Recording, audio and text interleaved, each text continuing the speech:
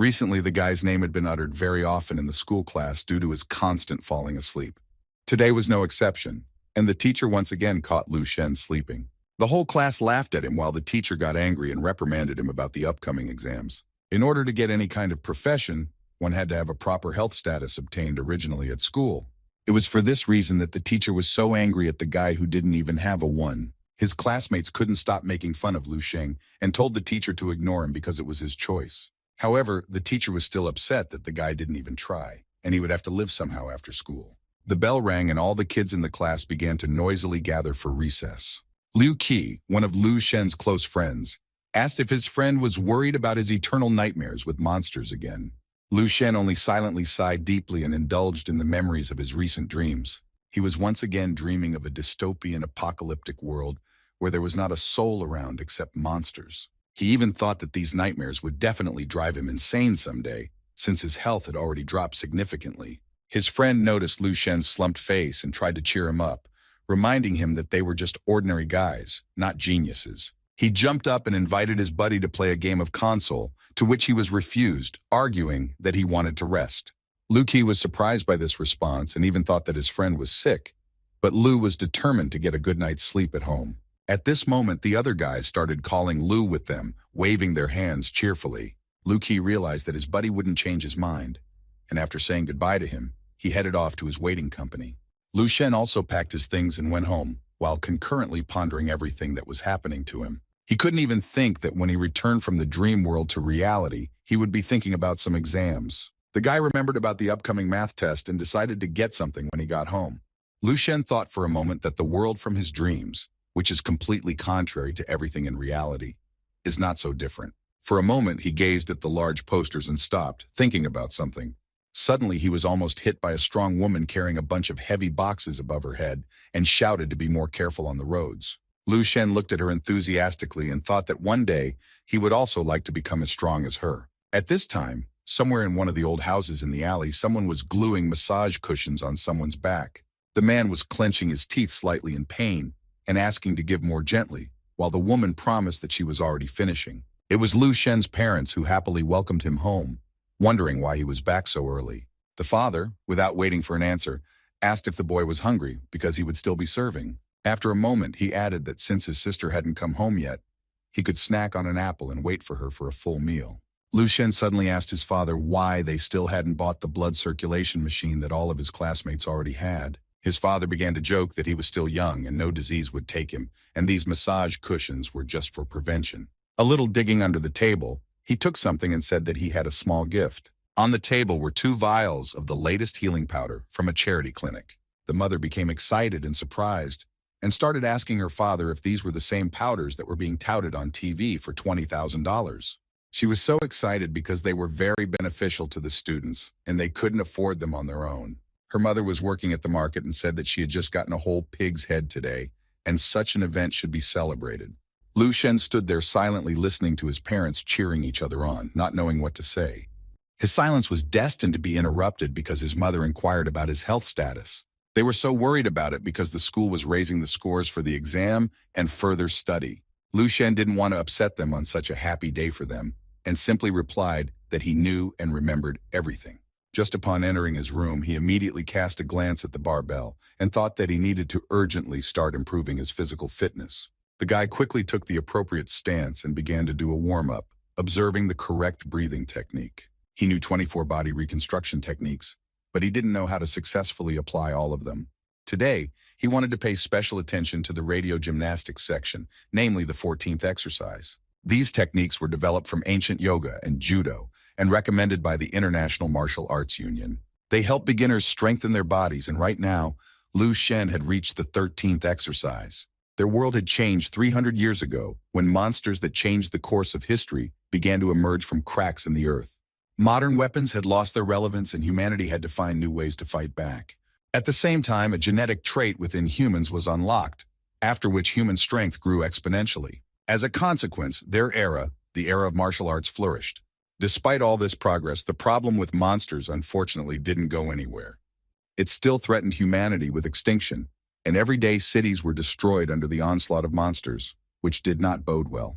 The city head spoke repeatedly about how all of their children had been born in a difficult time for everyone, and now it was their turn to build the future. Lu Shen plopped down on the floor and only thought about the fact that he had already made as many as 3 technique approaches, and his status still hadn't changed. He couldn't forgive himself for this, after all. Even his little sister was of a higher status than him, and his parents had worked so hard to obtain this powder. It was as if the universe had given him a second chance, a second life in the martial arts world. But was this really the limit of what he could do? Lu Shen was so angry that he decided not to stop at 3 approaches and do 5 or even 6 times. He abruptly stood up and realized that everything started to spin and blur in front of his eyes. In a second, his eyes closed and opened several times with a clear sense of flying in space.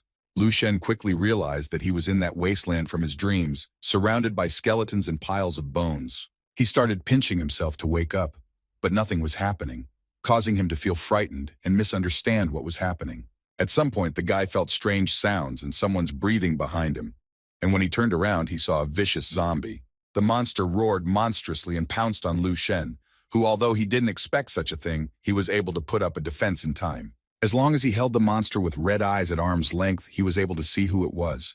The enraged zombie wouldn't stop roaring loudly, and the guy didn't understand why such punishment had come upon him and still hadn't let go. The zombie tried to hit Lu Shen a few times, but the guy managed to endure and deftly dodge. He clenched his teeth and used all his strength to hold back the legs of the zombie, who clearly wanted to destroy him and eat fresh meat. Lu Shen clearly realized that even if his health status was low and he was bad at close combat, it wasn't the end. The guy was not going to just give up and push the zombie away from him with all his might. When the monster flew back a few meters, Lu Shen immediately jumped up from the ground and picked up the first stone he could find. He jumped to the monster and pinned it down without being able to free himself so that he could quickly kill it with the stone. Lu Shen swung around and gave several strong blows to the dead man's head. At some point, he realized that it was over, but he gave one last strong blow. The guy was breathing frequently and sat on top of the destroyed zombie, covered all over with his corpse fluid. He looked at the monster's stone-pierced head and concluded to himself that the head was their weak point and could be dealt with faster that way. While he was pondering, he didn't notice as the liquid from the zombie began to leak out and upwards, getting closer and closer to him. In a second, this unknown slurry enveloped the guy's entire body, as if filling his entire brain with new memories. He saw in his head pictures of some young guy who, being on vacation at the seashore, was going to the army to meet in a new corps. The next picture was this unknown man's service in the base defense team, number 1359. There he was trained in martial arts techniques on which his life and the lives of his coworkers literally depended. At one point, the commander started shouting that their base was surrounded by monsters and beasts, and they should prepare for a powerful attack. Lu Shen finally came to his senses and didn't understand why he was seeing some pictures of this zombie's life, although it wasn't hard to guess that it was after it was destroyed. The liquid on the guy's body began to evaporate like a thick fog, leaving behind not even a trace. The area Lu Shen was in was swimming in the abundance of these monsters, so in exactly 1 minute there was a new zombie behind him, preparing to attack. At some point, the guy still noticed the monster and began to defend himself, and then attacked. He deftly dodged and made a few quick jumps around the monster, delivering blow after blow. His eyes seemed to be filled with power, and his body was obeying new martial arts techniques that he himself had never known before. After finishing off the zombie, Lu Shen's eyes still retained that frenzied glow that gave him such power for a while. As soon as he came to his senses, for a moment, he was even afraid of what had just happened to him. He stood there screaming like crazy that he just couldn't do it because he didn't even realize when he had become so fast and strong. Lu Shen concentrated and looked at his hands, seeing a stream of energy coming from them, which was the source of this new power. He felt this power spilling over his entire body and guessed that it belonged to the zombie he had destroyed.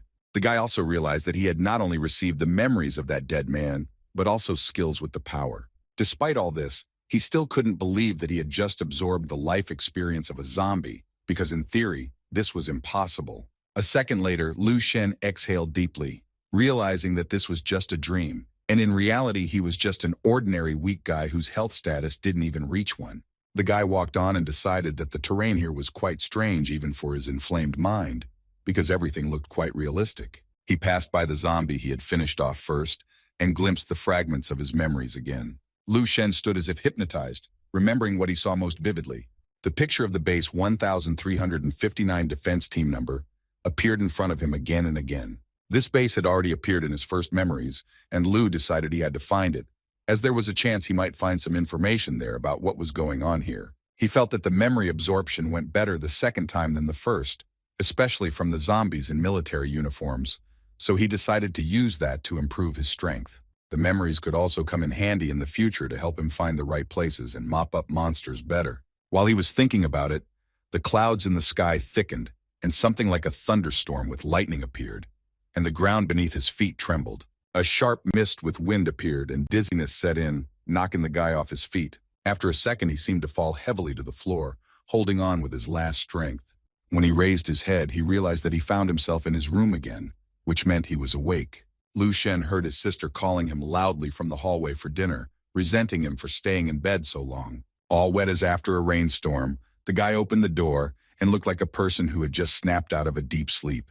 Lu Qinghe was Lu Sheng's younger sister and asked him not to lie about him exercising because his sleepy face said something completely different. At one point, she scrutinized him and took a very serious look and stopped joking around. Lu Shen tried to smooth things over somehow and began to crumple and mumble something about coming down soon. He also added that he didn't even notice how quickly he had passed out and apologized for waiting. Lu Qinghe didn't seem to be listening to her brother anymore and was greatly embarrassed, quickly turning away and telling him to go downstairs for dinner before the food got cold. She couldn't help but notice how much her brother was pumped up and looked quite muscular, though she hadn't noticed him exercising lately. The guy replied with some sadness that he'd be right over, and she remembered how once, as a little girl, she had literally never fallen off of him. He had always been her big brother who protected and cheered her up, but now things had fundamentally changed. Once they went to school and she found out the results of her status, then her attitude towards her brother changed drastically, which was surprising to him because her status was above 1 and her combat skills were above 100. Soon, Lu Qinghe even received an invitation to a prestigious martial arts institute. And to increase the gulf between them even further, she was endowed with a naturally brilliant mind. Lu Shen thought he was just her dumbass brother who was, like in typical snotty movies, the dumb-headed sibling of the smart sister. While he was thinking about this, he was throwing off his wet t-shirt in parallel and happened to notice his reflection in the mirror, which he didn't immediately recognize. He got a clear abs and a burst of energy, and the former weakness seemed to have gone along with the drowsiness. He decided to do some exercises for martial arts techniques and noticed that the memories from the zombies, along with their techniques, were still with him. Lu Shen couldn't believe that he felt definitely stronger, although he didn't understand how this was even possible. As he went downstairs to eat dinner, he pondered on how he was able to transfer the abilities he had received in his dream into reality. It seemed to him that he had fallen into a fairy tale without noticing that he had eaten a huge portion of dinner. It even seemed to him that his mother began to cook better because the food was just great, and he immediately asked for more. The whole family stared in surprise at the guy who had barely eaten half of it before, let alone more. Lu Sheng felt embarrassed by himself and laughed and said that he just wanted to thank them for the delicious dinner and said that he was full. He didn't understand where such a vicious appetite came from when his father told his son not to talk nonsense, because no one would let him starve in his own home. The father asked his mother to cook something quick so that they would be sure to be full. He seemed most happy about it, for he had decided that their boy was becoming a man and would now eat constantly to his heart's content. He also promised to buy his son something healthy and tasty tomorrow, because adolescence is a good time to improve health status, and such a chance should be taken. Lu Qinghe said that statute was not a weight and would not grow at their will, so she was very interested to see what would come of it, since 18 was no longer adolescence. Her father wasn't happy that her sister was bullying her brother, studying at a prestigious university instead of a highly specialized one like her brother. While father and daughter were bickering amongst themselves, the boy thought he could feel his health status improving in his sleep, so he urgently needed to be checked at the dojo. After resting a bit after dinner, he headed towards the dojo building where health status evaluations are held. On the wall was a poster of the dojo master Ni Hongchuan, who was a 4th-ranked martial artist specializing in boxing. By gradation, a rank 1 martial arts master was a promising student, rank 2 became a professional instructor, and rank 3 became a consultant. A rank 4 master could be someone whose health status was over 200 units and whose martial skills were valued at 100,000 points, which Master Ni Hongchuan was. Everyone knew that high-ranked masters were literally superhumans that were almost impossible to reach. He quickly read the requirements on the board to enter this institute, which were simply frantic. Lu Shen realized that if his sister wanted to enter this sect, His parents would definitely find the money, but it was unlikely to happen for him, so he would learn everything in his sleep. At the entrance behind the counter, a receptionist greeted him politely, asking if he wanted to sign up for their classes. Lu Shen replied that he had come here to assess his health status and martial skills. The secretary only mercurially thought about the fact that he didn't even have a personal trainer, and it smacked of poverty. She suggested that he go to room number 8, where there was an evaluation machine, and the guy thanked her for her help. Lu Shen walked inside the room and was anxious to find out his new health status. He walked over and placed his hand on the glowing orb that was making an accurate assessment with absorption. His health status turned out to be practically one with the rank of rookie.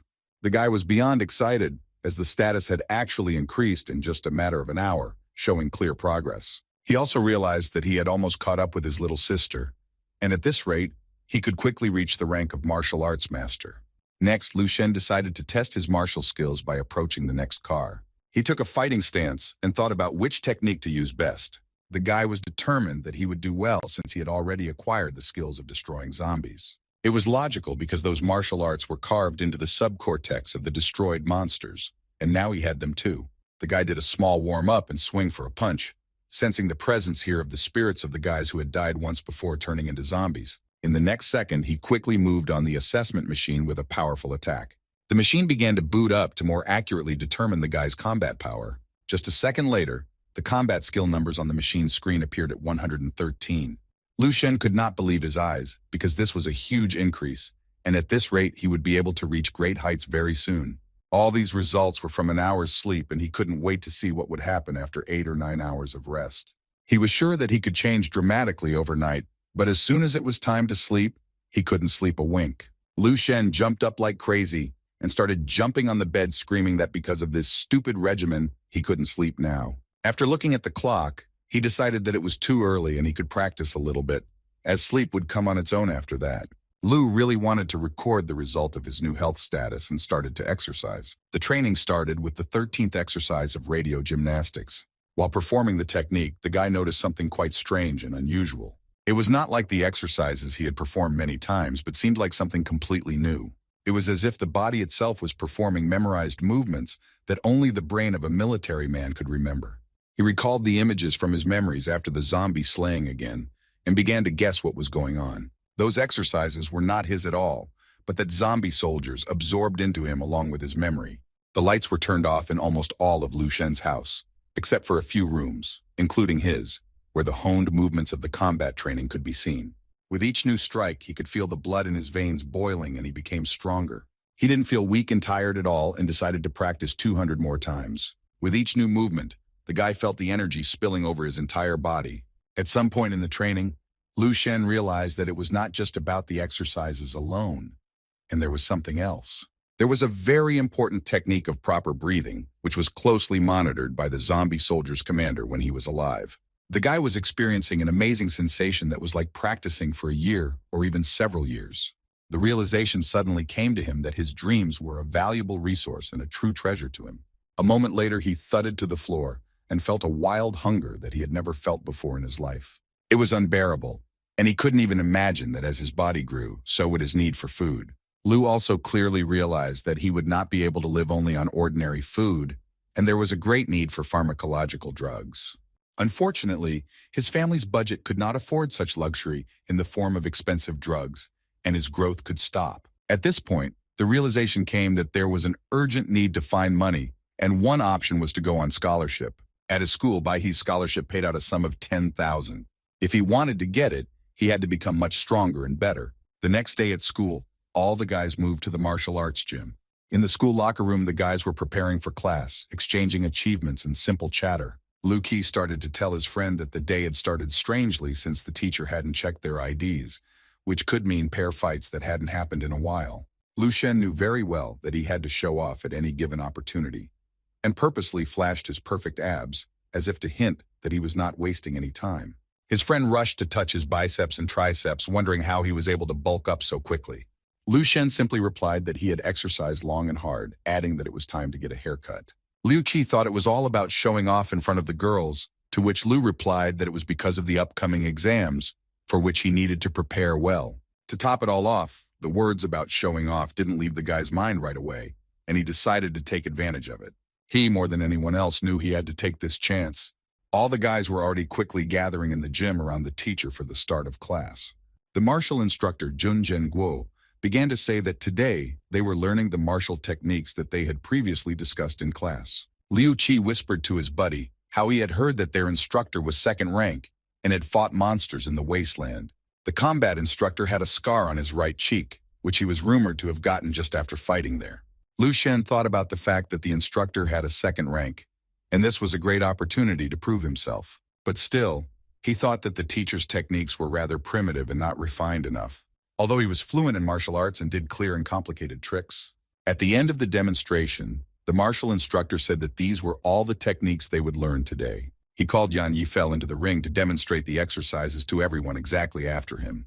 The girls in the class were just enamored with this guy and thought he was not only the strongest in the class, but also insanely handsome. Liu Qi didn't really like the fact that Yang attracted the attention of all the girls and was always the center of discussions. He also resented the fact that he was not only handsome, but also rich because his money allowed him to get all the best pharma, which was the name of the drugs among themselves. Everyone also knew that he was the teacher's favorite, and they, the ordinary guys, didn't even think of competing with him. Lu Shen thought about how the past version of him would have agreed with this statement, but now he was completely different and thought differently. Moreover, the guy was going to oust this Major Yang Yifei and show the teacher what he could do. After the training, the teacher told Jan that he was in pretty good shape, but he should work on his balance, and later he would show him how to correct the flaws because he had a huge potential. Yan Yifei thanked the teacher for the instruction and was waiting for a volunteer to do the doubles. The guy himself didn't really consider the teacher's opinion, as he considered him a weakling and not an equal to his family, because nobody doubted that he would have a good future anyway. The combat instructor asked the guys if anyone was willing to go out for a pair fight. Everyone quickly began to turn away, coughing and pretending that they hadn't heard anything. Liu Qi dejectedly said that he didn't see any point in it, as this guy wouldn't leave a wet spot on them.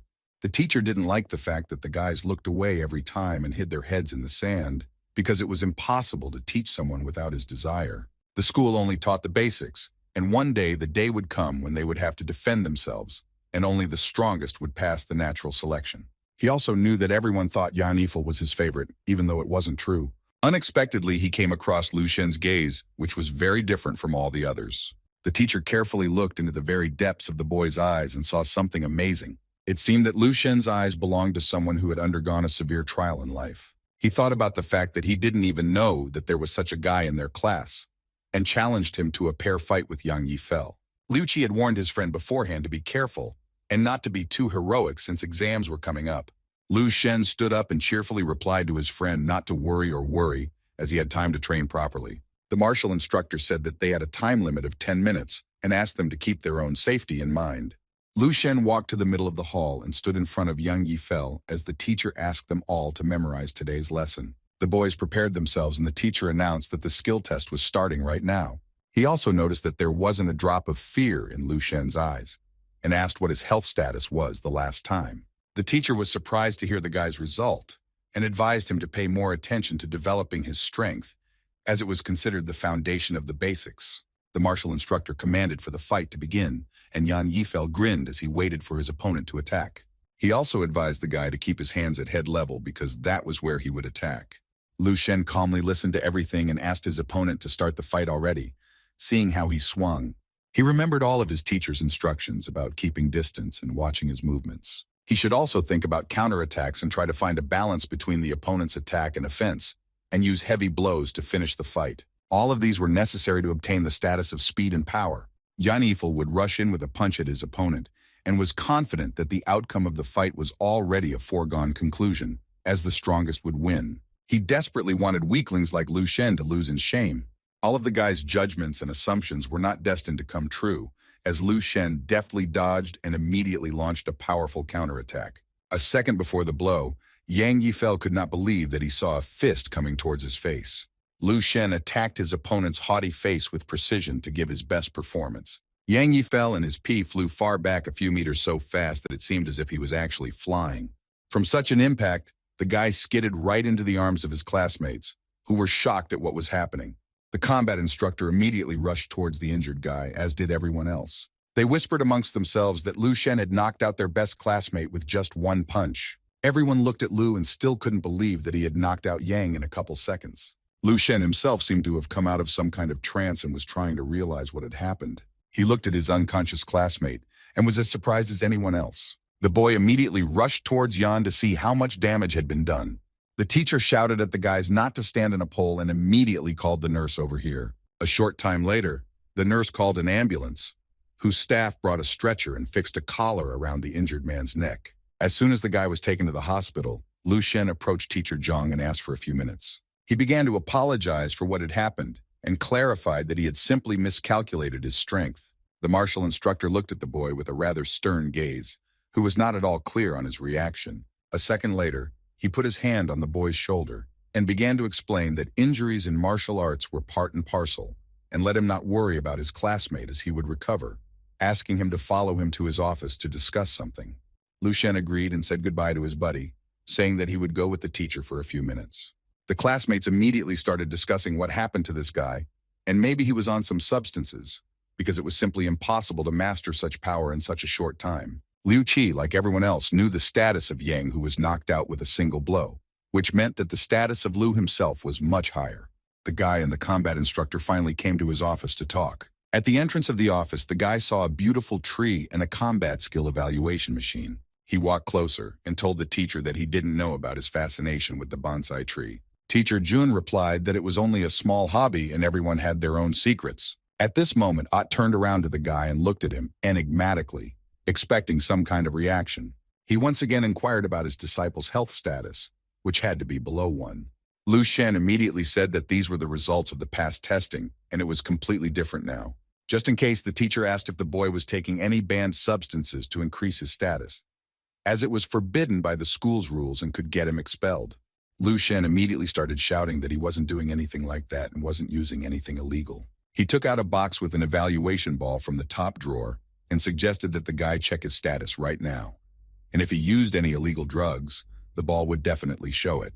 The next step was going to test his combat skills on the evaluation machine, because stability would be the best proof of his words. The guy calmly agreed to all the conditions of the combat instructor and placed his hand on the orb. In the same second, a blue glow rose from the ball, the power of which was not inferior to the master himself. A moment later, the orb revealed the guy's health status to be 1.5 units, which equated him to a rank 1 master. Teacher Zhang was shocked by what he saw and couldn't believe that a boy of 18 was already a master. He quickly thought that there was no such genius not only in their school, but also in White Lake City. At this time, Lu Shen moved to the second stage and hit the evaluation machine, knocking off its head, which broke the bonsai tree behind it. The guy saw the teacher's reaction to the broken tree and didn't know where to go from the awkwardness of the situation. The teacher realized that although this machine was made for students, it still had to be able to withstand the impact. As Lu Shen took out the head of the evaluation machine that flew into the wall, Jun thought about how the guy's strength went beyond rank 1 skill. The guy sat humbly and awkwardly in the chair opposite the teacher and waited for the conversation to start. Finally, the teacher started talking, and Lu Shen realized that it was going to be more like an interrogation than a normal conversation. Zhang began to say that not long ago the guy's status was below 1, and asked when he had last taken the test. Lu Sheng hesitated a bit as he tried to remember the exact date and answered that it was about half a month ago, surprising the teacher.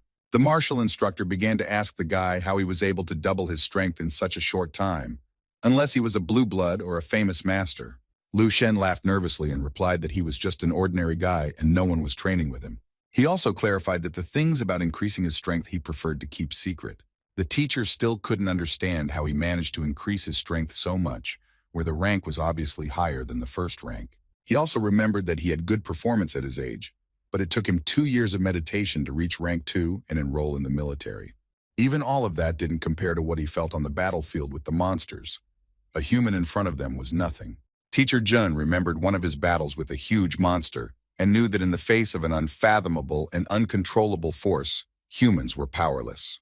And also that in a battle with such monsters, humans are mere ants. Despite all of this, there were still people who could stand up to monsters. These were the kind of people whose strength was as unfathomable and uncontrollable. Such people were called a kind of monsters in modern society. The combat instructor leaned back in his chair and began to say that with his skills, he needed to be trained in a class for the gifted. He was even going to call the dean's office about the guy, because only there would he be able to get a decent education.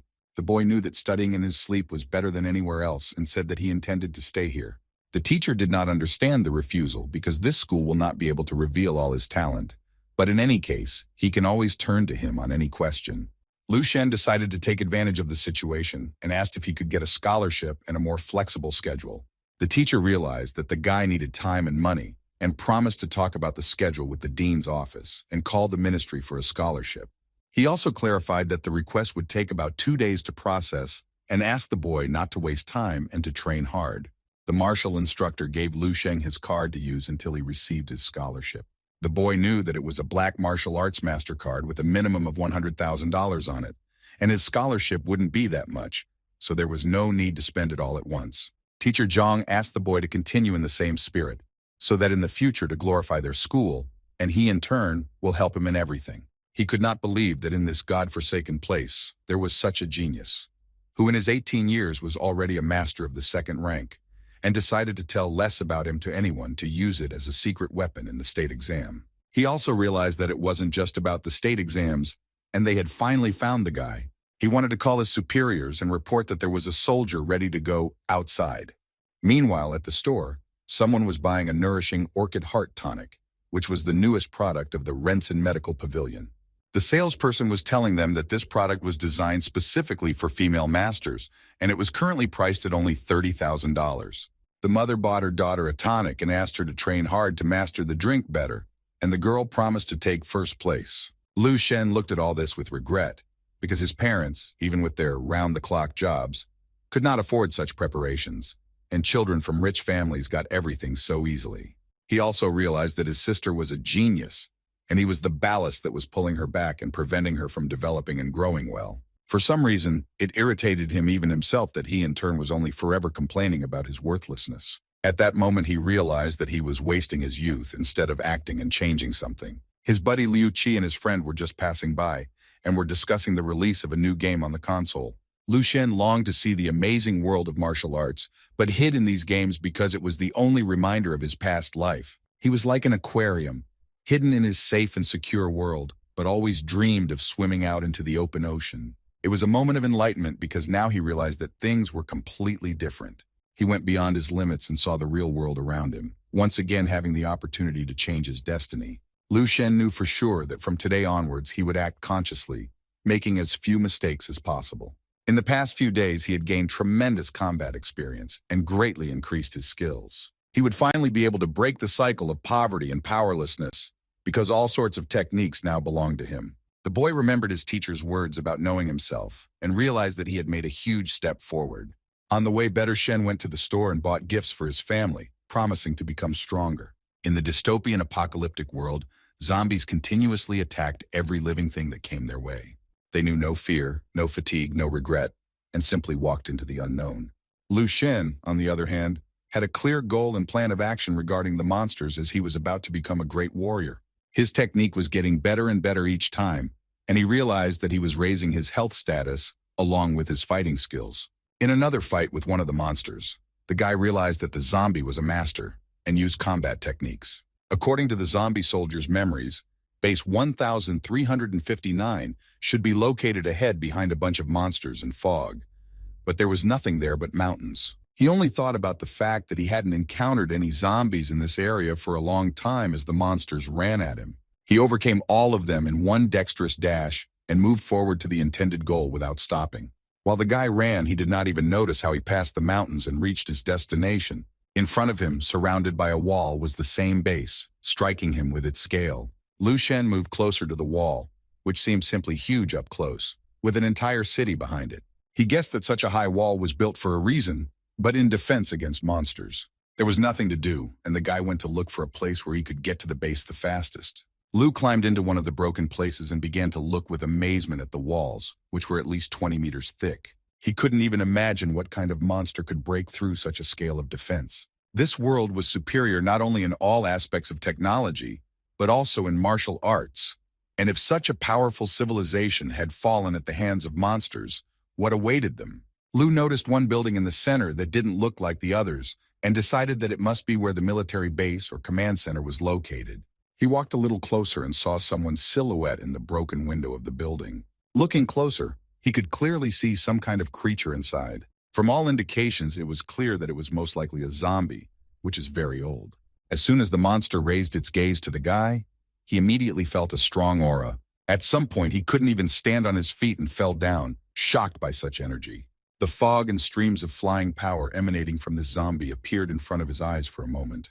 Lu didn't understand why he was thrown back so much, and how this monster had such a huge and terrifying power. He decided not to rush to go inside the base, figuring it was too early for him, and leave that for dessert. The decision was made to go take a look around, though the zombies below looked rather harmless. They had snuck in here the same way the guy did, and filled the entire area of the military base.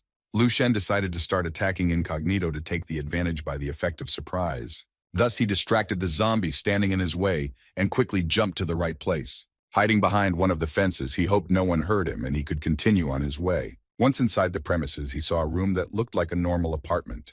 Judging by the items left on the table, the owners of this dwelling had no idea that their doom would soon befall them.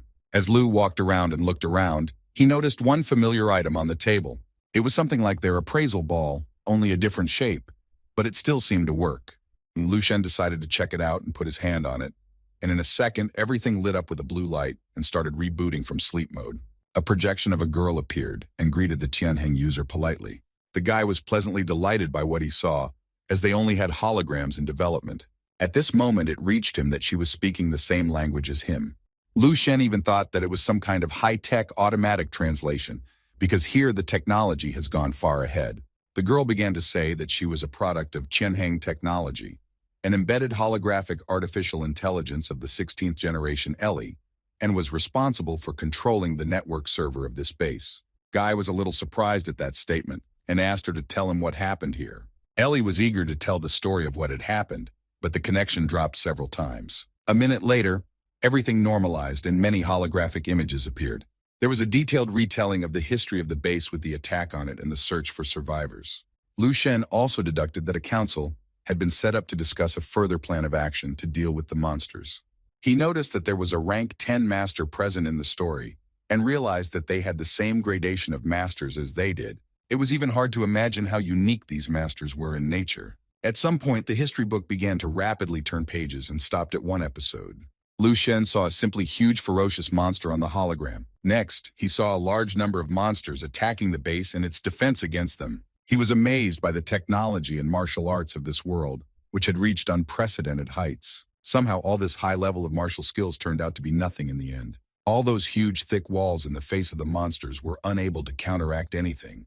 People from this world even tried to leave Earth, sending their research teams to other galaxies, hoping to find a new home. In any case, none of them ever signaled until the fall of humanity. One thing was abundantly clear: this world was destined to perish. It was also clear that the civilization was incredibly great, so the regret over its disappearance was immense.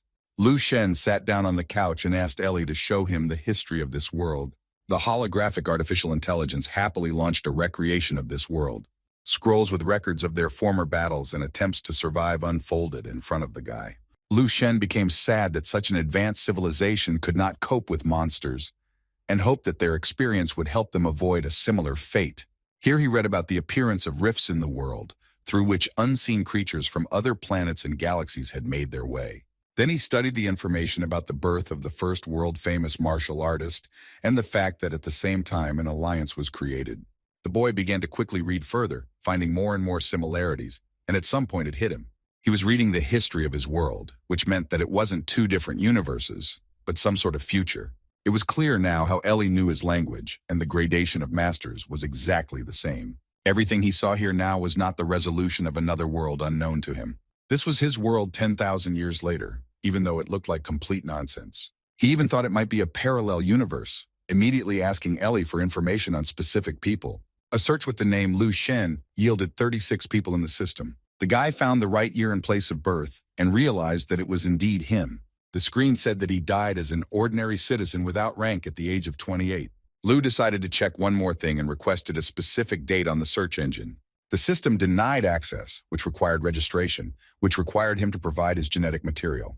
The guy didn't mind giving up a drop of blood, but he didn't know how to obtain it now. While he was pondering this, suddenly a hologram of Ellie flew up to him and took his finger. He was confused and didn't realize what she was going to do by trying to take his finger. but Ellie thus merely took a small bite to make Lu's finger bleed. The system reported that blood had been collected, and data processing was underway while the guy was marveling at such technology. After a second, something like a hologram blinking started, and Lu was afraid it was about to shut down. But Ellie announced that Project Beam was up and running, and the connection to the base's storage began. Everything lit up red, and the connection was successfully completed with permission available. Lu Shen was interested in this Project Beam, which might have something to do with finding another world. New information about him loaded up, saying that he had died at the age of 37 as a 4th-rank master with the rank of lieutenant. Lu was shocked that he had somehow managed to change the future and decided to take a closer look. He once again reread all of his accomplishments since high school and was impressed. It pleased him that he did go to university, and afterward he went into the army. There he served in the Tian'an division and died in a battle in the south at the hands of the enemies. The guy finished the last lines about his demise and no debts to the state. One thing was obvious. If the lad became stronger, he could change the future. His life path to 18 is unchanged, and there are even details about his life now. But in the scale of history, these feats were insignificant and even unnoticeable. Besides, in these 10,000 years, there were still many, many more such smart guys born. Lu Shen realized that wanting to get into history was just pride, so it was worth forgetting about it. The records even included his exact health status and combat skills. Those data without the help of his dreams using normal techniques would take him about a year to achieve. But it was impossible to just turn a blind eye to his dream training with the adoption of zombie techniques. In this case, the guy could achieve such results in the very near future. He wasn't satisfied with the fact that he was only 23rd in Bai He according to historical data, so he decided to change that. He wanted everyone to recognize him and his name, and he himself would definitely build the most important thing. That important thing was a better future, which the guy was going to change by becoming stronger. Lu Shen made a promise to himself to prevent the coming end of the world. Zombies and his school buddies flashed before his eyes again, and he promised to save them all. The most important promise was to become the ray of light for all mankind. The boy finally woke up and went downstairs for breakfast, where his mom was already serving the table. She noticed her son in his homemade clothes and asked why he hadn't changed yet, and if he was even going to go to school. Lu replied that he was allowed to study at home by his teacher, so there was no need to go out. Lu Qinghe, cooling her hot drink, thought that she had never heard of such permission from the school. The boy ate everything quite quickly, and after thanking his mother, he started to get up from the table. He asked his mother to clear the table and clarified that he would go to his room to do his business. Qinghe couldn't help but notice that there was something wrong with her brother, because it was noticeable how much he had changed recently. It was as if he wasn't as dumb as he used to be, suspiciously quiet and strange. The guy had just walked into the room and saw the screen of the phone burning with someone calling. He had gotten a call from Teacher Jun about his scholarship that was ready. The teacher asked the boy to come to his place after lunch and pick it up, hearing words of gratitude on the other end of the line. The martial instructor also inquired why the boy didn't visit the school today. Lu Shen honestly replied that he had very little time to waste. It was certainly difficult for him to explain it, so he simply asked not to ask anything. The kid couldn't afford to fool around anymore, as he had to become the best so that everyone would be horrified. The only option to improve his abilities as much as possible was resources. For this reason, he needed to get to the heights as fast as possible to find a way to change the future. Lu Shen asked Ellie to display all the different training options on the screen for him. He specified that it looked by the type of notes, manuals, practices, and other things related to martial arts. The system immediately started a search and quickly completed it, finding about 500,000 results. That was too many, so the guy asked to filter the skill information for first-rank martial artists with the most valuable information. Ellie immediately started filtering all the information available in the system. She put restrictions and still got a large number of results, and then she put another filter, sorting almost exactly to the letter. In the end, the filtering finished after a few minutes, finding only 3 results. Lu Shen immediately rushed over to see what appeared on the screen and froze in place in surprise. In front of them were the best martial arts techniques from the past 10,000 years. The first was the star hardening technique created by one of the members of the 11th ranked Strongest Masters Alliance, Wang He, and was part of the Beam Plan.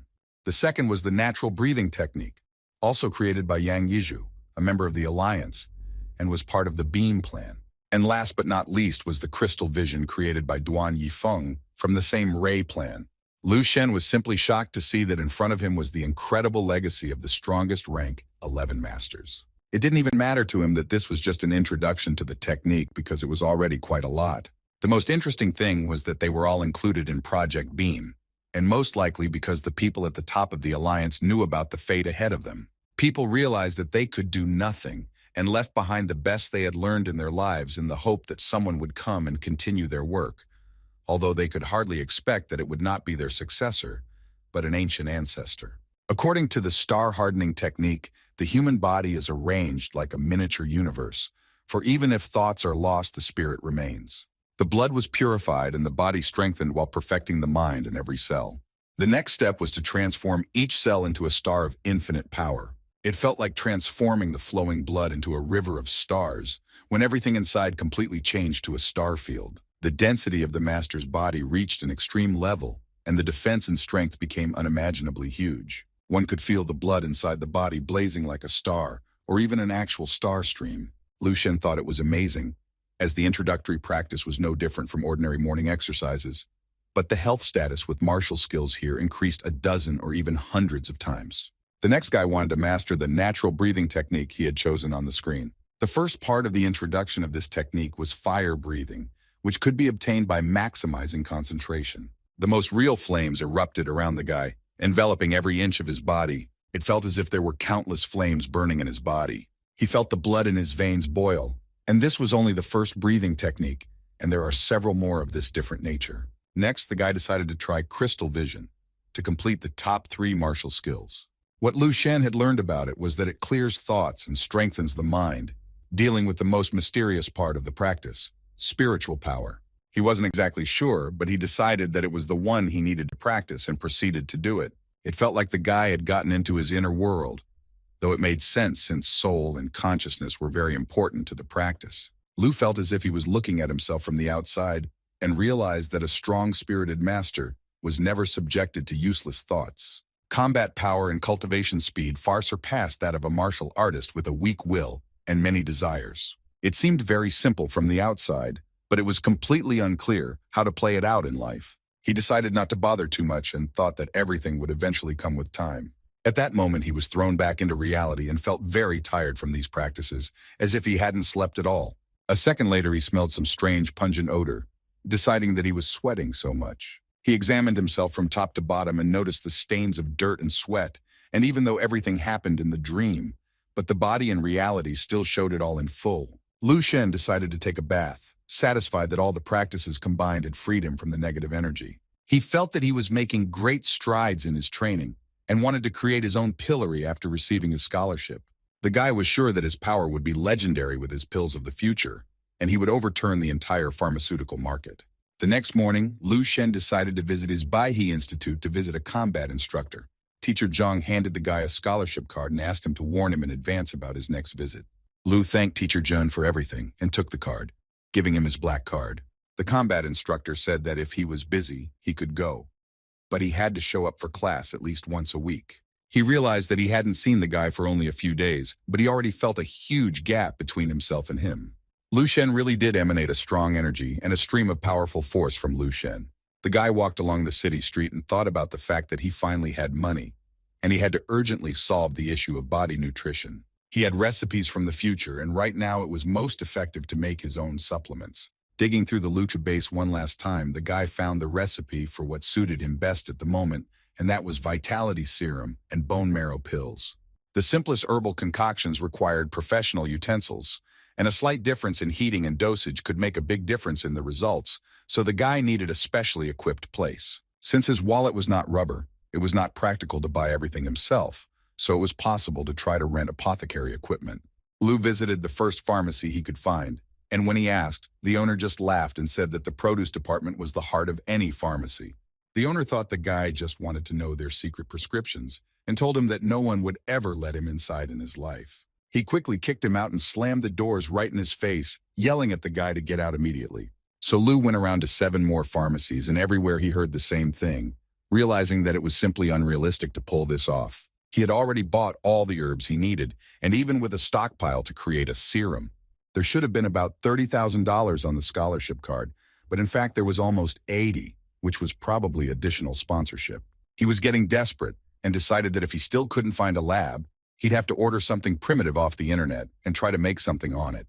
Lu walked across one more street and stopped, not realizing where the pharmacy had come from.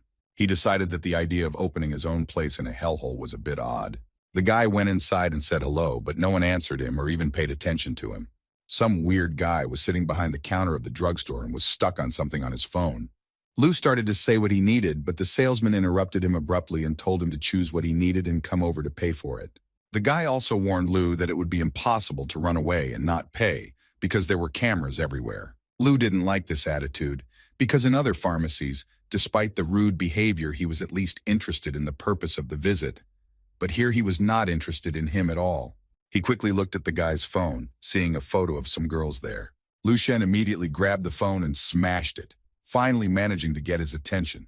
The guy shouted swear words and threats at Lu in a frenzy. Lu Shen leaned behind the counter towards the guy and looked at him with his fierce gaze with lightning in his eyes. The guy jumped away from him in wild consternation and began to ask what he had to offer. Lu Shen started to say that he had come to ask something and started talking about the production department, but the guy didn't immediately want to answer. He smiled and politely said that if there was such a department, he would love to make one deal.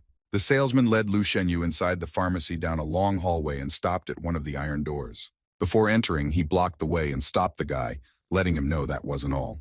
The salesman began to talk about the fact that they had an agreement, and the guy should pay him $500 for an hour. And if he stayed less than that, he would pay the same amount more, and he had a maximum of 3 hours. Lu Shen understood everything without any hints, holding out the card in front for premature payment. The salesman got all glowing and let the guy into the production department, waving cheerfully and wishing him good luck. Lu Shen changed into his medical uniform and prepared for his first creation. The first thing to do was to start properly processing the raw materials on which the end result depended. He took out a green lizard, which he placed in a special solution to separate the scales from it, and added a neutralizer to be mixed to a certain concentration afterwards and stored at a constant temperature. The next step was to liquefy the moonstone, using a laser emitter where visible light is tuned to a certain wavelength. The material is split to a fluid liquid state and cooled down behind the assembly process. And at the end, 30 grams of petrified paper tree root was sliced, which was impossibly strong. It was important to keep strict control of the dosage and in the processing to adjust the chemical properties after the mixing process, which is done in the right proportions and order. The end product of all these steps was the very same life force serum. He still couldn't believe that he had succeeded in obtaining the serum that would be invented 10,000 years later the first time. Though he did realize that it was too early to judge and he should try it out. Removing the mask from his face, he took one of the vials and quickly drank its contents. For some reason, there was no taste and no sensation was felt. For a moment, Lu Shen thought it was a complete failure, but after a second, something started to happen. His entire body trembled, his eyes swam in front of him, and the sudden pain in his entire body caused him to fall to the floor. The sensation was unbearable. It was as if the blood inside had boiled and exploded at the same time. He lay on the floor for a while, sighing heavily. Lu got up and was surprised by this adverse reaction, although the life force lost during the training was instantly replenished with reserve. He realized that it was powerful enough to do no harm to the body, and it was also a powerful tonic to improve blood circulation. The serum also had the added benefits of increasing skin density, whitening skin, moisturizing skin, and narrowing pores. He only had time to think that this was part of the martial arts world of the future when he heard a loud knock on the door. Lu opened the door abruptly and became serious, saying that he had asked not to be disturbed while he was working. The salesman became horrified and started yelling that there was no time to explain anything because his boss's wife had returned before the appointed time and he had to rush out. Leaving her car in the parking lot outside the pharmacy, the long-legged girl walked to the pharmacy. She quickly went inside and headed with a box to one of the offices. In her box were many different tubes with different colored contents. The girl was going through something for a while, and after taking a vial with green contents, she quickly drank from it. She quickly lost her temper, as what she had just drunk didn't even qualify as a tonic drink, let alone any medicinal properties. The girl looked at the TV screen, where there was a newscast of the week that was running, which was about martial arts skills. After that, an advertisement for pills for real men began, which were highly recommended for purchase. The girl thought about the fact that as the martial arts industry was changing, so was the medical industry, especially in the field of pharmacology, and new and improved remedies were being developed every day, while old ones were being lost for lack of use. The reason why her family became bankrupt lay in the fact that they were conservative and did not use anything new. The old remedies that were still sitting on their shelves were already old and had long been uncompetitive in the market. There was no way she could find a new recipe, which meant that the family business her father had passed on to her would soon fail. Since there were no more ideas, the girl decided to consult with old pharmacists, remembering about an old man from a neighboring town, and went to him. On her way, she met a salesman who nervously began to say that he hadn't expected her to come. He kept mumbling something and talking some nonsense about her early return. The boy was crazy about Mrs. He, thinking she was a beauty queen, though quite cold and calculating, but he knew he would never leave her. He began to dream that someday they would be together forever and have the kind of life only written about in novels. The landlady called out loudly to a guy named Ma Fei, snapping him out of his silly reverie. The girl noticed the dirty robe and started yelling how he dared someone to use her private lab. On one hand, he was looking at her dreamily, but on the other, he was horrified at what was happening. Ma Fei tried to smooth things over somehow, but Madame said that he may not come here anymore. She threw the robe into the trash in a rage and spoke out about how angry she was at the guy, Mrs. He resented the fact that she now had to re-sanitize the entire inventory and also wash and wipe the table, noticing that someone else had touched the activator with the laser controllers. She then noticed the scales of a green lizard in the activator, thinking that it was unwise to do so, as it would remove all the most valuable items. The girl thought that this man wanted to develop something of his own production, but it requires a huge knowledge in the pharmacological field. In addition to all this, requires a huge financial backing, which was clearly not there. It still pissed her off that some stranger had just walked into someone else's pharmacy and scattered everything around. She didn't know what else to expect from today when she suddenly noticed some kind of vial on the floor. She was very interested in the color and smell of the serum, and she recognized some of the ingredients, finding the combination quite entertaining. Mrs. He tried to remember what it reminded her of, but no similar recipes came to mind. Interest rose above safety, and she tasted the rest of the way. For what seemed like a few seconds, there was some sort of activation of the serum.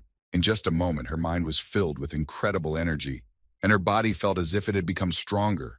Ma Fei sadly left the pharmacy and thought about how the guy had set him up, and he shouldn't have taken money from him. Most of all, he was sad that he would never see Mrs. He again, dreaming of meeting her at least one more time. Just as he was thinking about it, he saw Madame He running towards him in the distance. The girl was trying to catch up with the guy, shouting at him to stop as she had a few questions. Ma Fei got so upset by this that he almost cried, quickly stopping. He started yelling to her that he couldn't live without her either, and had always dreamed of being together with her. The boy even rushed over to hug the girl, but was quickly brought back to reality. Madame grabbed Ma Fei by the collar and began to demand that he immediately tell her who was in her lab. She also added that if he found who was there, she would not only put him back to work, but also remove his salary. Ma Fei couldn't utter a word due to the intense nervous tension, and after calming down a bit, he informed her that he had his number. The girl immediately snatched the phone from the guy's hands and began to frantically dial the number. She realized that this remedy was dozens of times more effective than any other supplement, and this drug was simply world-class, so she could easily enrich herself on it. The girl decided that she had finally found something incredible, and this was her chance for salvation. Meanwhile, Lu Shen was already at home and practicing again. He was trying to comprehend the inner spiritual power to find a balance between techniques from reality and the future world. At some point, the guy finished practicing and exhaled deeply. He knew that the development of human potential was so great that it was hardly believable. At this rate, he could turn into a real star, but without the natural breathing technique, the body's recovery wouldn't be as effective. He had more vitality, and the effects of the potion were taking their toll. And with his current physique, he could consume 2 jars a day, and he had 12 to spare. He knew that he would have to make his next batch in 6 days, so he headed toward the phone, which had been ringing non-stop for several times now. Lu Shen finally went to the phone to see who was pushing for him so persistently. Mrs. He greeted him and started gibbering about who she was, and that she had seen the medicine he had left in her lab, offering to work together. Lu Shen offered to meet her in a week and hung up on her, which of course Mrs. He didn't expect, but there was nothing to do. Madam. He hoped that the guy would agree to see her soon, but it didn't happen, so she got angry and rushed to Ma Fei with a request. She started shouting that from now on he would be responsible for finding this man, and the sooner he found him the better, and for every day he was ahead of their meeting schedule, she would give him 10,000. Although Ma Fei was scared and discouraged, but he was able to concentrate when it came to money. After all, the mistress always kept her word. At some point, he decided to ask if she had made a mistake in choosing the man. The boy began to explain that the man who had asked him to use the lab was just a teenager, a regular student, and somehow didn't look much like the master the mistress was talking about. Those words seemed to take the girl by surprise because then there was no way it could fit in her mind. She was even more interested in the mysterious identity of this genius who independently managed to create something incredible. At this time, Lu Shen had already fallen into the dream world, where he was once again fighting monsters. With one powerful blow, he was able to blow away the head of a zombie that had flown backwards. This same head was caught by another monster and was already looking directly at the guy, hoping for a fight. Lu Shen immediately noticed it and prepared to attack, thinking of the best technique to do so. As it turned out, the guy himself was looking for this zombie to massacre, as he was clearly from the ranks of the military. The monster was quite strong and powerful, which was why it was Lu Shen's current target. The guy rushed forward with his rank 1 martial arts skills to practice them on the zombie. He had already found out before that the monster was a rank 4 master, so it was interesting to see if he could defeat it, and if so, how fast. Lu Shen quickly reached the closest possible distance with the monster and saw a fist displayed towards him. This didn't stop the guy, but instead gave him the goal to move as fast and strong as possible, so he took this powerful punch. Lu Shen was well aware that the zombie was twice as strong as him, and he wouldn't last long at this rate. At this time, the monster was preparing for its next attack and used the star tempering technique to replenish its energy reserve. The clotted blood, which was the zombie's main fluid, boiled and began to spill all over its body. Lu Shen didn't waste any time, and at this moment, he pounced at the monster with a devastating blow. The one-armed zombie fell down and was immobilized for a short time, having lost its power at the very beginning of its infusion. The guy flew back on the attack, giving his opponent no chance of victory or survival.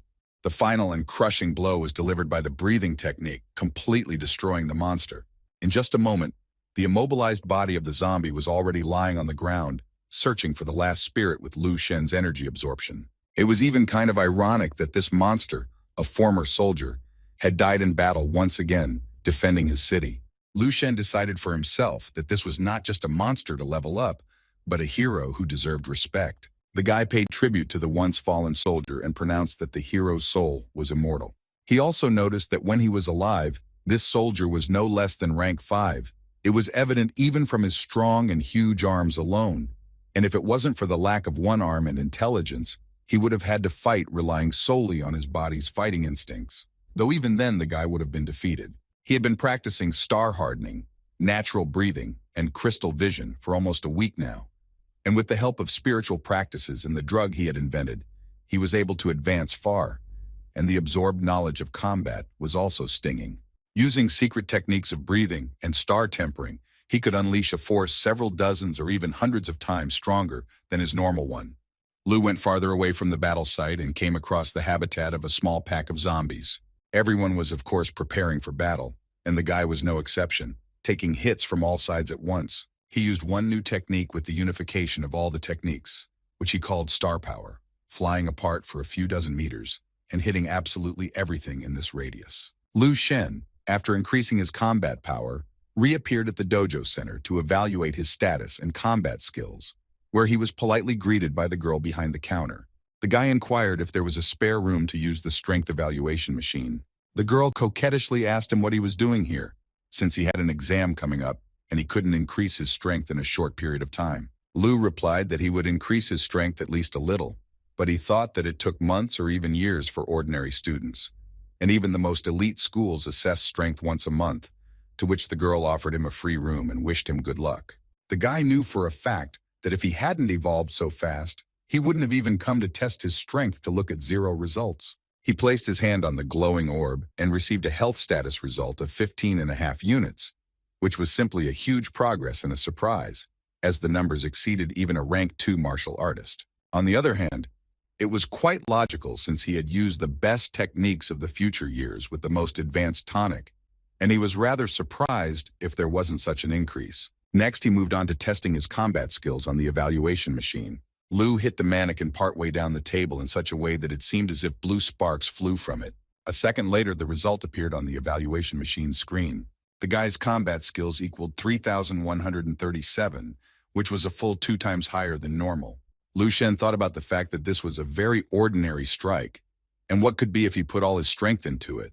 And if the scores continued to rise, it would mean that he had no limits to his combat power development. He decided to test his theory right now and prepared for the next strike. This time, the guy used an amalgamation of all the techniques, which was called star power, and dealt a powerful blow to the machine. After satisfying his curiosity, the guy got out and headed towards the exit, where the girl behind the counter was already waiting for him. She was curious to know the guy's result, so she asked if everything had been successful and if he was satisfied with himself. Lu Shen was, to put it mildly, satisfied with his results, but he did not want to talk about it in detail, so he just nodded cheerfully. The girl wished him good luck and more luck in the upcoming exam. The boy thanked her and went away on his own, waving back to the girl. She didn't notice other people near her and shifted out loud, saying that this guy was very cool and so mysterious. Next to her was the daughter of Crimson River Martial Arts School's headmaster, Ni Shuang, and her younger brother. Ni Shuang cheerfully said that she had only taken a couple seconds to the recuperating bathhouse with her brother, and she had already met the love of her life. The girl behind the counter, named Xiao Lin, started to deny it, but little brother Ni started to say that a pretty face can't defend against monsters, so only fighting skills are valued in their society, and this guy looks like a child from an ordinary family. The sister knew very well that her boyfriend drank tonics before he even started school. That's why his performance was always above his peers, because resources in their world played a key role. The gap between the kid and his peers was getting bigger with every day of his training, turning him into a vile, arrogant type. Ni made a sharp kick to her brother's head and told him to never dare to compare himself to kids from ordinary families again. The boy instantly grew a lump, and his sister added that if he was so eager to rant about his accomplishments, then let him go train. The boy quickly changed his face and in a pitiful voice began to ask for a glimpse of the guy's results. He pressed on the fact that the guy looked a little older than him, and he was just wondering if he had worked so hard for nothing, because he didn't know what to expect from the exams in the future. Ni Shuang agreed, but warned her brother not to get too cocky, since this is just an ordinary guy. Xiao Lin held out the tablet to Ni and informed her that the guy was the only one at the test today, so his results would be first. Ni Shuang opened the results and looked to see who it even was, and after a second she froze in surprise and shock. Even her younger brother fell to the floor with a pee and assumed that this device was just broken. Xiao Lin said that this was definitely ruled out, as all the equipment had undergone a regular check yesterday. Ni Shuang realized that the result was reliable and this guy was not as ordinary as they thought. She started to ask Xiao Lin to immediately give her his address and phone number, but the guy was not a member of the club, so the girl quickly ran to find a free employee to find Lu Shen. The girl began to quickly research about the unknown person, making sure that he was indeed a high school student from an ordinary family. She looked at his resume and, looking at his photo, promised herself to make sure to find him. Lu Shen left the cab car and listened to the driver laughing loudly and calling him a nice guy, promising to introduce him to her daughter next time. Lu thought he could tell this hardy man that he was going to the Martial Arts Association to take the second-rank master exam.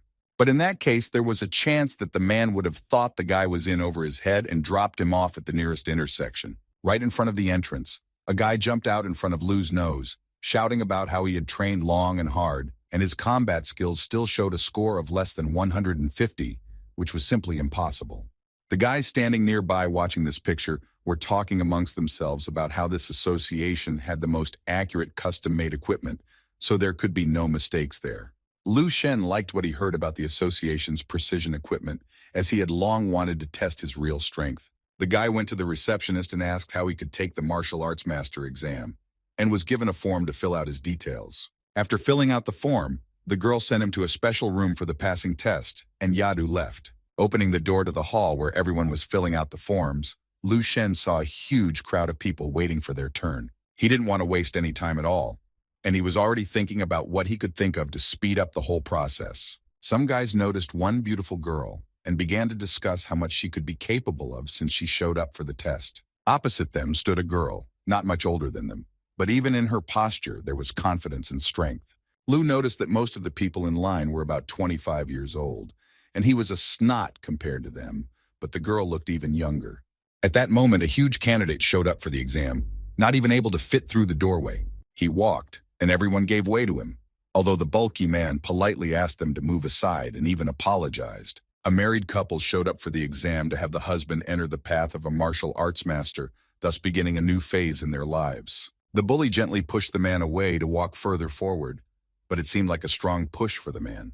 When the man turned to see who was asking him to give way, he was horrified for a moment. As the bulky man walked ahead of everyone, the crowd behind him marveled at his size and physicality. The wife of the man in the suit did not keep silent and rushed to accuse the bulky man of skipping the queue while they had been here for half a day. The woman could not calm down and continued to hurl accusations until she was stopped by the attendant on duty, who said that it was Zhao Changfeng, who had come on a ticket because he had to be the first in the exam. As it turned out, this bulky man was testing for a master as high as the 3rd rank. The woman froze in shock after hearing this and didn't utter another word. The girl in the crowd thought that this was very rare, and there were only a little more than a dozen people with this rank in their city. Lu Shen, more than anyone else, knew that in the world of martial artists, power reigned supreme because whoever was strongest had privileges. The person on duty gave Zhao Changfeng permission to proceed with the test, starting with a health status check. The woman was still offended and told her husband that there was nothing special about this bulky man, and he was just an ordinary person like the rest of them. But her opinion was forced to change when the glowing ball of light showed a result of 107 units. The woman exclaimed in horror, for she had never before seen a status exceeding 100 units. The score was really big, and the duty officer asked the bully to move on to the next stage, to the combat skills evaluation machine. The thug hit the mannequin with all his might so that a whirlwind went up in the building and nearly blew out the windows. Almost everyone inside fell to the floor, and only a few were still trying to stand on their feet. Lu Shen felt a huge flow of power, but it didn't hit him at all, so he stood perfectly still without moving. The scoreboard of the machine showed a combat skill score of almost 11,000. The clerk on duty was shocked by Zhao Changfeng's result and congratulated him for obtaining a 3rd-rank martial artist master recognized by the Martial Arts Association, and informed him that he would receive a monthly payment of $30,000 from now on. The thug quickly glanced back and noticed that Lu Shen and the girl remained standing on their feet after his strike and felt the power emanating from them. The girl was delighted and frightened at the same time from such a monstrous strength of the thug. After all, such stats scattered all the feathermen in a blink of an eye. Lu Shen was also amazed and realized for himself what kind of strength a 3rd-rank master should have. The girl was confused after hearing such words from the guy because he was able to stand on his feet, but for some reason, he acted like a weakling. Lu Shen decided to take advantage of the situation and approached the clerk on duty and asked to test him right now. He clarified that there was no one in line anyway, and it wouldn't take long. The duty officer didn't understand how the guy could remain so calm after what he had seen, and even asked to be next, but he said he gave his permission to go through. He walked behind the guy as he put his hand on the glowing ball and told him to be calm and do everything as usual. The screen showed Lu Shen's health status result of almost 16 units, which was in no way expected by the clerk standing behind him. The girl was once again shocked because the guy looked 18 years old, and with such a high reading, he clearly had tonic rather than blood flowing through his veins. Gramila Zhao was also impressed with the results of a guy claiming to be a rank 2 master at such a young age. The clerk on duty once again began to admonish and told the guy to ignore the consequences of Zhao's strike and could test his martial skills as many times as he wanted without embarrassment. But Lu Shen didn't need anyone's advice and replied that he would figure it all out perfectly well on his own. He added that once was enough for him, and after gathering all his strength together, he gave the car a permissive strike. The thug and the girl, as well as all the others, froze with expectation, for they felt what a mighty force it was. At the same moment, there was a loud crack and the glass shattered. Everyone watched in horror, especially the shattered glass behind the evaluation machine. Lu Shen's combat skill score of 15,500 appeared on the screen. He realized that the concentration of energy in a single strike combined with star power and natural breath had created something. It all allowed him to increase his combat power 10 times the standard level, and that was the beauty of martial arts techniques. The clerk on duty in bewilderment began to congratulate the guy for passing the 1st-rank martial arts master exam, even though his strength completely surpassed that of 2nd and even 3rd-rank masters. He apologized to the guy for not being able to give him another grade right now, but he would definitely report him to the top leadership of the association, because such talented geniuses should not be allowed to disappear. Without waiting for an answer from the guy, the duty officer was already rushing somewhere and shouted that he would do it right now and let him be sure the answer will be satisfactory. Lu Shen was even confused by this behavior of the duty officer and was left standing alone, deciding that he could definitely give a free pass after this. At this moment, the guy felt someone standing behind him, guessing who it could be by the force coming from him. Lu turned around and saw the thug extend his hand to him as a sign of greeting. The bulky man first introduced himself as Zhao Changfeng and waited for the guy's response. Lu Shen also extended his hand after saying his name, and the thug felt how immense the boy's strength really was. At the same second, a bunch of reporters appeared from nowhere and ran up to Lu Shen, asking him to answer a few questions and take a picture. The guy jumped out of the clutches of the bloodthirsty photographers and interviewers like crazy and rushed away to the exit. In front of the Martial Arts Association building, there was a girl standing in front of the building, worried that her friend Yang still hadn't come out. The girl turned out to be Lu Shen's sister Qinghe and a couple of other girlfriends who were waiting for their buddy with slight excitement. They were almost certain that a genius like Yan would definitely get the first rank when a very familiar person came out of the building. Qinghe took a closer look and recognized this guy as her brother, very surprised at the same time. Lu Shen also noticed little sister and immediately approached her, asking her what she was doing here. Qinghe acted like the older one and started to say that she was the one who should ask him about it. After all, he was the one who didn't go to school and slept in his room every day, so he should explain himself. The boy could admit that she knew about school, but he couldn't understand how she knew that he slept a lot, though he didn't talk about it and just answered that he came by on personal business. The girls immediately rushed to tell him that they had come to support Yang Yuan's friend, but they were all his sister's classmates. One girl even said that he was very handsome, and not at all like what Qinghe had told about him. Qinghe was furious at such insolence from her friends and started shouting at them, trying to change the subject. Lu Shen said goodbye to everyone and said that he had to go, giving her sister a final pat on the hair like when she was a child. As soon as her brother walked away, the girl immediately attacked her friends, who turned out to be traitors, saying everything she had told them about him. At this moment, they noticed their sister Yang Yuan coming out of the association and rushed towards her. The girls pounced on her with questions, to which Yang sighed sadly and replied that something unforeseen had happened and the exams had been postponed until at least noon. The girls were shocked by what they heard, because what could have happened to postpone the exams in the association itself? Jan began to tell them that one monster, or rather a guy around her age, had a high health status score and combat power even higher than a third-rank master. Until now, the girl had thought she had a good score, but after the guy's results, she realized that there was no point in the exam. The girls were shocked even more and wondered who the guy was. Yan started to quickly remember the guy's name and finally said, Lu Shen. Qinghe froze in surprise and continued shock, unable to believe what she heard. She pictured her older brother, who had only been sleeping and eating for days and couldn't realize it in any way. Suddenly, there was some running around outside the association building, and the group standing nearby decided that the people in black suits were looking for someone, and if they found someone, nothing good would come of it. Lu Shen at this moment, the Crimson River School where he was being tested, called, but he didn't feel like answering at all. Immediately, the next call was from Ma Fei from Mrs. He's pharmacy, but this time, too, he didn't want to talk to anyone. He thought of getting rid of them, as he could get a lot of money for the medicines himself, and how profitable a partnership with these guys was for him was yet to be seen. He plunged back into the future world and launched Ellie to update the information. Greeting the holographic artificial intelligence, the guy requested information about himself. His bio popped up on the screen, which had fundamentally changed since the last time he had seen it. Lu Shen had not even suspected that such a thing was possible, but now he was personally convinced of it. He began to read in detail at what age he entered, what he graduated from, and where he served. Then he read the information at what age he tried to get the rank of 7th rank, but was unsuccessful. The final stage was his death at the age of 87 from a beast attack. At this moment, the guy realized that the future could be changed, but what he saw today was not enough. Lu Shen recalled the monster attack and realized that these small changes meant nothing to the future world. In order to change the fate of the human race and set the direction of the world for the next 10,000 years, much more power and a higher rank was needed. He also began to realize that both the 7th and 8th rank would be too little. If he wanted to change the fate of this world, he had to reach the top. Although the chance of that was not great, but he had chosen this path himself and would not turn from it. Some person was diligently writing out hieroglyphics on paper, drawing out each one very carefully. It was the president of the Xiao Martial Arts Association, who believed that good handwriting had a high spiritual power. He was having a conversation with someone via video call from where the interlocutor advised him to also train people as good as writing. Xiao Yuehei only laughed and asked Leader Lao not to joke on him like that. He also added that Baihe hadn't had any heirs from the martial artist lineage for a long time. Since they didn't have the resources, anyone with talent would leave for the capital.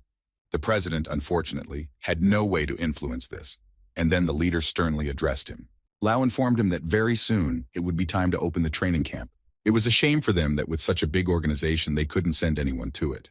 Leader Lao lastly said that this time, no matter what, the president should save face for the association. President Xiao was too angry with this conversation because he wanted to do it himself, but he couldn't do anything about it. He knew that no one needed this spiritual writing for nothing without resources. At that moment, his secretary burst into his office and started yelling something about an exam. The president did not yet know what she had come with and wondered why she had not even knocked. The secretary said there was no time to explain because she was obliged to report urgently what had happened in the exam. She shouted that a teenager of 18 years old with second-rank skill and combat power up to 16,000 had appeared. The president was shocked by what he heard and snatched the tablet out of the girl's hands. He wanted to see the video of this amazing guy's exam as soon as possible. On the tablet screen was Lu Shen in all his fighting glory, preparing to strike. The president quickly recognized the perfect fist-fighting technique. The secretary didn't quite understand what he meant, and he explained to her that there were no more than 10 such people in the world at his age. Xiao had no way of realizing that a guy could have such a health status, and even with such tremendous fighting power.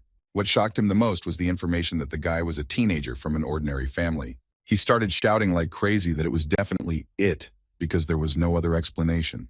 The secretary was already doubting the adequacy of what was happening, because it was as if the president had been replaced. Xiao picked up the girl and began to spin, shouting that such a gifted master is one in a million. He kept circling her, saying how lucky he was to have met him. The president said that among those who practice martial arts, there are those who have a unique talent. In such people, a power beyond the imagination of an ordinary person is awakened. After awakening, one's status rises sharply, and special abilities appear, and such people are called gifted martial arts masters. The president quickly gathered himself and said that he would go to this guy's house to personally thank his parents. At the same time, younger brother Ni also found Lu Shen's address and phone number. He ran over and started reporting all the information he could find out. The younger brother wondered why his sister was so concerned about this guy. The girl didn't want to say anything and only quickly dialed someone's number. After she finished, she commanded her brother to go and buy something expensive and suitable for Lu Shen's parents and sister. She was glad that she had finally found it, and her brother thought that her sister was looking for a husband. Meanwhile, Lu Shen himself was in his room meditating. His sister knocked on their room and asked to come downstairs. The guy thought that he hadn't heard Qinghe call him brother in a long time. Lu Shen quickly went down to the room and saw two strangers there. His mother, at a loss, called out to the boy to get to know the guests better. The first to introduce himself was the president of the Martial Arts Association, Xiao Yuhei. Lu Shen was pleasantly surprised by his visit, as he knew about his martial abilities. The president himself praised the guy as calm and collected. The mother introduced the girl Ni Shuang from the Crimson River Martial Arts School. The girl politely said hello and reminded him that they had recently seen each other at school. The guy wasn't exactly sure if he remembered her, but he politely agreed. The first to address Lu Shen was the president of the Martial Arts Association. He informed him that he was giving him a Rank 2 Master Badge, even though his skills were far beyond Rank 3, as well as giving him a monthly allowance at the rate of a Rank 3 Master. And on top of that, the association had given him a cash prize of 1 million. The parents were shocked at what was happening and were even afraid to utter a single word. The boy politely thanked the association and the president personally for their support. But he was not stupid at all and asked what the association wanted in return. The president even liked that the guy was actually very capable. He took out a black envelope from his pocket and said that he wanted him to participate in a training camp in Dongning province. Ni Shuang immediately jumped up from her seat upon hearing about this offer. This was the same camp for gifted martial artists. She knew that this place also ruined talents, which was what happened to her elder brother. He was a man of great ambition, but after returning from the camp, he was completely broken. The girl began to say that there was no need to take such a big risk. The president confirmed the girl's words, saying that there were risks, but that this was the best place for real talent. No matter how much he wished it, the choice was still up to Lu Shen himself. The president languidly waited for the guy to respond to his proposal. Lu Shen stood up and took the envelope from the president's hands, saying that he was right. The guy also believed that true talents should improve themselves. The president said that he would pick him up in a couple days, but now he wouldn't bother them anymore. In parting, he said that he would see Mr. Lu Shen in a couple of days. While everyone was seeing off the president of the association with a glance, Lu inquired about the purpose of Ni's visit. He said that it was her turn to tell him why she came to see him. The girl looked straight into the guy's eyes and blushed visibly from embarrassment. Ni thought about the fact that he was much more handsome than he looked in his portfolio photo. The girl coughed and said that she came here with an invitation to their Crimson Rivers Martial Arts School. She also specified that he would be awarded the title of Honor Student, which confused the guy. Ni began to explain that with such a title he might not attend school at all, and could only do training. The girl was aiming to increase the prestige of her school in Baihe City. Lu Shen knew the answer to this proposal in advance. saying that he wasn't interested in any of this. He explained that despite all the perks, he didn't want to be famous. Lu said he could only become a member of their dojo anonymously and no other way. The girl tried to explain to him that the title is the highest honor of their school. She also added that she could pay his salary of 100,000 today. The mother and father were beyond happy, shocked and proud of their son. As soon as the girl left, they pounced on the boy with questions about what it all meant. His parents and sister interrupted each other, not letting Lu get a word in edgewise. The boy said it was all true, and his mother wouldn't have to work nights anymore. He turned to his father next, saying that he could do no more hard work so his back could rest. They ran up to hug him, and he said he would earn his own money from now on. Meanwhile, there was a languid wait in the pharmacy of Mrs. He's House of Goodness.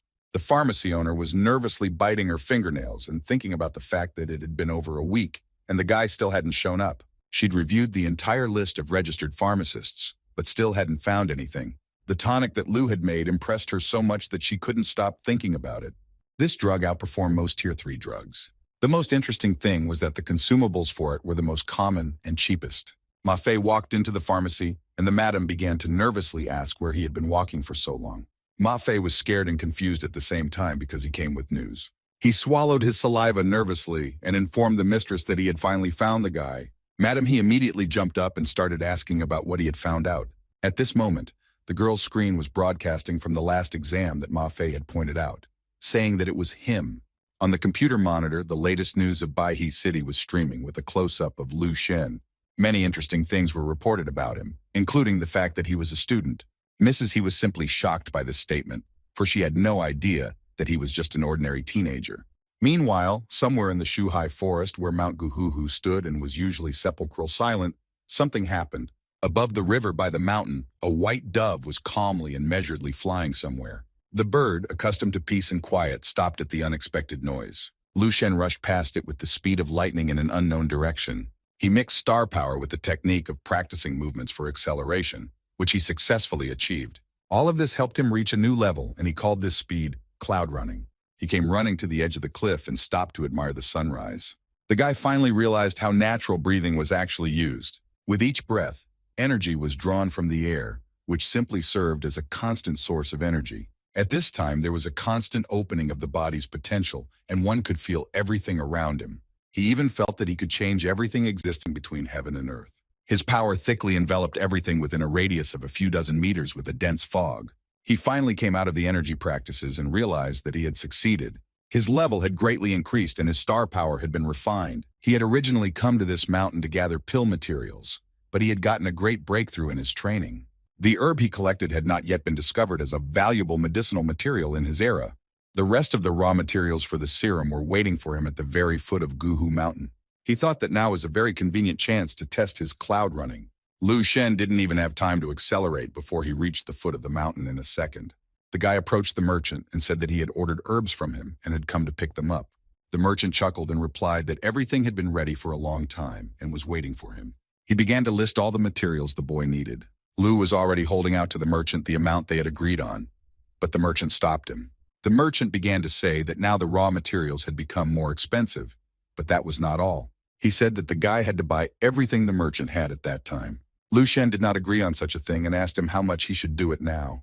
The merchant, with a cheeky grin, began to say that the boy could have already guessed it himself, as he was not a local and came to them, which means to follow their rules. Other guys, the merchant's buddies, with sharp daggers and evil intentions, began to come out from behind the trees, specifying that the parents should have warned the kid not to go to unfamiliar places alone. Lu Shen was calm as usual and only laughed at the fact that the brigands wanted to take everything from him by force. The merchant advised the guy not to do anything stupid, as his brothers were excellent fighters and even the police wouldn't help him as no one would come here. They sincerely thought that they could remain unpunished in this forest and do whatever they wanted. The bandits had already moved to attack, and the merchant asked the guy not to resist, as he did not guarantee him a favorable outcome in such a case. Lu Shen decided to start small and simply leaned his hand on the rock, which trembled and split into small pieces at the spot where he had made his mark. The bandits stopped at the same second and froze in place at what they saw, feeling frightened. The guy took his hand away from the rock, leaving a deep indentation there, and said that, in that case, he had one question. Lu Shen inquired as to whose rules they would now play by. The bandits noticed that there was only dust on the guy's arm, and there wasn't even a single scratch. They quickly realized that the advantage was not on their side, and they threw themselves on their knees, talking about how wrong they were. Lu Shen asked them to stop this circus and told them that he would take what he needed and leave, to which the brigands started yelling to take everything for free. Lastly, the guy admonished the bandits that his parents had taught him to conduct business honestly and transparently. The brigands shouted with glee that they would definitely change and become completely different people, while Lu thought about the fact that he really wanted to pay them, but they refused. The merchant, looking after Lu, thought that if the students had become such monsters, they really needed to find a new job. The boy returned home safely, and the next day, the president of the Martial Arts Association sent the promised car to pick him up. He was brought to Dongning Province, where the training camp that President Xiao had told him about was located. As Lu Shen walked towards it, he thought that this training camp looked more like a military base. He noticed the master badges on the guys standing next to him and was surprised that it had to be worn on him. The guy remembered that his badge had been put in a place of honor by his mom, and he of course forgot to take it from there, hoping it wasn't a big deal. One of the guys on duty came up to him and asked why he was alone and who he was, to which Lu replied that he was a Baihe guy and a little late. The guys standing nearby started talking amongst themselves about how one participant from Baihe City had already arrived, and this one didn't even have his badge with him, and was probably added to the list at the very last moment. The duty officer looked at the list and then remembered that this was the same guy that the president of the Martial Arts Association was talking about. The guys started laughing about the fact that the guy had gotten here on goodwill, since the president himself had taken care of him. But the duty officer told them all to shut up immediately. The duty officer began to tell him to go with the others to the camp for the initiation ceremony and to leave his things here, as they would be taken away later. The guy was surprised that the entrance to the camp was done in groups, which was not exactly like a normal ceremony. As he walked forward, he noticed some huge chains attached to the floor. After everyone entered the camp, these chains lifted a special door and closed the entrance. The boys panicked and started yelling that they were locked in while the duty officer tried to calm them down. He began to explain that their task was to find a way out on the other side of the corridor, and if they succeeded, they would pass the camp entrance exam, and if they failed, they would go home. The boys became even more indignant about the fact that they were only warned about the initiation ceremony and not about the exam. As they shouted and voiced their grievances, they did not notice that the floor beneath them began to fail, and they flew straight down. This was part of the entrance exam where they found themselves at the point of beginning to pass. Some were complaining that it was like traps from ancient times, some were screaming that it was painful, and some were trying to figure out where they had been thrown. Of all these frantic guys, only Lu Shen was completely calm and was looking around carefully. The guy decided to use one of his abilities and closed his eyes. A second later, he saw everything around him not as it appeared at first glance, but much deeper. Lu quickly realized that it wasn't that simple since he could see some shadows. For this, he was thankful for his crystal vision ability. The guy named Lin Xiao said that it was all a bore, and he was expecting something more special. Another guy behind him started swearing that he knew everything and didn't warn him. Lin Xiao replied that if the guy couldn't adapt to the changing environment, why was he calling himself a martial arts master, thus dishonoring his city and himself? The guy got terribly angry at Lin Xiao and began to insult him for saying such words to him. The girl began to say that in order to get inside the camp, they all had to act in unison, because the main thing for them now was to pass this test. Lin agreed with her, adding that they shouldn't lose anyone from their city because the most famous talent camp. He gestured at Lu Shen next and clarified that not everyone was from the same city because there was a stranger among them, and suggested that he go first to check the path for them. Someone laughed and thought it was the right thing to do, but the girl defended Lu, saying that it was unfair. Lu Shen himself only smirked contentedly at all of this and walked forward. The guy asked Lin Xiao to give way to him since he wasn't going to go there, to which he laughed and sarcastically told him to be careful. Lu Shen turned around and replied that he didn't need his support because the tiger always hunts alone. He also added that only sheep walk in flocks, which caught Lin Xiao off guard. For a while longer, Lin stood silently looking at Lu, calling out what he had said. He shouted at the departing guy to answer for his words about the herd, because he wouldn't tolerate being treated like that. But Lu didn't even listen to him and walked on, stepping on one of the tiles that activated the beginning of the ordeal. At that moment, a bunch of flying balls descended on them from all sides. All of these balls landed, and Lu noticed that they weren't just some harmless things, but something else entirely. The balloons hissed and turned into huge mechanical puppets. Lin knew that even the weakest puppets were not inferior in strength to a rank 1 master, so he decided that they were just here to take them all down. These puppets had certain programs embedded in them that allowed them to use strong martial arts techniques and the most powerful attacks of rank 4 warriors.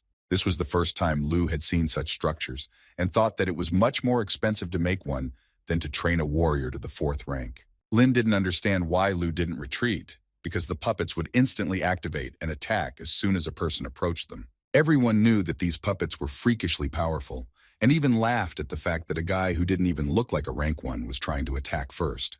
The mechanical puppet smelled the approach of a living creature and immediately began to attack. Lu Shen didn't even take a step back and remained standing in his place. There was something like an explosion and the whole area was engulfed in thick smoke. The guys covered their hands from the flow of energy coming from the impact and tried to see something. When the smoke slowly cleared, everyone saw how easily Lu Shen held the mechanical puppet with one hand. The guys were greatly surprised that this unknown guy had stopped it so easily. Lu Shen, on the other hand, remained completely calm as usual and asked if there would be anything else. The mechanical doll hovered in the air and couldn't seem to move. It was as if it was paralyzed by the guy's power and began to collapse at the point of his grasp. Something like a strong magnetic field formed around him and the doll. The girl and the others wondered who this guy, who was clearly not a weakling as they thought, was. Lin laughed loudly. I said that I had misunderstood everything, and these puppets were actually just ordinary wood with no strength or power. To prove his words, he asked the guys that if that wasn't the case, how would this simpleton hold them back so easily? The guys still doubted his words because the puppets looked real, and Lin asked them to knock it off because they, dumbheads, wouldn't understand it. He decided to prove it himself and went up to one of the dolls, asking everyone to watch how he was going to easily destroy these empty dolls. On the count of 3, he swung his foot and hit one of the doll's mechanisms. The boys breathed a sigh of relief, deciding that he was right and it was just a piece of wood. The top small mechanism fell off the puppet, and Lin put his foot on it victoriously and shouted to everyone that he was right. He went on to say that it was just a bunch of garbage to intimidate them. But Lin didn't know yet that when he turned around, a powerful blow to the head from that puppet was waiting for him. The guy was sealed into the wall in the same second, leaving a deep impact mark there.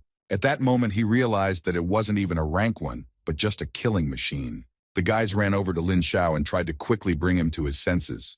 The girl at this time thought that if these were rank 2 puppets, what kind of strength does Lu have? Lu Shen knew that every puppet had a weak point that could be easily defeated by hitting it, but there were too many puppets. Because of this, he didn't bother and decided to immediately sneak to the exit. With one powerful blow, he attacked all the puppets that were scattered around.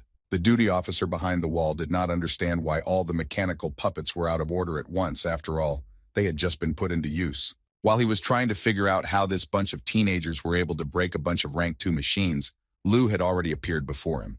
Lu Shen said that he wasn't sure until the end that it was rank 2, but after hearing what he said, he was convinced. He stood as if on fire and said that he wanted to fulfill the expectations of this camp. The guy gathered pest all his strength and with the help of star power prepared to attack. The duty officer stopped understanding what was going on here at all. Meanwhile, somewhere in the main control center, someone was checking the new recruits. A uniformed girl was taking turns observing the participants and disqualifying those who failed. She was the lieutenant colonel of this training camp and was typing something quickly. Major Qin leisurely entered the center with a mug of hot drink, thanking this day for a good start. He said hello to the lieutenant colonel, calling her Qing Shui, knowing in advance that she didn't like it. The girl immediately reacted sternly, asking him not to call her that. She asked him to come over and help her look at the materials if he was so free. He inquired about the fighters, but Lieutenant Colonel Dan was frustrated as there were 8 or 9 people out of everyone, but even those were new recruits. Major Qing took a closer look at each of them and said that there were even average ones among them. The recruits' talents were mainly strength, speed, and defense. Looking at the screen, he saw a girl with a spiritual type of ability, which pleased him. The lieutenant colonel began to tell him that this girl was by far the strongest and had unlocked her talent in 2 years, approaching the 2nd rank. The major said with a smile that she was as talented and beautiful as the lieutenant colonel once was. The girl asked him not to joke, as she identified her as the main find of their camp.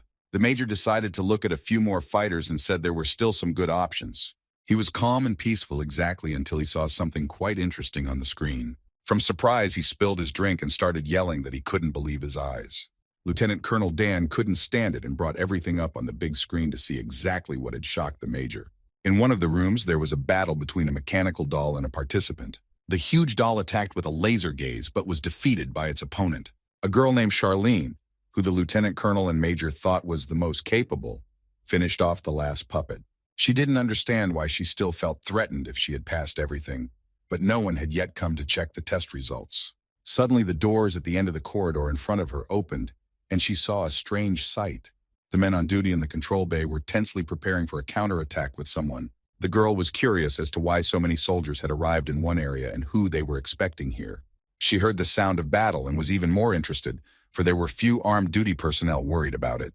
Through the wall, through her spiritual power, she was able to recognize two humans fighting each other, which left her puzzled, for they should only be fighting robots here.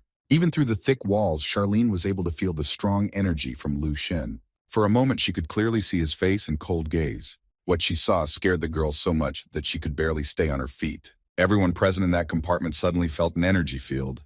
The doors behind them squeaked unlocked, and everyone waited to see who would enter. Charlene was just out of her mind as she sensed something scary and powerful.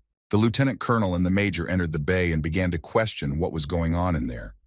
But there was no information, as all the cameras outside the perimeter had been destroyed, and communication with the duty officer had broken down. The major ordered that he be given all copies of the surveillance tapes before they were disabled. Lieutenant Colonel Dan said there was no point in doing that anymore because there was a crack in the wall. Everyone froze with lingering anticipation and fear. After making a hole in the wall, Lu Shen came out of the testing room to them. One of the soldiers on duty laughed nervously, saying that it was just an ordinary schoolboy. After just a second, the laughter stopped as Lu Shen's heavy aura hung over everyone. The guy was dragging the test taker on duty in his hand towards everyone. The lieutenant colonel immediately realized that he wasn't from Chin City, where most of the guys came from. She didn't know what he was and asked him about it when he let the duty officer go. The guy proudly introduced himself as Lu Shen from Baihe City, looking down on everyone. The major laughed and praised the guy for destroying a bunch of expensive puppets and giving the instructor a hard time as well. The guy began to explain that it was an accident because he thought it was also part of the test. He also clarified that the instructor was quite strong, so he wasn't hurt too badly. At that moment, it was as if sparks and lightning flew from Lieutenant Colonel Dan towards the guy. But he was not frightened and remained calmly standing in his place without flinching. After a few seconds, she walked over to him and congratulated him on successfully passing the test, offering to pass to rest. She could see that this guy was just insane since he had dispensed with their mechanical puppets so easily. The major said he looked at his results, which they were shocked by, and Dan tried to test him with spiritual power, but felt nothing. He asked the lieutenant colonel what she would do with him, to which Dan replied that she would put him on the top list and watch. They both already knew ahead of time that this time, the selection would be quite exciting. Lu Shen felt that the lieutenant colonel was testing his abilities, and although her spiritual strength surpassed his by at least 5 times, it wasn't like she had learned anything. The duty officer escorting the guy to his room informed him that they had a canteen on the way, and the first place to go was there. Lu Shen asked if there was a lot of food there, to which the duty officer led him to a huge table of food and told him he could eat whatever he wanted. Just a few minutes later, the shocked duty officer watched as the guy ordered more refills after a ton of food. While he was shoveling, a girl came over to his table and asked for permission to sit down. She introduced herself as Yang Yuan from Baihe and reminded him that they had already met at the test last time. The guy offered to go get her some food, which was plentiful, but the girl didn't care about that at all. He started talking about how the president of the Martial Arts Association told him that he was the only one from their city who had come here. Yan replied that he was wrong because there were quite a few guys coming from the city, but in recent years, almost no one had passed the entrance exam.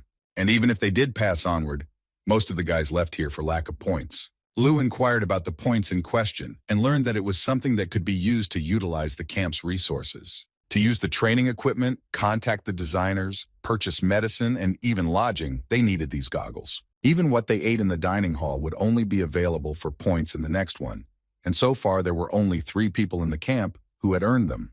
Lu wondered how to earn them, and the girl replied that you had to take an entrance exam first. She began to tell him that the first was a talented second-ranked fighter, Cao Yun, who possessed steel muscles. The second was Meng Jin, who was a second-ranked fighter from Donggang City with incredible speed. The third and last was a girl whose talent had only recently manifested, but was not inferior to the previous ones in the slightest. She was currently the strongest in the training camp, and her name was Charlene, a master of spiritual power. Charlene was just passing by with a tray of food and heard something about herself. She turned around and saw at a neighboring table the very guy who gave her the creeps. The girl was simply horrified and rushed towards the exit as fast as she could. Lu Shen noticed her and realized that it was Charlene, but somehow she was not as bold as she was described. Yang noticed the girl's ambivalent reaction and asked if they knew each other. The boy asked if there was anyone else, and the girl remembered the fourth one, but she didn't give it much thought because she thought it was a story, because they told terrible stories about him.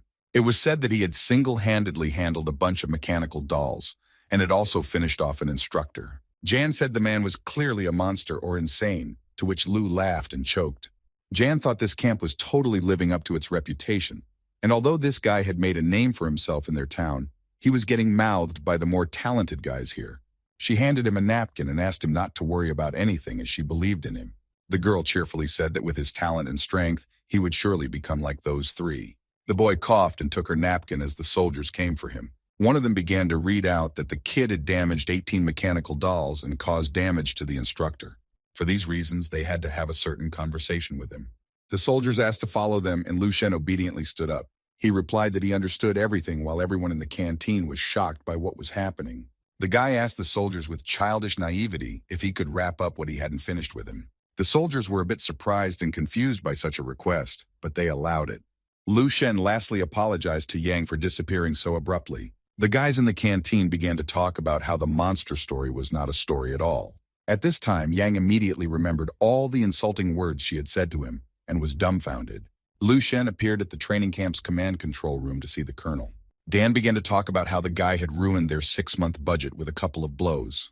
The cost of each of the dolls was over 10 million, and now none of them could be recovered. Despite all this, the management concluded that he had done what he was supposed to on the entrance exam. At the same time, the others, led by the major, entered the command center. He began to say that finally all those who had distinguished themselves in the entrance exam were finally gathered together. Lu Shen furtively turned around to look at those who were among the top 3. The guys also looked at Lu, having already heard amazing stories about him.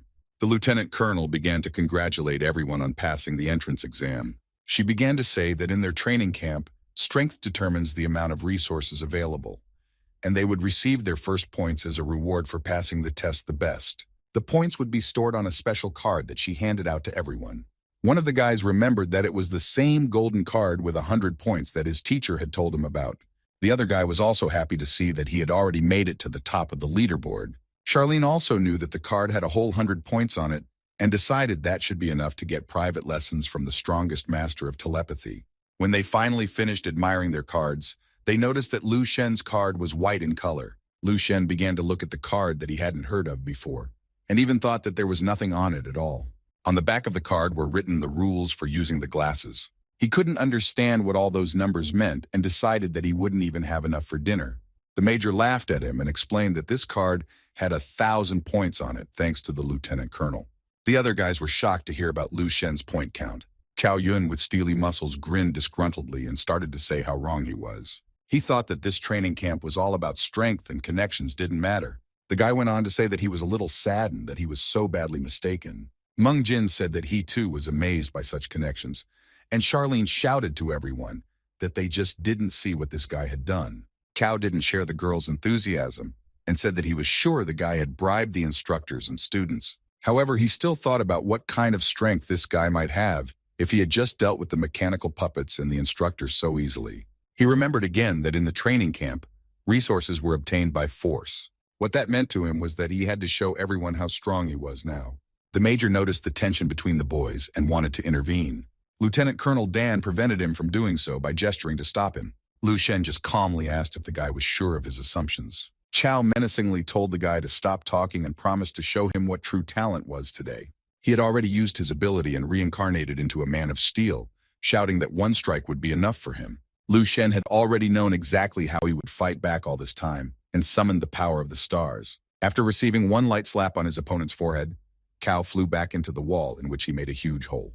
Lu could already hear the outrage around him and wondered if he would be forced to make amends. From the deep hole in the wall, only Chao's legs could be seen, which had reincarnated into his former appearance. Meng and Charlene were horrified at this guy's strength, realizing that everything they had said about him was pure truth.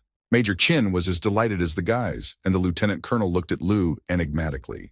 Lu Shen stood in complete silence for a while longer and then asked if he could be free to go rest. He was about to leave when he was suddenly stopped by the lieutenant colonel. She asked the guy to make a training plan, and with so many points she offered to help him as a mentor. Lu Shen politely thanked the lieutenant colonel and replied that he had to refuse as there were more important things waiting for him. The major was surprised by this answer, because what could be more important than training under the mentorship of a lieutenant colonel? The guys were in agreement with the major's opinion, and no one still did not understand the reason for his refusal. Lu Shen realized what they all might think of him, but he couldn't reveal the truth. He only replied to everyone that he should go to bed sooner as he was very tired. The guys were shocked even more, so it was completely stupid and illogical. The major laughed out loud, finding the guy very funny, and the lieutenant colonel was just at a loss. As soon as the guy left the command control center, she immediately rushed to the cameras to see where he was actually going. Both the major and the lieutenant colonel were confused, as the guy had actually gone to sleep, and Chin found him to be quite peculiar and not as simple as he might seem. The major actually thought that this guy would be able to motivate others to grow, but Lieutenant Colonel Dan was in disagreement with him.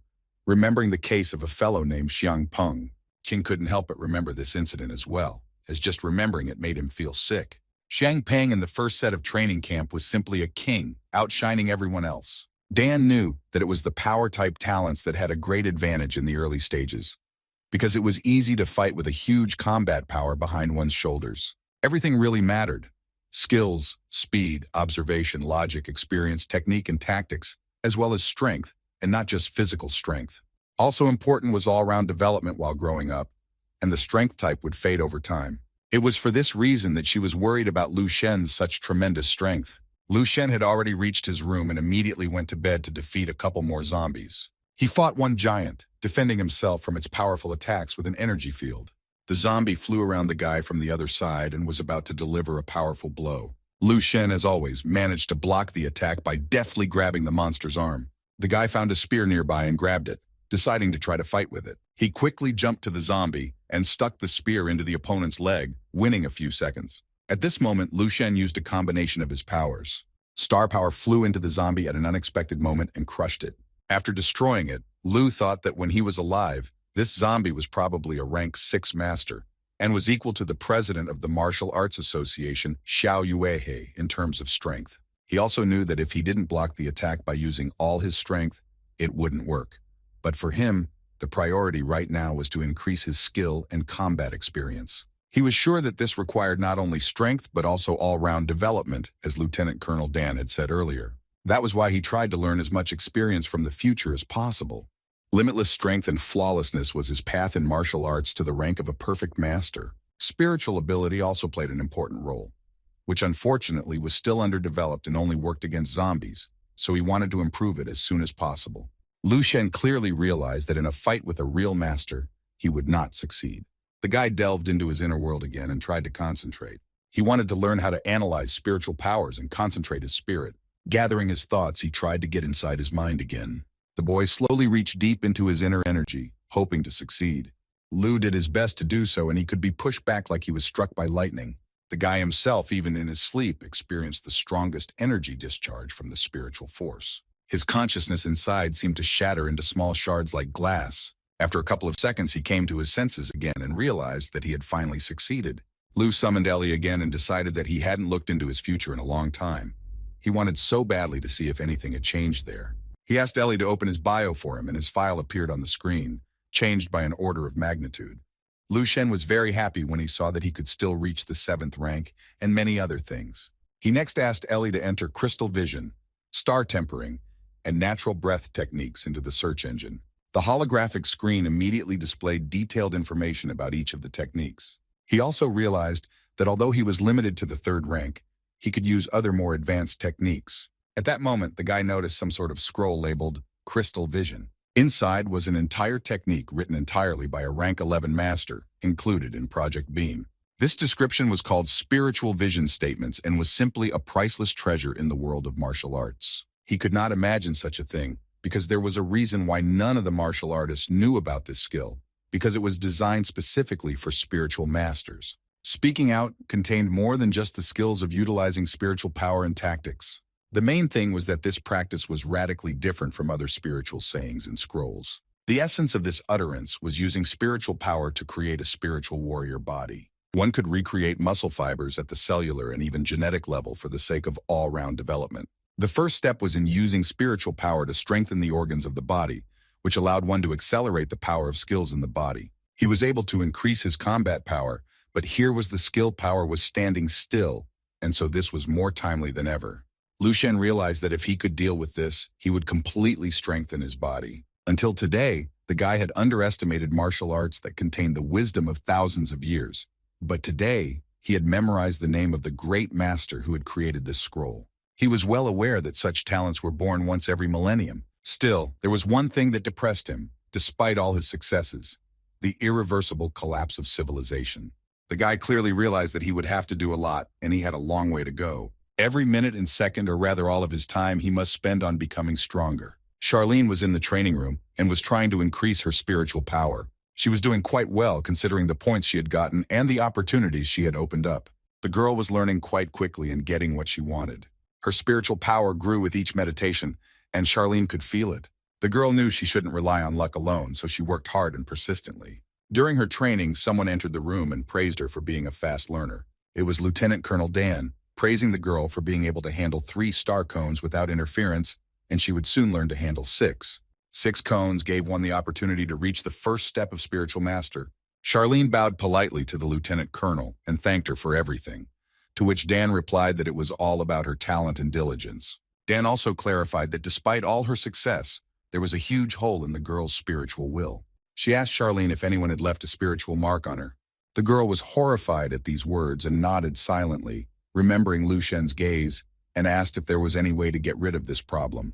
The lieutenant colonel didn't see it as a big problem and easily gave Charlene some advice. She said it was very simple, and all she had to do was to find the person who had put fear in her soul and deal with him, or better yet, destroy him. Only in this way could the trace of the influence be gone forever from the girl's spiritual power. Charlene did not specify who had done this to her, and was horrified by such words because she could not even imagine such a thing.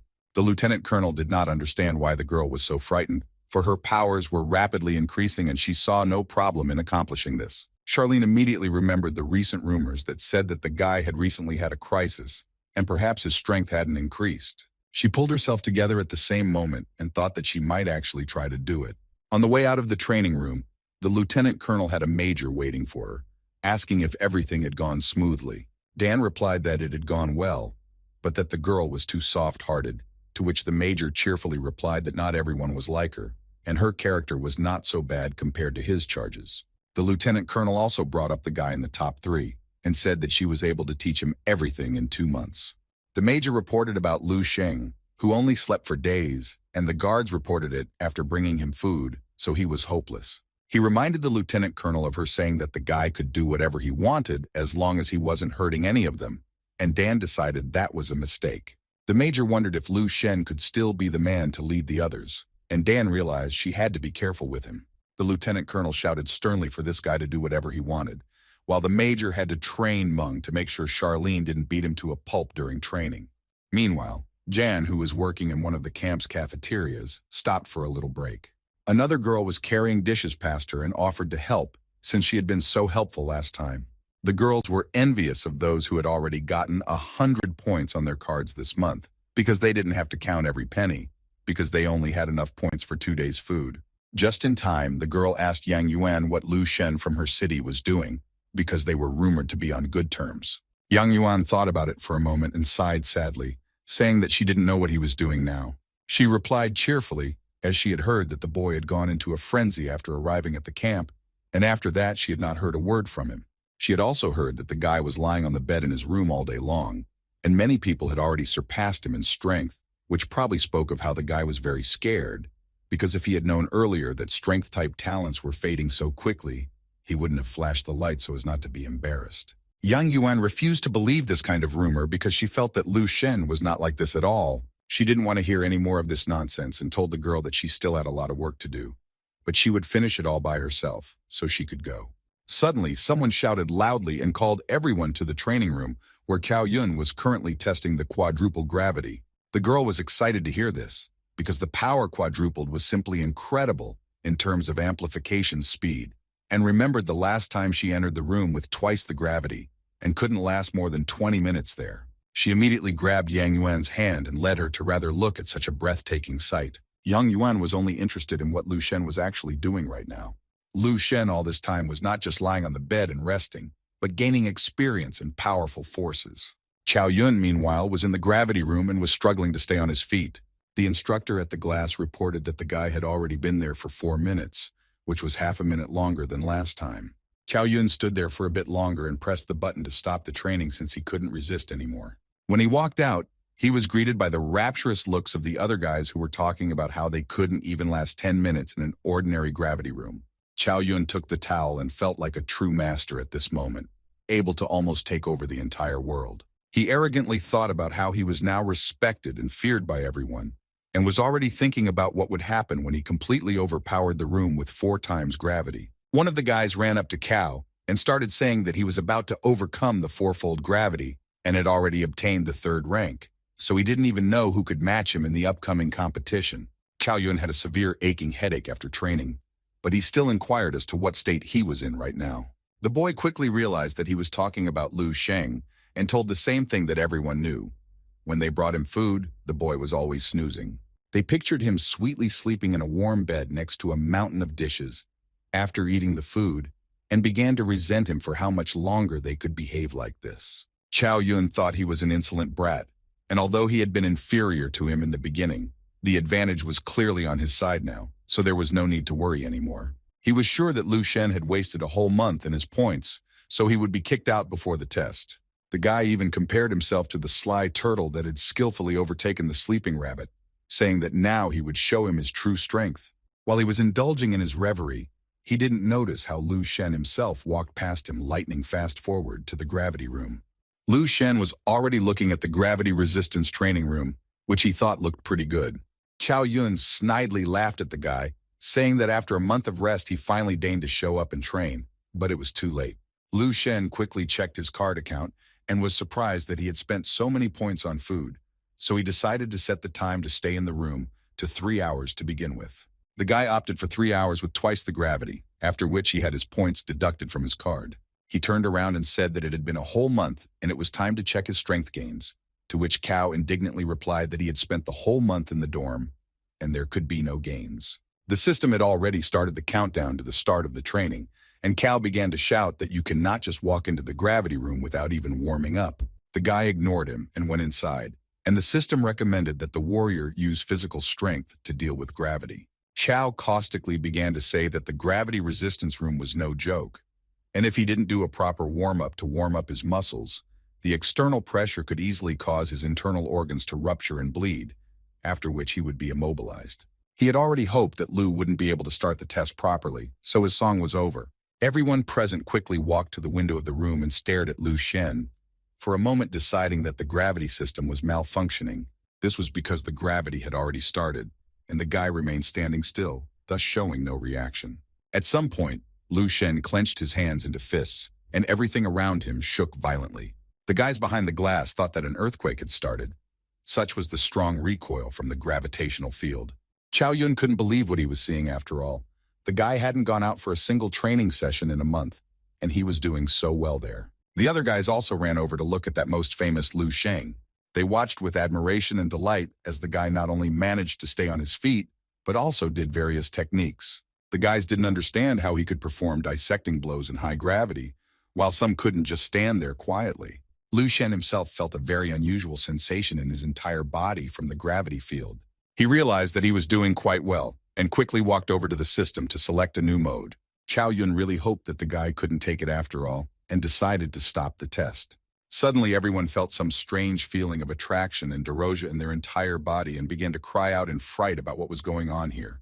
Even Chow Yun realized that this was something very strong and serious, and they could barely hold on even though they were far behind the glass. Someone dared to come closer and noticed on the screen that the guy had launched quadruple gravity. Lu Shen was doing quite well and finally felt what it felt like to increase gravity, deciding not to stop there. He leisurely lowered himself to one knee and placed his hand on the floor, thinking of something quite interesting. The guys were just watching the guy's ordeal carefully, trying to catch the essence of his actions. Looking at all this, they somehow decided that Lu Shen couldn't take it anymore and decided to give up. At this time, Charlene was walking down the hallway from her training, thinking about how much she had washed herself in the last few classes. Suddenly, she noticed a bunch of people crowded around one of the windows of the training room and decided to go see what was going on too. As she got closer, She saw the astonished faces of the guys and was even more surprised, finally confused. She went over to one of the guys and whispered to ask what they were all staring at, but she didn't hear anything clear. Charlene squeezed between the guys in the center and was shocked at what she saw in the gravity room. Lu Shen was standing upside down on 2 toes on quadruple gravity without a single extra movement. Charlene was again puzzled that it was Lu Shen, for everyone knew what he had been doing all these days. Chao Yun was of course the most displeased. Not only could he not realize the guy's strength, but he also couldn't understand how he had increased it so quickly. There was no way he could rest at all on the thought that Lu Shen had slept in plates of food for a whole month, and now he had just destroyed it in an obvious way. In his mind, he was once again a turtle, only flying straight into the abyss, never catching up to the fast rabbit. Lu Shen, while he was upside down, felt that the fourfold gravity was quite all right and even reminded him of something. In an instant, he jumped to the control buttons and began to change something in the current mode. The guys were already hysterical that the guy had decided to choose 5-fold gravity and said to call someone from the management. Lu Shen had everything under control, and right now his natural breathing technique was changing into earth breathing, which literally made the walls shake. One of the guys who had been watching all this ran out to the others and called out for everyone to run to the gravity resistance room urgently, because the same guy had returned. All of them, horrified and indignant, quickly ran forward, not believing what they were being told. None of them could in any way realize the truth of what was happening and accept what they were seeing. A whole crowd gathered around the glass of the gravity room, watching Lu Shen's every move with interest, for no one knew what to expect from him. At one point, Chao Yun jumped up and ran towards the glass as he was simply shocked. Lu Shen had chosen the 5 times gravity mode and was successfully handling it as if it was nothing difficult. Increasing the gravitational pressure by 5 times was almost suitable for his training in his current state, and with this pressure he should barely be able to manage the movements of the star power technique. So he decided to increase the gravity even more until it was completely impossible. He could still feel the force in his body and decided that it was in no way enough and too little. The guy wanted even more pressure to get him to the limit of his capabilities. The guys were amazed at Lu Shen's abilities and discussed amongst themselves that perhaps he would stop here and end it all, but they didn't seem to believe their own words. It was a wonder to them how he was even able to stand there, since they wouldn't even have entered that room. While they thought he might finally stop, they saw the guy hit the continue button and were shocked even more. Lieutenant Colonel Dan was in the command control center with the major going over the latest fighter data for the reporting period. She was upset that in just a couple days a few more guys had flown out, and in total, too many people had left their camp. Major Chin only said to this that they were all unnecessary sissies, and to become stronger, one had to go through a series of certain trials, so it was no wonder that not everyone could withstand it. Dan was surprised that the guys can't handle a little pressure and hardship after all. If they find themselves on the battlefield and have to fight monsters of incredible strength, it's not a fact that they can handle it, to which Kin replied that the girl was taking it too seriously, and there are actually a lot of good candidates this year. He predicted that about 80% would make it to the end, but in the meantime, he decided to look at the gravity training chamber where someone had already managed to break the record. The major looked alarmed for a moment because someone had set a new record in the gravity resistance training room. Dan was sure it was Cao Yun after all. He had just recently passed the quadruple pressure, but it was the person they least expected it from. Lu Shen appeared on the screen and experienced gravity at 8 times resistance. From what she saw, the glass with the sweet drink in the lieutenant colonel's hand clenched with such force that it burst apart. She jumped up and couldn't realize that she was seeing on the screen the very guy who had left all their hopes in his room while everyone was hard at work.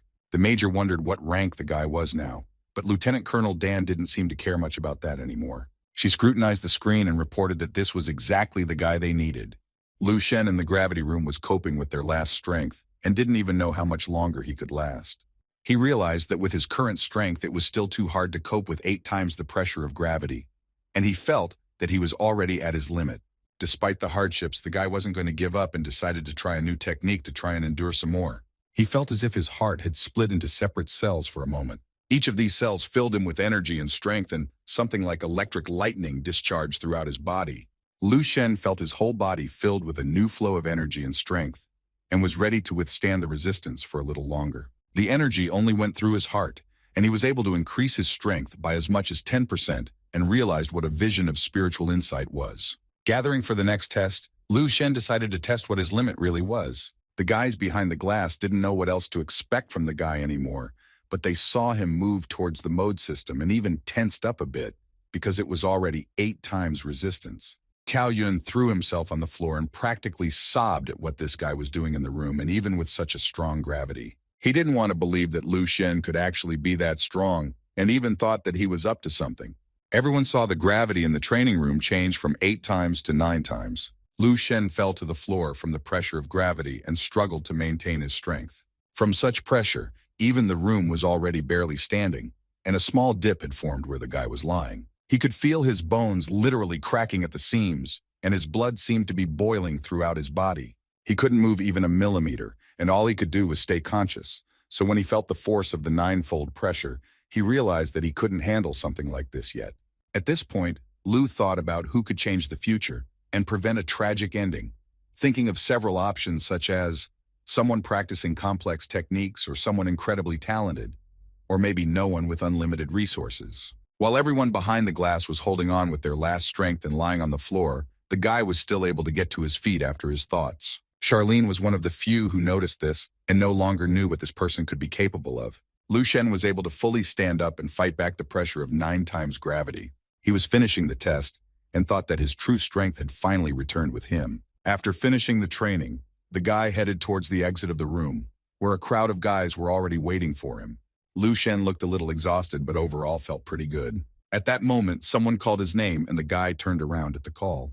A girl was standing in front of him, holding some towels, who said they were for him. The guy was confused for a moment and awkwardly took it, thanking the girl for her help. He took his tablet to check the data, because he had no idea he would spend so much time in the room and have his glasses taken off for the entire 3 hours. The guy was sure he had spent a fortune on this, but suddenly he saw a reward on the screen in the form of points for setting a record. He opened up the gravity room score sheet and was notified that he had been awarded a record number of points that totaled about 4,500. The guys standing nearby didn't see the exact number, but knew it was a 4-digit number, coming to shock at such a thing, because they themselves had a few units in their score, and even if you added all their points together, you wouldn't get even half of his total. Strangely enough, the only thing Lu Shen himself thought about was that these points should have been enough for him to eat.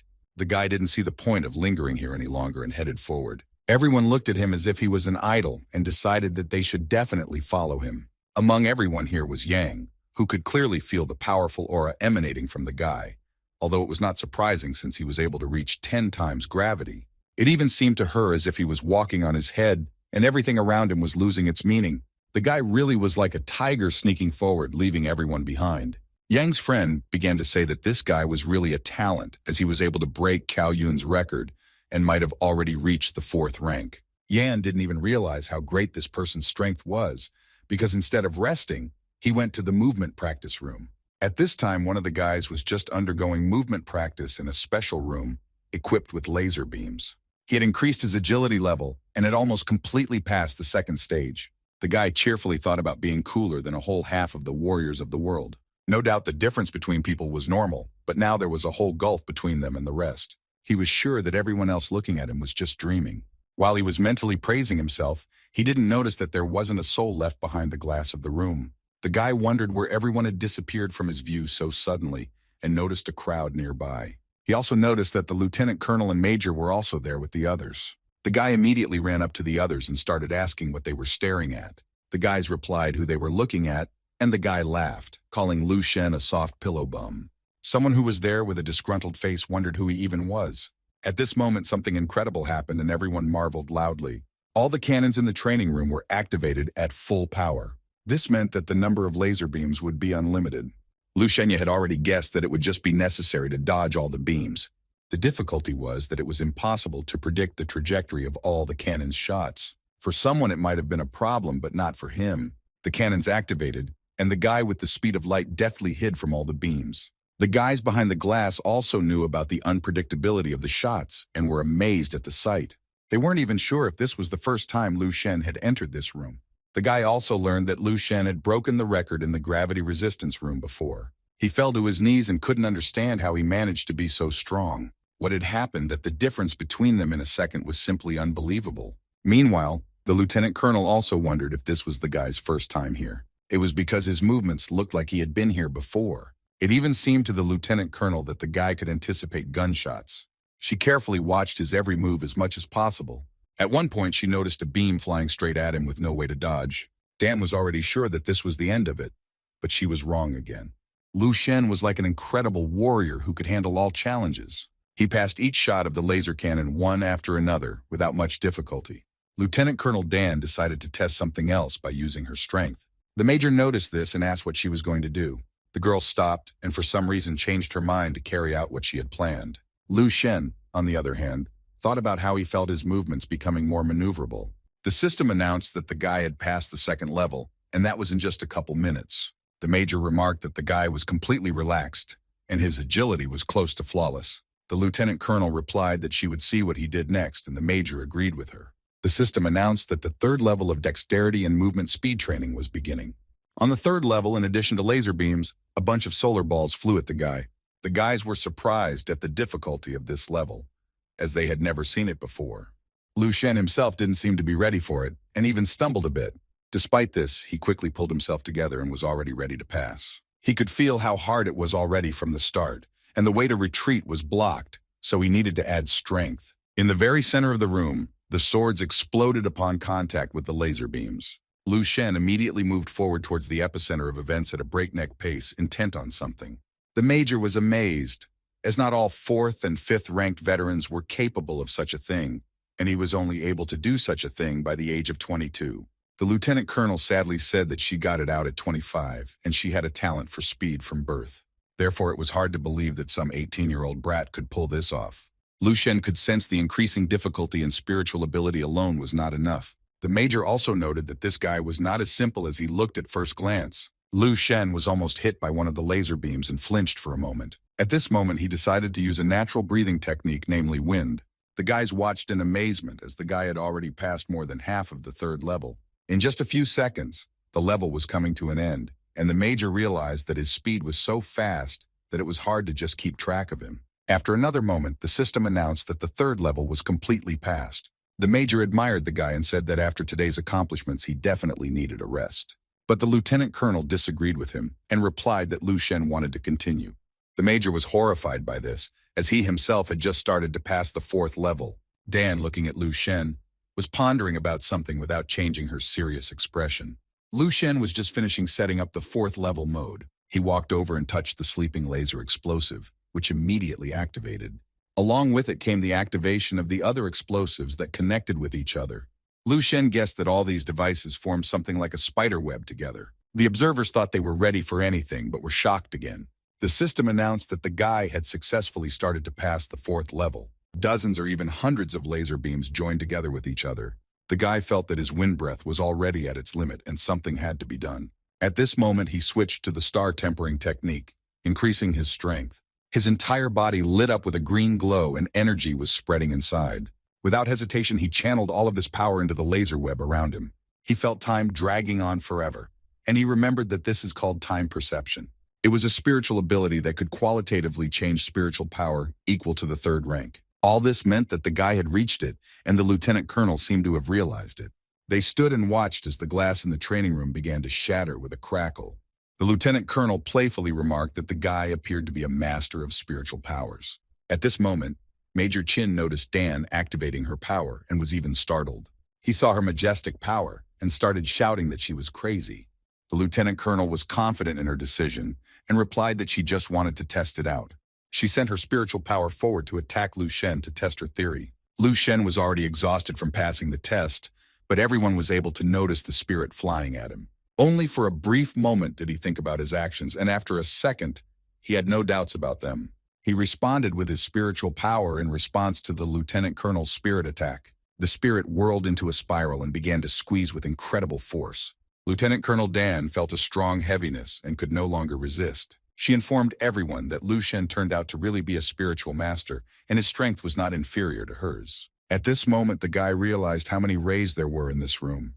Because of the lieutenant colonel's long ordeal and inspection, his strength was running low. He had reached half of the 4th rank and decided to stop there.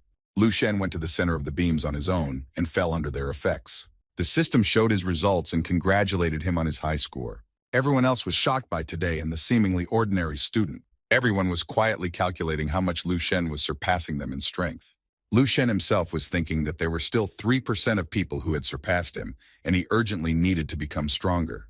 The lieutenant colonel was on her way to congratulate the successful trials. She inquired if he was headed for further training. Dan listed several options, and the guy replied that none of them suited him. He opened his tablet and looked at today's menu, adding that he was heading to the mess hall. The lieutenant colonel was discouraged, and everyone around her laughed out loud. 3 hours later, she and the major summoned him to her command control center. The major explained that he had summoned him to take a simple force assessment test. The lieutenant colonel showed some kind of syringe and asked if he had used it. Lu Shen replied that he had never managed to do it once, as the needle kept breaking. The major laughed and said that he was right about the third rank and needed a syringe with a golden needle. She hesitated for a moment, but after that, she immediately reached into her jacket pocket. Dan pulled out the syringe and explained that it was used to test rank 5 warriors. The girl also added that the syringe should fit and began the test. The golden syringe drew the required amount of blood from the guy's finger in a second. Immediately, the information about his level of 26.5 units and the third rank popped up.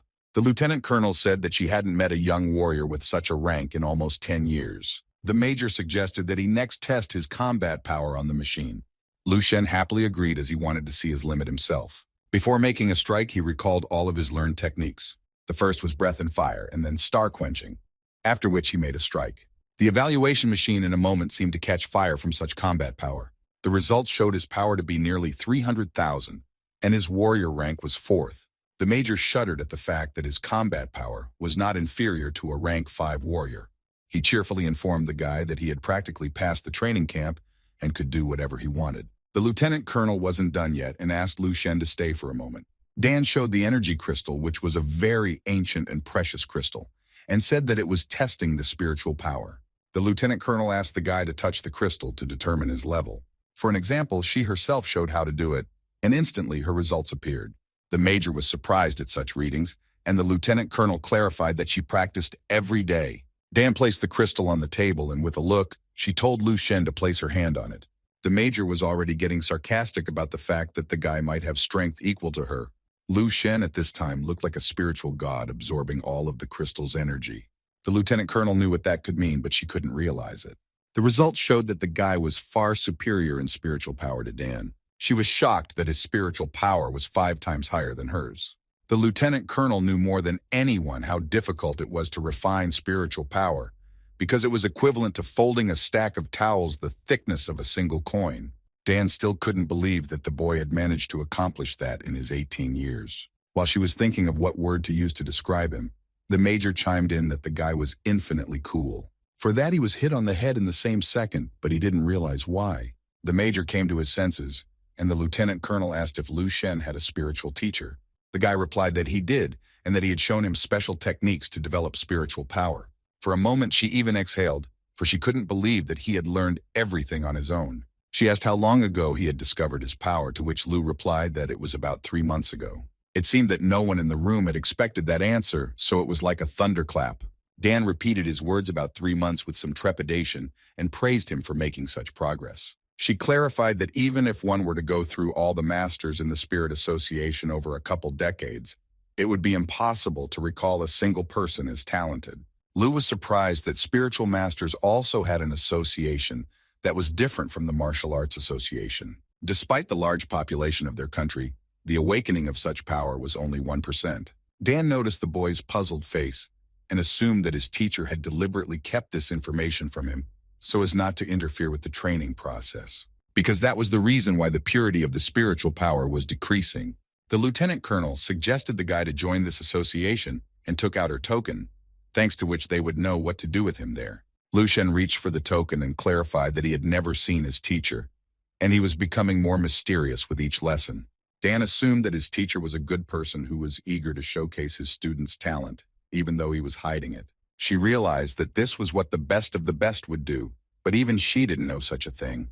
Lu Shen realized that it was difficult for him to explain where he got such strength from, and even decided to confess everything. Only it was difficult because the teacher was from the future, and would only appear after 10,000 years, having an 11th rank, whose name was Duan Yifeng. The major decided to intervene in their conversation and apologized, saying that he had to interrupt them despite having such a nice conversation, because he had something to discuss with Lu Shen.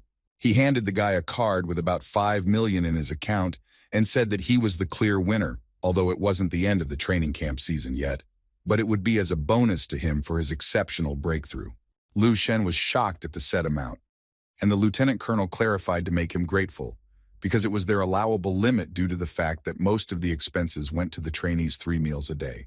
The major patted the guy on the shoulder and cheerfully informed him that he was the most voracious one here and had already eaten about 7 or 8 million, which didn't even make Lu feel uncomfortable. He had never imagined that the canteen would be so expensive, so he decided that from now on he would cut back a little on his appetite.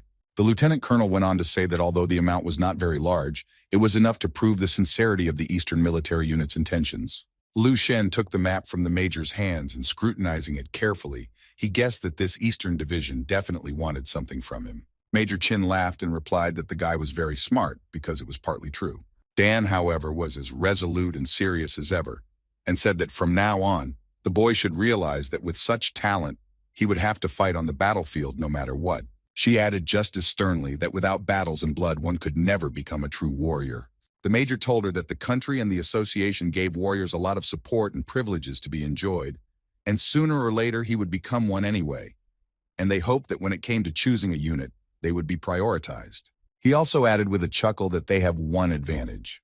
The warrior girls of the Eastern Division are the prettiest in the whole country. The major was so enthusiastic that he began to describe in detail all the qualities of the girls. In short, he considered them a complete ideal in every sense and concept. The lieutenant colonel could not stand it any longer and threw a clipboard at the major, throwing him away, and said that by the decision of their unit, he would be the representative of their training camp of Dongning Province and would participate in the review of Kiming generals of all eastern provinces. Lu Shen had in no way expected such an honor and was even too surprised at the generous offer. Dan explained that each eastern province held annual talent training camps to select the best who could become generals. The lieutenant colonel clarified if the guy even understood what the matter was about now. Lu Shen knew better than anyone what the conversation was about, and replied that they were competing for the guru position.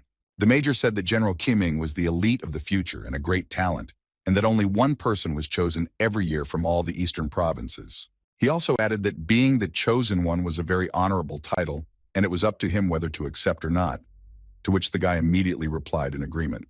Lu Shen realized that it was in his hands to attempt to change the fate of all mankind, so it was necessary to change the game. The major and lieutenant colonel were confident in his abilities, and if he suddenly failed, no one else would be capable of doing it. He also added that there would be great rewards there that wouldn't even compare to their training camp. Dan reminded him that selection was still a couple months away and would begin at the end of the camp shift, so she would let him know when the university entrance exams started. The major, on the other hand, was sure he didn't need the entrance exams and could do whatever he wanted right now, to which the guy asked if he could be released from the camp. Lu Shen replied that he would stay for a little longer, as he had no reason to go back for now anyway. When the guy left, the lieutenant colonel said that she never thought she would one day be envious of another person's talent. But of one thing she was certain, he was not like them, and he was destined for a different path. The major, too, was certain that the boy was destined to change their world. A while later, Lu Shen arrived back in his city at the Martial Arts Association to see President Xiao Yun. If he remembered correctly, the president's office was on the 6th floor, which was where he headed to. He was met by the secretary in the hallway outside the president's office, from which loud shouts could be heard. Lu Shen didn't know if this was the right time, so he decided to inquire about what was going on there. The secretary didn't bother to explain anything and simply asked him to go inside. The doors opened, and the girl announced to the president that Lu Shen had arrived.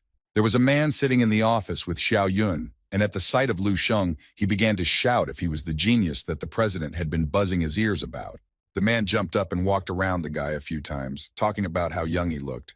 He stood in the doorway and went on to say that not everyone was destined to be born as talented as his granddaughter, and that they shouldn't be angry about it. The president seemed uncomfortable with such a speech and felt a kind of awkwardness. The man showed a photo of his granddaughter and said that there are many people who are inferior to his beloved Charlene, and this guy Lu Shen is no exception. The president didn't know what to say anymore and was literally boiling with anger as he glared at Lu Shen. Xiao Yun immediately exploded and began to menacingly ask why the guy had returned before the official end of the training camp.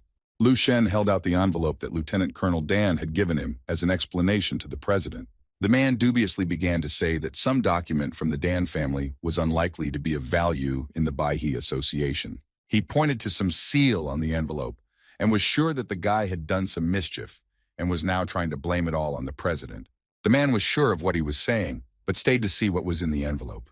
At that very second, the president of the Martial Arts Association tore open the envelope and began to read the contents. Immediately, his gaze changed and his eyes rounded and gave off a look of intense surprise and even shock.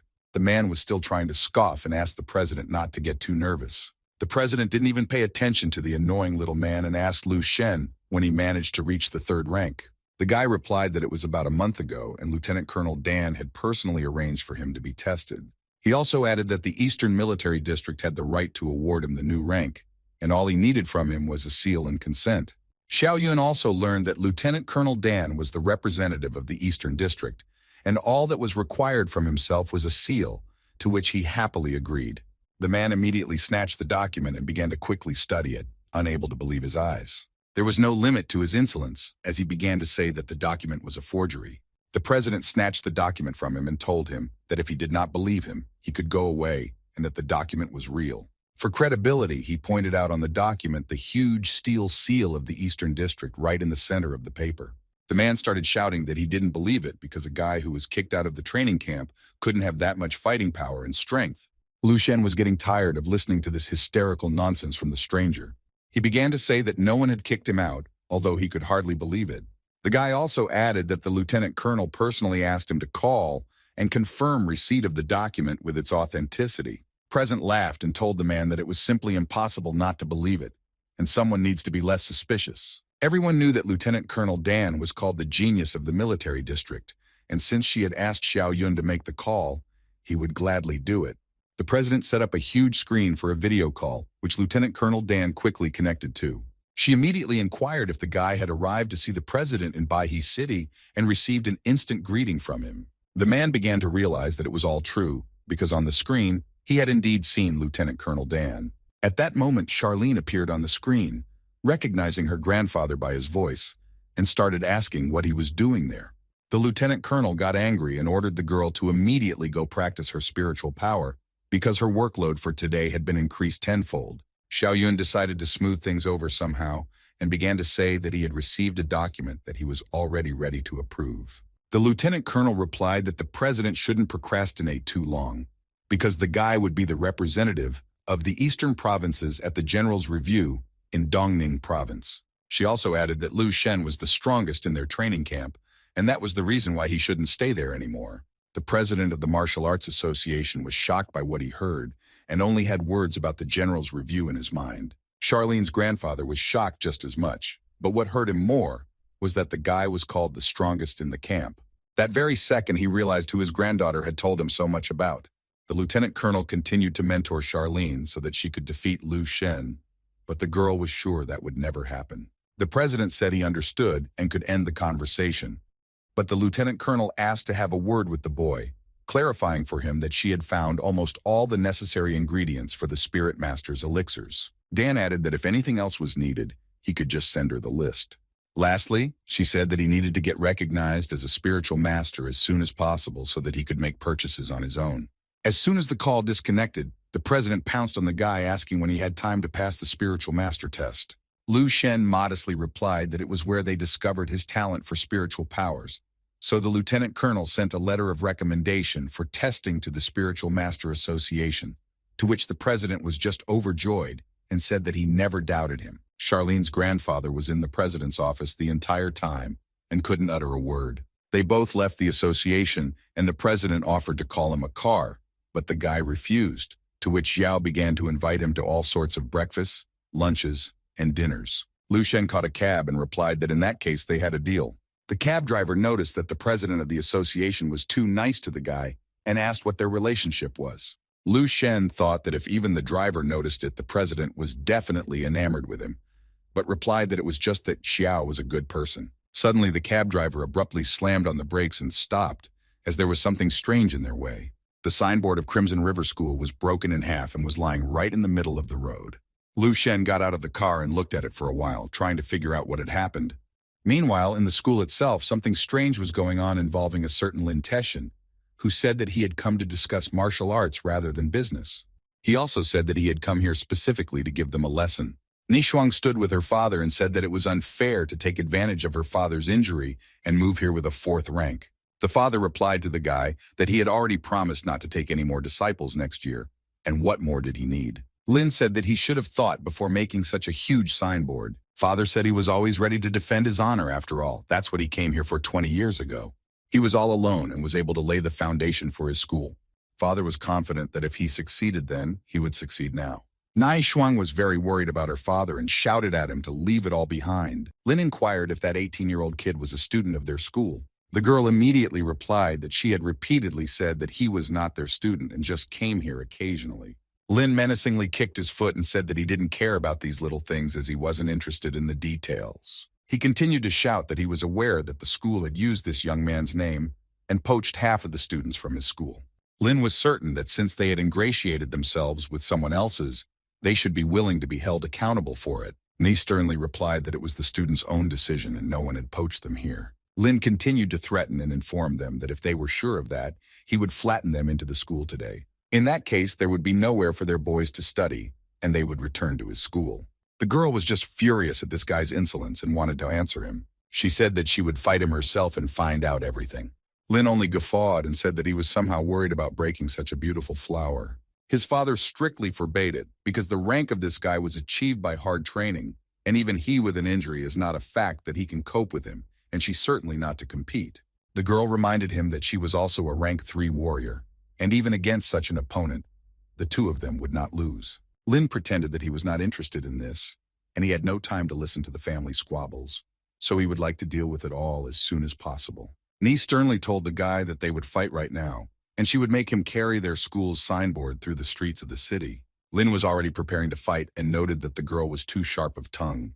Before his attack, he managed to say as if he was kind of sorry. The guy was already flying with all his combat power straight at the girl. The father simply could not allow this and blocked his daughter, who cried out in horror. The man's powerful blow flew far into the wall, piercing it and leaving a deep mark. Lin chuckled and said that this founder of the purple school couldn't even reflect a palm strike. Father tried to stand up and said that Lin Teshin had reached the 5th rank. Lin replied that there was nothing to be so surprised about it, because while he was hiding behind the walls of his school and training the little ones, too much had happened. Lin also asked the founder if it had been a long time since he had fought a master like him.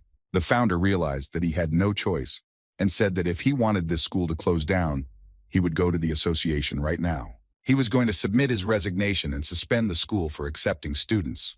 Ni Shuang couldn't believe it and even wept since she literally grew up here since she was in diapers. Lin replied that this old man still had at least a handful of reason left, so he would quietly leave. Suddenly, someone walked through the door of the school and asked the guy not to hurry so much. It was Lu Shen, who was already ready to attack the insolent man, but first he asked what would happen if such a good school closed down and he had nowhere to exercise. Ni Shuang was surprised by such a visit but realized that it could save them. Lu Shen politely greeted the girl while Lin Teshin's men were talking amongst themselves that this guy was the reason why they had students leaving them. This only made Lin Teshin even more angry, and he ordered everyone to shut up immediately. He approached Lu Shen and sensed his great strength, so he said that he shouldn't be upset about the closure of this school, as his Steel Mountain would gladly welcome him. Lin clarified that any normal person could see what kind of scum this school was, since they couldn't even repel a single blow from him, so it was very doubtful that they would be able to teach anyone anything. At the end of his speech, the guy invited Lu Shen to come to his Steel Mountain, and he would personally teach him the secret techniques. Lu Shen asked what kind of school it was, and Lin told him that there they taught unique techniques that could make a warrior invincible, and among the 4th rank masters, few had managed to break through his steel armor. The founder of the Crimson River thought that Lu Shen was really interested in this suggestion, and was even somehow upset. Lu Shen wondered if he could really be trained in such a powerful technique there. Lin happily replied that he only needed to join them and he would personally be his mentor. Lu Sheng had his own plan for this and asked how exactly they were going to train him. Lin was already beyond thrilled that the guy had so many questions, which showed his interest, so he asked him to take his time like this. He didn't have time to continue as his body started to transform into a steel frame. This could only mean that he had just been assassinated. Lin could barely withstand the attack and felt the powerful force holding him back. It was Lu Shen, who was tired of listening to the guy's empty promises and got straight to the point. He even said that he was holding back quite well and continued to attack. At some point, Lin Teshin couldn't withstand the attack anymore and flew into the wall with a thunderous crash. He made a huge hole in it in the shape of his body and fell backwards. Lin was left standing defeated on his knees in a pile of broken stones. Lu Shen came closer and wondered how he wanted to train him after all. He looked down at him, which was justified, as he was not the one who was slumped against the wall. Lu Shen declared in front of everyone that Lin Teshin had lost, and he had to admit it. Lin's men started arguing with each other over the information about this guy and rushed to their master's aid to get out of here. They took the master away and yelled for Lu Shen to now walk around and be afraid, but he didn't care and headed towards the founder of the school. The boy held out his hand to the founder's daughter and asked if she was all right. The girl put her hand into Lu Shen's palm and replied that she was fine. The boy asked the founder not to close the school, as it was the closest place to his home, and he didn't want to look for another one.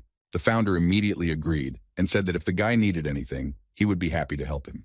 The guy replied that it was his fault too, but he only helped today, and they should be stronger next time. On that note, the guy bowed politely and quickly headed for the exit. The father wondered to his daughter what kind of strength this guy had if he had defeated a rank 5 warrior with just one light punch. Lu Shen returned home, and his mother rushed home worriedly asking why he was so late. After all, he had promised to return for dinner. The boy explained the situation of the attack and that he was protecting an old man, but he was fine. The mother rushed to check if her son was okay, and the father laughed merrily and said that her son was now a real warrior. The father also added that this is what it means to be a true warrior when you can come to the aid of the weak in time. The sister asked her brother in a whisper what kind of meat he was sending them, after which the father went on the mend and her strength increased. She even thought he might have stolen it, but Lu quickly reassured her by sweetly rubbing her cheek. His mother began to wonder how things were going at the training camp, and even said that if it was too hard for him there, he could always come home. The father said the woman didn't understand anything about it and let him stay out of it. He also said that he had believed in his son since childhood and always saw him as a winner, because now he would definitely become a hero and accomplish a great feat. Lu Shen was pleased to hear such a thing from his father, and he thanked him politely. At this moment, he decided that he had to become even stronger to protect everyone from the coming evil. Back in his room, the boy finally immersed himself in the world of the future. Another enraged zombie was running at him to attack, not yet aware of the guy's strength. Lu Shen made a huge hole in the monster with one blow, thus destroying it. He took away its energy power and thought about the fact that now even a rank 6 zombie master could destroy even a rank 6 zombie master with one blow. Finally, after a long time, Lu Shen was finally able to sneak into the very military center of the base that he had left for dessert. He immediately remembered the mighty zombie he saw in the beginning and wondered if he could defeat it this time, but he decided to look around first. Just as the guy was thinking about it, he saw the same monster on the tower. He was looking at him from the height with his powerful gaze, in which was hidden great power. At that very second, something like an explosion happened, blowing up the ground around Lu Shen. There was no way the guy expected to see this great zombie master in front of him right now.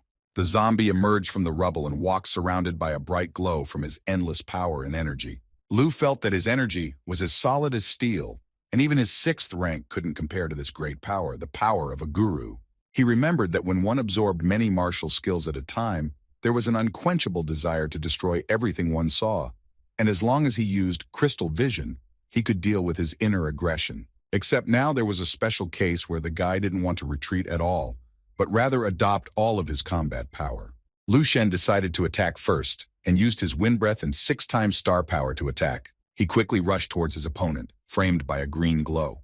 The guy even managed to land some kind of blow on the zombie guru, but it wasn't yet clear exactly how strong it was. At the moment of the blow, Lu Shen noticed the zombie's face, which was clearly saying that it wasn't enough. A second later, the guy was swept backwards with such force that he couldn't even stop right away.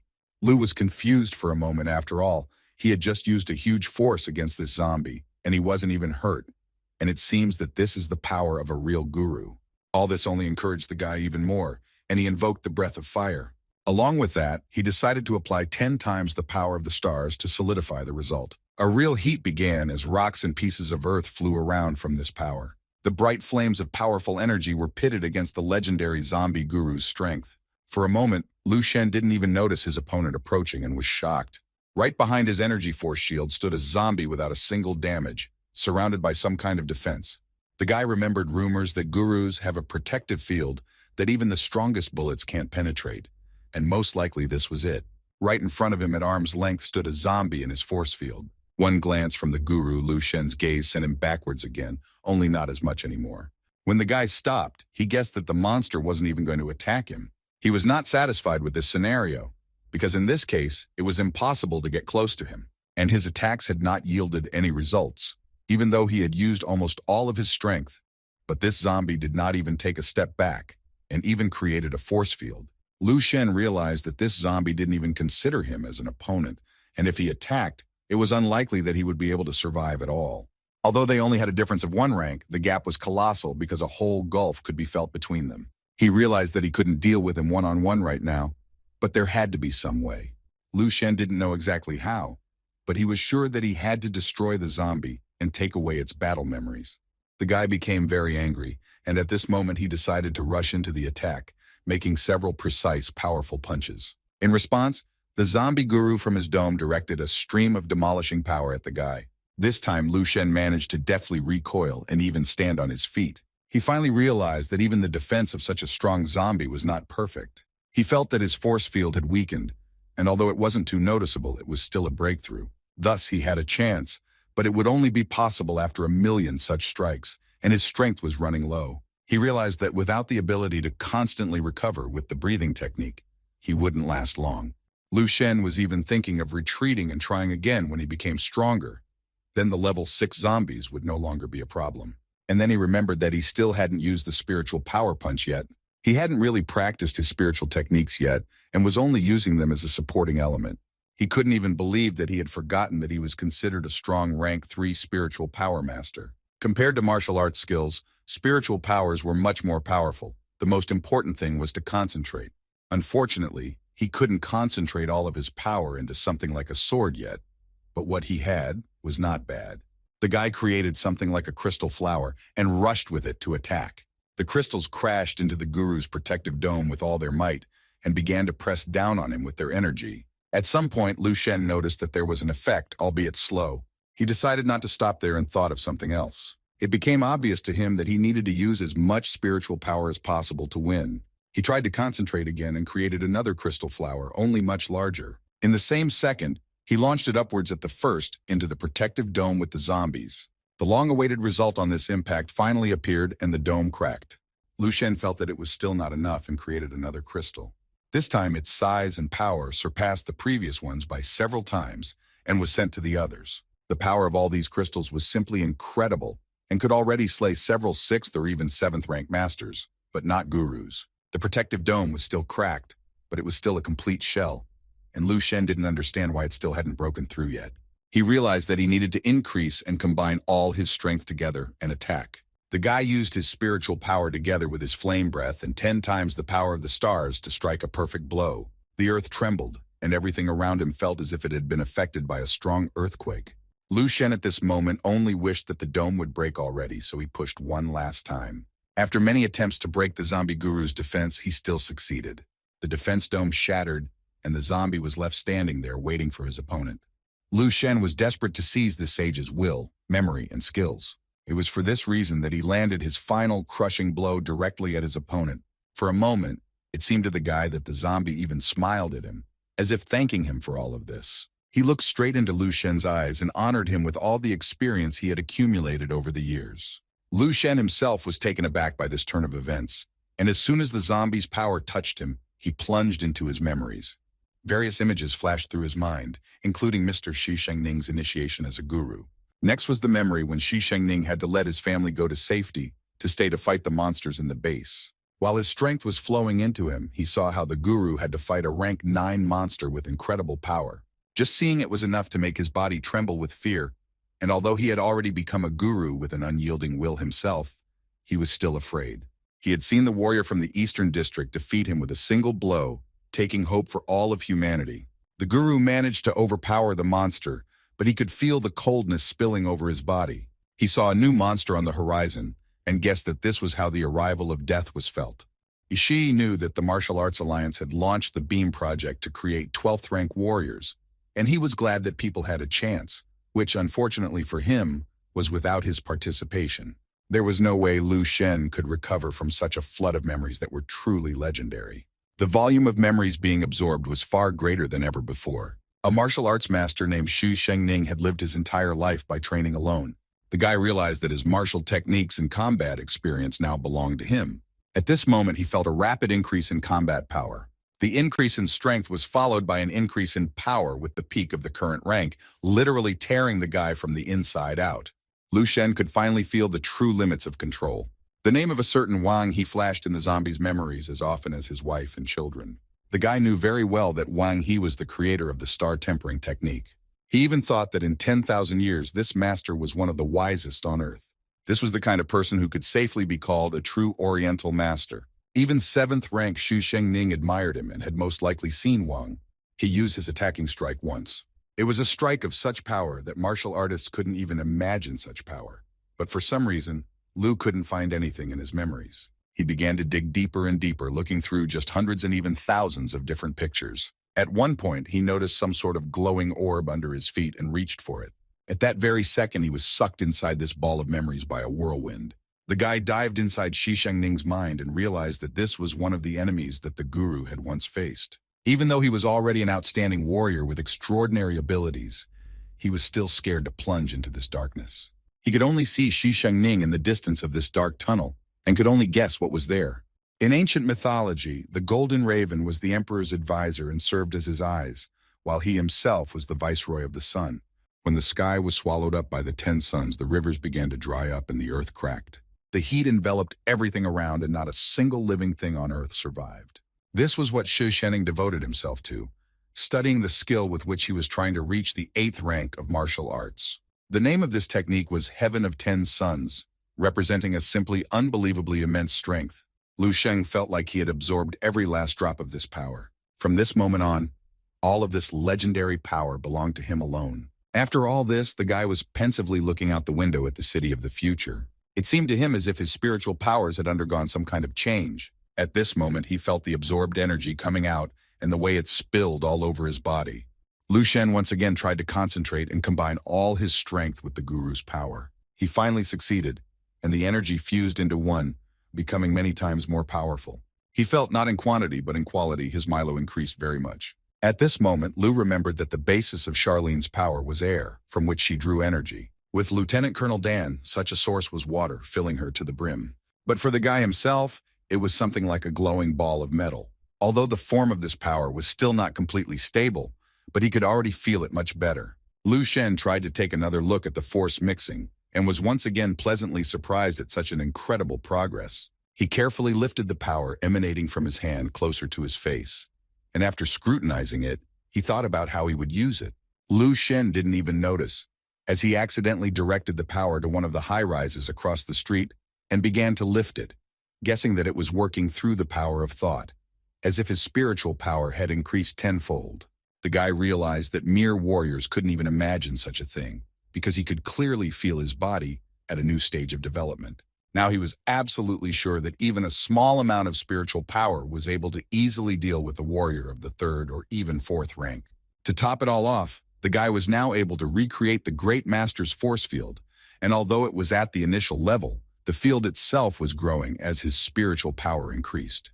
At this point, the thickness of his field was not even close to the field of that zombie, compared to which was just a plastic bag relative to the iron basket. Either way, Lu Shen was still less vulnerable with it, and thus better protected. He compared his new power to a small seed that would definitely grow one day. Not only would it become a tree, but it would fully embody his skill. Lu Shen remembered his meeting with Miss He and had already arrived at the banquet hall. He waited for the girl for a while and then wrote to her that he was already there and waiting for her, to which she replied that she was already rushing over. The guy realized that now he couldn't eat meat daily since he was no longer in the training camp, but his body needed energy. So it was time to contact the manufacturer with the serum. In the doorway of the banquet hall, Mrs. He stood panting, looking for Lu Shen with a glance. She was glad to finally meet him, and when she spotted him, she was surprised once again that this guy was really some student. Mrs. He was sure that this was only to her advantage, and she would be able to get as much benefit as possible for herself and her company from this. The girl walked over to the table, and the guy offered her a seat across from him while he ordered. He quickly leafed through the menu and reported how he had heard that the steaks at this establishment were delicious. Suddenly, Lu Shen shifted his gaze to the girl and asked if she was okay with their conversation over a meal, as he was very hungry. Mrs. He immediately agreed and smiled sweetly, even though she was only thinking about the fact that she couldn't eat. The guy called the waiter over and asked him to serve their best medium rare steaks in 40 servings, which should be enough. The lady was surprised at the 40 servings, but afterwards, she thought that with his skills, such an appetite was justified. In her mind, she quickly calculated how much a steak would cost for an idea, let alone 40, and although she realized that he could eat that much lightly, it would be too much to pay for such a large amount. Lu Shen looked away from the menu and asked if the girl would be ordering something for herself. She was a little indignant at this attitude, but she decided to introduce herself first. Before she could say a word, Lu threw a newspaper in her direction with a loud headline about her pharmaceutical company being on the verge of bankruptcy. Above was her short dossier. The guy started to say that her distant relative on her father's side had been apprenticed to a Jian apothecary, showing himself to be a talented warrior and an outstanding developer of elixirs and syrups, before becoming a fifth-ranked healer and founding an orphanage. Hu Lingsu clearly didn't like the fact that the guy knew such details about her and didn't even report it. But Lu Shen went on to say that in addition to the orphanage, he had also founded a chain of pharmacies in about 20 cities in Dongning province, and things were going very well in the beginning. After all the business was put into the hands of her father Hexi, the profits went down drastically. Madame sternly replied that Mr. Lu had spent a lot of time searching for information and even remembered every single detail. At this point, their conversation had to be interrupted as the guy was brought his 40 steaks. Lu Shen thanked the waiter and began to eat greedily, continuing to talk with the. He said that to top it all off, he knew that her mother had left Dongning province about 20 years ago and had never even met her daughter once in all those long years. The guy also said that he knew the reason for the collapse of their family business, aside from the problems already piled up and inept management, causing the girl to have an ambiguous reaction. While He Lingshu was boiling with anger, Lu Shen continued his story about their family's secrets. The fact was that her mother's family had been plotting against the apothecary for many years. Madam, he couldn't stand it and jumped up from her seat, shouting furiously that everything he just said had no basis, and all the statements were based on nothing. Lu Shen continued to calmly enjoy his lunch and replied that she herself could ask her father about it upon his return, feeling a burst of energy from the delicious meat. He Lingshu remembered that her mother had left him and her father when she was only 2 years old, and in all those years, she really never visited them once. She understood that there was something reasonable in the boy's words. After all, their apothecary had really fallen into disrepair after being taken over by her father, and her mother had left their home. In those dark times, they didn't even open the pharmacy, because the profits were practically non-existent. The girl realized that her father might not have made a very good manager, but it wasn't so bad that things had gotten so bad. While she was in her thoughts, Lu Shen interrupted her, asking if every project about cooperation had been canceled at the very last moment. The guy asked the girl not to judge him for dropping so deep about their family. She knew that the pharmacy was indeed on the cusp of closing down, and all the cooperation agreements were canceled. And on top of that, there were many other strange things going on, and maybe Lu Shen was right about the mother. But she only replied that she would consider his words, and now she wanted to move on to discussing their cooperation. Lu said that he would be in charge of providing the recipes and related advice, while the girl would be in charge of sales and production. As for the revenue directly, the guy demanded 90%. He Lingshu was shocked by such a statement, because that was practically everything. Lu Shen was not going to retract his words and confirmed everything. She quickly thought about something and said that not even 80%, but 70% was the maximum he could count on. Lu Shen decided to ask He Lingshu if she knew why he was asking for so much. He began to explain that firstly, it was to guarantee their cooperation, and secondly, helping her was a bit troublesome for him. Mrs. He didn't quite understand what he was talking about, and Lu clarified that her mother's family had caused them a lot of trouble, and the girl should have already guessed what exactly his help would be. He was determined to take revenge and restore the pharmacy to its former glory and respect. Lu Shen showed her his power and asked her to take a closer look at it. There was a ball of powerful force in front of He Lingshu, and she began to realize what it was. She jumped up and shouted that he was a spiritual master, thinking about the fact that in his 18, the boy had not only become an outstanding warrior of the city, but also a master of spiritual power. The girl clearly understood that this boy was not an ordinary warrior at all, and she could feel it perfectly. Leaving, Lu Shen said that she could have already guessed that he was not alone behind all this. The girl repeated his words, and the guys added that she would not only get his power, but also the power behind him. Lastly, he asked He Lingshu if she thought it was actually a great deal. The girl was left standing alone in the banquet hall, thinking about the fact that if the guy was right, she would still have to face her mother's family someday, although they had never once tried to go against them during these 20 years. But her mother's family kept making trouble, so perhaps it would be even better that Lu Shen would be on her side. She herself didn't fully understand why she was getting involved in this, but she agreed to his 90% condition. The girl felt that in that short period of their acquaintance, he had only shown his talent and intelligence, and Lu returned to her and handed her a flash drive that had the recipe for the vitality serum on it. He Lingshu replied that she hoped the guy would keep his promise after thinking about what would come out of their cooperation. He suggested that she contact the Healers Association to create a patent for the serum, and if there were any issues during production, she could safely turn to him, because about everything else, he trusted her completely and didn't worry. In addition, he would like to use her lab and asked her to write when possible, thanking her for her cooperation and farewell. When He Lingshu thought that Lu Shen was just an ordinary high school student who would be easy to get his teeth into, but how could it not be so? She felt as if she was negotiating with the businessmen, not even noticing when they switched to you. At that moment, a waitress came up to the girl and asked for permission to count her out for everything. She was a little shocked that the guy actually ate everything and didn't pay for himself, but it didn't matter anymore, so she just inquired how much she owed. The waitress informed her that for 90 of their best steaks, including the $200 discount, it came out to $115,000 exactly. He Lingshu was not only shocked, but also furious, because she didn't understand where the 90 figure came from if the guy only ate 40 plates. The waitress explained that the guy ate 40 portions and asked to take 50 with him to treat his family at home, and asked whether the girl would pay by cash or card. He Lingshu almost tearfully pulled out her credit card and paid for everything. Meanwhile, Lu Shen was already home, where his mom met him at the entrance with a pile of boxes and asked him what it was. The guy told her that they were top-quality steaks that she could cook in the evening, to which the mother was horrified that her son had spent a fortune on all those boxes. Lu Shen reassured the mother by saying that he hadn't spent it all, and everything was paid for by his new acquaintance who invited him to the restaurant. And although he insisted on splitting the bill, she decided to close the account herself. His mother believed him and asked him not to do it again, because it's one thing to be treated at a restaurant and another to take something with him, and informed him that his teacher Jun from school had come to visit, and they had a little chat, finding out that he was a very caring teacher. Lu immediately remembers the combat instructor from school and decided to go there tomorrow, since he hadn't been there in a while. The very next day, the guy kept his word and headed to Baihe High School. Combat instructor Zhang was sitting in his office and heard someone knocking loudly. He let himself in, not even realizing what surprise awaited him there. The doors opened and Lu Shen stood on the threshold, surprising the teacher very much. He had some wood in his hands and he politely greeted the combat instructor, clarifying that they hadn't seen each other for a long time. He handed the teacher the tree and said that he had broken his bonsai last time, so he bought him a new one. The teacher was a little confused out of surprise, but thanked the guy and said that it had been a while and they really hadn't seen each other in a while. He scrutinized the guy and said that he looked completely different from the last time they had seen each other. The martial instructor realized that they were still standing on the threshold and quickly invited the guy to come inside his office. Teacher Jun smoked and said that the school year was about to end, and he generally thought that he would only see the guy on TV by now.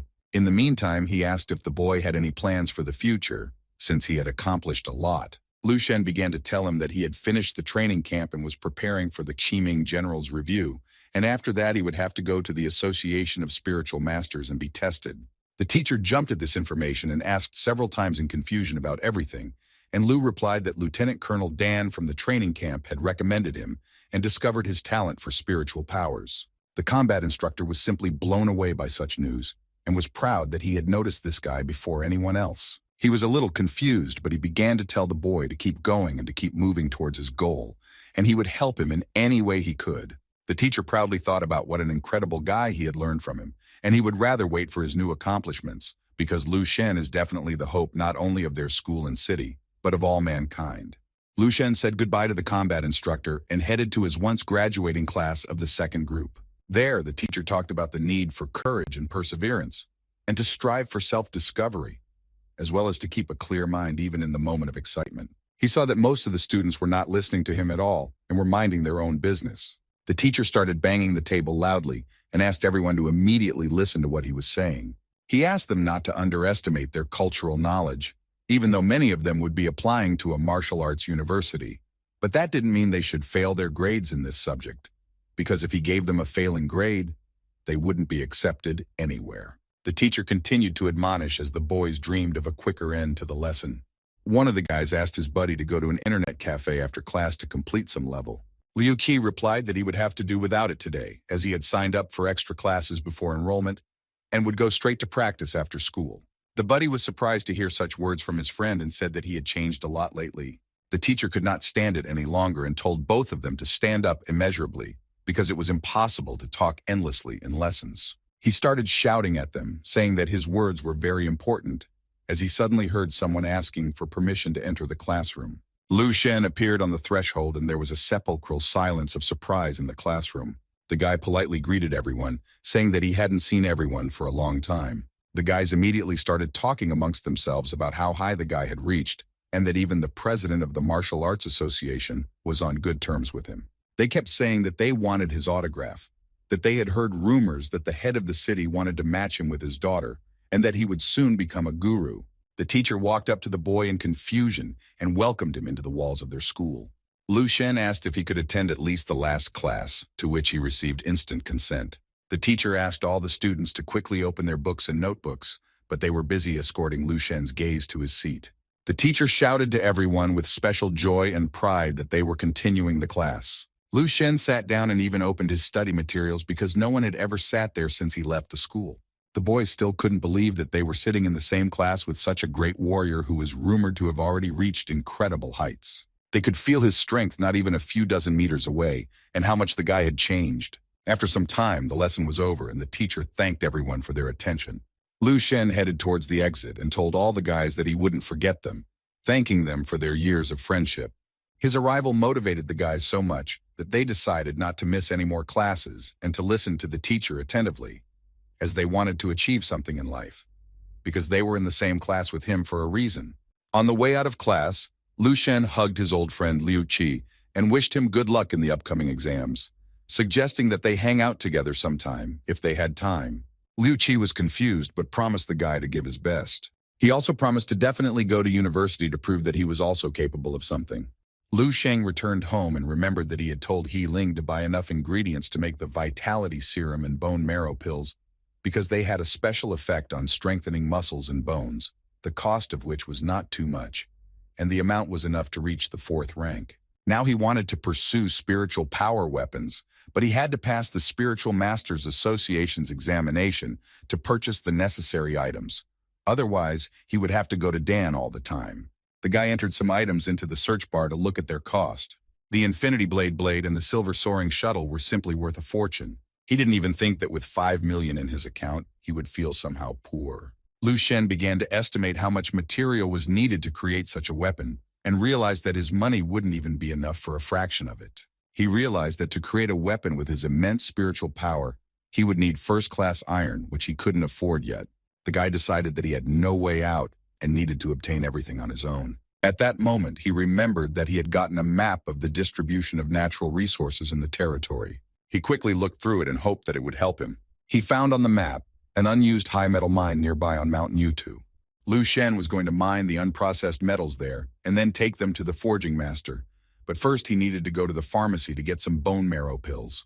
About a week later, Hailinsu was in her lab waiting for the guy to arrive. He was late as usual, and the girl was starting to get angry, deciding to text him. She didn't have to do that as Lu Shen quickly ran inside apologizing for being late. The guy was a little late, but he hoped she had already prepared everything. He Lingshu replied that she had done as he asked and had already laid out everything. Lu Shen quickly glanced at the table of materials and wondered how much she had paid for it. He scrutinized some of the materials and was satisfied with their select quality, asking the girl to enter the amount spent into the expense report. He had everything, so all that was left was to start, and he asked the girl to leave the lab. She was walking out, and all she could think about was that she had spent over 1 million on him already, and they hadn't even started selling the Life Force serum yet, and hadn't made a penny. Closing the doors, the girl became interested in what the guy was working on now. 3 hours later, the guy walked into her office and informed her that he had finished his work. He also added that he was leaving town for 2 days and asked her not to worry, as he would soon provide the startup capital to launch the sales of the serum. Lu Shen noticed her strange expression and said that she was very funny. The girl gave him a glance and thought about everything that had happened today. She quickly went to the lab, hoping to learn at least something about the guy's new recipe.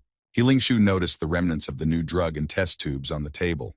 Although she didn't know exactly what was hiding in there, she felt that it was something incredibly powerful, because even the ingredients here were completely different. For some reason, she had the feeling that the guy had a bunch more novelties lurking in his backpack. At this moment, Ma Fei rushed over to her and informed her that he had done as she had told him to do. He tried to look behind Lu Shen, but he couldn't see anything because the system crashed and only recovered after the guy left. She felt embarrassed that she had tried to look behind the spiritual power master himself, which of course she had failed to do. The girl took another close look at the new serum and seemed to realize something. She threw it down and decided that she would just trust him, for there was nothing else to do. The new serum lay in the trash, and she realized that the guy was the only hope for the revival of the He family.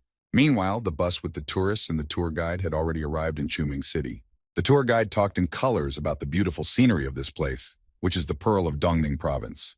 She went on to say that they would learn a lot of new things and taste the city's exquisite dishes and enjoy the mountainous nature. They will also have the opportunity to buy handmade gifts and many other things, to which the tourists already wanted to leave the bus as soon as possible and eat somewhere. Upon hearing the outrage, the tour guide stated that their tour company was the best and would not let their money go to waste. In the evening, they would have to stay at a guest house where everything was set up for a good stay. Lu Shen thought about the amount of pills he was able to prepare and how he hoped he could find a large amount of materials. While he was pondering, someone's bright yellow ball flew to his feet. A little girl immediately ran over to it and started to retrieve it from under the seat. She saw Lu Shen and asked if the uncle could play with her. The girl's mom came over to the girl and told her that there was no need to disturb people, and it was time for her to go back to her seat. The girl's mother apologized to Lu Sheng for disturbing her, but he replied that it was fine. Suddenly, he saw where the mother and child sat down and froze in surprise. The father of the family had a great spiritual energy that could be felt very well. He even liked what he felt, and the kid smiled. This energy meant that he wasn't the only master of spiritual powers in this place. One of the girls on the tourist bus was complaining about the intense heat and boredom and regretted going here at all. Her friend was more calm and replied that she wanted to come here on her own. The girl named Dan was angry at her friend because she had only come here because she was going through an unhappy love affair. The friend's name was Mani, and she began to quickly thank her friend for being the best person in the world. Meanwhile, a little girl was playing ball at the other end of the bus. Oddly enough, it was Lu Shen who was playing ball with Lu Shen, who had volunteered to play. Dan heard some noise behind her and turned around, opening her mouth in surprise. Lu Shen made a throw to the girl, who casually threw it to the other side. The ball was happily caught by Dan and shouted that she would quickly help them now. She immediately threw the ball back into Lu Shen's hands, who deftly caught it. The guy looked her straight in the eyes and thanked her politely, noticing the embarrassment on the girl's face. Manny noticed it too and didn't miss the opportunity to tease her friend. They finally got off the bus and began to look around the neighborhood with beautiful views, where there was supposed to be a gorgeous waterfall nearby. Dan replied to her friend, looking at the map, that the most gorgeous views so far were here, and looked at Lu Shen. The little girl ran up to the guy and asked if he could play with her tomorrow. Lu Shen promised to play with her. If he had time, that was the deal. Dan approached the girl and asked if she could play with them tomorrow too. The girl replied that she didn't like her and wanted to play with the handsome uncle herself. Her mom called the girl to come with her, as she and her dad had to get ready. The girl said goodbye to Lu Shen, hoping that they would still see each other tomorrow. Dan waved to the girl and said that she didn't really feel like playing with her. Lu Shen asked the girl to ignore it because she was just a kid, to which Dan asked if she could add him as a friend. The guy, of course, agreed, which made Dan melt and called her friend over to them. All three of them quickly pulled out their phones and began exchanging contacts, successfully adding each other. Dan looked at the phone enigmatically and informed her that he had a very pretty name. Lastly, she shouted to him that she would see him again, calling Lu Shen a handsome man. The girl asked her friend not to add the guy to her friends, as she wanted to talk to him herself. Lu Shen was thinking about how he met a second-rank spiritual master on the bus. He immediately realized from the girls that they were second-rank warriors. The most interesting thing was that the little girl's father probably hadn't declassified his abilities. After he had advanced to the guru level, his ability to conceal his powers had increased, so no one would know what strength he possessed unless he wished it, and there were probably no warriors stronger than him in the area. In any case, he didn't care about the other warriors who had come here. No one was to get in his way, or they would be killed. At the same time, an expensive white limousine was speeding along the expressway. In it sat an important man with an assistant, and another unknown man bowed at his feet. The important man asked his subordinate if he had determined Tang Maolin's location. The subordinate replied that the man was in the Newtu Mountains, where he had probably decided to take refuge with his wife and daughter. The man realized that Tang Maolin was not stupid because if they got far into the mountains, they would not be able to reach them. The subordinate asked the boss not to worry because he had done everything to apprehend the man in time. The man replied that they shouldn't rush into action even though they are a rank 4 warrior. In fact, he wanted to deal with the man himself, and besides, these guys were a match for the spiritual master. The man knew that if he didn't get rid of the man himself, the others would think that he was incapable of doing anything. After reflection, he turned to the assistant with his glass and held it out to her. The seemingly very unhappy girl obeyed all the man's orders without a word. In the same instant, spiritual power for the boss poured out of her eyes, nose, and mouth. He set his glass down and filled it to the brim every time it was finished. What he liked most was the flavor of this power, infused with 28-year-old energy. The man found the taste indescribable and the flavor quite memorable. He took a photo in his hand that was taken not long ago and said that Tang Maolin had made a big mistake when he brought his daughter and wife here. The photo in his hand showed Tang Maolin's happy, cheerful family that this scoundrel was going to destroy. Tang Maolin's family finally made it to the appointed place, and the girl rushed happily running around the room. Her mother laughed, but warned her daughter not to run around so much to avoid hitting herself. Her father applied his powers and with her help did a scan of the room. Hundreds of small cells of energy appeared throughout the room, checking every wall of the building. The father reported that nothing suspicious was found, and the mother was sure he was being overly cautious. The girl's mother hoped that no matter how powerful their enemies were, they wouldn't be able to find them here. The man replied to her that since they were with him, they should be prudent. He quizzed her not to forget that they were fighting for survival, and their enemies' thirst together was so great that the consequences could be irreversible. The man immediately pictured this important man in front of him who was after him. He hoped that this time he was able to escape and they could take refuge for at least a year. But if not, they would have to team up with her father. They wanted to believe that they would find common ground with him, since it had been a long time since they had seen each other. The man knew that his father-in-law was quite strong, as he was a rank 2 spiritual master. He might even reach the 3rd rank soon, and he would probably be fine. The man said that he would never let anyone harm his family in his life. While the parents were hugging each other and cheering each other up, the girl saw something through the window. Lu Shen also arrived on the scene and used his spiritual power to scan the area. It was important for him to check every corner and alleyway to make sure that no one would interfere with him here. The spiritual power was so great that it could scan both the area and the people in it at the same time. The guy didn't detect anything suspicious, except for one guy who was definitely not after him. Lu Shen took out his stock of pills from his backpack and quickly took one of them. He drank it because he felt that thanks to the bone marrow pills, progress was moving at double speed.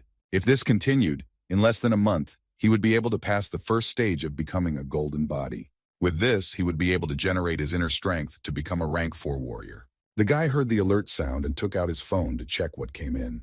It was his mom, who was worried about her son and advised him to dress warmer in case of unpredictable weather. This both humbled and made Lu Sheng laugh, as he no longer thought of himself as a little kid. The next messages were his sister informing him of Yang Yuan's return to school, and that the girl would like to take a walk with him. Ching'e was at home and giggled cutely while texting her brother, something that hadn't happened in a while. She sent him a funny emoji with a gun and asked him to confess everything quickly. Lu Shen also decided to guffaw and started texting her funny texts about minding her own business and thinking about martial arts. He also reminded her to take the elixir left for her, which was supposed to increase her strength upon his arrival. After finishing writing the messages, the guy put his phone away and sat down to rest. Lu Shen made himself comfortable on the bed and gathered himself to look at the results of his recent training. He could instantly do incredible tricks, noting to himself that it was quite good after learning the 10 Suns technique. Lu Shen could create a small defense around himself and attack a bunch of zombies at the same time. A very important factor in all of this was acquiring the memories of the destroyed zombie guru. The guy felt almost unstoppable now, which was very evident in his martial arts technique. A single powerful blast would kill dozens of monsters, giving Lu Shen all their energy at once. For those who could withstand such a powerful blast, the guy always had his other techniques in reserve. Lu Shen was creating crystal flowers and destroying everyone else in one move. At one point, through all his strength, he stopped and looked at something intently. For a moment, he thought there was something in the distance, but he couldn't see exactly what it was. After coming a little closer, the guy felt a strong flow of energy force. Towards Lu Shen from the shelter, someone was leisurely walking towards him and raising his strength with his energy. Lu Shen took a closer look and saw a girl who was no longer human. The zombie was dressed in armor and looked like the strongest of warriors, with a powerful force emanating from her. She was clearly stronger than the rest of the ordinary monsters, and apart from the armor and incredible power that could be felt even from a distance, she could control other people's energy. Lu Shen, looking at all of this, quickly guessed that it was another guru-level zombie. For him to encounter another such powerful monster here was sudden and surprising. But before he could think about it, the zombie disappeared. Not even a trace of it was left in its place, just mountains of snow and no reminder of it. Suddenly, danger warning signs appeared on the place from nowhere, repeating one after another. The guy felt a strong influence of spiritual power and didn't immediately realize what it all meant. At this moment, the zombie guru reappeared in the snow swirl, raising a violent storm and blizzard. Lu Shen knew that this meant the beginning of an attack from her side, and this was her way of showing off her skills. At some point, it was as if the guy's body had turned into an ice block and was split in half. This was one of the powerful invisible zombie guru attacks that destroyed Lu Shen in the future world. He woke up and screamed in agony how much pain he was in, and that this was just some kind of test of strength. His body was shaking and trembling, and it felt like he had really died for a moment, even though he had just returned from the future world to his reality.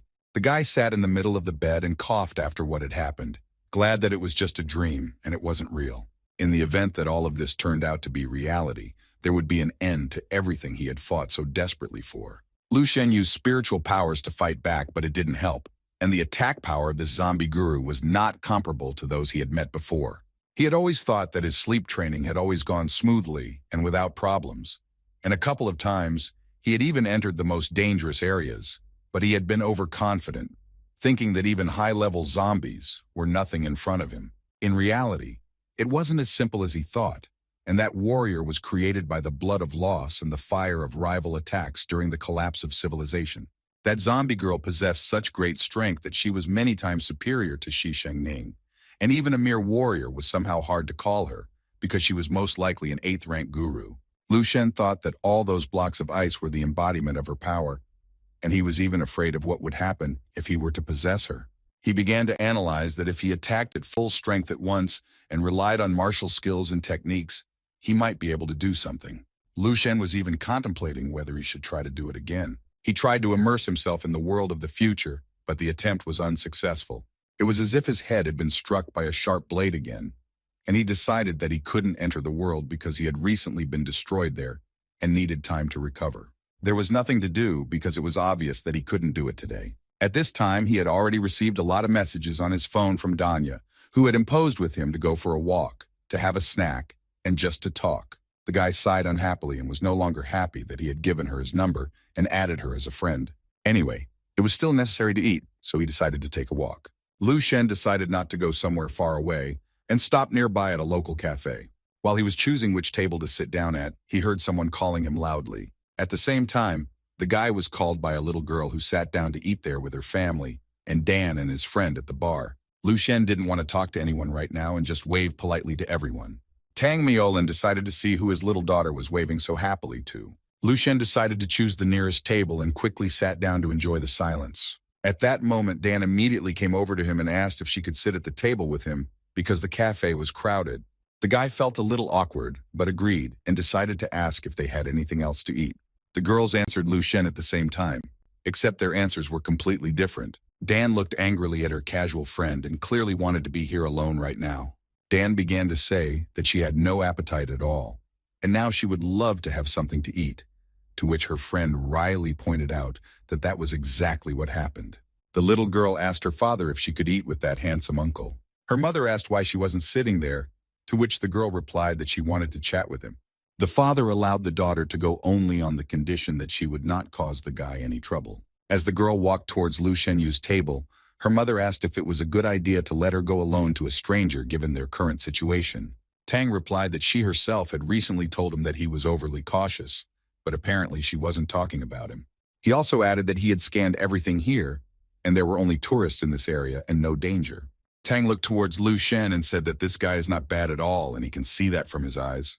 The man also concluded that the boy looked tired and could barely move, which meant that his strength was somewhere around average, and he had just come to learn martial arts. The two girls sitting next to him were second-ranked, which was commendable at their age, but they were also no threat. Therefore, within Tang Maolin's line of sight, no one threatened them, and everything was quite quiet and peaceful. Mom finally exhaled and said that they could not worry now. Lu Shen was just about to be brought a huge order, something that not everyone was used to yet, and was surprised at such a large number of portions for one person. The guy replied that he had a beastly appetite and ordered a nice dessert for the girl. He offered her a bet to see who could eat all of their food the fastest. The girl immediately agreed and started taking bites little by little, while Lu Shen was shoveling huge amounts of food into her mouth at once. Maney, looking at all of this, thought that only people from average families who had not yet obtained official warrior status ate so much. Ordinary warriors rely on tonic products to replenish their energy reserves, while those who can't afford them yet choose top-quality foods like Lu Shen did now. The girl looked at him and visualized the game character Mario slowly making his way through the levels, reaching his goal. In contrast, Dan looked at it all with loving eyes and marveled at such an appetite. Manny asked her friend in a whisper if she really liked this guy. Without hesitation, Danya said yes and asked why it wasn't obvious to her yet. Mani said that he was just a high school student from a poor family, younger than them, and probably not a warrior because his strength was unstable and not always felt, while Dan was the best student of Dongning Martial Arts University with the second rank. Dan didn't listen to her friend and said that age is not a barrier at all, and this trip was destined by fate for her to meet him. Manny started to get angry and said that it was a complete nonsense because after the trip, only a long-distance relationship awaits them, and she is graduating soon at all. She also said that love is not a passing fancy, but feelings formed after going through life's trials, and as her strength increases, the gap between them will widen. Tribute saw no problem in all this, and replied that she was willing to give everything to him herself, including teaching him. She also had an answer in case the boy didn't want to become a warrior, so she would live a normal life with him because the benefit would be the lack of daily training. The last and most important argument was that he had already taken the first place in her heart without all these explanations. She somehow truly believed that he had a great future ahead of him. Manny was shocked by such a statement and didn't understand how a friend could throw away years of training for some brat. She pointed at the boy and asked again what Dan could see in him. Dan replied that her friend had too many questions and she would answer them when she got at least a little closer to the guy. In fact, with the help of his great power, Lu Shen could hear the entire conversation between the girls. It was not just awkward for him, but it was too much for him to stay here for even a second longer. He didn't even notice when he said it was too much, and the girl asked what that meant. Lu Shen decided not to go into details and replied that they were just very pretty girls. As the girls walked past them, the girl pointed her finger at them and cheerfully shouted that these girls were even very overdone. Lu Shen awkwardly nodded and smiled, wishing he could leave this place as soon as possible. The little girl didn't stop and continued to cheerfully shout that these ants were too much. Finally, that horrible day ended and a new one began, where a bus was already standing by and collecting everyone further into the journey. The driver was missing a family and a few others, and it was about to depart. Someone answered that they weren't even in their room in the morning, so the tour guide decided to try to reach them. The driver noticed that another young guy who was playing ball with the girl was missing. The tour guide got worried and said she would call the police and emergency services right away. Dan thought it was strange that neither the family nor Lu Shen was here, and her friend said that the father of the family was an unusual person, so in that case she wouldn't worry, but she couldn't say that about the boy. Dan replied that it didn't matter who they were because the tour guide was so excited that the trip might be canceled. Dan realized that she didn't want to waste time and ran to find Lu Shen herself. Lu Shen was warming up in the forest and felt that after a little rest, the pain from the fight in the dream world had already subsided. The guy was running so fast that it was even impossible to count the trees as he ran. He finally stopped because he had arrived at his destination for the necessary material. With his strength, he was able to lift a huge layer of earth high into the sky. Next, he completely worked this piece of earth with his spiritual energy to extract the material. The very secret metal he needed was sprinkled into his hand. Lu Shen decided to immediately transform it on the spot and added some spiritual power to it. After the metal was infused with spiritual power, he could change the shape to any shape he wished. He transformed the metal into a rope, which he estimated should have weighed about 5 kilograms. But in fact, it was only a small handful of the desired metal. In order to create a really good spiritual weapon, much more needed to be melted down. In any case, he was happy about that as well, and decided to take these 5 kilograms to begin with. The guy looked deep into the mine and realized that it was too small for his needs. Lu Shen had personally excavated about 70% of it, and if one were to send people here, it could be handled in about a week. Another issue was how to transport it all, because this way, he would definitely attract attention. He actually thought that he would dig a little and stop, but as he started, he was so drawn in that he decided to just dump it all back and leave it until he found someone to help him. Lu Shen left all the mined metal in one place and gave it a good burial. He remembered that there was a village nearby where help could be found. Most likely this village was inhabited by simpletons and would not ask much for work. Just in case he was tricked by someone, he always had a backup. The option was always the same, to pay the scoundrels in full. In fact, it all seemed to him more and more tedious because he had to make a deal with someone else. He walked to the cliff edge and looked closely to see which way the village was. Lu Shen wanted to learn how to talk instead of solving things by force, so he needed to temper his ardor and try to negotiate. Manny and Dan had already gone deep into the forest, but they hadn't found anyone, and her friend wanted to go back. Suddenly, Manny noticed something up ahead and yelled for Dane to stop. Danya walked over and spotted a ball in the grass to the little girl whose family was reported missing. As soon as Dan reached for the ball, she felt a powerful web braiding her arms and she couldn't move at all. At that moment, both girls were seized by the web and entangled in its webs. A little earlier in the village, someone was running down the street and shouting appeals to the village headman. The guy ran to the old man and started shouting that she had finally returned with her family. The village headman named Xianlin was no longer young but was still running the village. At this moment, a little girl ran to him and shouted how much she missed her grandfather. Xianlin couldn't believe his eyes, for he hadn't seen his granddaughter or daughter in a long time. The little girl hugged her grandfather and began to ask how he was doing here. His daughter and her husband Tang Maolin came out next to meet the headman, saying that they had returned. From the doorway of the house, the other sons of the headman greeted the guests and inquired why they had come. The headman addressed the sons, calling them obnoxious, and said that his daughter could come to see them without a wire and they should go hunting. One of the brothers threw the girl on his shoulder and suggested that they go game fishing. The headman lit a pipe and said it was a good time to tell what had happened. The girl didn't know where to begin and looked at her husband in confusion. Tang Maolin began to tell what had happened to them and why they were really here. The headman was not happy to hear that Tang had crossed the path of a third-rank spiritual master. He went on to say that he wasn't wrong about Tang Maolin because ever since he took his daughter Manhwa away, he had only been waiting for such an occasion. Manhwa rushed to beg her father to help not only her husband, but her too, for he was now her family. Tang Maolin hoped that his father-in-law would help him, as he himself had long been a third-rank spiritual master. The old man replied that he hadn't practiced for a long time because his old wounds had opened up, so he could only stop their enemies for a while so that he and his granddaughter could escape. The girl was shocked by such words and worried about her father, and Thane had no idea who he could ask for help from. The headman looked at his son-in-law sternly and said that he should go to the police immediately. He reminded them that they all lived in a land of laws and orders, and the spiritual master had no right to destroy anyone he saw fit. Tang Maolin knew that no police would help them, and he regretted that they had come here at all. At this moment, their conversation was interrupted by a boy who shouted loudly that something was wrong. Everyone quickly looked back at the boy and became very tense after hearing that they had a stranger in their village. At this time, Lu Shenyu had found the village on the map and was climbing up the long stairs to it. He checked the map once more to make sure he had definitely come to the right place. Suddenly, a dagger flew past him into the tree behind him, clearly drawing attention to its owner. The local guy stood with another blade, asking who he was and how he found this place. At that moment, a girl looked out of the bushes and started shouting that it was that handsome uncle. She immediately rushed into Lu Shen's arms and started asking if he had come to her specifically to play ball with them. The headman and the girl's parents had already run outside the village gates, and Manhwa was relieved that it was just a familiar kid. Tang asked how the kid got here, to which Lu replied that he was traveling with a group and got lost, asking in return what they were doing here. The girl immediately told the guy that her grandfather lived here, and it was more convenient to get here with the group, and the headman said he liked the kid and could stay here. The kid walked up to Lu Shen and apologized for the incident, as they are always wary if town people come. While they were all walking back to the village, someone on the way started offering to buy Lu Shen some locally made items for Lu Shen. Lu Shen immediately realized that it was hard to call this village ordinary because there was more than one spiritual master here. He felt that the spiritual masters, along with Tan, were also an old man and his son. The boy sadly thought that if they had such power, they would definitely know the value of that metal, and it was already rude to subjugate them.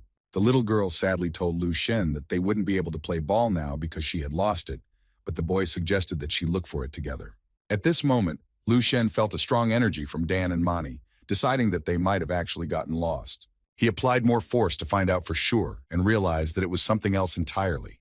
Lu Shen felt someone's tremendous strength behind him and heard the girl yell out that her ball was there. Someone threw the ball towards the headman and his family and said that the guy tried to run far away into the forest but failed. Here, Danya and Mani had already appeared as well, finding themselves in the role of hostages. The girls were tied up by a subordinate of that most important person named Xing Qin, who went on to say how much effort he had spent to find Tang Maolin. The headman asked if it was the same enemy who was looking for him, for he was wrong about him. In fact, this guy is not just a third-rank spiritual master, but is also at the peak. The old man shouted to Tan to grab his wife, daughter, and the others, and run away from here as soon as possible. He activated his power that he hadn't used in a long time and tried to destroy the influence of Xing Qin's power. Xing Qin noticed the guy and his family trying to escape, and he just couldn't let that happen. He walked towards him and talked about how if he was up to something, he could forget about it, even if he decided to rely on the old man. Xing Qin looked at the old man and said that it was a shame to even call such a weak master a spiritual master. He summoned his mighty power and said that right now, he would massacre everyone one by one, and they would all feel true suffering. Tang Maolin called out to Xing Qin and shouted that this still needed to be tested, but for now he would show them suffering himself. The man summoned all his strength and tried his best to focus on their exact direction. Tang produced 100 iron balls and directed it towards Xing Qin at full speed. Xing Qin himself did not take a step back and calmly awaited his opponent's attack. He waited for the balls to reach the closest distance and used his power. His powerful web activated and shattered all the iron balls into small pieces in one easy movement. Tang Maolin couldn't believe how Xing Qin could handle so many iron balls so easily. Xing Qin laughed and wondered if he really thought he could attack him with such a worthless weapon. None of this was good against a spiritual master like Xing Qin, which was why he was about to show what true strength was. In that very second, the entire family of the village headman was entangled intentionally in a mighty web. Tang Maolin heard the cries of the others and asked Xing Qin not to touch his wife and daughter, but to take only him, because they were after him, and he would voluntarily go with them. Xing Qin laughed very much, for even before he died, he had the courage to be so brave and ask him for something. The spiritual web was being squeezed tighter and tighter around the neck of the headman and Tang Maolin each time, depriving them of the ability to not only free themselves, but also to breathe normally. Xing Qin revealed that in the beginning, his plan was to finish off the two girls, pointing at Dan and Mani and blame it all on Tang Maolin. He went on to say that he didn't even think that he could find such a glorious place in the mountains, so he wouldn't have to rush his actions. By his actions, Xing Qin meant brutally massacring the enemy in small pieces. He also asked the man not to worry, for he would leave his incomparable daughter for last. Thane noticed that this scoundrel was able to squeeze all the energy out of people with his technique. He was terribly angry and wanted to say something else, but he couldn't because the web squeezed his neck even tighter. Xing Qin contentedly replied that it was exactly as he had just said. Dan thought sadly that it was over after all. This was a third-rank spiritual master at the peak, and perhaps she was destined to die here, even though she didn't want to come here. She looked at everyone around her and realized that they were all doomed to perish here. The next moment, she looked sadly at the guy who was also caught in the web. She was sad that her dreams were not destined to come true. The girl even decided that they were only destined to be together in another life. Xing Qin commanded his thug to drag the girl here, and he threw the girls on the ground. The two guys went to follow their boss's orders and headed towards the defenseless little girl. The little girl looked at the huge guys in horror and didn't know what was in store for her. At this moment, the spider threads broke through, releasing the girl and someone else. Xing Qin experienced in the moment horror, fright, and annoyance that someone dared to do such a thing to his web. Right in front of this vile type, Lu Shen stood in front of him and held his torn threads in his hands. The girl immediately rushed to the guy and told him that she was free and could move, so she asked him to save her parents. Xing Qin noticed whose hands it was and shouted to immediately grab the girl and after him. But this was not destined to happen, as Lu Shen even effortlessly protected the little girl. With one light punch, he threw the two thugs far back at once, not giving the little girl any offense. Xing Qin felt the guy's strength at this moment and realized that the guy in front of him was most likely a rank 5 warrior. He took a closer look at the guy and traced his unsteady breathing and tired appearance, coming to another conclusion. His opponent had decided that he was definitely not a rank 5 warrior, which meant he couldn't compete with him, but how the kid had managed to break his strings was still an open question. He asked Tang Maolin if this boy was his main associate, taking the man by surprise. Xing Qin said that without proper defense, Lu Shen was still a weak boy with a drop of strength, so these spider threads would quickly shred him, and he would be happy to listen to his screams. Lu Shen had already prepared his defense in case of attack and attack for a response, and asked the scoundrel to attack. Xing Qin was angered by this guy's tone, and without negotiating anymore, he launched his full power at him. A huge spiritual spider was looming over Lu Shen with the girl in his arms about to destroy them. The guy, as usual, waited for the minimum distance between them and started attacking.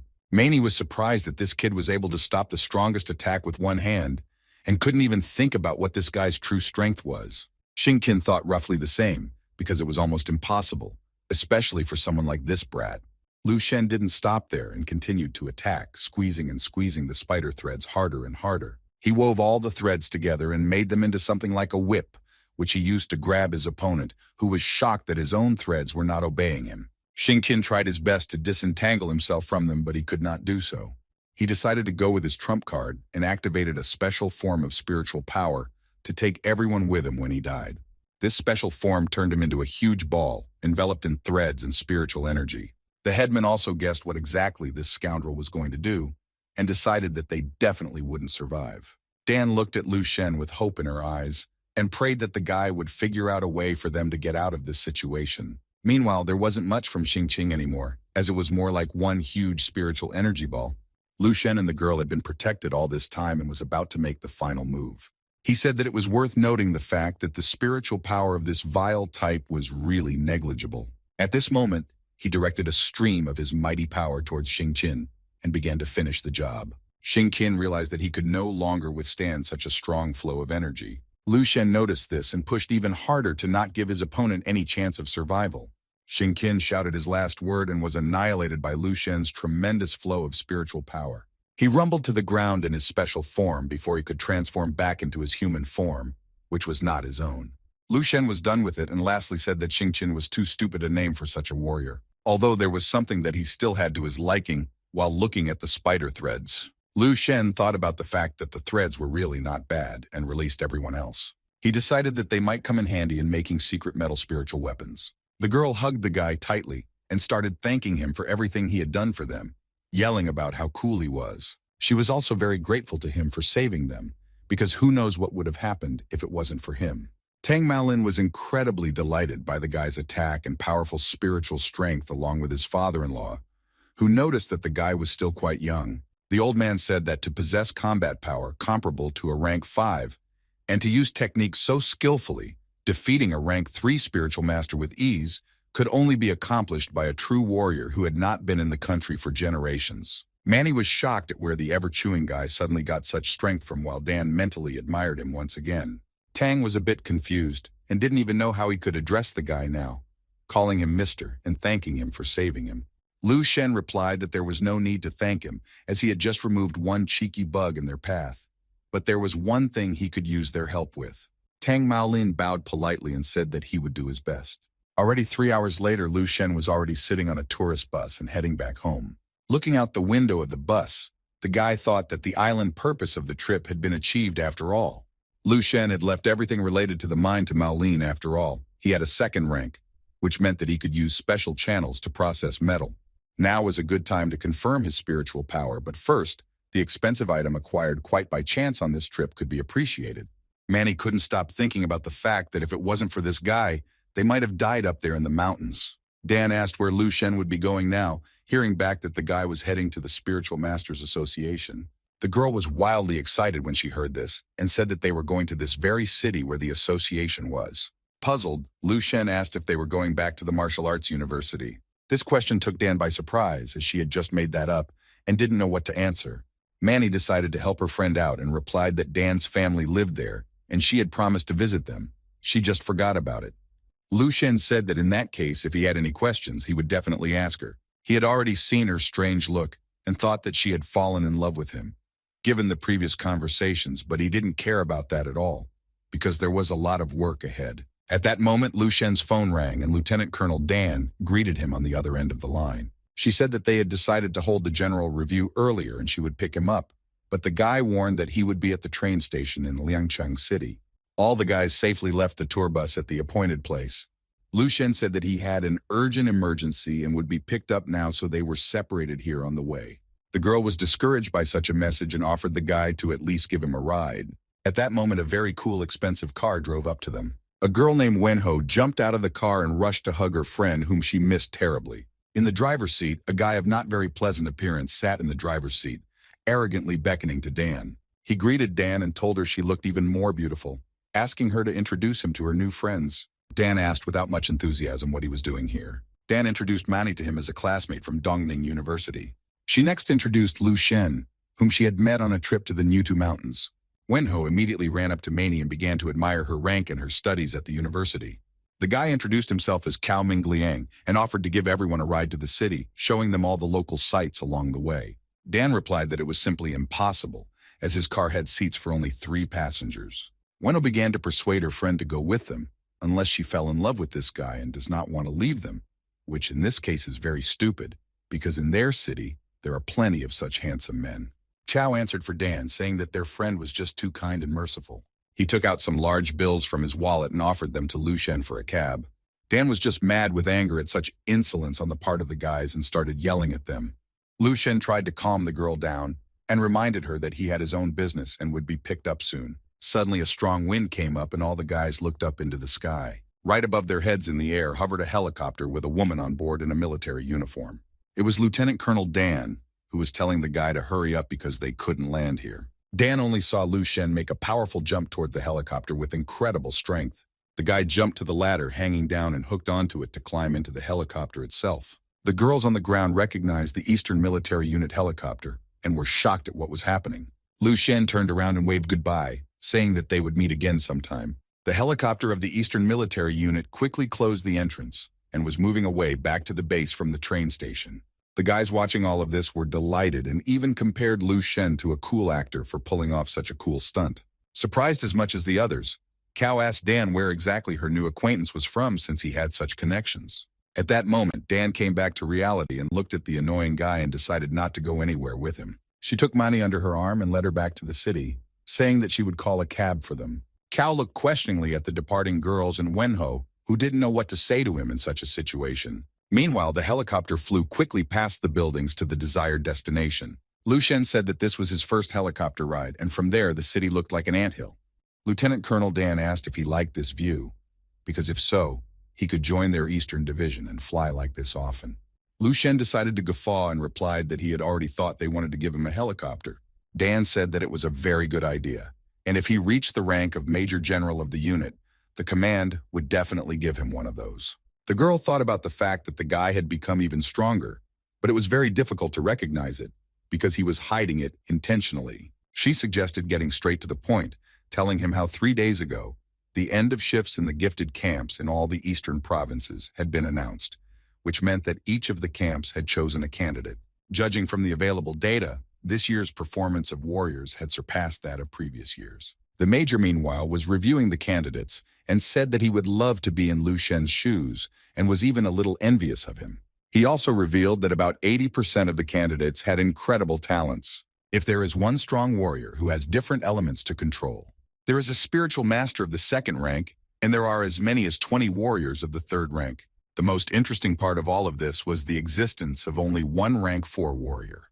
Lu Shen didn't seem to be interested in listening to all of this, as he already knew the outcome of this whole show. The lieutenant colonel noticed the bored look on the guy's face and wondered why he wasn't worried at all. Lu Shen quickly realized the most serious look and replied that he was so worried that his knees were shaking. The major, chuckling, pointed out that it was too much of an act, and he was already sure that the information about the opponents would not impress him. He suggested that the guy listen to the award, noticing how Lu Shen was enthusiastic and attentive. The lieutenant colonel immediately noticed how much the guy's face changed after hearing about the award. They began to tell him that because this year's candidates were very strong, all the military units would come to the show, and the show itself would be a little different, because instead of a group stage, it would be something new. Both instructors looked at Lu Shen seriously and simultaneously informed that this new thing would be a battle with monsters. Lu Shen couldn't help but think about the fact that he was facing a battle with mutants. They were known as the enemies of mankind because their might was immeasurable, and they themselves had gotten out of the rifts of the earth of the sky, of which there was still no end. Despite the fact that every year many brave warriors enter the battlefields to fight back, the irreversible happens. Monsters are occupying more and more territories, displacing people. And since the military itself will allow yesterday's school children to engage in battle with monsters, the situation on the front lines is quite dire. Dan confirmed that this is the case, and the command is trying to find a way to change the situation, and therefore made such a decision, because it is time to turn to the geniuses of the new generation and not hold on to the past. As for the candidates themselves, they will finally be able to independently realize the seriousness and danger of what is happening. As one wise man said, a martial artist becomes a warrior only by shedding blood in battle. The lieutenant colonel reminded the lad that the reward for everything is equal to the ordeal. She told him that if he was among the top 10 candidates, he would receive an ampoule of mutant blood. There was something else more important if you get into the top 3 at once. In that case, the guy would be able to gain access to more serious tests. The lieutenant colonel specified that on top of everything else, he would receive the rank of General Qing Ming. In that case, Lu Shen would be able to access even the bone marrow of monsters. Lu Shen didn't seem to be very impressed by all this, and even said that all these stories about blood and bone marrow sounded a bit creepy.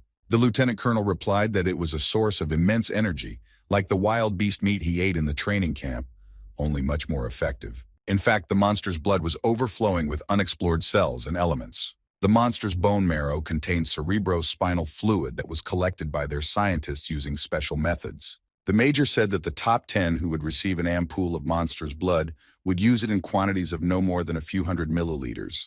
He went on to say that the top 3 would be able to enter the testing center and get unlimited supplies of valuable resources, and knowing Lu Shen's appetite, it could be said that he would be satisfied there. Everyone knew that the value of bone marrow reached 1 billion, which was incredible in itself. Lu Shen was shocked that there was an unlimited supply of such expensive resources somewhere. He remembered that perfecting the star tempering technique required a large amount of strength and energy. It was unclear how long it would take him to reach the next level using only animal bone marrow pills and life force serum. After thinking it over, the boy said that he understood everything and was ready for any challenge. The major looked through the window and reported that they had already arrived at the site.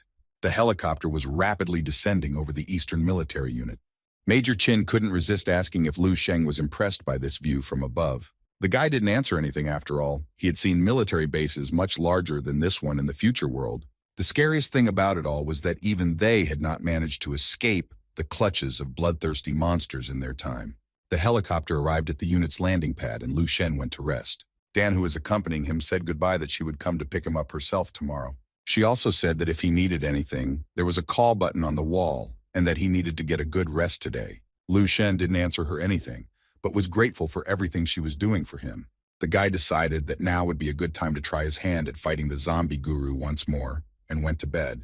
Lu Shen was once again standing surrounded by ice blocks in front of a powerful zombie. The zombie this time too was firm in her intentions and wasn't going to back down or give the guy a chance. It wasn't the first time Lu Shen had seen it, but his heart still clenched with fear, and his body felt as if it was stiffening. Despite all this, the guy was determined to defeat and master her strength by all means. He instantly raised all his energy inside to circulate through his body. Something like a powerful explosion occurred, and Lu Shen, standing surrounded by flames, summoned a fiery breath.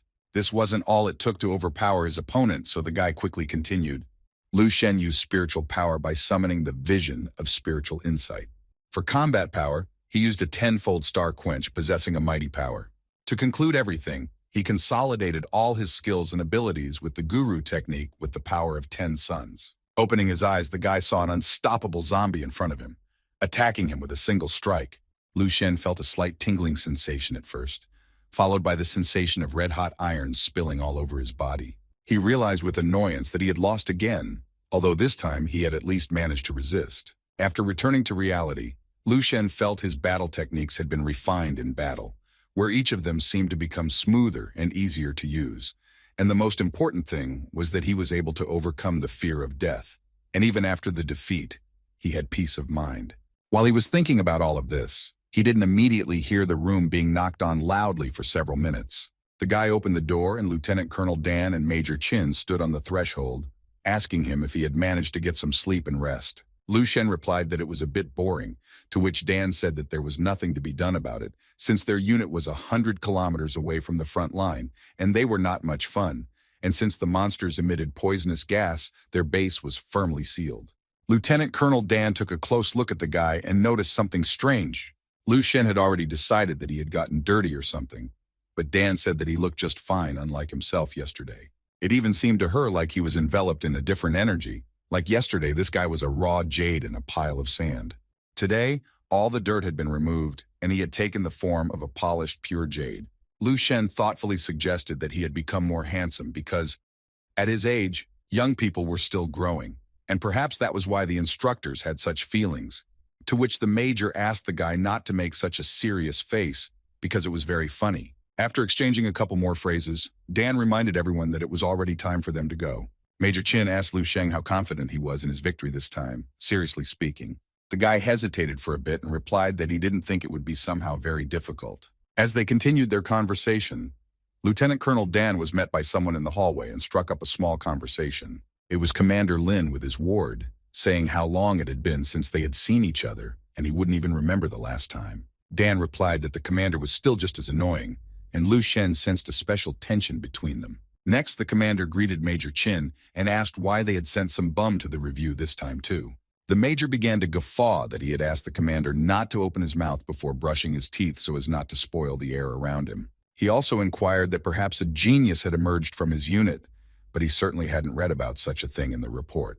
Commander Lin offered him a bet on whose ward would come out ahead in the rankings and receive the bone marrow of a level 5 monster. The lieutenant colonel wondered how he was going to do the winning for them if there were 3 of them here. They moved forward, and the major told Lin one last time not to make a bet if he couldn't be held accountable for his words and wasn't ready for high stakes. They seemed to suspect that they would provoke Commander Lin, who asked them to stop. Lin agreed to change the terms and said that 3 vials of monster bone marrow would be the winnings. He rather asked Dan if she wasn't afraid of raising the stakes now, because one could always give up. The lieutenant colonel was infuriated by the commander's detailed tone, and she replied that she was willing to bet. The commander cheerfully patted his subordinate's shoulder and said that it was great luck to have 5 ampules of monster's bone marrow so easily, which was enough to improve the flame control ability. Commander Zhao Lei's subordinate politely thanked everyone for participating and bowed, lighting up with fire. The major started shouting that the commander was a cheat, since he didn't mention his elemental subduing warrior either now or in the report. The commander laughed and said that no one was looking at these papers now, and he could prepare ampoules of bone marrow. The major was just out of anger, and with all his appearance easily showed it. In the next second, he quickly gathered himself and said that he was showing surprise that way. The lieutenant colonel thought that they weren't the only ones who withheld information about a subordinate, remembering that their representative was a spiritual master of the 3rd rank. She explained that their families had always been at knife point, and Lin never missed an opportunity for sarcastic comments when they met. But they hadn't had any outstanding warriors in the province for a long time, so she was left with nothing but silence. Dan said that she had high hopes for the guy, so he might as well not worry about the dispute, since even if they lost, she would take care of everything. But if they won, she would give her share to him. They finally arrived at the right place, and Dan informed him that he was to go on alone, and when he came down, everything would be explained to him. Lu Shen thanked them for everything and went inside, noticing at the last moment the lieutenant colonel grabbing the door and yelling to stay a moment longer. She inquired if he was sure he could handle it, referring to the screening. Lu Shen pretended to be very thoughtful and replied that he was almost sure. The lieutenant colonel was a little upset by this answer, and the major clarified how almost sure he was. They both stood in the doorway languidly waiting for Lu Shen's answer, which was clearly not in any hurry. The guy replied that he was 99% sure of his strength and could only fail if he was suspended. Meanwhile, commanders, lieutenant colonels, generals, and other representatives of various units were gathering in the meeting room. Suddenly, someone entered and everyone, as if on command, performed the military salute.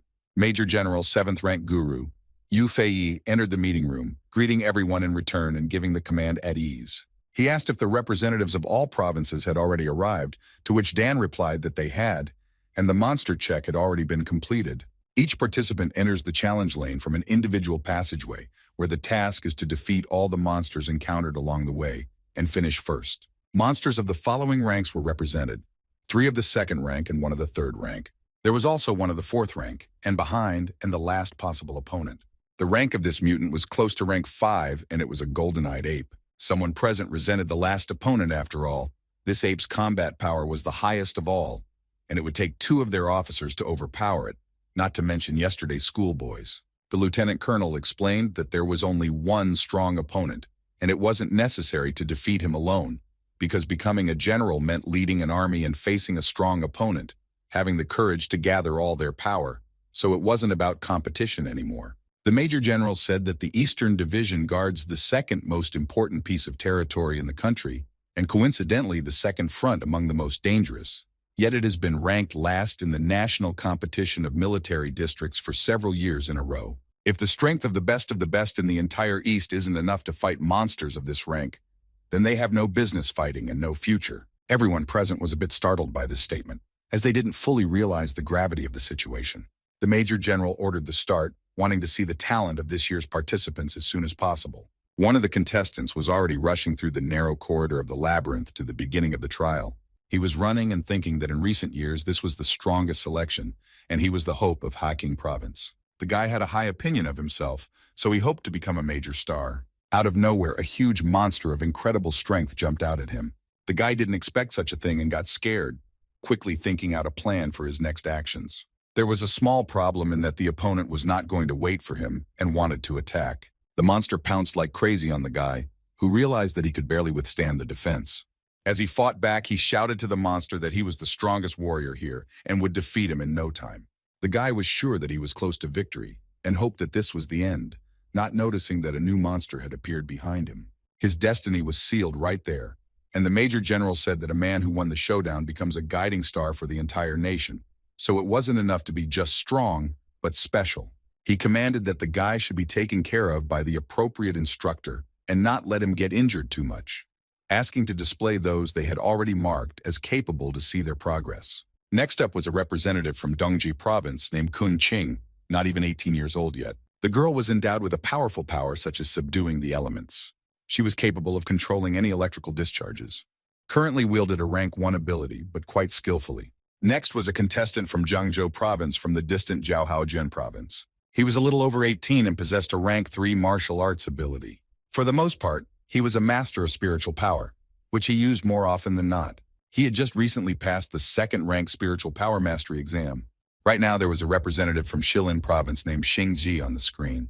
The guy was already around 19 years old, but he had shown himself to be no worse than the others. He was a 4th ranked warrior and had an excellent mastery of martial techniques. Among other things, he was a fighter with a talent for defense, always ready to defend himself as well as anyone else. He also had his own specialty, which at the moment was his body. The guy possessed a rank 3 iron body that activated while attacking or defending. One could clearly see his ability already at the show, where he easily took blows from monsters without a scratch. With one strike, he easily attacked one of the monsters, thus taking the advantage in his hands. After such a blow, the monster had no choice but to die and disappear from the battlefield. The Major General was watching all the broadcasts from the participants and praised such a young guy for making good progress in martial arts. He went on to say that the kid had no problem defeating a rank 2 beast and would probably take down a rank 3 monster with one punch, so this kid was a great candidate for victory. The boy who was under Commander Lin's tutelage appeared on the screen next, impressing the general from the first second. The Major General immediately noticed his ability to subdue flames and was inspired by it, asking where he was from. Commander Lin immediately jumped up and said that it hadn't been long since Zhao Lei's ability had manifested, so he hadn't had time to edit the information in the official documents and apologized for that. The general replied that it was no big deal, as his strength spoke for itself, and he had done a great job nurturing what talent he had. The other commanders discussed amongst themselves that this was not the first time such withholding of information for the sake of praise from the general. At this moment, Commander Lin cast an ambiguous glance at Lieutenant Colonel Dan and gestured at the number 5 as if to remind them of their argument. The Major General informed everyone that the first stage had passed rather quickly and wanted to add something else, but he didn't have time because his gaze was caught by something on the screen. He noticed that the main indicator showing the speed of the participants was flashing several times more often than usual. The general looked at the screen and saw just a frantic speed of passing. No one could understand anything. As one of the monsters was marked as a participant, Major General ordered to immediately deal with everything and immediately report everything to him. Lieutenant Colonel Dan began to type something quickly on the computer and took the command of the chief. 3 minutes later, it was announced that it was not a monster, but a participant who destroyed all the enemies in his path with incredible speed. The Major General asked to immediately play back the camera footage and immediately report who this guy was. The Lieutenant Colonel obediently carried out all the orders of the general, and finally finding the culprit of the general alarm, was a little shocked. On the other side of the screen, she was looking at her ward Lu Shen, who was the cause of all this commotion. The Major General ordered her to rewind the video back 3 minutes to see for herself the truth of what was happening. Like the rest of the participants, Lu Shen walked into the narrow corridor of the maze to begin the trial. Along the way, he was immediately met by the first vicious monster, preparing to attack. Lu Shen was more confident in his strength than ever before, so he remained completely calm and waited for the battle to begin. He noticed that the monster was waiting for an attack from him, so he shouted out that he had once tasted its delicious meat, swinging in for a strike. Lu Shen's one powerful punch was enough to get the monster out of his way. Having dealt with it in a few seconds, the guy was even surprised that the mutant was so weak. But he didn't realize that it wouldn't be the end of the monster at this point, because others were already being released from the compartments. The enraged wild boars were rushing from all directions straight at Lu Shen, who already had a backup plan. The guy waited until they were close to him and lightly pinched them, which amounted to an unbelievable blow. The monster squealed and roared in pain, feeling a powerful flow of energy and strength from his opponent. Lu Shen decided to quickly finish everyone off and aim 2 simultaneous punches on different sides at all the monsters at the same time. He realized that the all-encompassing power was like the true embodiment of the power of martial arts. Concentration, attack power, and the ability to identify the opponent's weaknesses showed Lu Shen as if he could control everything around him. He looked at the remnants from the monster, which were still emanating fresh energy. Realizing that nothing else would happen here, the guy moved on, not noticing that another monster was already behind him. Lu Shen took a step, throwing a small pebble from under his boot towards the mutant. From this worthless blow, it seemed that nothing terrible could happen, but this pebble caused the monster to be swept far backwards and slammed into the wall. The Major General said that this participant's advancement speed was so fast that it had already reached the last checkpoint. The other commanders also noticed that despite the appearance of an ordinary schoolboy, the guy possessed unusual strength. They were impressed by how he easily defeated all the monsters in one easy blow without even exerting himself. The general asked to immediately report all available information about this kid. Lieutenant Colonel Dan began to tell him that Lu Shen was the chief representative of Dongning Province at the age of 18 and a half, being a confirmed third-ranked warrior. She said something else, but the general interrupted her, jumping up from his seat and asking how she could be silent about such a talent.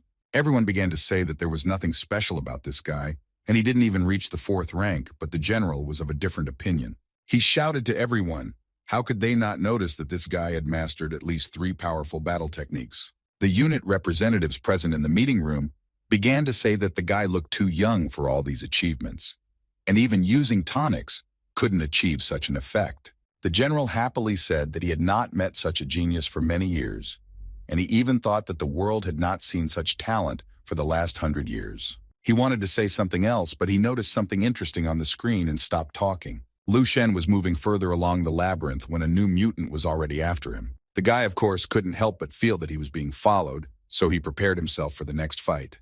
Behind one mutant, the others pulled up as well, having a noticeably powerful energy emanating from them in different directions. Lu Shen stopped and decided to see what monster would take action against him. He let them surround him and make it appear that they had trapped him, quickly rushing into the attribution.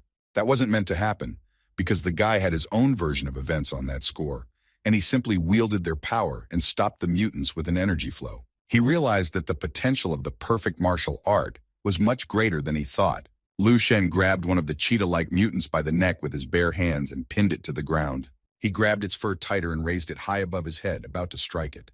Next, Lu Shen threw the monster headfirst against the ground with all his might. The mutant remained sticking out of the ground as the guy moved further down the maze. The Major General was amazed at how easily this kid had defeated the 4th-ranked cheetah and didn't even blink an eye. At this moment, the Commander-in-Chief realized that Lu Shen was not just strong, he was incredibly strong and fast. Major Qin, with a smile on his face, finally realized what his 99% meant. Commander Lin at this time was at a loss, feeling how badly he had screwed up this time. Major Qin cheerfully gave him a middle finger, saying that he was so boastful and proud for nothing, not knowing everything until the end. Lu Shen entered the last corridor of the labyrinth and already knew that the last monster was waiting for him here, and he could recognize the limit of his technique. The guy sensed that the energy force belonged to a rather strong opponent and looked around carefully. From the corridor, he saw a passage to one of the rooms where the monster was, and he looked in there lightly. Walking further into the room, Lu Shen saw a huge cage in the very center, where there was an equally huge monkey in chains and shackles. At this moment, he realized that the warm-up for this stage was over, and it was time to play big. The enraged monkey yelled at the entire building, slightly even stunning the guy. Lu Shen shouted to the monster to see its true power and showed it his energy and strength. The system announced to the guy that this golden-eyed ape, which had reached almost the 5th rank, was the final and most complex monster. Lieutenant Colonel Dan informed the general that for now, this monkey was shackled, but once the other participants arrived, they would release it. The girl thought about how the guy really surprised her today, and although she knew how strong he was, she didn't expect him to be this strong. She was genuinely happy that thanks to him her dream had come true. While the other commanders were discussing that with such strength, the guy didn't need anyone to defeat this monkey, except as a support group. It is the contribution to defeating the final boss that is the fundamental criterion of the final evaluation. Suddenly, something impressive happened that no one here had expected in any way. Lu Shen walked up to the monkey and rid it of the cage by himself, throwing it far back. The cage landed with a clatter somewhere behind the evil monster's back. The guy, remaining completely calm, stepped even closer, and the monkey stood up. The huge mutant stood right in front of Lu Shen, displaying all of its spiritual power and energy. The guy offered the monster to see the difference between a rank 5 warrior and a monster of the same rank, asking the monkey to hurry up and start as long as no one was in their way. The general and everyone else were shocked that he was going to single-handedly attack such a powerful monster, apparently not realizing the full power of this monster at all. One of the commanders suggested that everyone calm down because they had not yet seen his attacks in full force, and perhaps the guy will surprise them with his technique and give the monkey a decent fight back. The monster roared menacingly, burning with anger and revenge, about to deliver his first blow. The monkey raised all its spiritual power outwards and swung towards Lu Shen. It roared loudly a few more times as if to show who was in charge. Lu Shen used his star-tempering technique strength to be able to hold back his opponent's attack. Everyone on the screens watched as the two forces merged in exactly 1 second. A bright light spilled over the entire room and something like a powerful explosion occurred, blinding everyone who was even on the other side of the screen for a short time. The commanders had previously come to the unanimous opinion that in order to survive, the guy had to avoid the frontal attack he had just taken on. Everyone watched with bated breath as they noticed how Lu Shen held back the golden-eyed ape's attack. Lu Shen did more than just hold back the attack. He resisted the monkey with one hand. Such a response was certainly not to the monster's liking, and it rushed into the next attack with fury. Commander Lin had already relaxed and was confident that in a head-on battle between the boy and the mighty ape, there wouldn't be a wet trace of the former. Lieutenant Colonel Dan visibly tensed up. Even though she already knew about the boy's strength and skills, she was still worried about him. The golden-eyed ape swung her second fist to destroy her opponent. At the place where Lu Shen was, only a shroud of thick smoke could be seen, and there was complete silence. For a moment, everyone thought that it was the end, but after a second, Lu Shen proved that it wasn't, withstanding the attack with a natural breathing technique. On top of that, he even fought back against the monkey and gave it its first strike. Lu Shen shouted to the monkey that it had done a good job, as he even had to do something to avoid being killed by its paws. The Major General watched everything with bated breath, completely unaware of how it would all end. Lu Shen shouted to the monster that with the demonstration of its skills, it deserved to become its tasty dinner. Commander Lin completely lost his mind and shouted to the entire meeting room that this was simply impossible. Lu Shen directly informed the monster that he wished to destroy it with one powerful strike so that it wouldn't suffer. Everything around the guy lit up with bright flames, and a wave of surging power ran through his entire body. Everyone saw what kind of incredible power skills this guy had, summoning all of his might. It was a majestic strike of the heaven of 10 suns that few people alive today had ever seen at all. The Major General was speechless at what he saw, because he had no idea that such a thing was even possible, especially for a kid of 18 years old. Lieutenant Colonel Dan had already seen many different tricks from Lu Shen, but this one struck her to the core. The monkey itself let out a shattering shriek, which was its last. The monster was destroyed by Lu Shen, who had made a simply huge hole in it. At this moment, the Major General realized that this was not just some incredible strength, but the strength of a true guru. Lu Shen stood victoriously in a fiery glow, delighting and impressing everyone who looked at him at this moment. The Commander-in-Chief thumped the table loudly, which attracted everyone's attention, and shouted that it was a magnificent sight. He couldn't imagine that for the first time in so many years, he would be able to meet someone who would use such powerful tactics, adding that the 7th rank was just around the corner, and the rank of guru was just a short distance away. The Major slowly repeated the General's words about the future guru, realizing that the guy would be stronger than him, though he had done a great job in general, even though he almost gave him a heart attack. Lu Shen looked around and realized that there were no more monsters left, and the place was now kind of boring. At this moment, he had what he thought was a brilliant idea, so he decided to have a little fun. He went to the place where he was attacked by the monster and made himself comfortable. The general noticed this and was immediately worried about what this youngster was up to, since he had already destroyed the final monster. A second later, he decided to rely on him and told Lu Shen to do whatever he wanted, as long as he didn't destroy the others, and so he gave him full freedom of action. Some of the commanders said among themselves that this inspection was really unique, as no one had ever seen the general so excited before, and the sight of this boy was simply indescribable. The system announced that the third-rank Lu Shen participant with the strength of a spiritual master of the same rank had officially ended the inspection of the generals, giving the kid the will to start his own game. Xingji of Shilin with a rank 3 iron body had recently passed a rank 4 cat, feeling the power it possessed because his body was still susceptible to cramps until now. Even with his iron body, he had taken quite a bit of damage, although he was already hoping for the trial to end soon. The guy walked down the narrow corridor to the last room where the monkey was, and figured he was the first since it was so sepulchral silent. At that moment, Shin noticed the very same golden-eyed ape of almost 5th rank, which was simply huge in size. Next to the monkey was Lu Shen himself, sitting next to it as if nothing had happened, looking at the hole made in it. Xing was horrified at the thought that someone could hit so hard to punch such a strong monster's body through, looking at Lu Shen gingerly. Xingji didn't know what else to do and simply bowed to the guy and asked if he had passed the general's review. Lu Shen replied to the guy to wait, though he didn't specify exactly what it was about, but Xing obediently agreed. For a while longer, the guy looked at Lu Shen from behind and tried to figure out who he was, but nothing sensible came to his mind. Finally, the other 2 participants also walked down the narrow corridor into the room looking around. Participants Zhao Haojun of Zhengzhou, a second-rank spiritual master, and Kun Qing of Dongjie with elemental submission walked closer to Xing. Zhao asked Xing if the guy was from Shilin province, because he remembered him from back in the introductions before the show. Xing nodded silently, and Zhao thought that was the end of the challenge, because they all came to the same point where there were no more living monsters.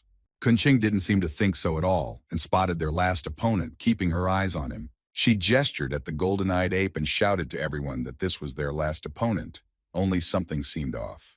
Shin said that it was no longer a monkey at all, but its corpse, which was probably placed here to intimidate them, because they would definitely not be able to deal with it. Suddenly, he exclaimed that he had finally figured it out, and this kid on the monkey was their last opponent in this showdown. Xing informed everyone with incredible confidence that it would be over once they defeated him. Zhao and Kun were discouraged by this statement, because they didn't quite share his theory on the matter, but Xing was sure that he was the only one who could guess. Lu Shen was still standing with his back to everyone, but he had already stood up and said that the guy named Xing wasn't that stupid. He finally turned to everyone and said that he was giving them 5 minutes to prepare, and then they would begin. Lu Shen threw his hands up in the air and started shouting that they would be able to attack him, throwing punches and anything that would get them closer to trying to destroy him. He stated that he was curious to see what the participants of this year's Kiming General's Review were like. Xingji proudly placed his hands on his belt and stated that was exactly what he thought. Zhao relaxed and clarified with a chuckle that they wouldn't have to fight a monster at the end of the review, but only needed to defeat just one person. They were all now only looking at Lu Shen, who had hidden his strength from outsiders. Kun reported that she couldn't feel his strength and energy at all, and Zhao confirmed this, saying that they had put some weakling against them due to being underestimated. Xing didn't want to wait any longer and said that 5 minutes to recover was too long, and he was ready right now. Zhao activated his spiritual power at this moment and told everyone that his gut was telling him that something here was not as simple as they thought. Xing, in order to dispel the thoughts of the other participants' doubts, asked how strong this kid could really be, and added that they were the best warriors of the eastern provinces among the 18-year-olds. The boy was confident that this guy was not a hindrance to them at all, and they would defeat him in a matter of seconds. Lu Shen cheerfully thought that his acting ability might well surpass even Major Qin himself. In the meeting room, the military men from different units began to shout and argue that this guy would simply destroy everyone else, and that everything should not be left to chance. The Major General, in turn, found it all very amusing and was not going to stop anything. Everyone as one started shouting for the show to be stopped immediately because Lu Shen was too strong. One of the commanders said that they simply couldn't allow this guy to seriously harm any of the participants with his attacks. The Major guessed that behind these pompous participants were the senior instructors of the great provinces, and he even wondered what Lu Shen would actually do to them. The lieutenant colonel also noticed everyone's indignation and remarked that even the news of their main opponent didn't stir them up that much. Lu Shen had proved to everyone and made them fear that the battle with him was of a more serious nature than a simple showdown. The general asked for instructors to be sent there so that they could intervene in time if something went wrong and prevent Lu Shen from seriously harming the participants. Lieutenant Colonel Dan accepted the order and was already looking for the right people to do so. Commander Lin had been thinking in despair the entire time. All he could think about was that because of this boy, he had lost the argument and was left in debt to Dan Qing. Xing burst into flames and informed everyone that he had already recovered 90%, and that would be enough for the next battle. Kun recovered 80%, and Zhao recovered 85%, deciding that even if a golden-eyed ape appeared here now, they would finish it off. Lu Shen praised the participant for their enthusiastic desire to fight and suggested that they all attack together, calling the guys the main stars of the Qiming Review. Xing suddenly declared that attacking together was not for him, hinting at his strength, which visibly surprised the other guys. He powerfully pushed himself off the floor and flew into the air, saying that he could do well alone. Xing was already flying, surrounded by a whirlwind of fire, transforming his body into iron in an offensive attack on Lu Shen. The guys who saw this were saying amongst themselves that this guy out of the three of them was the strongest after all, as his strength was truly astonishing. After another moment, Xing accelerated, and his strength was unprecedentedly powerful, and he shouted to Lu Shenyu to retaliate soon. Kun and Jiao realized at this moment that the guy was at the peak of the fourth rank. Xing was already approaching the completely calm Lu Shen at full steam, hoping to win. His eyes shone with a fierce need to win at any available cost. As soon as Xing was a few centimeters away from Lu Shen, the latter made something like a light push with his index finger without even blinking. Lu Sheng seemed to be amused by all this, because he was already yawning with boredom. What Xing saw and felt at that moment is a mystery, but only until the rest of the group gets their turn. Xin was whizzing across the huge room before he could even stop himself. The kid crashed into the wall, breaking through it and leaving a deep mark there. Kun and Jiao were in no way prepared for this turn of events and simply froze in shock. They stood not far from where Xing had impressed and couldn't utter a word.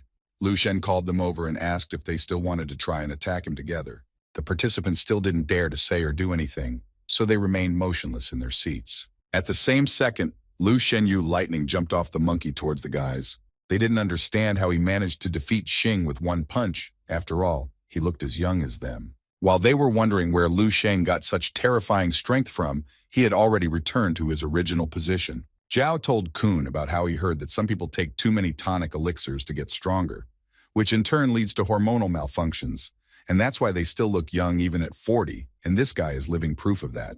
Kun asked Jiao if he meant that this guy looked 18, but was actually old enough to be their fathers, and asked if it could be a prank by the person in charge of the inspection.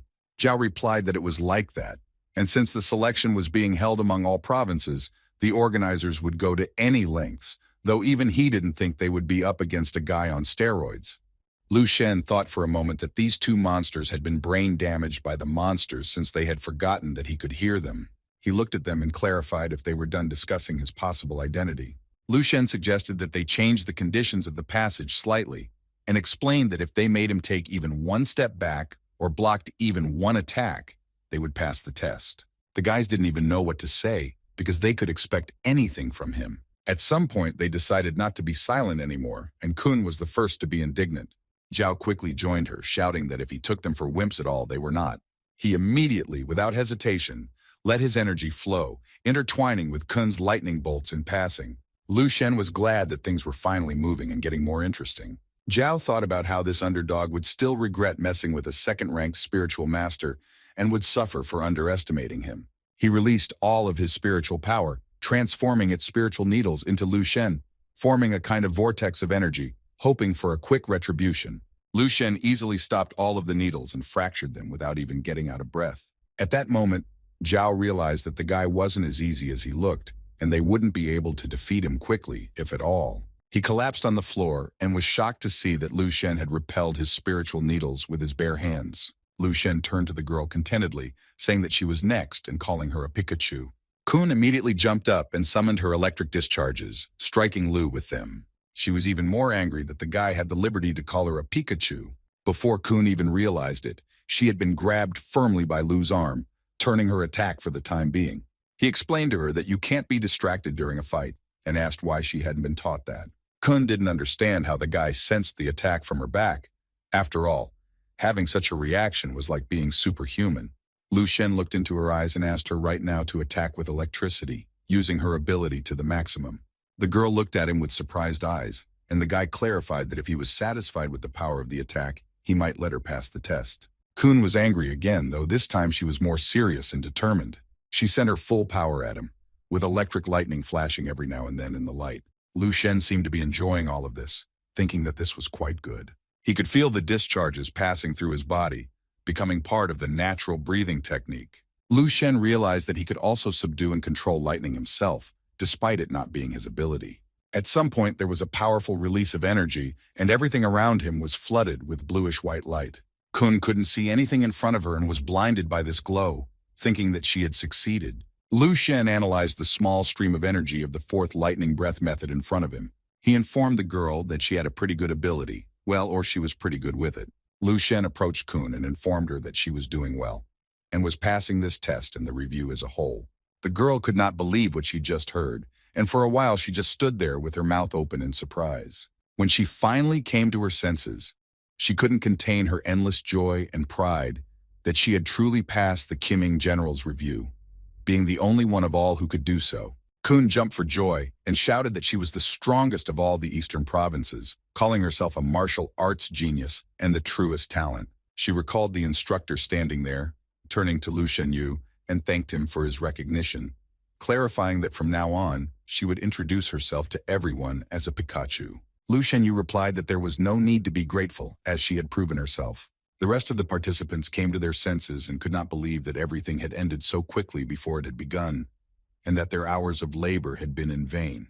The doors of the room opened, and Lu Shen walked towards one of the commanders sent there to look after them in case of an emergency. The commander said that he hoped that the representative from Dongning province had finally had enough and could prepare for the award ceremony, and these three were indeed unlucky enough to fight him. Kun stopped rejoicing and was taken aback by this news. After all, she thought she was the winner, and here someone else was being told about the ceremony.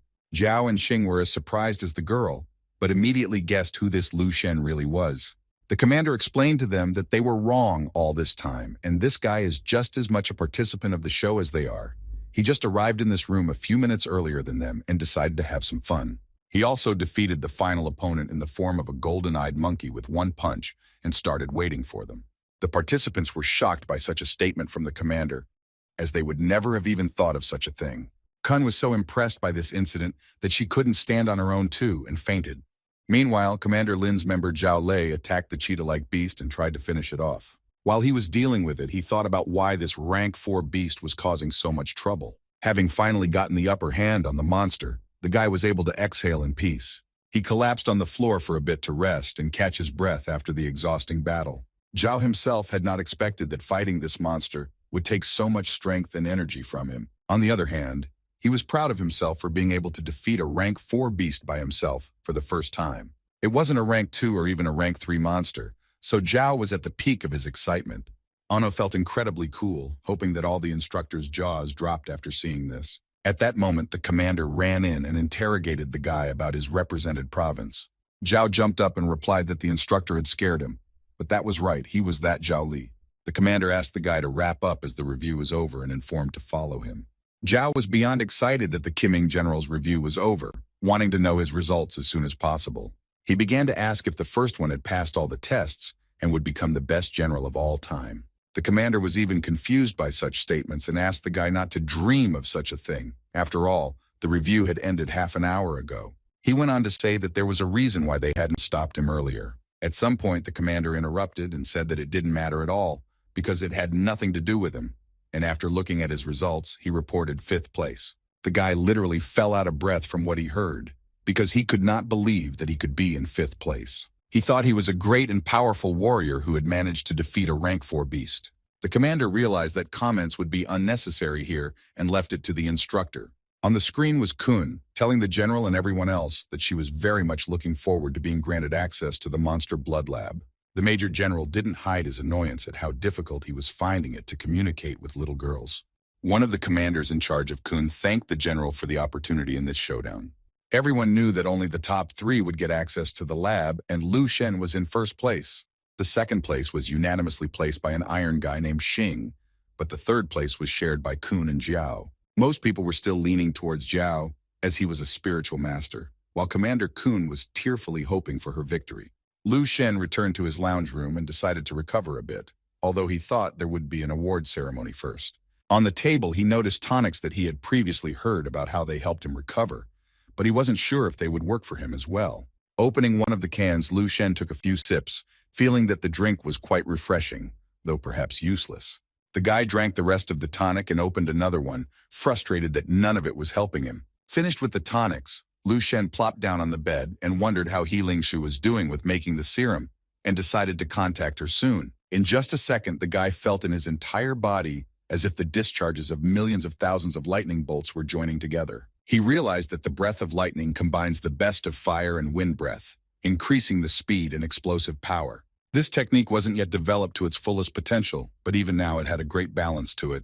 The boy leaned back and thought for a second that he was really demanding too much of himself. He remembered those times when he used to visit internet cafes with a friend and play computer games until the morning, falling asleep in class. It would seem that he did not care about the world in 10,000 years because he would die anyway, and even his descendants would probably not live to see it. But he had already seen everything with his own eyes and could no longer not think about it. That was why he had made his choice, and there was no going back. Now he was not only responsible for himself, but also for the people who would one day be born. This meant that the guy had to do his best, because not everyone was capable of doing this. Lu Shen clearly understood one important thing. Since he had the power, he had to do everything. It was with these thoughts in mind that he plunged into the future world to verify some information. It was only his choice and no one else's, so such was his destiny. After diving into the dream world, he decided to cast aside all doubts to ask and continue to work hard. Lu Shen once again requested information about himself from the system after seeing the new biography. The guy quickly read the detailed description of his accomplishments and how he won the status of General Qiming. He looked at his photos from the past and the future and tried to clarify things for himself. The general information was still the same, though the achievements were now more weighty, and the strength limit was still at the same mark, increasing the ranking slightly. Perhaps it all had something to do with joining the Eastern Military Division. However, because of the large-scale battle with monsters, he would die at the age of 20, but if not, would he be able to reach the 8th level guru? Unsuspecting, the guy decided to reveal his marital status. In the line about his spouse, he saw Lieutenant Colonel Dan's name and was a bit shocked. Seeing their joint photo, the guy was shocked even more because she was older than him by almost 30 years. She looked good because in the martial arts world, due to the constant improvement in strength, warriors looked much younger than their years. Lu Shen tried to reason sensibly and figured that if he joined the Eastern Military Unit and became a general, they would cross paths frequently. He even thought about the fact that he could become Lieutenant Colonel Dan's secret love. Lu felt that there was already some kind of connection between them, plus the daily meetings, which meant that it was really possible. Meanwhile, Lieutenant Colonel Dan was walking down the corridor and sneezed loudly, and according to their tradition, if you sneeze, someone remembers you. Lu Shen couldn't speculate about this anymore and decided to take a little walk and get some air. He couldn't calm down and he wanted to fight someone as soon as possible. Finally, the award ceremony started and all the participants were gathered together in the big hall. The Major General began to say that since everyone was gathered, it was time to begin, and called Lu Shen first. He hung up his badge and told him that it was made of the same material as the Guru's badge, only the style of execution was slightly different, but that one day it would be the badge of a true Guru. Lu Shen replied that he would not let the general down and it would definitely happen. He seriously added that this day would come very soon, and the general would be proud of him. The general laughed and said that he would look forward to it and wished him good luck. Major Chin told Lieutenant Colonel Dan that the general and the kid had such a relaxed conversation, as if it was not the first time, and he thought that this attitude toward Lu Sheng could immediately realize that he was special. The top 10 participants each received a vial of blood as a reward as promised. The general called Lu Shen and 3 others to follow him, and Xing guessed that now was the time to go to the lab. They wanted to get the bounty as soon as possible, although originally only 3 could access the blood pool. But the commander made an exception because of Lu Shen, allowing the other 3 finalists to enter there.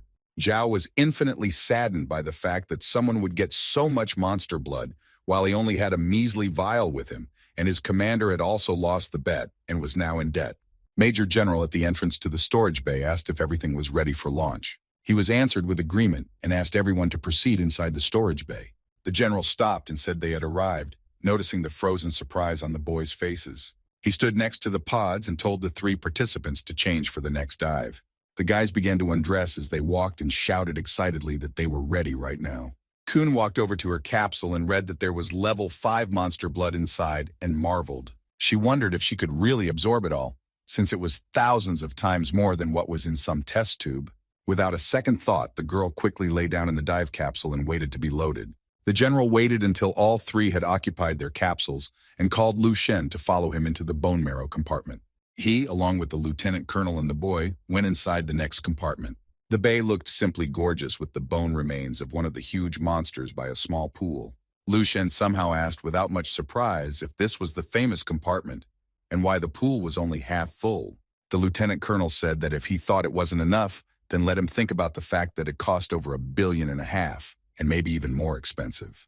The boy was surprised at the amount, but asked if they would give him more if he didn't have enough, to which Dan replied that he should try to absorb it first, and then they would see what they could do, since no one had been able to absorb half of it so far. She also added that it wasn't easy to absorb that much marrow. The guy climbed up to the dive hatch and the lieutenant colonel proceeded to launch. He looked nothing like he had 6 months ago, but a muscular guy with defined abs. Dan announced the start of loading, but she couldn't take her eyes off Lu Shen's physique, which gave away his numerous workouts. The guy closed his eyes and the marrow almost completely covered him in a special tube. Immersing himself completely in this liquid, Lu Shen felt the presence of the monster beside him, the monster that it all once belonged to. The power was so great and penetrated literally under his skin, so much so that it was as if he was being pushed out. Now he understood what Dan was talking about, saying that it was difficult to absorb everything at once, because it was really a huge strain on the body. Anyway, Lu Shen had no intention of giving up and decided to absorb as much as he could. He had only set one main goal for himself. The power of the unknown monsters would be his. It was as if the guy was merging with these monsters, absorbing their energy more and more. Meanwhile, the other 3 guys had practically absorbed their reservoir of monsters' blood. The first to open his eyes was Zhao, waking up as if from a deep sleep. His capsule opened and he coughed after absorbing the 5th-rank blood. The instructor carried him a towel and told him that his absorption rate was excellent and he had practically absorbed everything. So he wasn't a rank 2 spiritual master for nothing.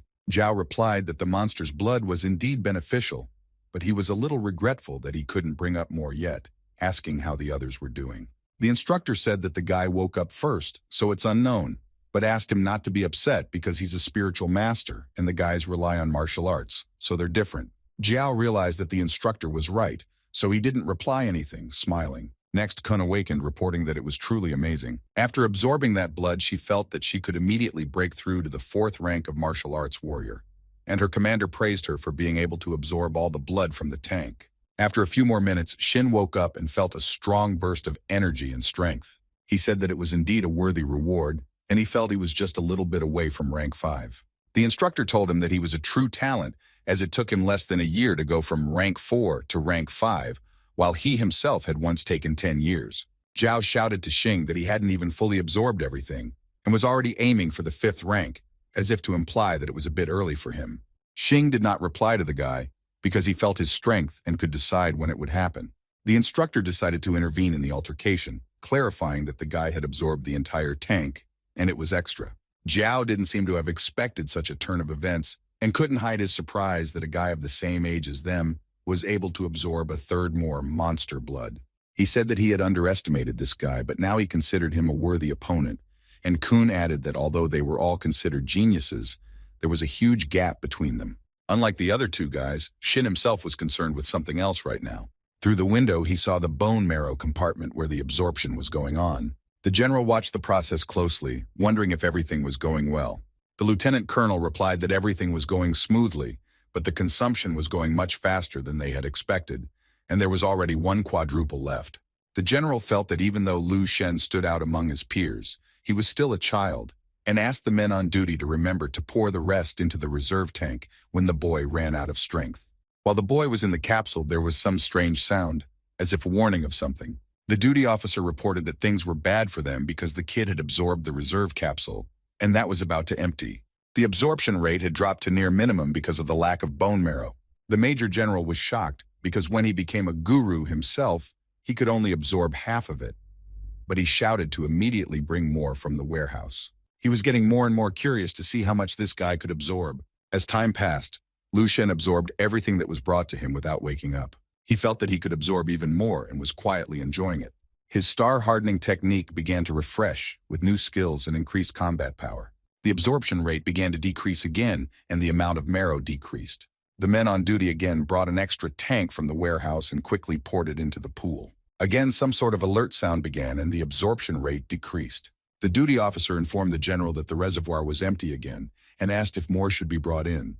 The general yelled to keep going until he stopped absorbing, because it was impossible to believe that the guy could absorb their entire supply. He commanded to immediately add more, and the pool began to fill up anew. Lu Shen was surprised at the tremendous strength that the marrow fluid brought, because he was finally able to advance to the first stage of the technique to strengthen his body. The most interesting thing was that it was only a rank 4 monster bone marrow, and it was even scary to imagine what would happen if one took a rank 5, 6, or even 7. The duty officer, out of breath, asked if he could bring more supplies.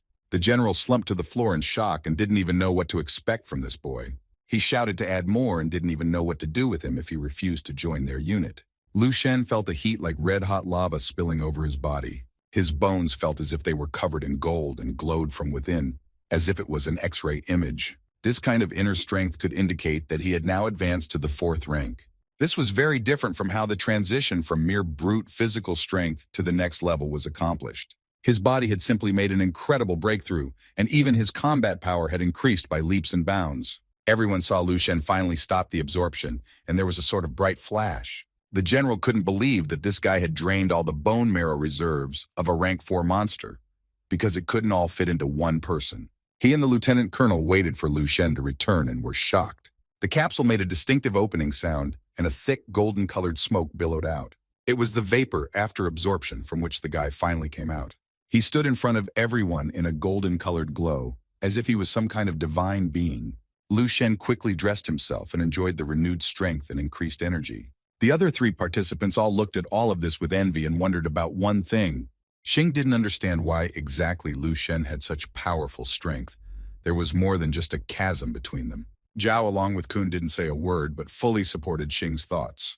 The lieutenant colonel realized that the guy had now become many times stronger than her in such a short period of time. Lu Shen stood there and slowly embraced his new strength as he suddenly heard someone calling out to him very loudly. Rushing straight at the guy was a distraught major general at full speed.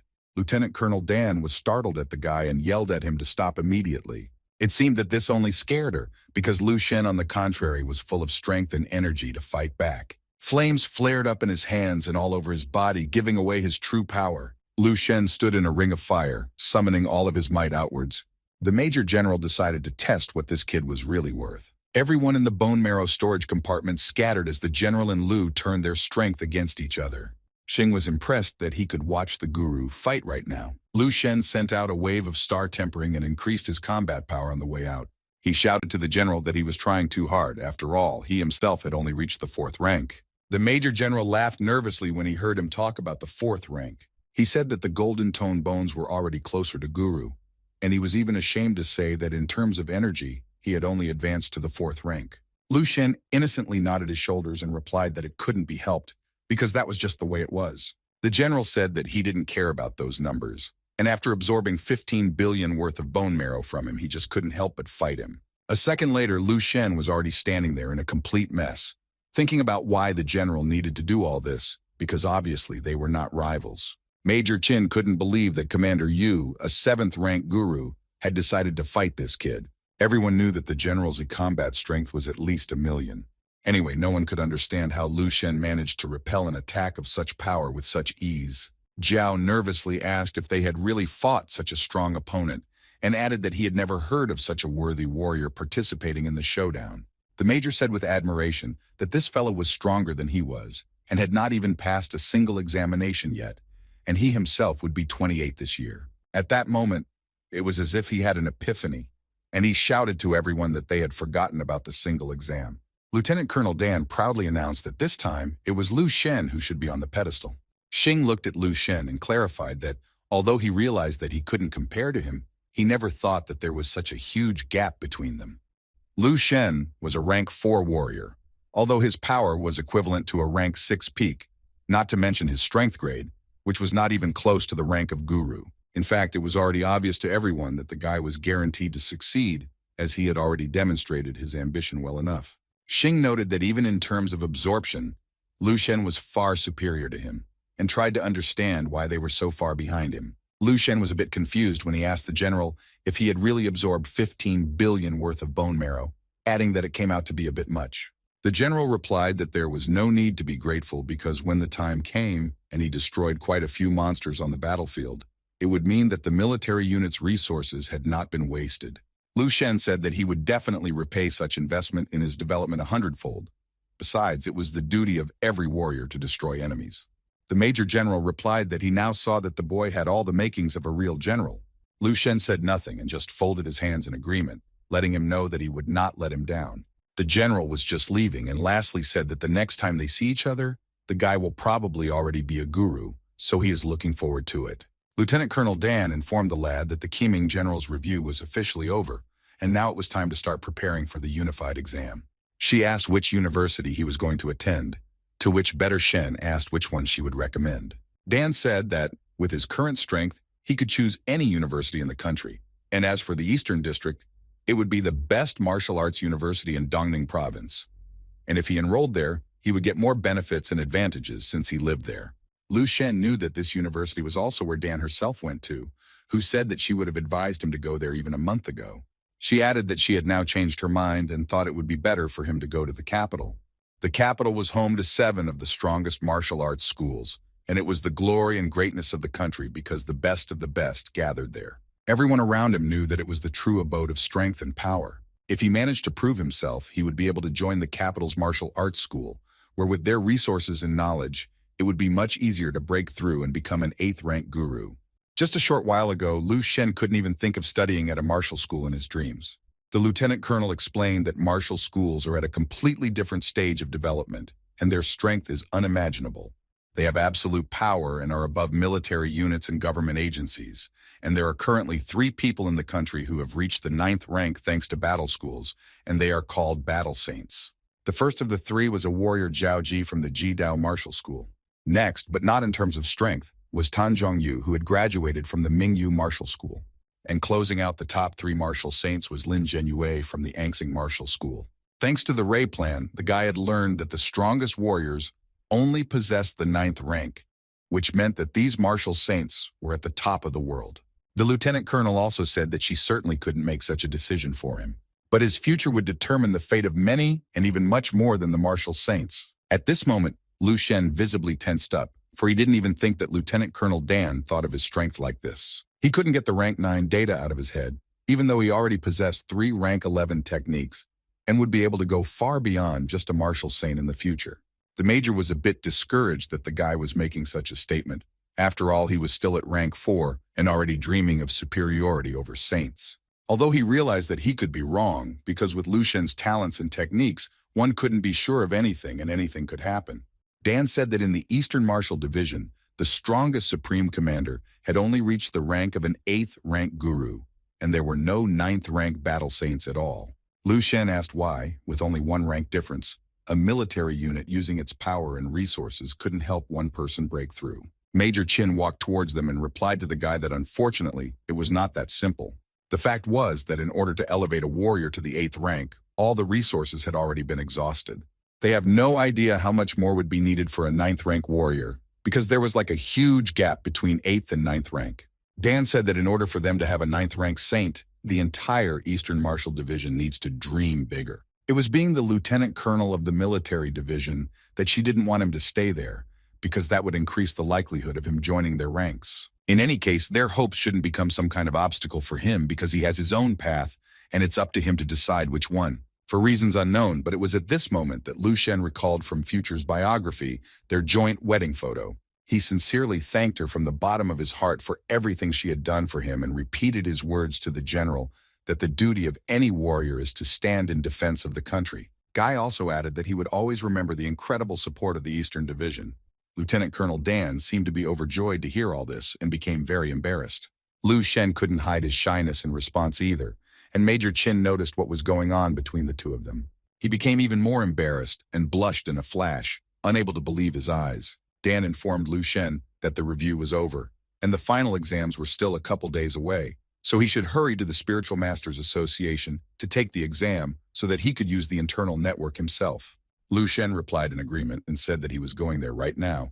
She clearly didn't expect him to take her advice so quickly and was a little confused. Major Chin didn't miss a moment to tell Dan about how long they had known each other, and he had never seen her with such an expression on her face as she had now with this guy. She didn't hesitate to hit him on the head and told him not to talk nonsense.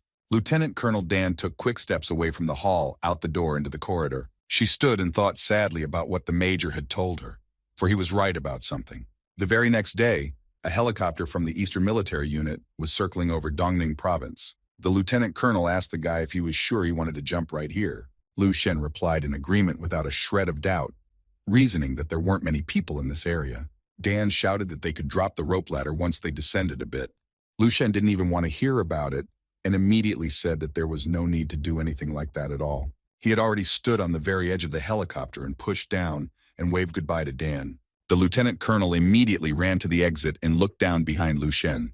The major ran up after her and only saw Lu Shen's body flying away at breakneck speed straight into the forest, saying that the guy had definitely lost his mind. He was shocked because the altitude was at least 200 meters, and Lu didn't even bring a parachute with him. But Dan said there was no need to worry, and nothing would definitely happen to the guy. Dan reminded the major not to forget how much strength this guy had that surpassed even her own. With a smile, the major only replied that the guy was really head over heels for doing such a thing. Lu Shen was definitely more confident in his strength than ever before, so he calmly flew down in the protective fire dome. Passing tourists noticed a ball in the sky, and a small boy asked his father if it was a bird.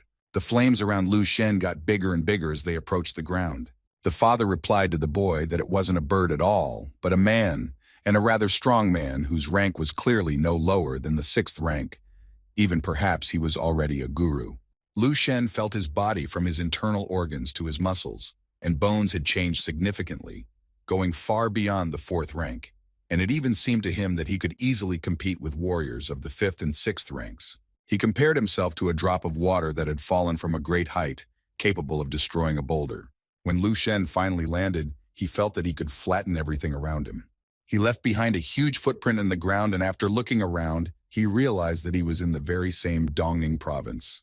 The guy felt the energy along with the power flowing through his body without stopping for a second, and realized that he would need about a month to get used to the new power. It was strange for Lu Shen to feel the inner strength shining with golden light, even though most warriors had colorless power. Just like Commander Yu had said, golden hands and glowing skin were an indicator of a warrior's true power. Every time he concentrated his strength, he could cast a glow all around him that looked very powerful. He only had a little bit left, so he rushed to the Spiritual Masters Association to finish this morass and purchase all the resources online himself. And after the exam, he would already think about the new power. The tourists were amazed that such a young guy used an incredible technique to descend. They stood looking at the scorched earth and compared Lu Shen to a superhero from a movie. Lu Shen arrived at the association and waited for his turn with an attendant. The girl was giving a test to one of the participants, which was a middle-aged man. Lu Shen scrutinized everything that needed to be done and was surprised that this was the main test. The male test subject tried his best and wanted some more luck to complete the test. He held the ball in front of him with spiritual power for a while, but at some point that ball bounced and crashed into the wall. The man was terribly upset that once again no one had come out. This was the 6th time he had been here, but the result, unfortunately for him, was always the same. The organizer said that at his age it was already pretty hard to break through to the next level of power, so he'd better go home and not come back here again. She ran down the list and saw a familiar name.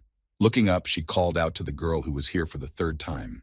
The girl grudgingly replied that for the organizer's information, she was already a spiritual master of the 1st rank in her 20s, so it was no big deal that she had failed the 2nd rank exam a couple of times. She also pointed out that everyone before her was an old man in his 50s and had screwed up. The organizer didn't want to further fan the flames of discontent and simply asked the girl to proceed. At one point, she noticed an attendant with some guy and asked who it was, hearing back that he was recommended by Lieutenant Colonel Dan from the Eastern Military Unit. The girl named Shui Fei noted to herself that the guy was too young for a spiritual force master. Anyway, she found Lu Shen to be an alluring young man. Zhu walked closer to him and called out her name, saying that she didn't expect to see such a young master here, and if he was shy, he could ask her anything he didn't understand. Lu Shen thanked the girls and replied that this was really his first time here. Zhu immediately rushed to tell him everything she knew, namely, The test consisted of 3 stages, where in the beginning the spiritual power and its purity are measured, and then there is a practical test, where you need to move metal balls through the holes in the glass without touching the walls for a specified time. The glass was very fragile, and at the slightest contact with the balls immediately shattered, and the number of glasses depends on the rank, where on the second of as many as 5. Zhu told the guy that he was lucky today, because he would only have to deal with 1 glass. But she had to summon all her luck and strength, because she didn't want to come here for the 4th time. The organizer looked at the list on the clipboard and said that Shuifei was taking the test next.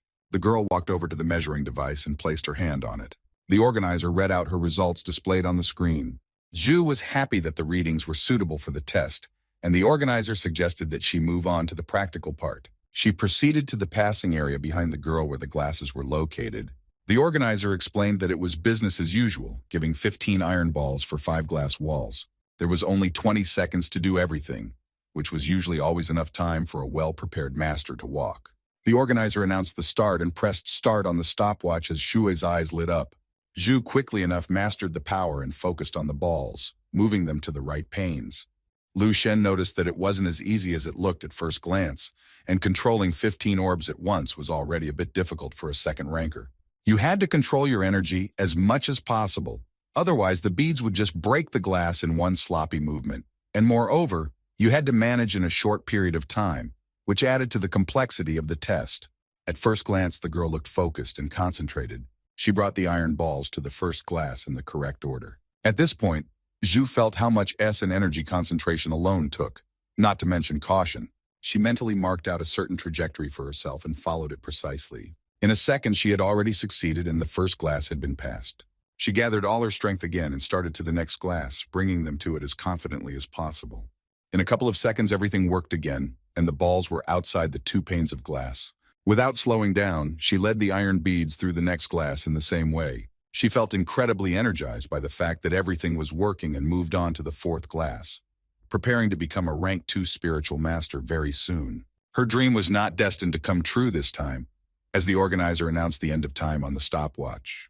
Zhu cursed in exhaustion and was extremely frustrated by this state of affairs. Only 3 attempts per approach were given, so she reported that it was no big deal, and it was just a warm-up, demanding a second time. She attracted all 15 iron balls again and was about to send them towards the glass.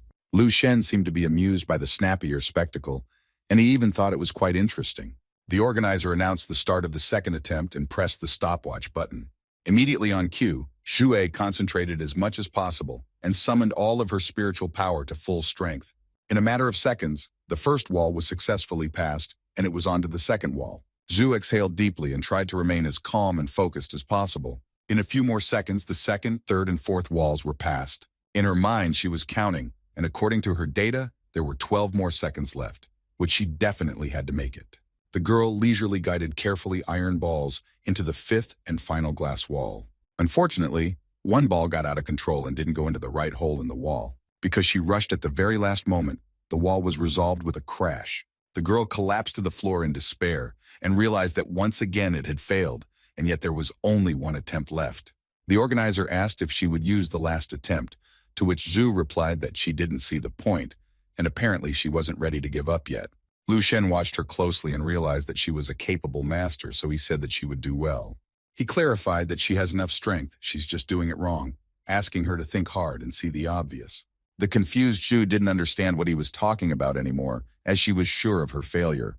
Lu Shen explained to her that she had just adjusted the direction of the balls right in front of the walls, and after passing through, she would change their direction again to enter the hole. This method wasn't bad, but it wasted a lot of time and expended a large amount of energy, so it was obvious from her tired face. The guy went on to say that this test was also aimed at determining the sharpness of her mind.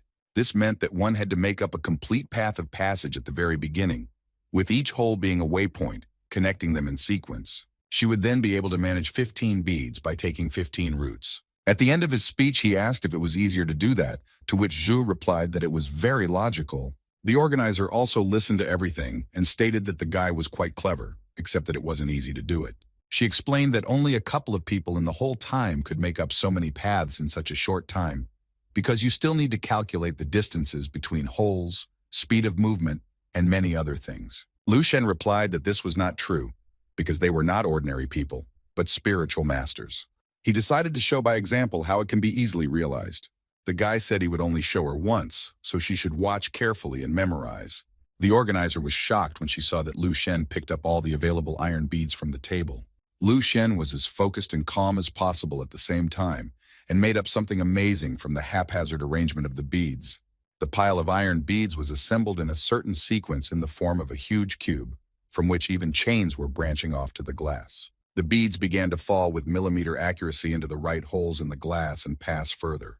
Lu Shen simply masterfully pulled the beads through a lot of glass at the same time. He decided to show and prove that anything was possible if you believed in yourself and chose the right tactics. The iron beads already flew through all the glass there in just a few seconds.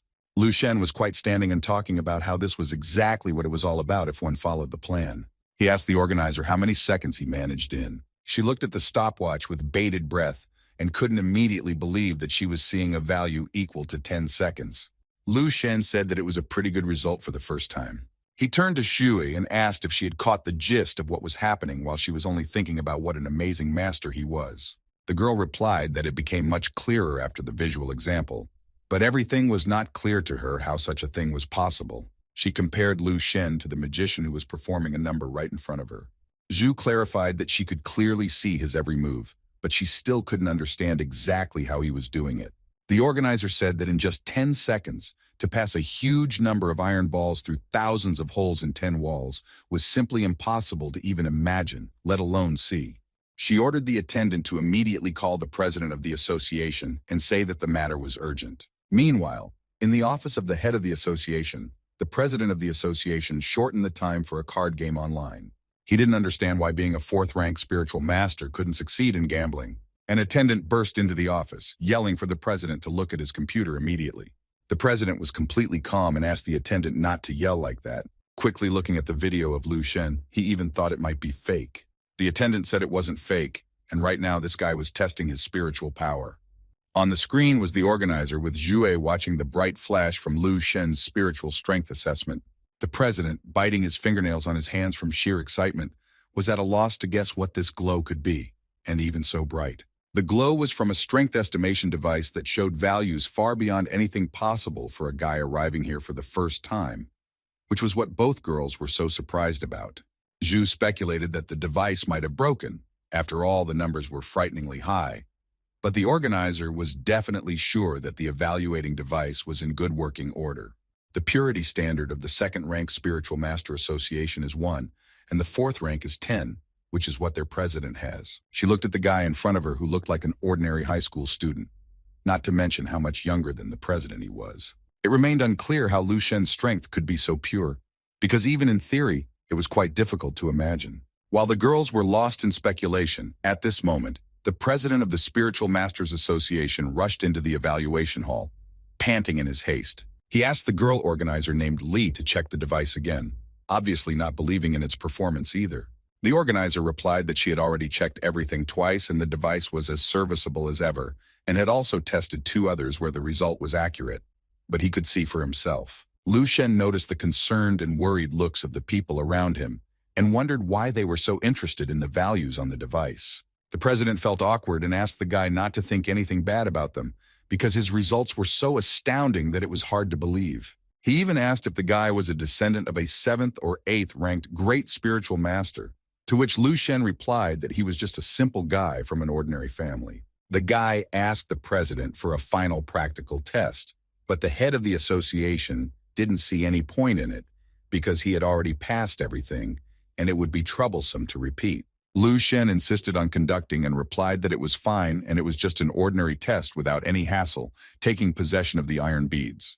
The organizer saw that it was useless to argue, so she took out a stopwatch and announced the start of the test by pressing the start button.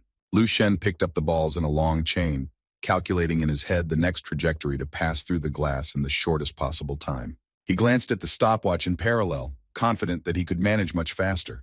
Immediately after that, the iron beads began to fly into the holes one after another at breakneck speed, without interrupting the long chain. Subsequently, the balls, after passing through all the panes of glass without a single damage, quickly landed in their original place. Lu Shen said that he had gotten used to the action by the second time, and his speed should have changed by about seconds to 5 seconds. The organizer looked at the stopwatch and reported with great surprise that the time had changed by even more than 5, as it was equal to 4.5 seconds. Zhu thought that it was more difficult this time, but he managed twice as fast. Although he insisted that he had become more experienced, but he looked completely carefree and relaxed, making his own insignificance felt. The president, on the other hand, looking at the way he had been passed in 2 lights, felt uncomfortable with the speed of the passage, which was a match for the guru himself. He decided that it was indeed time to give way to the young, and told the guy that their association recognized his skills, and a little later, he would personally present him with a certification certificate and the insignia of a master of spiritual forces. The president awkwardly clarified that the maximum rank that their association could award was 4, and in order to get a higher rank, he would have to go to the capital, asking if it would be acceptable to him. Lu Shen felt awkward himself at this point, and replied that there was no need to worry about him so much, after all. He was just an ordinary high school student, and still had exams to prepare for. Zhu saw that the guy looked young, but in no way expected him to still be a high school student, asking how old he really was. Lu Shen replied without hesitation that he was 18, slightly shocking everyone present once again. He tried to diffuse the situation somehow by cheerfully saying that he didn't think he was some 10,000-year-old spirit in a high school student's body. This was exactly what Xue thought, surprised even more by the assumption that the guy could also read minds. Lu Shen looked at the girl with a serious look and asked her to put such strange thoughts away and not to lean so heavily on fiction in the future. He added that he would be taking the university entrance exam in 2 months, and if the spiritual master certificate didn't help him gain extra points, he wouldn't even come here. Xu remembered her last attempt at the test and asked Lu Shen if she should still try. The guy replied without hesitation that she had to try, because she would definitely succeed and only needed to relax her muscles, which he helped her with by immediately coming closer. Zhu was a little confused by the guy's touch, but listened to his instructions that she should focus on the right objects. A while later, the organizer announced that there was still time left, which meant that Xu had passed the 2nd-rank spiritual master test. Lu Shen cheerfully said that, just as he said, it was not difficult at all. You just had to apply all your knowledge in the right direction, for which the girl thanked him sincerely. At this moment, the president came running over to congratulate them both on passing the test, adding that there was finally another 4th-ranked master among the spiritual masters of Dongning province, and it should be celebrated immediately. Lu Shen thanked the president of the association, but wanted to give up on the idea of celebrating it. Before he could even say a word, he looked at the president and Xue, who stood with a pleading look and left him no choice but to just agree. With a deep exhale, Lu Shen still agreed to go with them to the unknown event with a fraction of regret, making the president and Xue very happy. The president said that their association had a hotel where the guy could rest before the event and meet up with them in the evening. Xu immediately shouted out without missing an opportunity that she would be driving and would take Lu Sheng to and from the event personally in her car. After agreeing on everything, Xue and Lu Shen walked outside to the parking lot where the girl's expensive red Ferrari was parked, bringing even her new buddy into awe. She gestured for him to take a seat, and the two of them were already buckling up inside the auto, shouting to the president to meet them soon for the evening. The president of the Spiritual Masters Association, Jiang, waved happily at the departing car with the guys and was happier than ever before. Zhu quickly sped off and drove her Ferrari at breakneck speed through the streets of the calm city. She glanced at Lu Sheng sitting next to her in the rearview mirror every now and then and thought about something. She thought about the fact that he looked like an ordinary kid, but who would have thought that Lu Shen was actually an outstanding master, who had been recognized by the president of the Dongning Provincial Spiritual Masters Association himself. It was difficult to match all these things together, as the guy was quite young, but at the same time, he was complex and quite talented. Zhu remembered that she had only met rich jerks before who were nothing, let alone any talent or strength. At this moment, the girl noticed that she had met the guy's gaze and couldn't believe that Lu Shen was looking at her. She became embarrassed and nervous, wondering what it could all mean, even though Lu Shen himself suspected something wrong, but hoped that the conversation would not come up. The girl tried to calm down because it was simply impossible due to the fact that they had only recently met and did not know much about each other. On the other hand, Xue assumed that she could be attracted to him because she thought she was a pretty and confident girl. She pictured their relationship so vividly in her head that she even convinced herself that it was impossible not to fall in love with such a beautiful girl. Agreeing with herself in her head, the girl like crazy gave the gas and rushed even faster on the road ahead. The girl felt that she should take advantage of this situation and do her best to turn Lu Shen's attention completely in her direction. She raced through the calm traffic like crazy, overtaking and leaving everyone behind, until she heard Lu Shen call out to her. She finally came to her senses and remembered that she had almost arrived at the right place, dropping her speed to the minimum, braking sharply at the end. Zhu informed the guy with a pounding heart that they had arrived, and Lu Shen, leaving the car in a hurry, thanked the girl for the favor. She nervously twirled a strand of her blonde hair in hopes of some kind of continuation, but Lu Shen said that she had to leave here immediately. She looked at him in confusion and asked in bewilderment where she had to go and why immediately. Lu Shen calmly replied that she was twice the speed limit and had run the red light 5 times. So 2 police cars were already following her, adding that although the girl was a spiritual master, she should be more careful. Zhu, like crazy, once again gave a gasp and shouted for forgiveness, saying that she would pick him up in the evening, but now she really had to get out of here. Lu Shen made his way to his room in the hotel and sat down on the large bed in front of the TV, watching the latest news. He turned up the volume and listened carefully to the information from He Lingshu about the company that had already made quite a stir in the city. He Lingshu talked about how their pharmaceutical company had undergone some changes and was now called Ling Shen, which was from combining their names, and clarified about the launch of their new drug, a vitality serum. She said that this serum could change everything, starting a revolution in the market among tonic products, and would be at the head of a new era. Lu Shen resented that he only learned about this information from the TV, and not from He Lingshu herself, even though he was the largest shareholder of her company with the maximum percentage of income. He quickly took out his phone from his pocket, and when he saw a bunch of missed calls from He Lingshu, he realized that he himself had blundered in this situation. The guy fell on the bed with thoughts that he would still return to Baihe tomorrow, but in the meantime, he needed to go back to the dream world and check how far Lingshen Company would go in development. Lu Shen quickly fell into a dream, where he was already leafing through the information on the holograms, having concluded that he was really capable of something, because only thanks to the vitality serum the company still stood at the head of the largest pharmaceutical companies. Suddenly, he saw the information about He Lingshu herself, or rather her marital status, on the screen, and he was horrified by what he saw and immediately made a request for himself. His marital status information loaded on the screen, stating that he would have 2 spouses, Lieutenant Colonel Dan and Madam He. Lu Shen immediately visualized a picture of him sitting with both girls as his wives and was even more horrified. He ran around the room and could not calm down, thinking about what kind of person he was in the future, that he had 2 wives. The guy quickly sat down and decided to immediately calm down, because everything must have a reasonable explanation, and in time, everything will definitely clear up. At that moment, he decided to look up the information about the life force serum, but Ellie informed him that his level was not enough to get the data. He didn't understand why he was denied access, since he was the one who had told He Lingx about the serum, but he decided to continue to simply view the events of the future, following their progress to suggest the likely paths of humanity.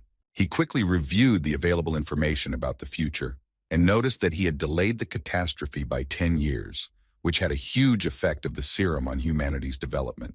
He wondered if those 3 11th rank warriors were involved, and if he could change the fate of humanity with a bunch of knowledge at his fingertips. At the same time, Lu realized that he couldn't go public with the collection of techniques now, because chaos would erupt and disrupt the only existing order of things, and he and his family would be in the middle of it. What was obvious was that no one could foresee where all this would lead. All the martial arts that had been developing for 10,000 years would plunge into darkness, and then all hope of salvation for mankind would be extinguished. The guy saw the only best way out of this situation for now.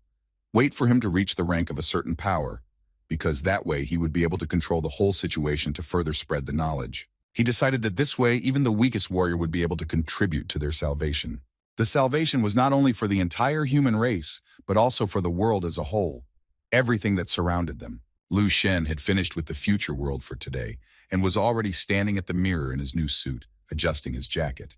While he was fastening his cufflinks, he remembered that in the hustle and bustle of all the events, he hadn't replied to He Lingshu's message. The guy quickly pulled out his phone and decided to ask her to prepare something else before he arrived. She sent him a picture of a puzzled cat because she was annoyed by his instruction, since he hadn't contacted her for a whole week, and now he was handing out tasks. Mrs. He immediately typed him an angry message with insults because the boy didn't care at all about her company and their common cause, and she was suffering because of it. The girl simply couldn't send such a message, regretting that she couldn't do anything about it because she couldn't handle him anyway. She quickly erased everything typed and with tears in her eyes replied to the guy that she understood everything, and as usual, she would fulfill it in the best way. While he was texting He Ling Shu, he didn't immediately hear a knock on the door, but as soon as he finished, he immediately went to the door. Standing in the hallway was Shui in a provocative red dress, waving seductively and greeting him in a friendly manner. The girl informed him that she was giving him a ride, so she hoped he was already packed since the evening was about to start without them. The guy asked to dispense with the formalities and just call him Lu Shen, closing the door behind him and following to her car. The guys quickly arrived at the grand event celebrating the revitalization of the Dongning Province Spiritual Masters Association. Lu Shen was a little surprised at the sheer number of people present, as he was sure that they were on their way to an ordinary dinner in a festive atmosphere. Shu explained to him that although President Zhang looked like a simple-minded old man, he was actually one of the most influential people of this city in Dongning Province, so it couldn't be a casual dinner. Lu Shen agreed, saying that the president could indulge his ego today. After all, he would be leaving here tomorrow anyway. At this moment, he noticed the president of the association in the crowd and raised his glass as a greeting in return. Some of the guests asked the president if he was bluffing and if what he just said was true. President Zhang calmly replied that he wouldn't have believed it himself if he hadn't seen such a genius with his own eyes. Two other young ladies in fancy outfits joined the gala event. They were Dan and Xin Yuan, who said that this evening was not just a social event, because both the president of the association and the head of the city were present. She noted that this evening brought together all the elite of their city and even Dongning province. Xin Yuan thought that this was a great opportunity and valuable experience for them, scrutinizing everyone who stood nearby. She gestured at the president of the Spiritual Masters Association, hinting at how rich he was. Dan, hearing about the spiritual master, remembered Lu Shen's words that he needed to look into just that association and asked her friend to see if there was a guy with that name. Xin Yuan imagined herself to be her friend's older sister after saying that, and talked about how Wenho had told her about Dan's crush on Lu Shen. Dan denied everything, and her friend asked her to stop telling her off. After all, they still hadn't returned to the university, which meant that one of them was waiting for something. Xin Yuan didn't want to hear these ridiculous excuses, and said that she wouldn't be on her side because when you fall in love with a poor man, you can't count on her support. She recalled all of Dan's ex-boyfriends, and added that youth is for being stupid and making mistakes, so they would still split up even if they now decided to be together for the rest of their lives. Xin Yuan sincerely didn't understand how one could fall in love with a high school student, but Dan repeated over and over again that Lu was no ordinary high school student. The girl clarified that it didn't make him stop being just a high schooler. Dan thought about the fact that she hadn't left this city since they broke up, because he said he would come here sooner or later, and to that end, she had left him a bunch of messages. The saddest part was that Lu Shen didn't even read her messages. Dan sadly decided that there was no room for her in his heart at all, so perhaps she should give up her dreams of him. Suddenly, she was snapped out of her musings by Xin Yuan, who came to tell her some important news, but only asked her to keep it a secret.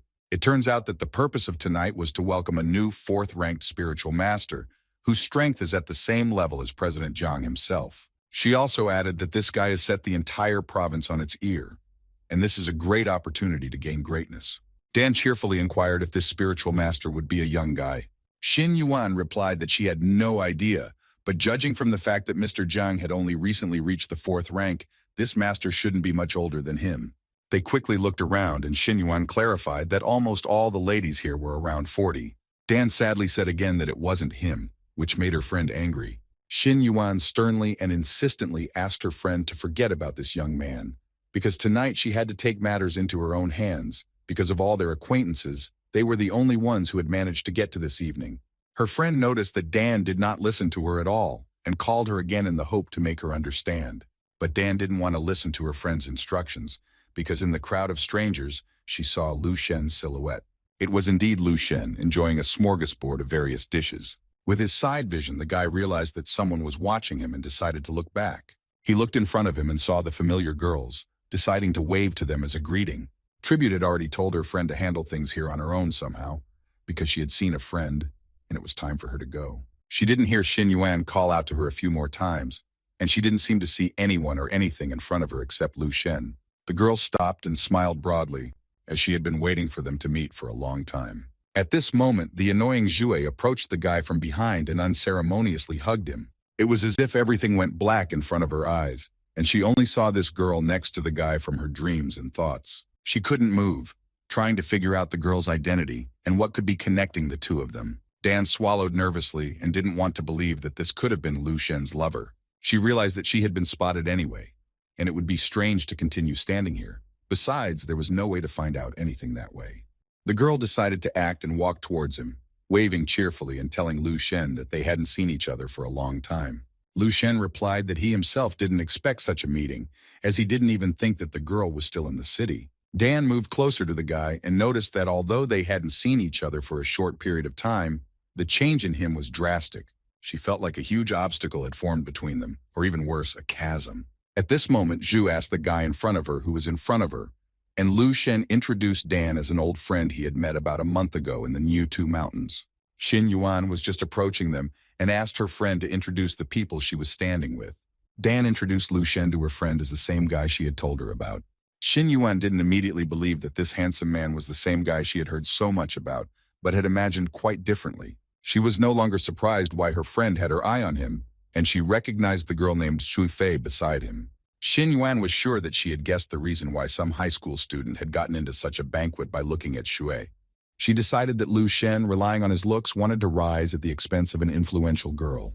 Xin Yuan started flattering Lu Shen, saying how insanely happy she was to finally meet him in person, since she had heard so much about him from her friend. The girl continued to drink her drink, and Lu Shen decided to show her with one look how wrong she was about him by greeting her back. Xin Yuan, without raising her eyes, cheerfully asked where the guy would be from. Lu Shen, without hiding anything, replied that he was from Baihe Township. He went on to say that now the girl could ask about his parents for the family tree and wonder how he ended up here. With these words, he clearly caught the girl's eye, but he didn't stop and clarified that he was an ordinary guy from an ordinary family, being lower in status than all of them and ending up here by pure chance. At this point, Lu Shen asked for permission to end this whole circus and get away from their chatter. He disliked this kind of questioning, even though others might find it quite commonplace, but Lu Shen hated all the slanted interrogations.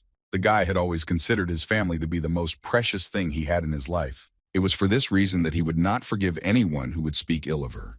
Zhu witnessed all of this unfolding drama and saw Lu Shen's face. She glared angrily at the upstart Xin Yuan, letting her know with one look what a mistake she had made. The girl didn't want to linger around them any longer, so she quickly left after the guy. Dan wanted to follow them, but Xin Yuan stopped her, saying that such people were not their equal. Xin Yuan added that she hadn't even said anything like that yet, but the guy's reaction showed that he understood and realized his position, trying to show his pride and greatness. She clarified that she had met too many guys like this who try to advance themselves at the expense of the girl. Xin Yuan detailed everything she knew about Shui Fei and her family. She also pointed out to Dan how close the two were, and that Lu was trying to gain influence at Shui's expense. Xin Yuan tried her best to convince her friend that this guy was just a simple Alphonse. Dan pushed her pal away, saying that Lu Shen was not like that at all. Xin Yuan insisted, saying that the truth can be bitter, but you have to be able to accept it.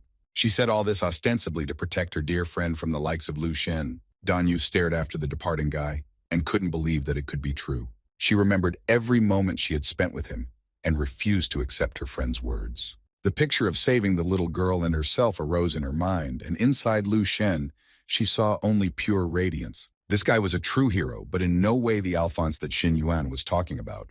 Dan realized that she had finally lost her mind since she had allowed herself to doubt his honesty and integrity. The girl quickly gathered herself and came to her senses, glaring angrily at her supposed friend who wished her happiness. She informed her that Lu Shen was not at all like she had just described him.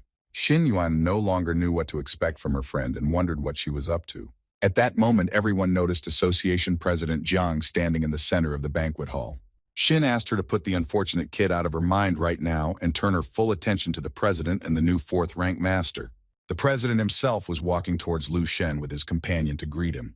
Xin Yuan noticed this and was shocked that Jiang himself was walking towards this unfortunate fellow. The president in turn apologized to Lu Shen for having to face so many people, as he remembered that he did not like such events. Lu Shen politely replied that there was nothing wrong with it and thanked him for such a warm and well-organized reception. The president of the Spiritual Masters Association realized that his time had come. He drew everyone's attention to himself, not without the help of his power, and urged everyone to listen. Jiang began to say that in front of him stood a gifted young man who was the pride of Dongning province and a spiritual master of the fourth rank. The president also specified that the guy was barely 18, but he was personally ready to pay his respects already. The gentlemen around fussed and began to whisper, looking at Lu Sheng with a stare. Zhang even compared the guy to a mighty dragon. Such a great warrior he had become.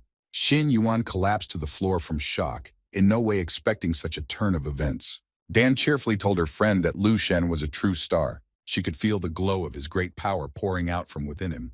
Xin Yuan immediately remembered all the unkind things she had said to him. She instantly wanted to rectify the situation and asked Dan for help. Everyone was going out of their way to slip their card to Lu Shen, who was clearly not interested in the guy.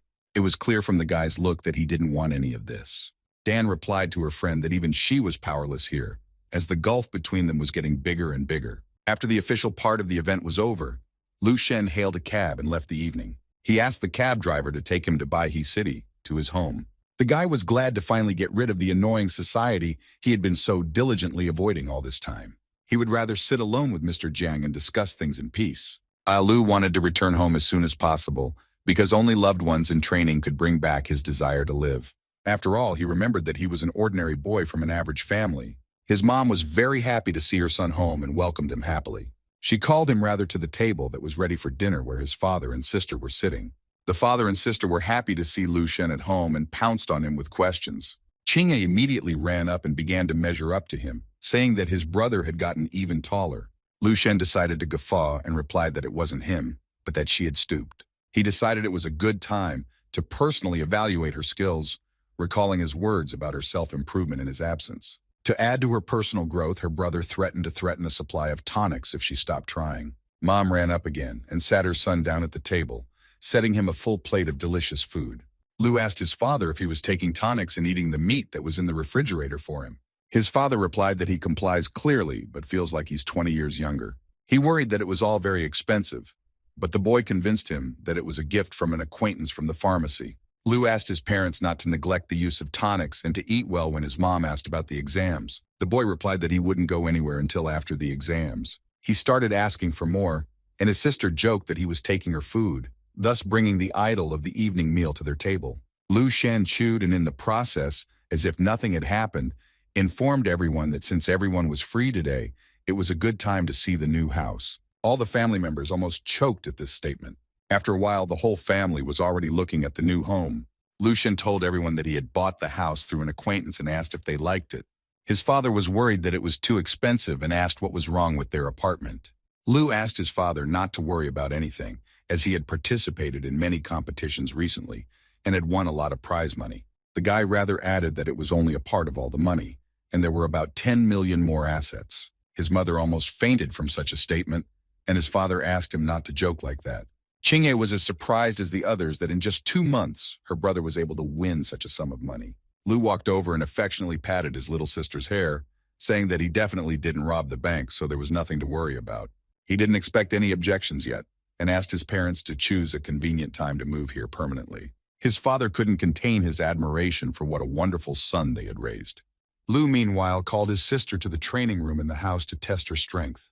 He dragged her right by her head as she screamed at him to stop it immediately. When they arrived at the training room, the girl quickly changed her clothes and was ready to train. Lu Shen looked at her and asked her to stop standing idly and stepping on her already. Qingye immediately pushed off and flew towards her brother for a powerful punch.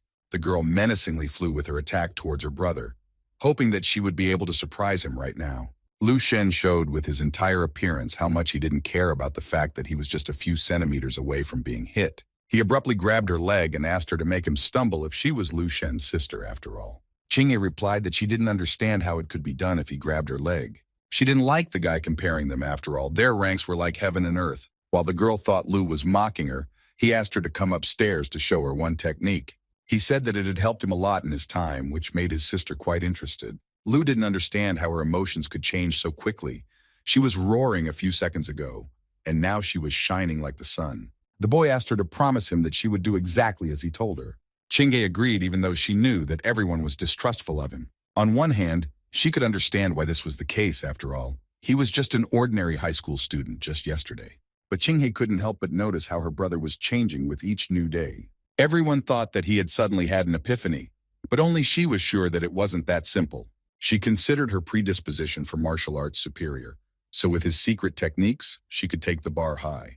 While she thought she could definitely surpass him with her intelligence and cleverness, he shattered her thoughts with a blow to the head. Lu sensed that she wasn't fully there, so he tried to bring his sister back to Earth. They finally finished their training and did the final exercise.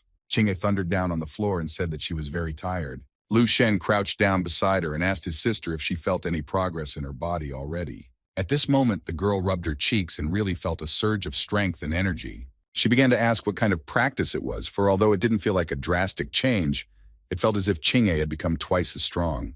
Lu Shen began to think about what he could think of to make the silly sister believe his story. What came to his mind was to say that this was an old exercise. They just did it with a new technique, and there were no other exercises here. Ching'e didn't understand what that meant, and her brother explained to her using the example of phones that there are already newer models, but no one officially talks about this one. So most people use the outdated ones, but that's classified information. The girl was angry at her brother for hinting at the secret information after all. She didn't consider herself to be any kind of coddler, especially about something that could benefit herself. Lu rubbed his sister's cheek again and said that although she liked to chat, he trusted her. But this technique had not yet become public, although it already existed. Ching'e asked if the technique wasn't fully understood. Was there a chance that she would be crippled once it was perfected? The guy explained that he was her brother, and blood relatives have similar physiological characteristics, so if anyone would be crippled, it would definitely be him, since he had practiced the technique many times. Ching'e replied that it would be sad if both of them became crippled. Then there would be no one to even look after their parents. Lu Shen decided to defuse the situation and chased after the girl, shouting to her that he would teach her a lesson, but Ching'e ran too fast, as she knew her brother's tricks. Suddenly, the girl asked her brother how he was able to master such a powerful technique so quickly, hoping that he hadn't done anything illegal.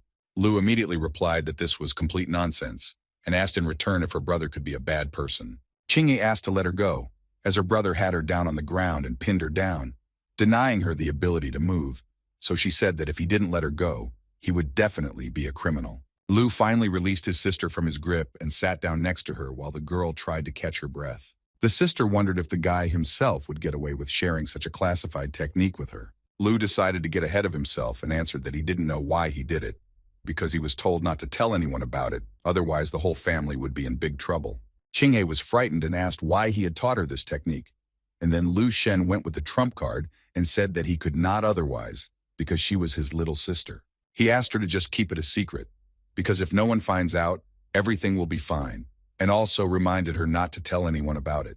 Not her teachers, not her friends, not even her future husband, because the safety of their family depends on it. Ching'e promised to keep quiet, and Lu decided to show her the technique one more time so she could practice on her own later. And that's when she guessed what her brother was doing when he locked himself in his room. The girl was still sure that she was much more talented than her brother, and therefore would become much stronger than him in the future, dreaming of honor and glory. Lu said that he would be gone for a while after lunch, so she would have to practice alone, and he would come and check on her afterwards. The guy visited one of the restaurants in the city to meet with Miss He, to whom he apologized for being late, as he had intended to after lunch. Ling Shu had already placed an order of several delicious steaks, as she knew of Lu Shen's love for them in the hope that it would be enough for him. The guy thanked the girl for her concern and took a seat at the table, inquiring about the company. Ling Shu began to tell him that the market price of the Vitality Serum was $50,000, and although the cost was not exorbitant, it was still out of reach of the average customer. The serum was aimed at middle and upper class customers with a certain financial stability, and sales were going very well so far, as they had sold out the first batch of 20,000 units in a few days. The girl added that the redemption rate is also quite high, and she believes that the serum will soon become a star product, not only for their city, but also for the entire Dongning province. The guy continued to eat and said that it was very good, as he wasn't worried about this matter as long as Madam He was behind it. He only asked if there was enough money for all of this, to which Ling Shu replied that they were within budget for now. But once they expand and open branches, they might have to take out a loan because there wasn't much money left. Lu Shen asked her not to worry about finances as he would send some more money a little later. The most important thing for him was their common goal, which he reminded the girl of. Ling Shu casually asked if he needed to study for his exams, to which he replied in the affirmative. The guy clarified that this was the reason why he wouldn't be leaving the house anytime soon, as he wanted to focus on preparation and leave business entirely to her. Lu Shen also added that he is preparing to move with his family to a new house and will send her his new address a little later. Ling Shu at this time could only feel how transfixed by this guy's strength and power. Because of this, she had even forgotten that he was just an ordinary high school student who hadn't even passed his exams yet, which made her have more and more questions every day. Who would have thought that 6 months ago she would go bankrupt and put her fate and the fate of her family in the hands of this guy? Although, apparently, she was not mistaken at all. The girl said that since they had discussed everything, she would leave him, as they had agreed. Lastly, she said that she promoted a guy named Ma Fei to manager, hoping that it wouldn't be a problem. Lu Shen replied that he fully trusted her decisions, and with those words, she quietly left the restaurant. The guy walked the girl to the door with a glance, for it was Ling Shu's company that was an important part of his income. Among other things, this company was also the production site for his tonics and serums. He didn't have to worry about this girl betraying him once she gained influence, because not long ago her family was in poverty, and he was the one who helped them. He knew that even if there was a threat from the outside, he could easily deal with it. The most important thing for him right now was to increase his strength and power.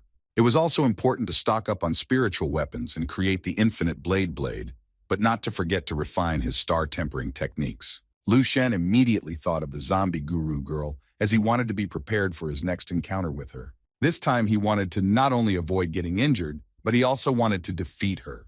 It had been about a month since he finished the Qiming review and passed the test in the Spiritual Masters Association, as Lu Shen returned home with the prize money to move his family to a new home. He didn't know how the people from the Crimson River School got wind of it, but they were the ones who helped them with the move. The daughter of the head of the Crimson River School herself arrived to supervise the quick transportation and kept her eyes on Lu Sheng. Just like that, the entire Lu Shen family had moved to a new house in the suburbs of Huafu, and the unified examination was already starting tomorrow. Qinghe was most excited about the fact that she now had her own training room.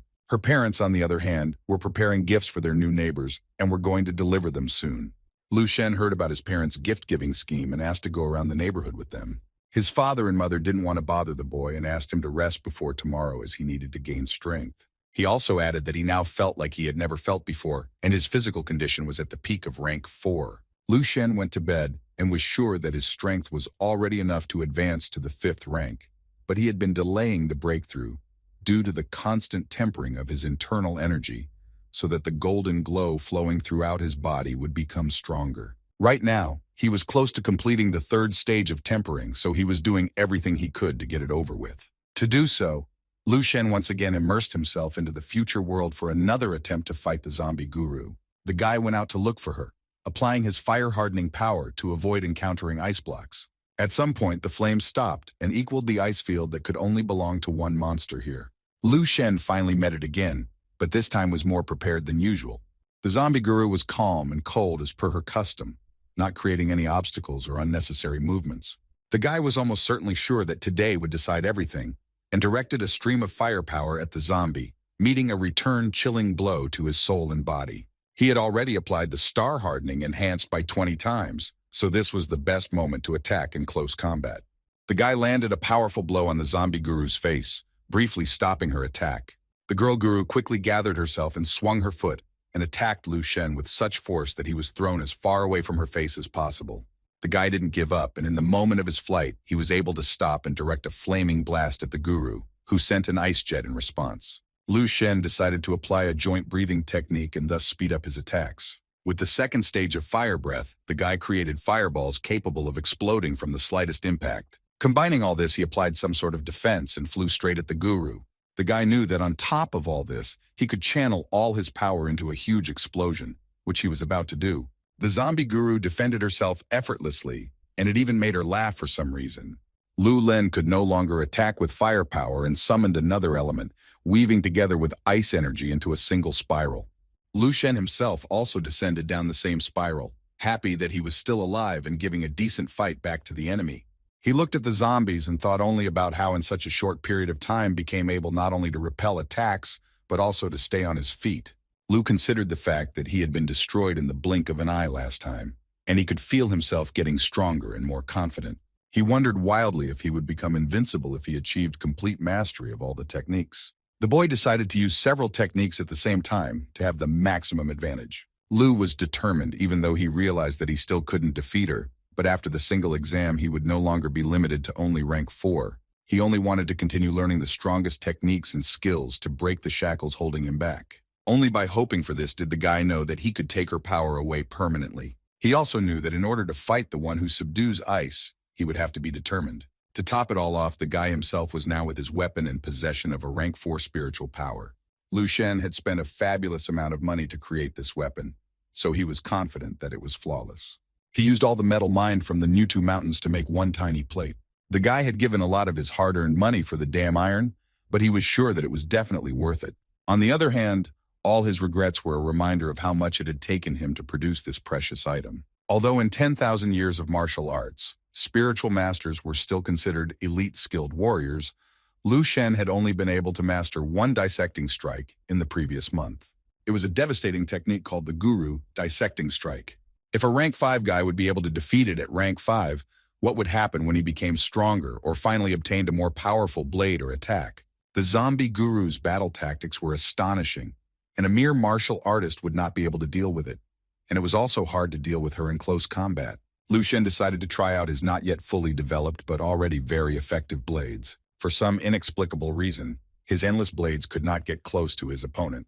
At that moment, the thought of what would happen if he used his blade to attack from all sides to force her to retreat crossed his mind. The main disadvantage was that his spiritual power wasn't infinite, so he needed to hurry up and finish her off sooner. Even now, using the breathing technique, he was barely keeping his physical condition up and could only repel zombie attacks. He felt sorry that he didn't have a suitable sparring partner to practice his mistakes, so he had to let the zombies destroy themselves. But how could he know his current limit, since tomorrow was already the important exam for him? His goal was not only to become the best in the city and the strongest in the province, which was also, of course, important. The lad had much broader goals, and they were closer and closer to being achieved. He also wanted to one day let in his own compilation of Lu Shen's secret goals, not available to every warrior. The guy wanted to include Lu Shen's crystal vision and vision related to spiritual energy in there, as well as the star hardening technique with golden body energy. Natural breathing, activated as needed, could still be added to the compilation. An advanced spiritual insight vision technique with the most classified information possible would fit in there perfectly. Lu Shen certainly couldn't do without the Heaven of 10 Suns compilation, which was one of the guru's most powerful techniques. Lastly, he would add enhanced reaction, which made it possible to engage in high-speed combat. The very next morning, the entire family was having breakfast, and the mother wished her son good luck in the exam, while Qinghe informed her that she and her father would be taking him there. Lu Shen told her that it was a good thing, as she would be able to see how things worked there, so she wouldn't worry when it was her turn. But Qinghe was sure she wouldn't feel anxious anyway. Mom cheerfully said that despite any outcome, they would still love him, so he shouldn't worry. At this time, the father from outside had already called his son to get into the car sooner so they wouldn't be late. Lu quickly finished his breakfast with his sister and shouted to his father that they were almost ready and were on their way out. They got into the car, and his father told the boy to take his time and do well in the exam to honor their family. Qinghe didn't miss the opportunity to say that she could do it too, but her father replied that she was still too young for such a thing. Finally, he arrived at the right place, and father looked for a free parking space. Lu Shen got out of the car and heard a bunch of voices of caring parents around him. Someone wished good luck to their child. Someone scolded for forgetting important documents. And someone simply asked to go to university so that all the problems would end. The boy remembered how long he had not been among ordinary people, and now, like all high school students, must pass exams, although so much has happened in recent months. His father told his son that he had also taken the exam here at one time, but unfortunately, his strength and physical fitness were not enough for admission. He added that Lu Shen was much stronger than him and many others, which was why he didn't doubt him. The father looked straight into his son's eyes and asked him to try his best, to which Lu promised to do his best without hesitation. The boy said goodbye to his father and sister and headed towards the examination venue. Qinghe shouted good luck wishes to her brother lastly and clarified that she would be with her father waiting for him outside.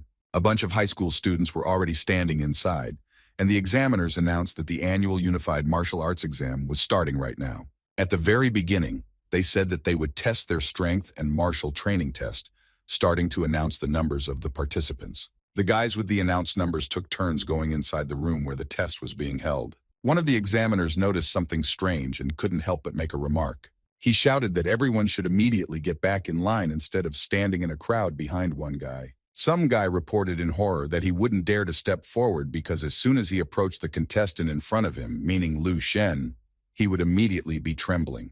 The examiner got angry and quickly walked towards Lu Shen and the terrified crowd. He reached the guy and immediately stopped, trying to figure out what was special about him and why all the other guys were shunning him. In a moment, he felt a strong energy from Lu Shen and realized what the other contestants were talking about.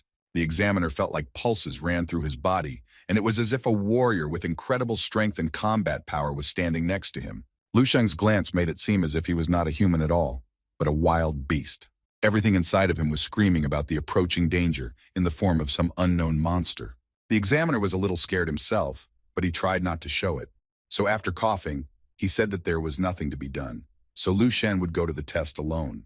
He allowed the others to come in after this guy came out, and everyone immediately scattered away. When Lu Shen walked towards the inspection hall, all the participants standing around him would step aside and maintain what they thought was a safe distance.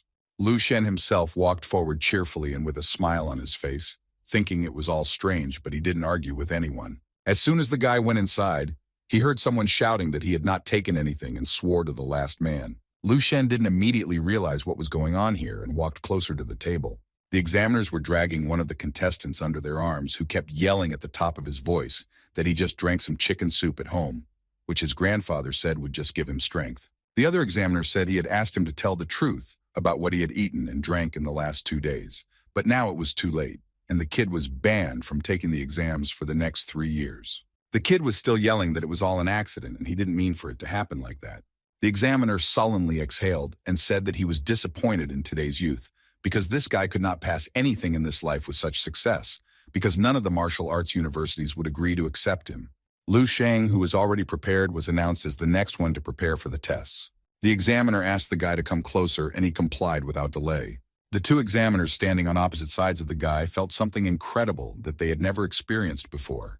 They felt the guy's mighty power, even though they were rank 5, but they stepped back. The chief examiner also sensed the guy's strength and asked him to prepare to start the test by taking a needle to draw blood. Lu Shen took the needle from the examiner's hands and said that he had already completed the hardening of his body, and an ordinary needle could no longer pierce his skin.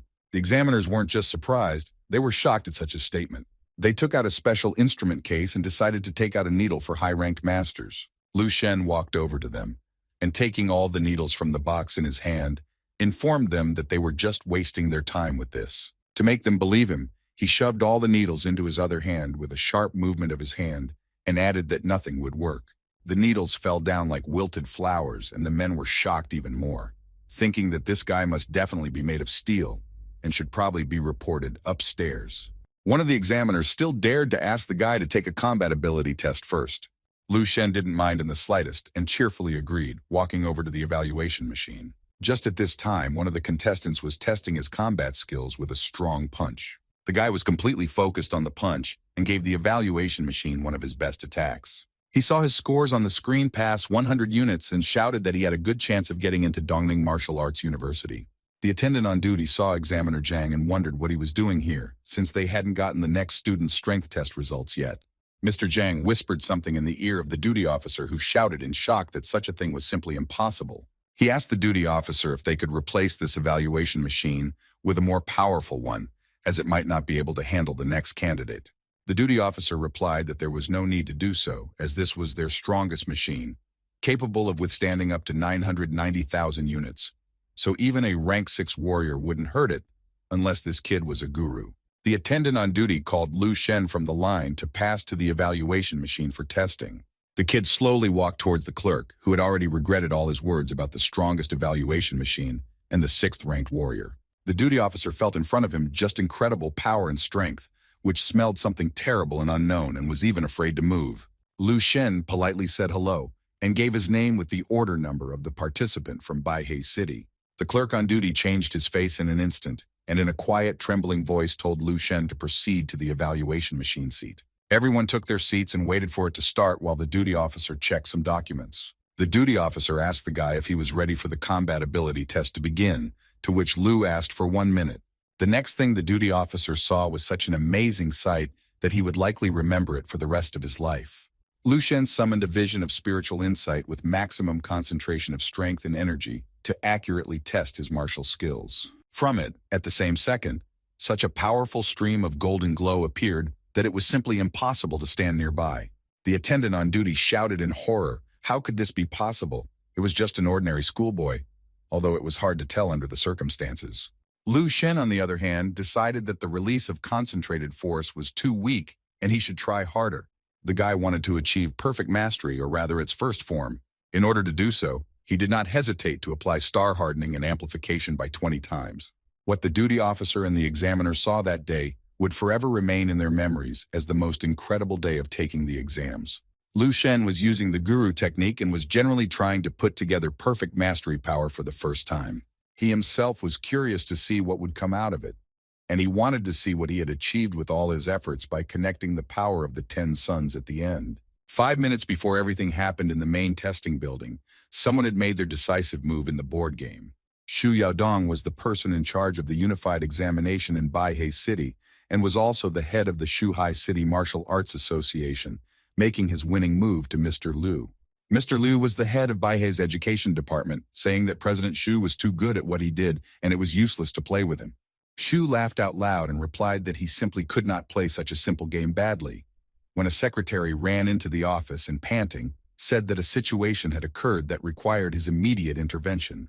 The president warned the secretary not to fly into his office screaming and knocking again, especially when he had guests, and asked her to tell him what she had. She did not know how to explain the situation well, and began to say that one of the school children had broken a needle for drawing blood to test strength, and a request had been made for stronger needles. The president responded that they always provide a box of needle for the higher ranked, so he didn't understand the nature of the situation.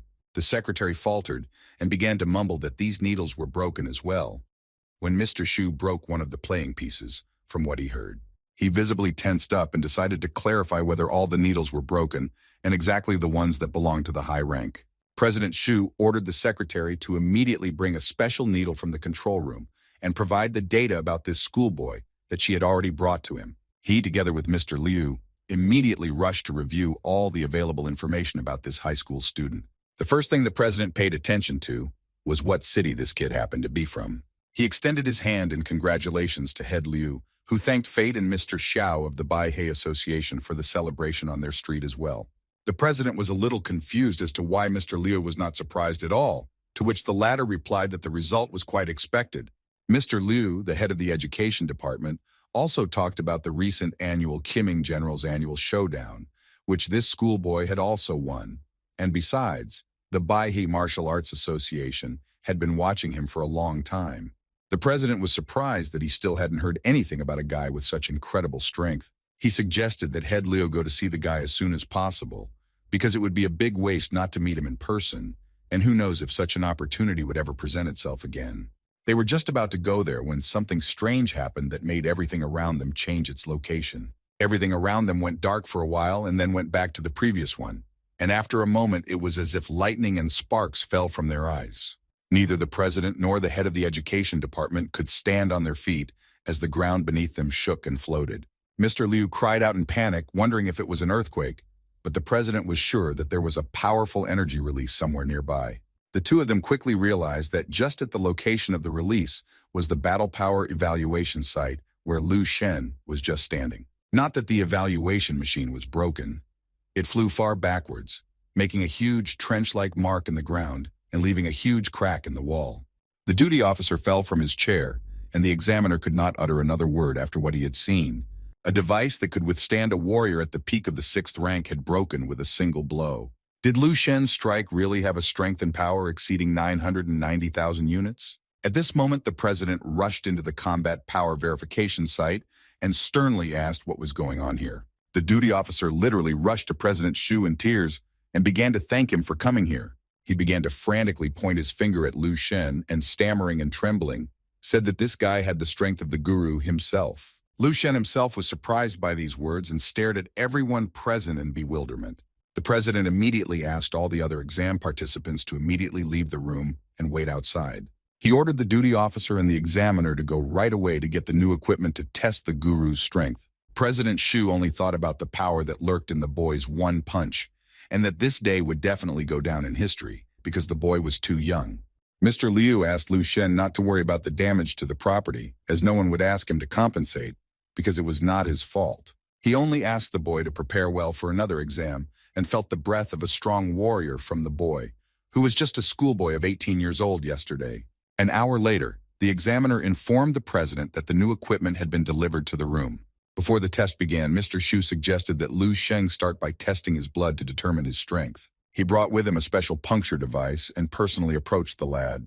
The device made the necessary amount of blood from Lu Sheng, which was like a golden ball, be withdrawn in the blink of an eye. Mr. Liu noticed that the guy's blood was so thick that it looked like mercury, which was what gurus usually had. The president reported that this was not quite true, for he had seen the blood infused with the guru's power. It was indeed like iron beads gathered together, but this blood was a bit weaker.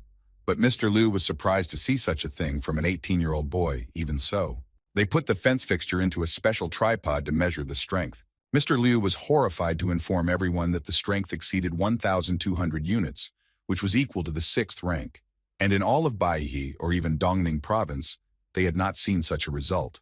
The president happily congratulated Lu Shen on setting a new record for strength concentration in blood. Lu Shen knew what he was really trying to accomplish, so he replied without much enthusiasm that this result would be fine, which surprised everyone even more. The examiner, meanwhile, had fully prepared the new super-powered evaluation machine to start testing and reported to the president.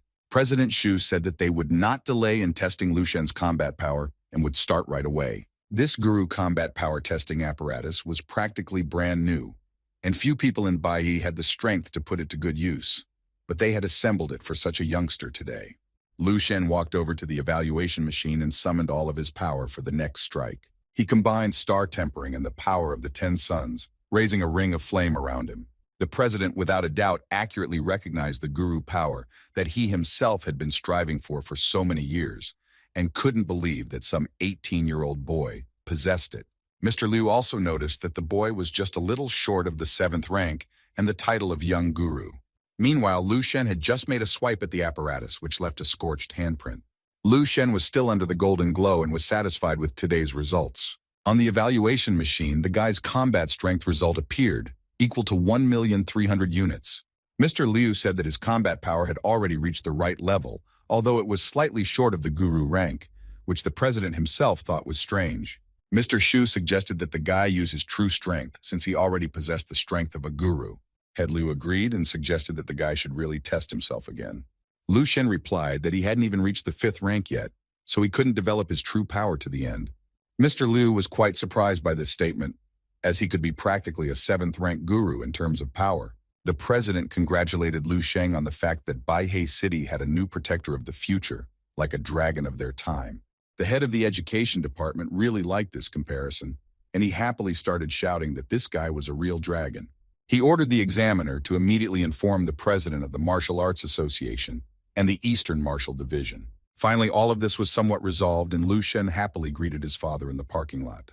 His father eagerly rushed to ask how the exam went, and his sister, without waiting for an answer, asked him to speak soon. Lu Shen replied that it probably went even better than expected, and he could go to the capital, to which Qinghe shouted that her brother had definitely passed better than anyone else. At the same moment, they all took a commemorative photo together with a caption about the day Lu Shen passed the unified exam.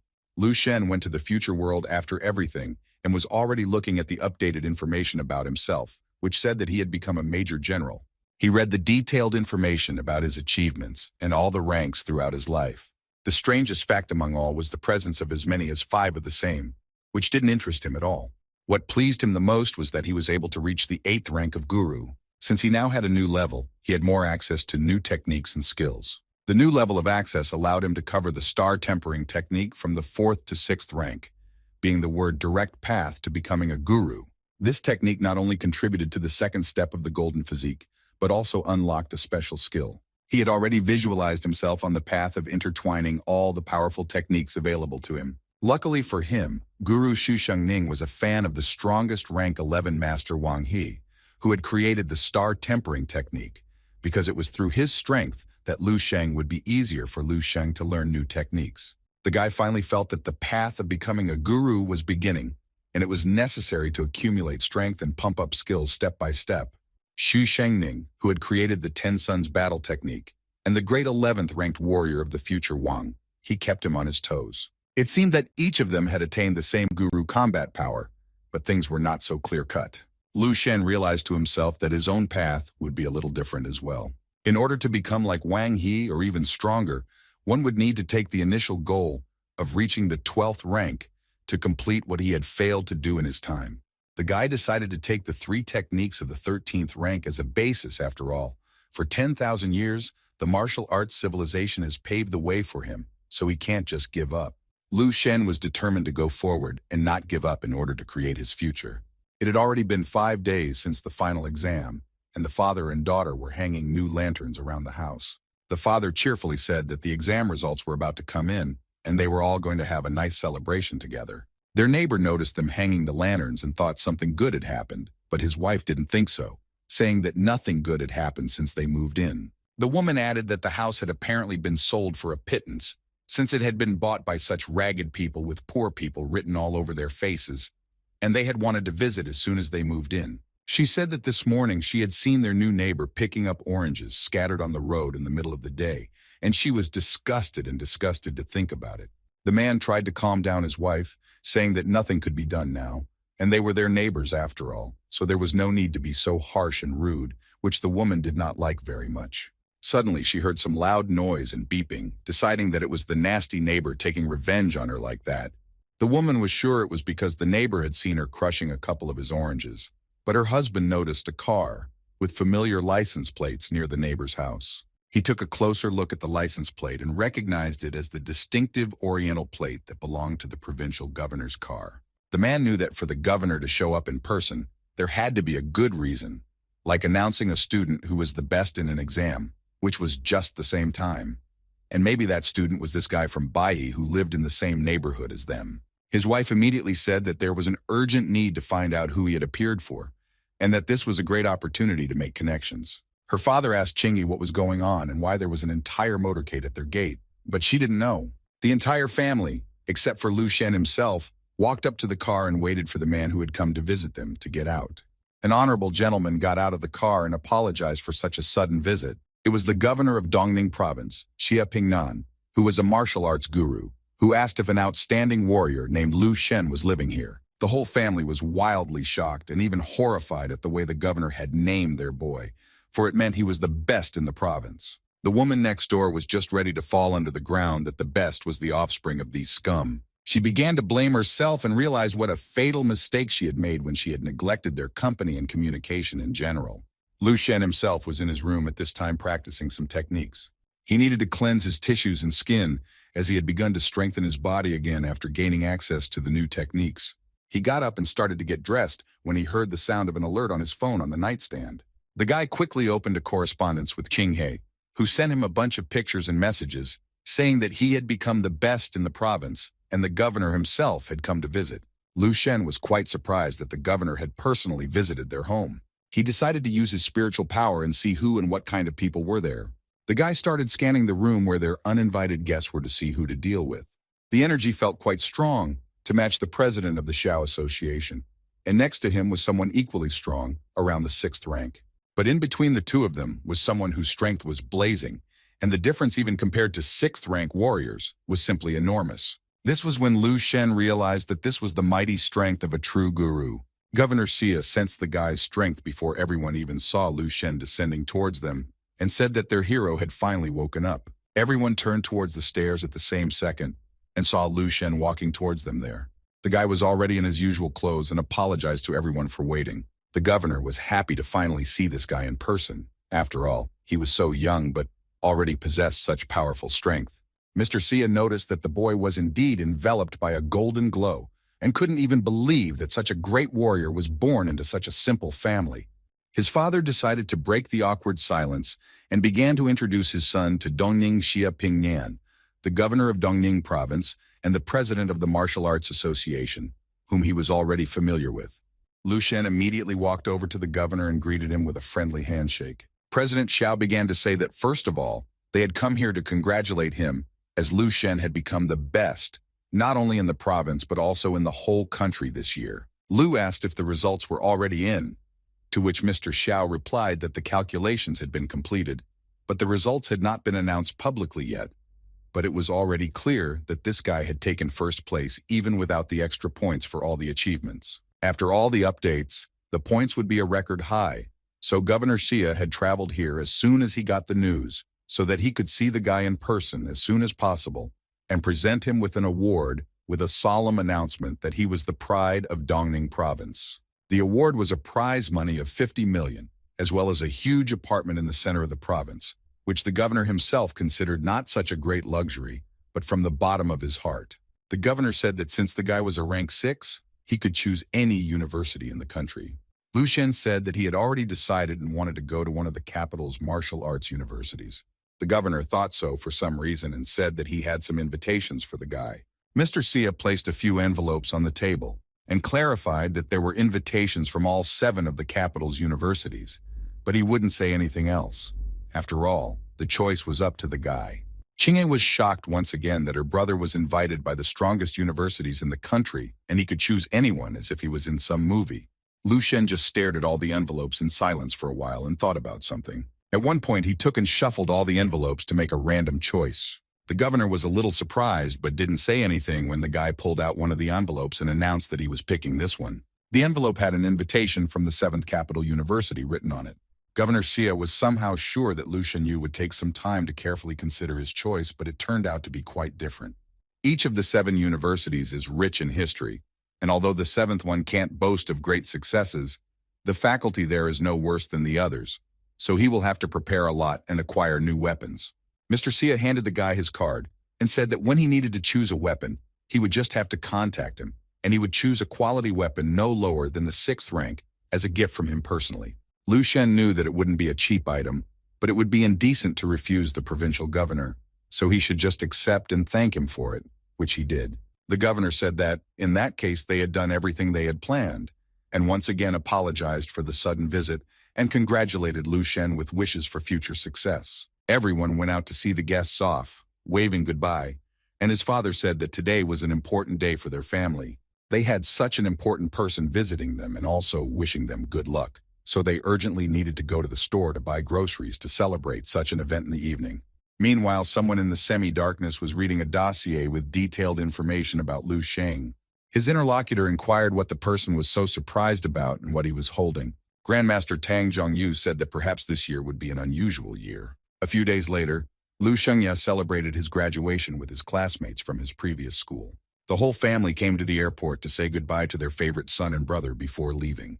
Lu Shen was already on the airplane and stowing his luggage when he thought about what was the foundation of the greatness of the 7 major martial universities. Each of them possessed a unique knowledge of martial arts and also patronized a sacred martial arts tower. He knew that the 7th university, the one he had chosen, had been founded 57 years ago by one of the 3 great masters, the holy martial artist Tang Zhongyu. This was the man who was able to become a holy warrior in less than 60 years, who had already passed the 100 mark this year. Lu remembered how it was said that after developing one's strength to the level of a holy warrior, one could live up to 300 years, which was why Master Tang was even considered young among holy warriors. In the entire history of their state, there were only 9 saint warriors in the Dragon Country. It was a well-known fact that, unfortunately, more of them had died in a battle with monsters over 100 years ago. There were quite a few good warriors who had died during the battles between countries. The martial arts elite had fallen under the onslaught of human conflicts when the Dragon and Lion Country lost their minds in an effort to take supremacy in martial arts. The saddest part was that there was never a winner, and after the battles, a martial arts tower was erected to represent each of the holy warriors. The tower is a combination of advanced technology and the martial arts of the Dragon State. In order to become its follower, one must pass a series of tests. Only after passing all of them could one gain the chance to become a disciple of a holy warrior and heed his instructions. For Lu Shen, it wasn't a big deal because there were scrolls, 12th-ranked techniques, and even things he couldn't develop yet, so he didn't really think much about any legacy of 9th-ranked holy warriors. The only thing that frustrated him was the requirements of the martial arts development orientation, where one had to achieve the appropriate training passing grades to enter the battlefield. The guy decided that when the time came, he would just close all the scholastic debts as soon as possible, and maybe he could graduate early. Suddenly, from nowhere, Yang Yuan appeared beside him and said that it was a nice coincidence, and she was also flying this plane. The day before, Qinghe had reported everything to her friend and warned her about the flight number that Lu Shen would be traveling to the capital. And since she needed to go there too, she was just taking advantage of the opportunity. Lu Shen wasn't quite sure if it was a mere coincidence, but he didn't say anything about it. He was only trying to figure out how she actually ended up at this particular time in this particular place. The guy looked at the girl and saw in her eyes something between excitement and crush mixed with embarrassment. Lu Shen laughed nervously and looked out the porthole, thinking that she could be another one of his, but whatever. About 2 hours later, the plane finally landed in the right place. The guys had already exited the airport and were looking at a city that was completely new to them. It was as expected of a capital city. Life was bustling, everything around was thriving, and the people were strong and brave. Lu Shen looked at the high-rise buildings and thought that perhaps this was what the military base from his dreams of the future once looked like before it fell. The first thing the boys encountered on their way was Jinghe University, where Yang Yuan was enrolled. Lu Shen said that they had arrived and he would escort her first, and then go to register at his institution afterward. The girl thought that all this was like a scene of lovers studying together from a TV series, and dreamed of getting with the guy on the same campus, which was a kind of university campus for students. On the way to the university, two obnoxious guys pestered the poor girl with introductions. At this moment, they noticed Yang Yuan and couldn't take their eyes off her. One of the guys shouted for everyone to move aside because this beauty would be his, to which the other replied not to even dream of such a thing. They both ran up to the girl and took turns asking to escort her to the check-in and help her with her luggage. Lu Shenyu decided to intervene in the situation and threw 2 suitcases to one of them, saying that he could really help. The guy with the suitcases asked Lu Shenyu if he was also new to this university. During this time, he had learned to hide his strength from others, and ordinary warriors would never be able to suspect anything. So he simply replied that he had come to escort the girl to registration. The guys interjected amongst themselves that he probably just liked the girl, but since he wasn't a student at their university, he definitely wasn't going to get anywhere. One of them began to tell Yang Yuan about all sorts of advantages of Jinghe University in great detail, and with great enthusiasm. Lu Shen heard something interesting for himself and asked if it was really possible to go from a simple university to the tower. The guys replied that it was the heritage of the Dragon Country, and so not only the students of the Big Seven could easily enter there, but it was necessary to apply and pass the entrance test. They also mind that the students of the 7 universities were luckier in this, as the selection is much easier. The second guy turned to Yang, saying that she could approach anyone in the eastern part of the campus, as many would be willing to come to help. He gingerly clarified that she should stay away from the students of the 7 great universities. At this moment, Lu Shen decided to intervene in their conversation again and asked why this was the case. The guy replied that everyone who entered where they went was crazy or simply monsters, and if you crossed their path, you could kiss your life goodbye. He also added that their sheer power alone would make your whole body start to shake, warning especially Lu Shen, who was amused by the whole thing. Meanwhile, they finally reached the registration area for new students. Lu Shen said that he was leaving her at this point, and if she had any questions, she could safely call him. Yang Yuan was thrilled to see them and embarrassedly thanked the guy for everything. The guys behind her saw the girl blur into a smile at the mere sight of Lu Shen and pondered if they even had a chance. They wondered where this guy even came from here, so they decided to find out more about him. One of them asked Yang Yuan which university her acquaintance would be from. Without hesitation, the girl sternly replied that he was a student of the 7th Martial University. The guys were shocked by this information. They didn't expect to hear such a thing. Yang Yuan took her suitcases and finally said that this guy was from Baihei City, and his name was Lu Shen. The guys cringed at the mere mention of this guy's name because the whole country already knew him. They began to discuss the fact that the guy was the best this year, while Lu Shen walked away with a smile. Lu Shen, after a while with his suitcase, finally arrived at the right place. He stood and looked at the signboard of the university he had randomly chosen. It was the 7th Great University, as stated on the signboard at the very entrance. The boy stood and thought about the fact that it looked pretty good. Huge signboard, majestic wooden buildings, and more. He decided that even if going to university only meant expanding his horizons, it was no longer a waste of time. Lu Shen stepped inside and went to look for the freshman registration counter. The guy approached the right counter and inquired about the enrollment by introducing himself as a freshman. The girl behind the registrar rushed to him ostensibly to help him get an enrollment letter. She was shocked at what she read, for in front of her stood the best graduate in the country. The girl was quite happy that they had a young dragon who turned out to be so handsome. Some guy near the registration desk was cleaning his sword and turned to look at Lu Shen after hearing this.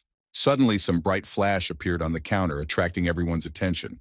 At the same second, Lu Shen noticed someone's silhouette in the same place, which did not appear here out of the goodness of his heart. The guy crouched closer to Lu Shen and ambiguously asked if he was the top graduate everyone was talking about. Lu Shen smiled politely and agreed with everything his interlocutor said.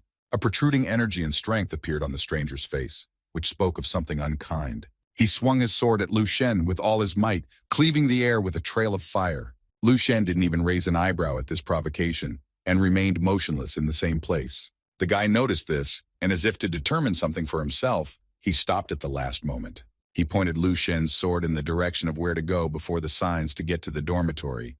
Lu was as polite as ever, and after thanking everyone for their help, he moved forward. The girl said that she felt a strong energy from the guy and that he was really a tough guy to stick with. The guy asked the registrar to find out the exact results of Lu Shen's unified exam, which she did, but she didn't find any information about it, but said that judging by his strength, Lu had already reached rank 6, and he might be the strongest unified exam taker in history. The guy smirked contentedly and replied that in that case, they would definitely have something to look at this year. Lu Shen, meanwhile, was looking around in the capital, being in an incredibly beautiful area but too deserted, wondering where all the students were. Someone behind him called out to the guy, running closer and saying that he had finally met at least someone here, introducing himself as Lin Ji. Lin told him that he was also a freshman but had been wandering around for half a day looking for a dormitory and asked if Lu could accompany him, to which the guy cheerfully agreed because he was going there anyway, and it was better to stick together. The guys finally found the place they wanted, which was quite huge, and were surprised to see a bunch of people crowded around the entrance. Someone shouted loudly for everyone to disperse immediately, and the guys saw someone's flying body in the air. With a thud, some kid flew to the ground with a thud. Some guy came out of a huge building and said that it was quite good, addressing the guy on the ground named Chu Xiaoming, calling him the best in Nanjiang province this year. The guy said that he was the first rookie who could withstand 2 of his punches in a row and asked Chu Xiaoming to work harder because maybe then he would be lucky enough to get into the dormitory. Some of the guys in the crowd also decided to try their hand, while his buddy tried to talk his friend out of it by asking if he could take it. The guy named Ho Dong, who was ranked 5th in the country in the final exam, replied that he had only recently made it to the 5th rank and it was out of the question. He knew that his so-called opponent had strength no less than the peak 5th rank, and he couldn't take more than 3 punches, but in the end, it would be the same with him as Chu Xiaoming. Ho added that with more advanced element control skills, there might be a chance, but not now, causing a storm of indignation from his buddy, who even suggested a joint attack. Ho refused the idea, for he was sure it wouldn't work, as the rank 5 warrior has powerful strength and his blows could be compared to a raging bull attack. He also added that the guy standing next to the main opponent might not be an easy one either, but even higher than the 6th rank. The other guys were surprised that the student could be a 6th rank warrior, while in a normal martial arts association the head has the same rank. The guy at the entrance dejectedly shook his head and told everyone that they hadn't realized where they had gotten to yet. He began to explain that the rules of settlement were very simple. Those who could withstand 3 of his attacks would be allowed in, and those who could withstand 5 would be allowed to bring their belongings.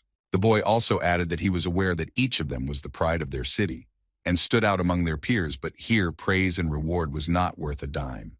That is why one had to put in the effort if they wanted to achieve what they wanted. He also said that those who were weak had no choice but to accept the fact that they were ordinary and insect-like. The guy said that this would be their first lesson from a disciple of the great 7th university and their esteemed headman. Everyone was visibly tense and pondering how to proceed, all except Lu Shen. Lu Shen couldn't understand why this headmaster was not fed up, and why some little bugs who thought they were the kings of the jungle, but in fact knew nothing about the jungle, kept appearing in his way. While he was thinking about it, his newfound buddy Lin Zi was already up to something. Lin thought this was all a very cool opportunity to once again put the smug upperclassmen in their place and gain the respect of his classmates. He shouted that if the conditions of 3 to 5 punches, they could see what he could do. Lin also added that he forgot to mention that he was the best in Sichuan province this year and 9th in the country. He was sure that despite the stupid rules, he would manage to check in today, which Lin was going to show everyone right now. Lin flew at breakneck speed towards the headman and just as quickly flew back with a clatter. Lu Shenyu approached him and asked if he was all right, to which Lin replied that he didn't expect it at all, and that Guy's strength was useless to even talk about. It seemed that no one present could even imagine how strong and powerful that guy was. Lu replied that he could understand him, although he really did quite well. He headed towards the dormitory and announced that it was now his turn to test his strength. Looking at the headman, Lu immediately understood how to deal with people like him in situations like this. In his opinion, this gnat was talking too much, so he needed to be eliminated. Lu Shen moved closer to the entrance and expressed his desire to see how their self-made-up rules worked here. The headman gestured to stop him, as if to show him who was in charge and that he shouldn't do anything rash. He asked Lu Shen if he really thought he could take 3 of his punches. Lu Shen didn't hesitate to say yes, taking his backpack off his shoulders. The guy was confident in his strength and actions, so he had nothing to worry about, which could not be said about his opponents. He stood for a while longer, and then asked the headman if he was going to do something. The guys were even afraid for a moment for Lu Shen, because to be so impudent in front of a strong warrior was very rash, and the method of pissing everyone off would not give any chance not only to pass, but also to continue to live peacefully here. The headman was already all fired up in anticipation of another loss for the newcomer. A fiery light formed around him, and he himself shouted that he was about to show what he could do. The guy wanted to impress with what he thought was a real attack, filling the space around him with fire. The guys in the crowd marveled at the power and strong energy of the headman. Only Lu Shen alone remained standing unwaveringly, not taking a single step to the side. He pushed off and abruptly flew forward towards the headman who had already hesitated. Lu Shenyu grabbed his opponent by the throat as he panicked and shouted to let go of him now. In just a moment, he had already sealed the arrogant fellow into the ground, making a hole there. The other freshmen froze in surprise, talking amongst themselves about how much strength this guy had, that he fell a peak rank 5 warrior with such ease. Lu Shen let go of the headman with such force that he hit the ground once more and flew several meters forward. Lin couldn't believe what was happening after all. One would need to possess a super powerful attack to stamp into the ground, breaking through the asphalt. At the entrance of the dormitory, a second guy, apparently a buddy of the head teacher, remained standing at the entrance of the dormitory. Lu Shen sensed the tense atmosphere, but he simply moved closer and asked if he could pass, to which the guy agreed, clutching his glass. Thus, Lu Shen was the first and only freshman who was able to overpower the headman and pass inside unhindered. The guy found the boxes with the room keys, and despite being prevented from entering at the entrance, he decided to do something. Lu Shen decided to help his newfound friend and grabbed 2 keys to different rooms. Right from the hallway, he aptly threw the key card exactly into the puffball's hands and told him to follow him. Lin cheerfully thanked his friend and said that he would take his things with him. The guys doubted that the guy with the long hair at the entrance would let him do that, but it was already unclear. Lin did go inside without a problem while the long-haired guy called someone named Chen, informing him that they had one interesting newcomer this year. Lu Shen and Lin Ji took a quick look around the dormitory and went out to the patio. Lu Shen was curious to finally see what the dormitories actually looked like, and what he saw exceeded his expectations. He even already knew he was going to be living alone, which was almost like his home, only smaller and free. Lin recognized the building they approached, for it was the apartment for the best graduate in the country, and asked if he was the same Lu Shen. Lu replied by asking if he looked so much like him, to which Lin said he just didn't expect after their first meeting that his new friend would turn out to be so cool. He had thought that his strength was more than enough. After all, he was the best in his province. But when he met Lu Shen, he changed his mind, although he had specifically applied to the 7th university to avoid meeting monsters like him. He just hoped that such strong warriors would go to better universities. But who would have thought that the strongest graduate would apply to this particular institution? Lu Shen wondered in bewilderment why the 7th university was considered so weak. Lin said that his parents had told him that because those who were ranked first in the previous years always went to the first university, and he had also checked the results of the annual martial arts tournaments, and their university was ranked last, which spoke for itself. Lu didn't care whether he was weak or strong. The main thing was that here he could practice the martial arts of great warriors, and now it was time for him to leave. He had already gone inside the apartment when he heard Lin's voice outside, asking him to add him as a friend. The guy pretended not to hear anything and sat down on the couch, looking around the expensive room from inside. He saw some kind of remote on the table and decided to check what it was for. On the screen opposite, various news about martial arts, the tower, holy warriors, and monsters came up in the same second. He switched, and the screen showed the announcement of the upcoming main fight amongst the holy warriors. Lu Shen was interested in the fact that there was also a student discussion forum where, judging from the comments, The strongest of the future were graduates of the 7th University. The guy decided to have a little look at their abilities and opened the broadcast. 15 seconds later, an announcement appeared on the screen saying that the demo had ended, and to renew the subscription, one had to log in and top up the balance. Lu Shen was a little upset by this fact, as he didn't even know his student number yet, let alone authorization. He decided that since there was nothing to do anyway, he might as well practice, seeing a good training ground in the window. Even before arriving here, Better Shen had created 30 bottles of serum, hoping that it would be enough. The effect promised to be excellent, so he decided to try it right away. But that was not destined to come true now, as it was at this very moment that there was a loud knock on his door. The guy was annoyed that he hadn't experienced a moment of peace yet since his arrival. When he asked who else was there, no one answered and only knocked harder. Lu Shen couldn't stand it and opened the doors, inquiring about who had come here. An unfamiliar guy with eyes red with anger rudely stated that it was him, and one should be friendlier. Lu Shen wasn't even going to listen to this guy or have a dialogue with him, and simply threw him away with his breathing technique. The guy powerfully flew across the street, hitting everything he met along the way. He was finally thrown back into a stone fence, which he landed into with a thud. Lu Shen shouted at him to come back when he had learned good manners. The two buddies of the unfamiliar guest, along with Lu Shen, watched him rise from the ruins. The guy could barely breathe from the crushing blow, thinking about how this newcomer could have such strength if he had only entered. Lu Shen suddenly asked the other two guys why they had shown up after all. After all, they were hardly just visiting him out of politeness. They began to say something about there being a mistake, and they from the student government brought him a student card linked to the dormitory card, which could be used to use all the facilities and equipment of the university. One could also get a bottle of rank 4 monster blood every month, which the guy especially liked as incentives for students. He took another look at the guy trying to attack him, and realized that these guys were clearly not just here for that, and were trying to intimidate the newcomers. Lu Shen looked at them with his venomously destructive gaze and asked if they were waiting for an apology since they weren't leaving. The guys immediately shouted that they were already leaving, and the guy quickly closed the door, saying that he wouldn't see them off.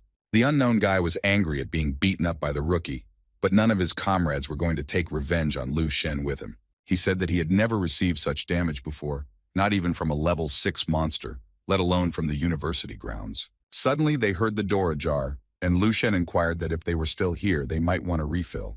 The door opened a little more, and the guys saw that terrifying look again. The guys shouted in panic that it was no big deal, and they just wanted to call a handyman to fix the door. The guy decided that since he had the card now, he could watch TV in peace. Everything worked out, and the first-ranked 7th University, dressed in a Western classic suit, appeared on the screen. Another real talent appeared on the screen next, Xiao Lan, whom Lu Shen had already met at the registration desk. The guy was very curious to know what the true strength of these two was actually like. The last battle of these two warriors was being broadcast, where they fought each other with dignity. Xiao Lan deftly handled his sword while the guy in the suit fought at high speed. The attacks were predominantly physical in nature, but with great endurance of strength and energy power. Both opponents looked quite stern and desperate, fighting for the top spot in the main tournament. Even Lu Shen, looking at this exciting show, was in awe of the power of these warriors and how skillfully they wielded their weapons and bodies. He began to estimate that if he didn't have the guru's strength, it would probably take 60 or 50% of his combat power to win. Next, the guy realized that he was even underestimating his strength because now his combat power was over 2 million minimum, and if he divided it, it would be even more than 1 million. He also realized that these two warriors had not yet reached the guru's stage, although their talents were more than capable of doing so. This was all said so far only within the talents of the 7th Great University, even without the list of saints, so there were still many geniuses in the world that needed to become much stronger. Suddenly, a broadcast appeared on the screen with his photo, and the title, 7th University's Strongest Rookie defeated one of the list of 300 strongest students. Lu Shen immediately turned it on and realized that someone had caught the whole thing on camera near the entrance of the dormitory and had already even managed to transmit it to the website. He looked at himself from the side, and at the moment when he pressed the headman into the asphalt, he decided that it did look a bit harsh and intimidating for someone. Suddenly, someone like a commentator appeared on the screen and, interrupting the broadcast, announced that the best moment was coming up. A large picture of Lu Shen slamming his opponent into the ground several times appeared on the screen, leaving a hole-shaped mark there. Many users wrote how good this freshman was and how cool he was, while he himself was unhappily thinking about the fact that he hadn't quite arrived and had already managed to make so much noise. Anyway, it didn't matter, because his stomach was already rumbling loudly from hunger, so he decided to urgently find out what the food situation was like here. There was one large common dining hall within the dormitory, where a crowd of students were cheerfully buzzing and talking. Lin walked over to Lu Shen's table, and after noticing the amount of food he was eating, he cheerfully said that he would never believe that he could eat so much and stay in great physical shape. He didn't even have time to finish his sentence before he noticed Lu Shenyu quickly devouring everything at his table. Lin took a seat across from him and was quite surprised by his buddy's appetite, not hesitating to tell him so. The girls next to him recognized Lu Shen and began to whisper that he was the newcomer and very handsome, even though he was sloppy and careless with his food. The guys at the other table began to talk about whether this was the same brat who had beaten their 6th-ranked headman and that they would like to personally test the strength of the country's top graduate. Lin heard all the conversations at the neighboring tables, which were all about his new buddy, and he said that he was even a little jealous of him, although Lu Shen himself did not see anything good in it and preferred to stay in the shadows. The guys continued to enjoy their meal quietly until one of the students came over and knocked on their table. There was a small group of guys standing near the table, the guy at the head of which greeted Lu Shen and extended his hand to introduce himself. He said that his name was Wu Fan, and he was ranked 2nd in Yuhui province and 17th in the country. Lu Shen, without taking a break from his lunch, asked why he wanted information about Yuhui province's results. The healthiest boy in his company was about to get indignant about it, but Wu Fan stopped him. Wu Fan calmly said that he knew how strong Lu Shen was, and he was certainly no match for him. But since they were no longer high school students, the guy should realize that networking was important here. The guy looked at Lu Shen with confidence but also hope and wanted to say something else, but he didn't have time. He was interrupted by Lu Shen himself and asked that if he knew that he was not his rival, then why did he come at all? He was already getting up from the table and went on to say that others wouldn't do it, realizing that nothing good would come of it. Lu Shen pounded on the table and menacingly asked if he was so stupid that he had decided to do this after all. A second before everything happened, Wu Fan felt a strong energy flow coming from Lu Shen. He saw a huge palm in front of him, as if it was of unrealistic size that was rushing to crush him. In fact, Lu Shen had just grabbed the annoying Wu Fang's face with his hand while he was thinking that he was doing this for nothing. Wu Fang thought this picture was very familiar, and he immediately remembered that he had seen it recently in that video, having found himself in the same situation of his own free will. Lu Shen slammed Wu Fang into the floor, making a huge crack with a small collapse, and addressed everyone in the dining hall. All the students looked at this picture with horror and fear, in no way wanting to be in Wu Fang's shoes. Lu Shen shouted threateningly and asked everyone not to bother him anymore. Everyone was scared and thought he was some kind of monster, and only Lin looked at his buddy with admiration and delight. Lu Shen finally let go of the poor man and went to the table, where he wiped his hands from the food scraps with a napkin as if nothing had happened. The picture was quite impressive. Mountains of broken dishes with scattered food and broken tables, with the unconscious Wu Fan lying at the bottom of them. Lu Shen looked at him and said that the two things that annoyed him the most in this life were two things. First, it made him terribly angry when someone dared to distract him during training. Secondly, he got terribly annoyed when gnats flew over his head while he was eating and interfered with the process. It was for this reason that he addressed everyone, taking on his powerful appearance, clearly expressing his thoughts and desires. The guys who came with Wu Fan were the first to respond, saying in trembling voices that they understood and would never bother him again. Lu Shen said that all the costs for the damage were on their friend, and asked them to pick him up and get him out of here, calling a satisfied Lin with him. Lin began to admire his buddy, talking about how tough he was and looked like an example of a real man. The guys hurriedly left the dining room, while everyone saw them off. And Lu Shen himself thought that the whole way in martial arts is a struggle for supremacy. Besides, this was the 7th great university, and talents from all over the country were gathered here. The guys looked at Lu Shen with disdain and disapproval, as they quickly realized that they could not even talk to him without a special reason. Despite this, Lu Shen was really annoyed that a bunch of annoying gnats in the face of them all thought he was too bold and special. That was exactly what he thought of everyone who behaved in a similar manner as Wu Fan, so he didn't want any publicity. After all, the guy was well aware that if they all appeared before a powerful guru, it was unlikely that they would behave so ridiculously. That was why his goal was to intimidate them, to make them all disappear from his sight, and to find an opportunity to break their spirit and bravado, so that at the mere sight of him, they would be terrified and scatter in different directions, imagining a particularly dangerous, powerful monster in front of them. Lu Shen needed everyone to revere him as a special supreme spirit and fear him like a deity. Suddenly, he heard someone call out to him and felt a strong surge of energy. This could only mean that the person following him was quite powerful. The person introduced himself as the vice-rector named Zhao Tai-Kang and said that he was looking for him to inform him that he was giving a speech on behalf of the freshmen tomorrow. Lu Shen was a little surprised to hear of such a thing, but the vice-rector hurriedly reassured him, saying that it was just a couple of phrases and that was all. The guy thanked the provost for the honor, and Lin admired his buddy once again for being so cool that he was even trusted to speak on behalf of all the freshmen. In this, Lu Shen agreed with Lin, because in order to speak in front of everyone, one had to prepare well. The next day, everyone leisurely gathered in the assembly hall for the initiation ceremony. This was the 51st freshman initiation ceremony of the 7th grade Capital University. The guys who had gathered in the assembly hall by then quickly noticed the guy who had made a lot of noise in the dining hall yesterday. Lu Shen took his seat next to Lin and felt the attention of the entire auditorium turned only to him. The two boys were talking amongst themselves about how they had heard that Lu Shen would be making a speech, but they were sure that there was no getting around Xu Jianfei's mischief here, wondering what he might be up to. Ho Dong said that Xu was ranked 12th in the country. Lu Shen was already making his way down to the stage under the many disgruntled and conversely delighted looks of those present. Ho Dong told his buddy that he wasn't sure if anyone would dare to awaken the beast in front of everyone.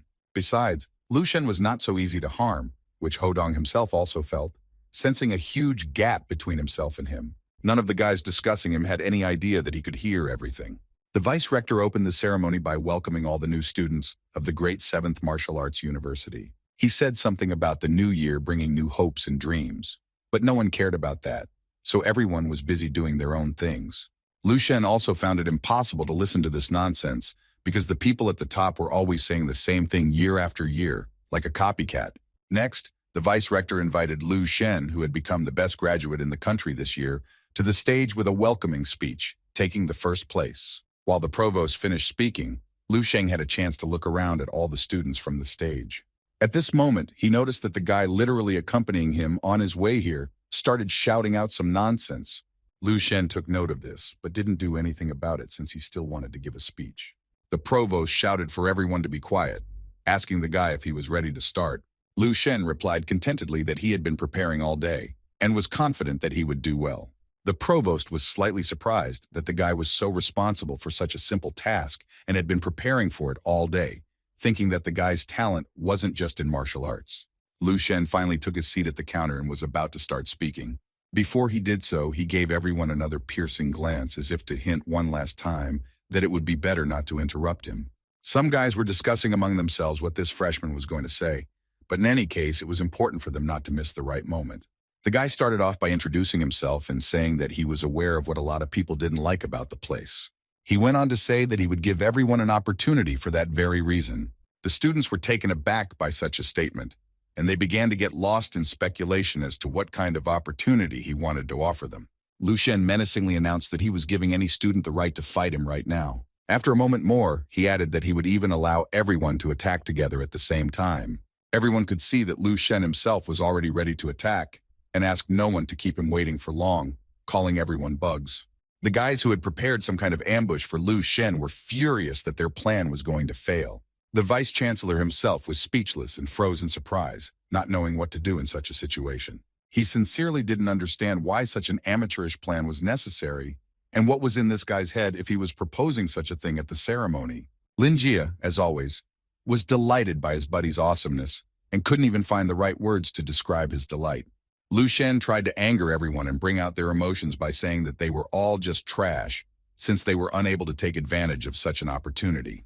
Such words definitely boosted the students' morale and ignited the flames of revenge. One of the guys was too angry and promised Lu Shen to take revenge for everything he had just said. He transformed into something like a stone man at the same second and shouted that he would teach that arrogant Lu Shen a lesson on his own.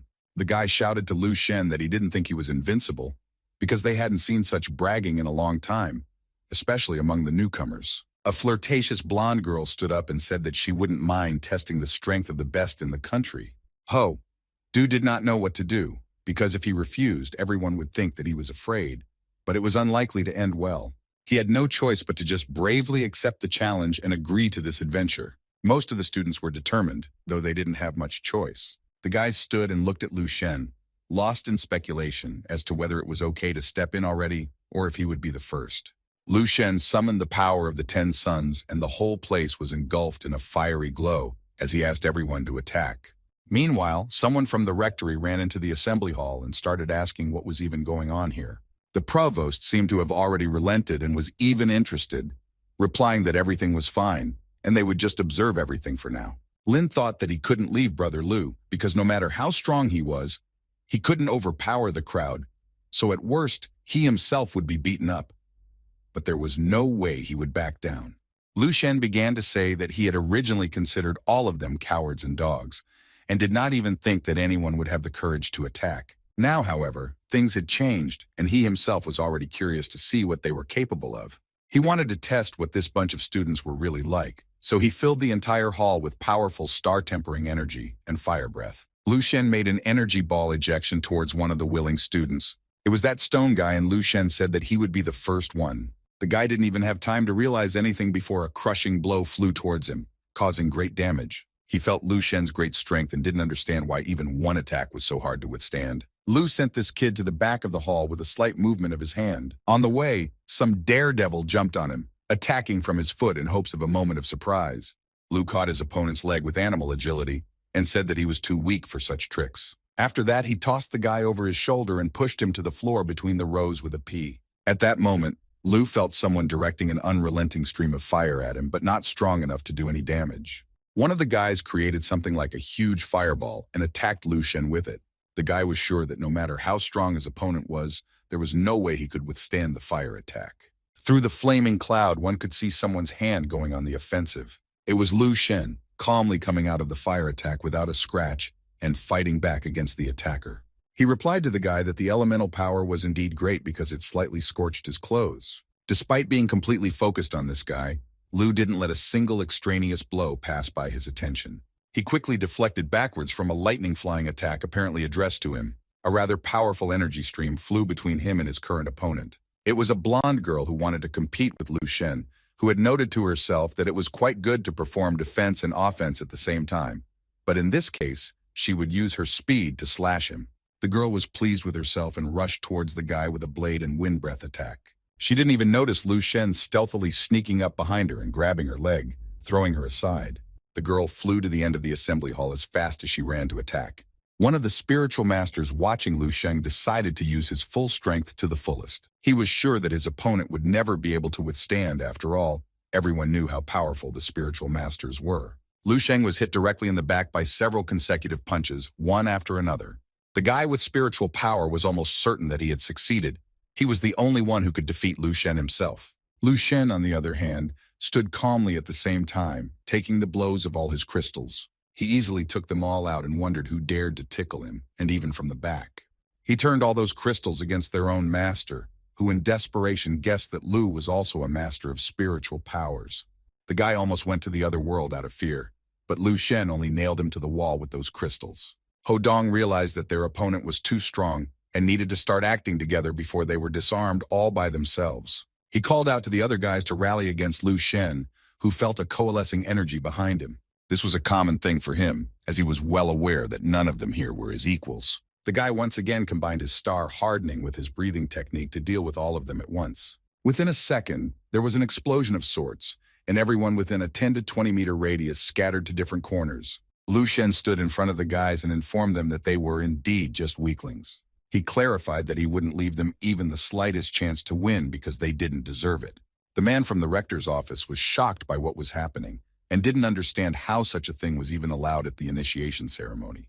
It seems that the vice-rector was of a different opinion and did not share his colleagues' worries about what had happened. Now he couldn't wait for the geniuses from other great universities to meet Lu Shen in person. Huodong was tense and scared, wondering how this could have happened since he hadn't even blinked an eye. He looked around, searching for someone who could resist Lu Shen's attack. Unfortunately for him, his search was unsuccessful, and Huodong realized that everyone had been defeated. He looked at Lu Shen once more, but this time he didn't see him as a human. It was more like the king of the underworld had revealed himself to the world. A human compared to this creature was nothing and nothing, forever losing his pride and courage in a matter of seconds. Lu Shen approached the trembling guy and tried to bring him to his senses, but he froze in fear as if he saw a monster in front of him. The boy asked Hodong if he was going to attack him. Hodong immediately bounced away from his opponent as if he had been struck by lightning and replied that nothing of the sort had occurred to him. As he pivoted backwards, he stumbled over a chair and thought he had what he thought was a good idea. Quickly, he sat down in the chair and clutched at the rail and said he was just looking for somewhere to sit and that's why he was here. Lu, as if nothing had happened, replied that since he said so, he meant it and slapped him for his stupid lie. There was an anxious silence in the assembly hall, and Lu Shen began to say that he had given them an opportunity, but unfortunately none of them made it. He asked them to tell everyone else after they woke up that next time they shouldn't even try to attack him if he was clear. All the surviving guys immediately started nodding and agreeing with the guy, giving an unnecessary reason to fight. Lu Shen turned to the provost, informing him that his welcome speech had been successfully completed. The provost finally woke up and told someone to help clean up the place and take those who needed it to the hospital wing, and the rest could be dismissed. And so ended the initiation ceremony for the newly minted students of the 7th Great Martial Arts University. The TV was already showing the strongest freshman in history going up against hundreds of students, with his mighty strength being revealed. The commentators in the discussions for the video were urging the top-ranked guys to stay awake and prepare for a serious fight. They billed Lu Shen as a powerful warrior of the 7th University and tried to analyze his strength. The society compared the guy to a stone that was thrown into a pond and stirred up all the water there. Lu Shen didn't understand why everyone was making him out to be the top boss of the rookie game. After all, he wasn't like that, although it was true that he had gotten tougher recently and was increasingly resorting to force to solve problems. But maybe it was because of his rapid progression, or maybe there was another reason. Most likely, they were all too weak, and fighting freshmen was no more difficult than cutting grass. In fact, the guy didn't think that being weak was bad, as he thought it was bad not to realize that position, because the problem with being weak was his stupidity. Violence wasn't always the answer, but it helped solve a lot of problems, so he decided to train to expand his knowledge and remove the limitations of Project Beam. It was a good time to capture progress, but had he forgotten his goals because of the recent events? Lu Shen decided that it was urgent to rectify the situation, and now was the time to set off. The guy, of course, went in search of the Ice Lady, trying to get as close to her as possible. Lu Shen had finally spotted her and was quickly thinking of ways to defeat her and still stay alive himself. He flew at full speed at the zombie guru girl, creating a protective ball to maximize his ability to attack his opponent. The monster attacked the guy several times with his spear, but he deftly dodged each blow. Thus, he still managed to get close to her and swing for a follow-up strike. The zombie put up her defensive shield, which was already barely able to withstand the powerful energy flowing at it, and prepared her spear. She wanted to attack him at the moment when the guy was busy attacking her, knowing that he wouldn't be able to withstand the defense as well. Somehow, she miscalculated, and Lu Shen was able to dodge and get behind her. He remembered the importance of spiritual powers and decided to use them right now. The guy combined crystal vision of heavenly illumination, and 10 times strength to obtain a majestic power.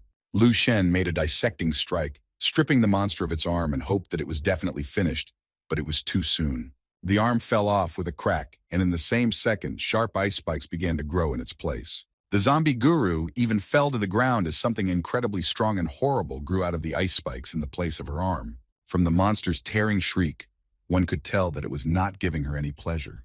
Lu Shen even panicked for a moment, not realizing what else was going on here. In place of the severed hand, something new, iron and huge, with sharp claws instead of fingers, had grown. The girl drove that hand into the ground with a terrible gnashing sound, breaking through the ice like thin glass. She snagged a huge block of ice with her sharp claws and lifted it above her head. Her next action was to take off with that block into the air without letting go of it. The zombie guru lifted this block and connected it together with the others, forming a huge ice stake. Lu Shen hoped that he had almost succeeded in overpowering her, but he had in no way expected that the monster had a couple aces stashed up its sleeve. He froze in surprise that the monster could even do such things, and realized that this was the true embodiment of her power after taking damage. From several of these ice stakes, she quickly assembled something like a giant bird, causing even Lu Shen to marvel. He looked at it all as if mesmerized and had no idea what he was about to do. The guy quickly gathered himself and decided that there was no time to delay, and it was time to act, summoning the guru's will with a smashing strike. A huge maelstrom of fire formed behind him, from which dozens of merciless blades flew towards the zombie. The zombie had complete control over her ice bird and defended herself from the blows with it. She looked at Lu Shen, who in turn kept his eyes on her as both of them realized that it was time to attack. For a while, they were still fighting, and suddenly Lu Shen fell down with a rumble and heard the ice blocks on him start to crack. He watched his body get covered in ice and guessed that he had played again. The boy sat on his knees in front of the zombie guru and marveled at her true martial art. He decided that in the end he still wouldn't be able to defeat her, at least not anytime soon. Suddenly, the guy heard the sound of her hissing, but didn't immediately realize what was going on. The protective goggles on her face cracked and disintegrated, and she was staring at Lu Shen with her icy blue eyes. He was more and more lost in understanding what was happening, as the girl just shattered into small pieces before his eyes. The zombie's arm and her spear were the last to shatter, leaving no trace behind. In the next second, the guy was as if electrocuted and pushed away, although from the outside it looked like some kind of powerful energy release. He realized that he had fallen into her memories, where some person had brought a little girl named Zhao Lingshuan to the master. The master was trying to crack an ice block and said that the girl had a pretty good natural talent. He turned to little Zhao about informed that from now on she was his Ice River martial arts disciple. She had been training for a long time and often spent time in the completely icy space, shivering from the cold. The master, looking at all this, often asked her what she was trying to achieve and what she wanted to learn. The girl did not give up because she wanted to master a weapon, and not the simplest one, but a spear. Her master was the strongest spear warrior, and the only one in the base number 1359, who had mastered the fifth step of the spearman's business. In her 17 years, Zhao, with her breed talent, became the first young guru on the base. For all of this, she thanked the master who trained and taught her every day. The master always told her that there was still a long way to go, for there was no limit to learning and self-improvement. So he also reminded her that her frostbird had not yet become an icebird. In the silence of the night, someone burst into the training room, carrying on at full steam. Zhao Lingshuan was just practicing there and wondered who was bothering her at such a late hour. Some guy shouted to her that the base was almost destroyed while she was here meditating and asked if her heart had finally paled. Zhao Lingshuan didn't know this and asked in horror where the master was now. The guy sadly informed her that the master had already died, but just before his death, he kept telling her not to be disturbed. The girl immediately jumped up and was already by the guy's side, preparing to attack. She put on her armor and lifelessly said that if the master died, she would die with him. Zhao walked straight at the monster and regretted that the master would never know of her progress. She threw herself into a formidable attack and shouted that her frostbird had just comprehended the Ice River technique. Lu Shen could no longer endure such a powerful flood of memories and cried out in pain. He fell to his knees, and after panting, he thought that he had never seen such intense memories before, most of which were related to spear wielding. Zhao Lingshuan's features greatly enhanced him, and after absorbing the Ice River Master's memories, he felt the techniques rapidly went up to the fourth step of spear wielding. Lu Shen learned that the girl had died after reaching the 7th rank and was undoubtedly such a martial arts genius that she could easily challenge a warrior of the 8th rank as well. He thought that if even Shi Shengning had left behind techniques, and he was weaker than Zhao, there should definitely be something worthwhile after her. The guy spent a long time flipping through the information in the database and finally found the core of Zhao Lingshuan's memories, where all the power was hidden. He decided to touch it, regardless of any consequences from doing so, to possess the memories. Ice shards flew from the core, and a bright light appeared with several streams of energy. Lu Shen saw the same frostbird that Zhao had spent her entire life trying to comprehend.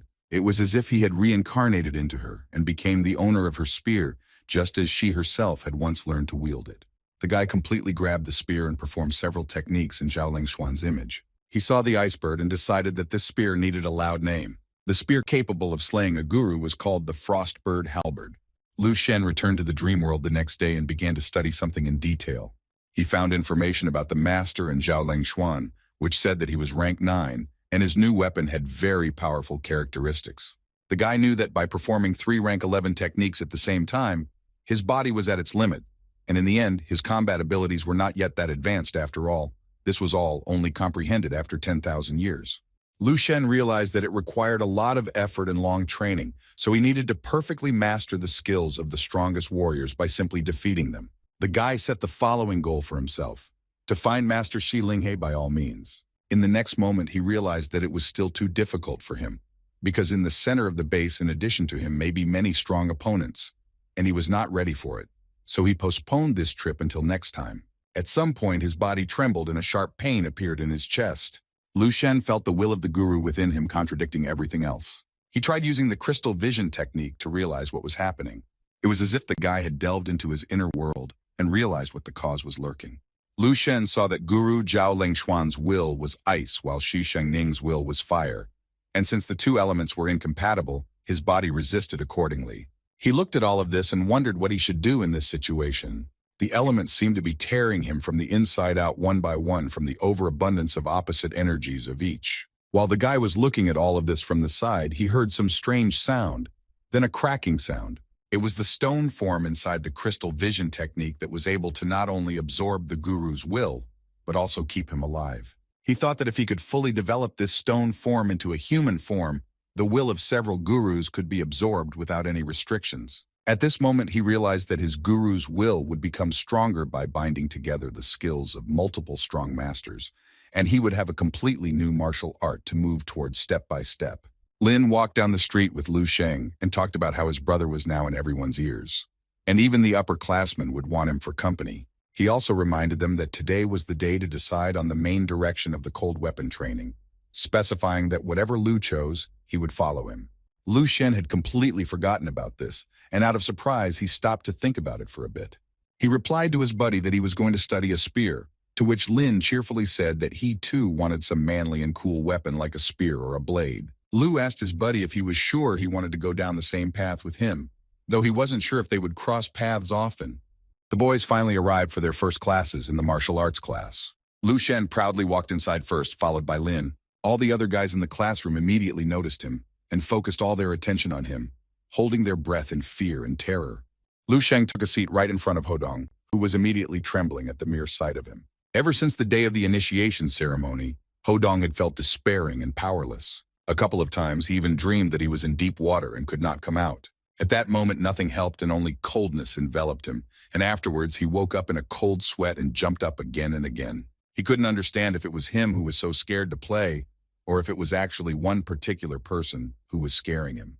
Sitting behind Lu Sheng's back, it was hard to hide the fact that this person was himself. After a while, the bell rang, and a long-legged blonde woman named Xu Shuijui, who was their monster beast specialization professor, entered the classroom, saying that she would give an introductory lesson before starting the 4-year-long learning journey. She said that she would first explain to them why they were going through the basics of martial arts and edged weapon proficiency before taking their rifles right from the get-go. The professor turned on something on the screen and, jabbing her pointer, asked everyone to take a look. Soldiers appeared on the screen, firing at the enemies with various types of assault rifles, machine guns, and pistols. The next slide was a bunch of embittered monsters arriving to attack with different kinds of attacks. Professor Xu said that such weapons were completely useless against monsters. The guys who were watching the broadcast closely asked why this was happening. Lin said that his father had been telling him since childhood to master martial arts and cold weapons, but he had never given a reason. In Lu Shen's mind at this moment, only one thought arose in Lu Shen's mind: this is the order. A second later, the professor informed everyone that this was the order, and humans had been opposing these monsters for over 300 years, but they had never stopped in their research to fight the enemy, even though they had not been able to discover much. The only fact that was common knowledge was that these creatures came from another world. It was for this reason that it was not the humans who chose martial arts, but they chose them, and one could only rely on fighting skills to survive. One of the female students asked the professor that if the uselessness of their weapons lay in the fact that these creatures were from another world, then shouldn't the monsters themselves be limited in their power? Xu Shuijui replied that she herself would like to know the answer to such a good question. But maybe the answer is right in front of their noses, but they are only afraid to accept it. Lu Shen decided to keep the conversation going and started talking about how monsters were already subjected to the restrictions of our world. The guy clarified that the monsters were originally much stronger than they are now. Professor Xu was a bit pleasantly surprised and confused that someone shared her point of view. Even though it was only one of the suggestions, she was still pleased that one of the students had such a suggestion. The guy started to get indignant and said that it simply couldn't be because it wasn't fair. Professor Xu was in complete agreement with the students, saying that it was indeed a total injustice. She also added that their whole world was inherently unfair. Professor Xu really wanted her last sentence to be the one they would learn today for the rest of their lives, so she ended the class and left. Lin was horrified that the monsters were already strong enough, but weakened by all this, and then what to do to humanity, and how to survive it all. At this moment, it flashed through Lu Shen's mind that in 10,000 years, all humans would be wiped off the face of the earth. Even though he had the resources of Project Ray, But in 300 years, martial arts had not advanced a single step in fighting monsters. The guy walked through the auditorium and thought sadly that there was probably no hope for mankind anymore. It was for this reason that he only wanted to develop himself to the fullest now, not throwing away on every little thing to find the very hope of salvation. In the corridor of the university, Lu Shen was met by one of the teachers, who handed him some form to fill out in a time limit of 3 days, and informed him that he could now attend all the classes on the use of edged weapons to choose what he liked the most. Lu Shen called Lin with him to find the classroom where spear techniques were taught. The guys in the hallway heard about it and rushed to discuss that the strongest graduate chose such weapons, but they can't go there if they want to live. Those who had already applied for spear wielding immediately rushed to rather cancel their specialization, lest, God forbid, they should get into sparring with Lu Shen. Meanwhile, the spear-wielding training room was in full swing. Some students had already noticed Lu Shen and were discussing it, without thinking that he might have chosen this particular specialization. The spear instructor informed everyone that their class was over for the day, but if anyone wanted to practice more, they could stay. At that moment, she noticed 2 new students with her one eye. The instructor immediately decided to get to know them better and called them both over. She introduced herself as Liu Ruiqing, with teaching 1st to 3rd year spear lessons, and said that they were the only freshmen to visit her today. To begin with, she wanted to test their skills and said that everyone would participate in sparring with her. Lu Shen sensed that teacher Liu was full of energy and strength that befitted a rank 6 warrior. The teacher immediately recognized Lu Shen as a guy who had made a lot of noise recently. She wondered if he was as good as they said he was, and without any warning or conversation, she launched her spear at him with all her might. Lu Shen, of course, caught it with the agility of a wild beast, as if he had spent his whole life preparing for this very thing. He quickly swung the spear in his hand several times as if he had been wielding it his entire life. When he finished with the so-called warm-up, he looked at the instructor, who was clearly impressed with the student's abilities. She immediately praised him, but not too much, so that he wouldn't think he had managed to impress her. Lu Shen told her that in such a case, he wouldn't be ceremonious either, and she should take care of herself. The teacher was, to say the least, surprised by this statement, because although she had not become a guru yet, she had been practicing spear techniques for 10 years, and she was not inferior to the guru in combat. While she was thinking about some brat asking her to be careful, Lu Shen quickly swung his spear at her. She wondered if he would live up to her expectations and his own ambitions. That was the last thing she had time to think about, because a second later, Lu saw the tip of the spear right in front of her face with her only eye. Lu Shen didn't just launch the spear, but flew with it to attack the teacher. The kid's strength was so powerful that Miss Lu even thought for a moment that if it wasn't training, it was quite possible to meet one's doom. She had seen his utterly masterful spear wielding and didn't understand how he had gotten such a cool technique. Lu Shen didn't give even the slightest chance for the teacher to win, and quickly repelled all the spears one after another in the blink of an eye. The steel students in the hall were surprised that their teacher was losing so quickly to some freshman. At one point, the tip of the spear, like a thin needle, came close to Miss Liu's neck, glinting in the light. A cold sweat broke out on the teacher's face from not understanding what had just happened and how he had done it. Lu Shen immediately removed the spear from her neck and politely apologized, clarifying that he had played around a little too much. Teacher Liu was nonstop running through her head that the guy's spear skills were only at the elementary level. She hadn't even used 3 techniques because she didn't have time, and she had already been stripped of her weapon, which was the reason why he couldn't possibly be a beginner and was probably hiding something. The teacher gave Lu Shen's hand to Lu Shen and said that she didn't expect that such a young man could hide so much power, so he could safely consider that he had completed his first spear course. The other students were shocked by such words, because it was impossible to master one course in one day, or rather in one training session, and one of the boys had managed to film everything with the expectation that everyone would see it.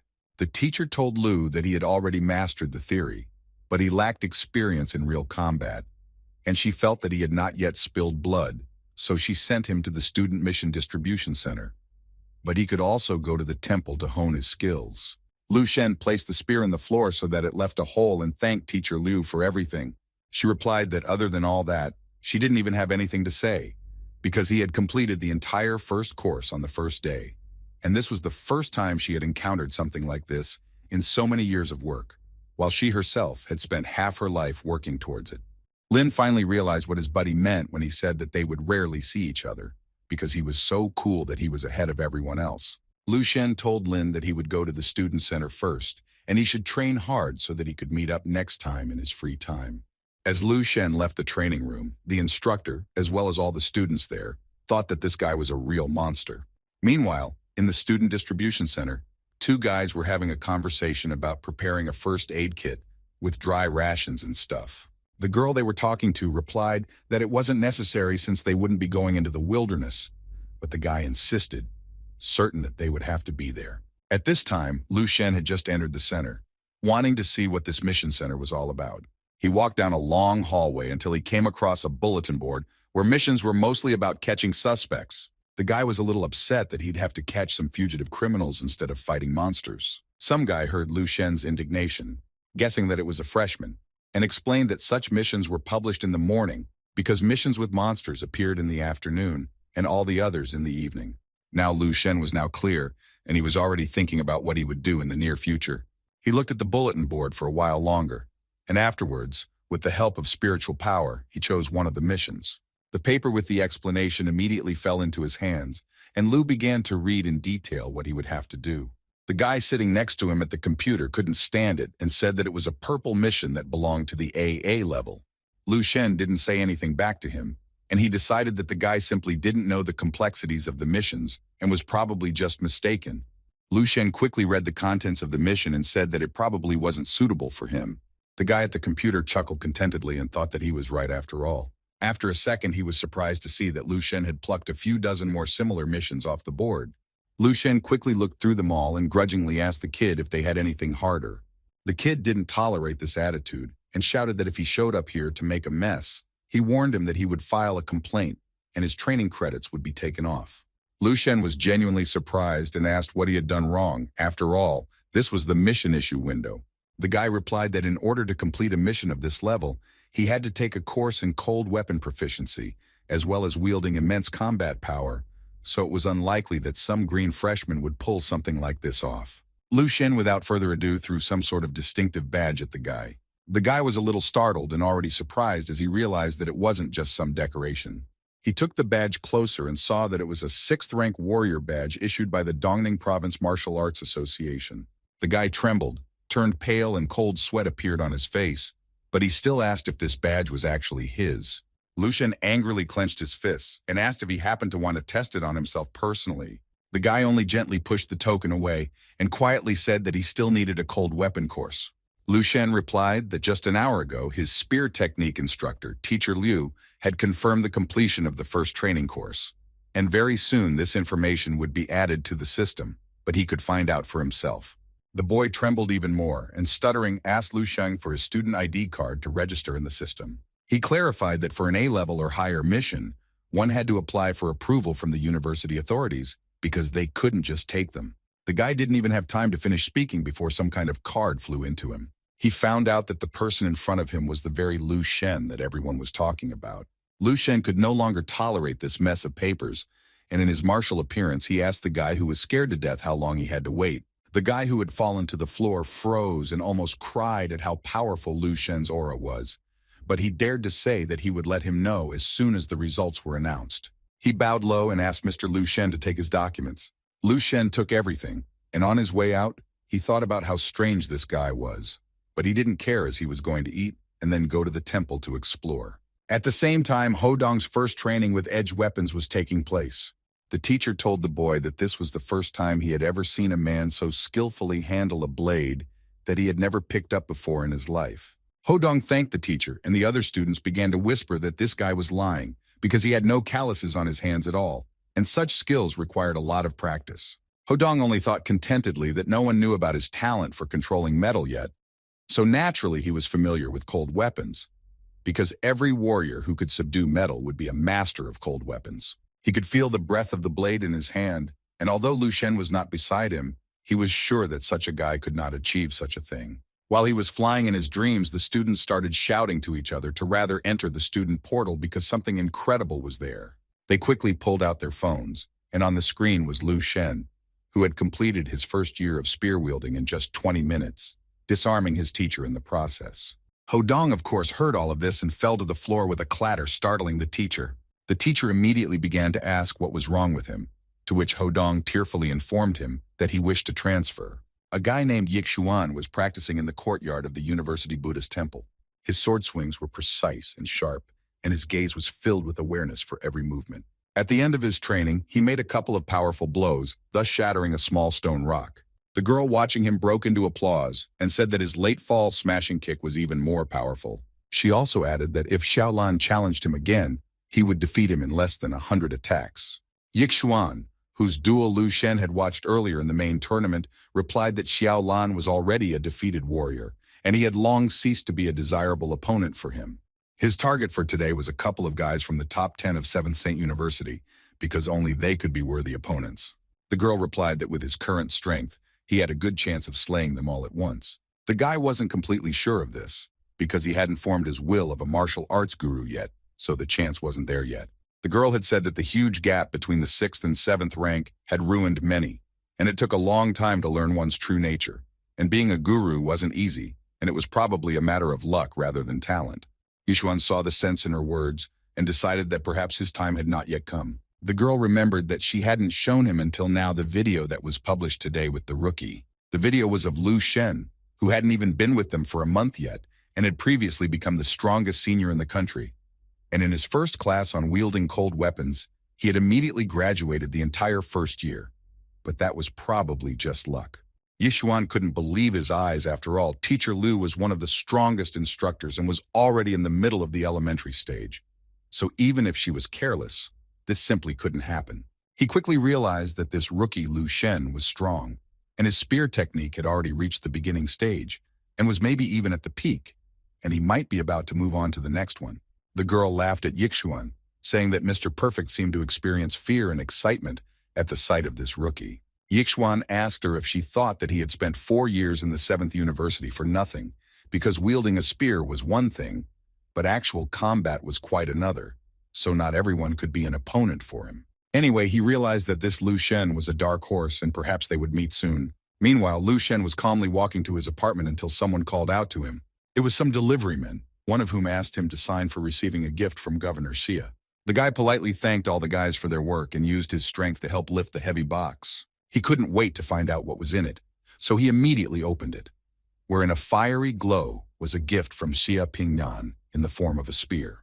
The body of the spear was made of a strong special metal mixed with gold, and the tip was made of fire crystal, which also used a huge amount of special iron along with silver and gold, indicating that it was a guru's weapon. The spear was practically a rank 7 red dragon spear, which was not only cool, but also gave a plus 12 units to the weapon's wielding power. Lu Shen said that such a gift from the governor was a great honor and asked the delivery man to convey to Mr. Xia his endless gratitude. The delivery man cheerfully agreed and quickly sat down in the departing car. Lu thought about the fact that the dragon spear with red crystal could definitely increase his combat power by 30%. And most importantly, by mastering the natural breathing technique with this spear in hand, he could overpower the guru in the next battle. He wanted to master this spear as soon as possible. And his memories told him that by building a connection with his weapon, one could nurture its soul and increase its power many times over. The boy, more than anyone, knew that doing this for him would be quite easy. In order to do so, he needed to perform a lot of training and bloodshed. Lu Shen felt that the spear must shed the blood of enemies in a real brutal battle. It must become saturated with blood and flesh, because only then would the soul of the spear reveal itself. The guy was so impressed by this that he immediately went to the Buddhist temple when he saw the line in front of him. He was shocked that even students of a holy university have to stand in line for tons of time just to get into the temple. The secretary at the entrance, as if nothing happened, explained to the guy that every day about 10,000 students try to get into this temple, so there is always a huge line, and there are only 30 rooms inside, which means only 30 people can enter there every day. She added that the students of the holy university have benefits, and those outside have to apply first just to get in line, because this opportunity only comes once a year. Lu Shen asked how long he had to wait, to which the girl replied that it would take 3 to 5 days, and it depended on those inside, or rather how long they could stay there. The guy dejectedly asked the girl to let him know when his time would come. The receptionist replied that she would make an exception because of his beauty and let him know early, and specified that he needed to arrive about 10 minutes after receiving the notification, otherwise the queue would move further away. Lu Shen felt that many people had visited the temple because there was a huge, unusual energy emanating from it. He also felt a unique power rushing upwards, which compared to his will guru was like a huge moon with a firefly. Lu couldn't understand if the difference between rank 7 and rank 9 was really that big. Anyway, there was still time because everyone knew that the lower the supply, the greater the demand, so he decided to train in the hall today. At the entrance of the training hall, he was greeted by a cute girl who informed him that there were no seats available. It was not even possible to imagine Lu Shen's state of mind upon hearing such a thing. He collapsed on the floor in despair from a streak of bad luck and didn't understand how such a great university could not have enough seats for all the students. The guy thought that today was not his day and was about to leave when the girl asked him to come back tomorrow morning by 7 o'clock. At this moment, she shouted at him not to leave, as one seat had just become vacant and she hurriedly signed him up next so he could pass.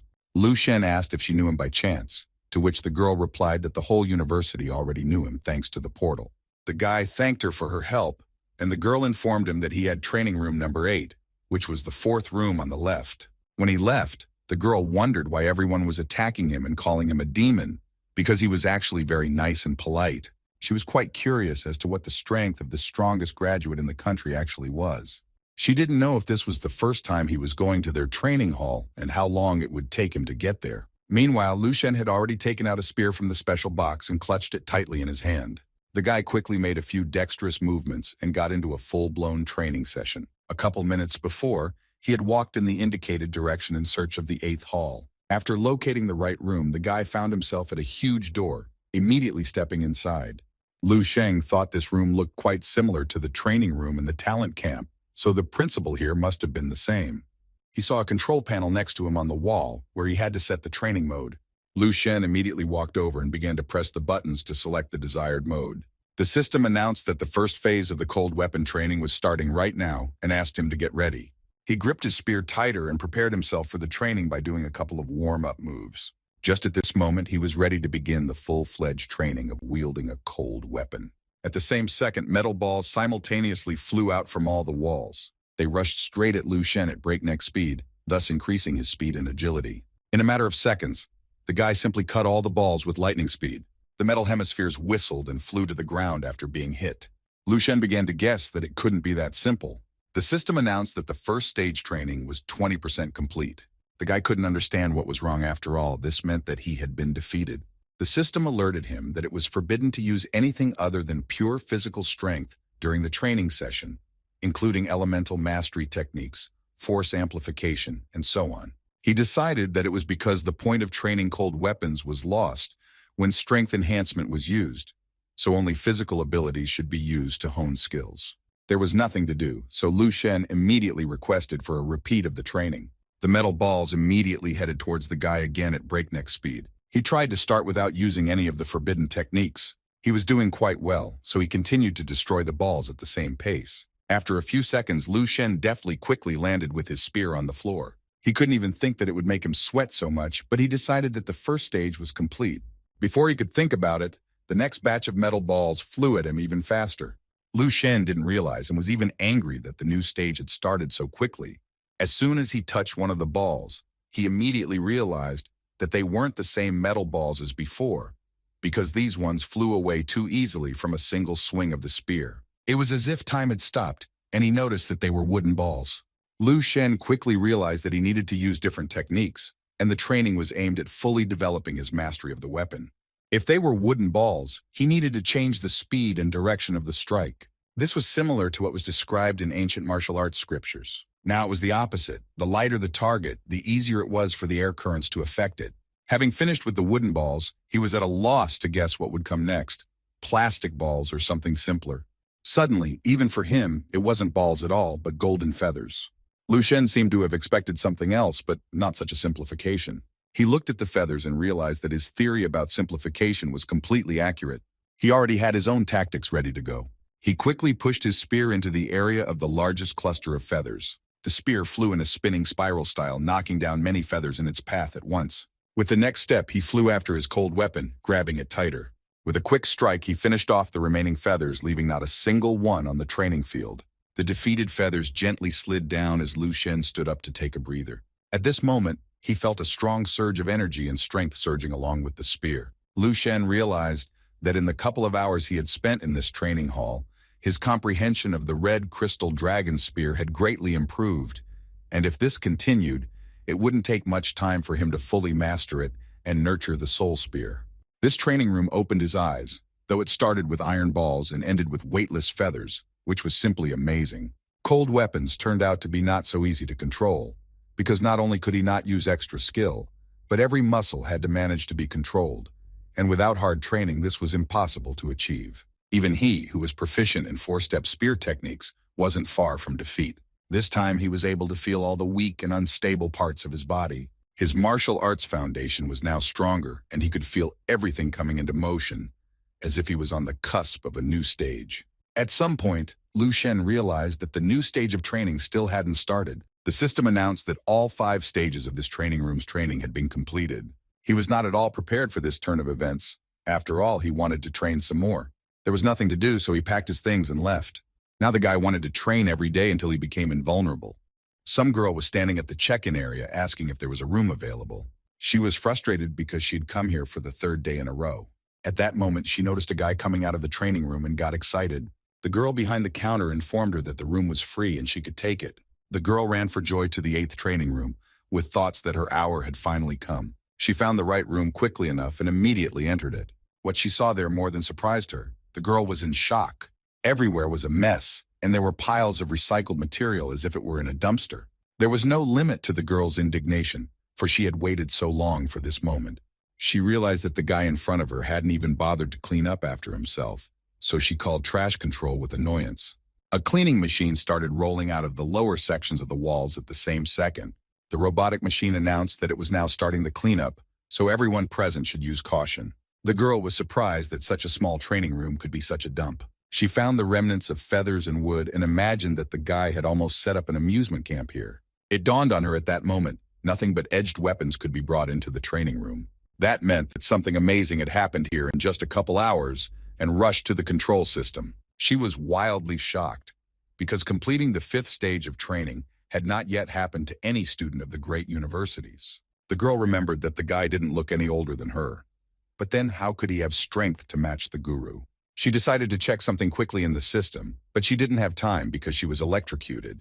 The screen beeped, and the girl thought she had broken the hall's control system. In a second, everything was back to normal, and the hall was clean and orderly, making the girl think that she had imagined the whole thing. Lu Shen returned to his apartments and drank the vitality serum. He didn't even think that he could feel better after it, even though he only drank 1 bottle after training.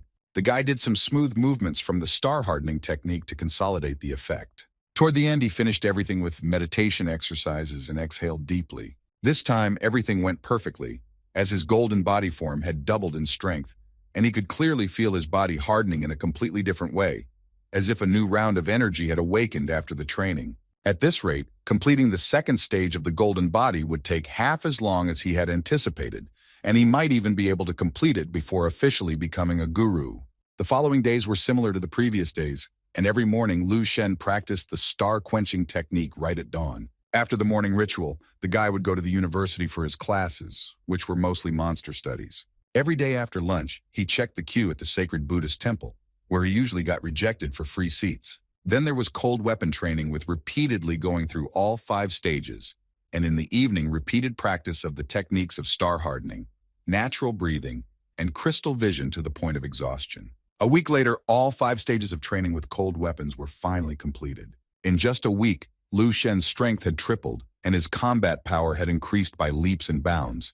And if it wasn't for the cold weapon training room, he wouldn't have known what gaps he had in his skills. Although these small things were insignificant, they became more and more obvious each time, and at the 7th or 8th rank of guru, they would be much harder to correct. On one of the training days, the girl decided to spy on Lu Shen. She brought the other guys along to prove to them that she was telling the truth about him. And when he left, she quickly called everyone into the training room right after him. The girl quickly made her way into the room and opened the door and told everyone to look at what she had told them and let them now decide for themselves if she was lying to them or not. The training room was in disarray and chaos as usual after Lu Shen, and the system had just reported that all 5 stages of the training of this room had been completed.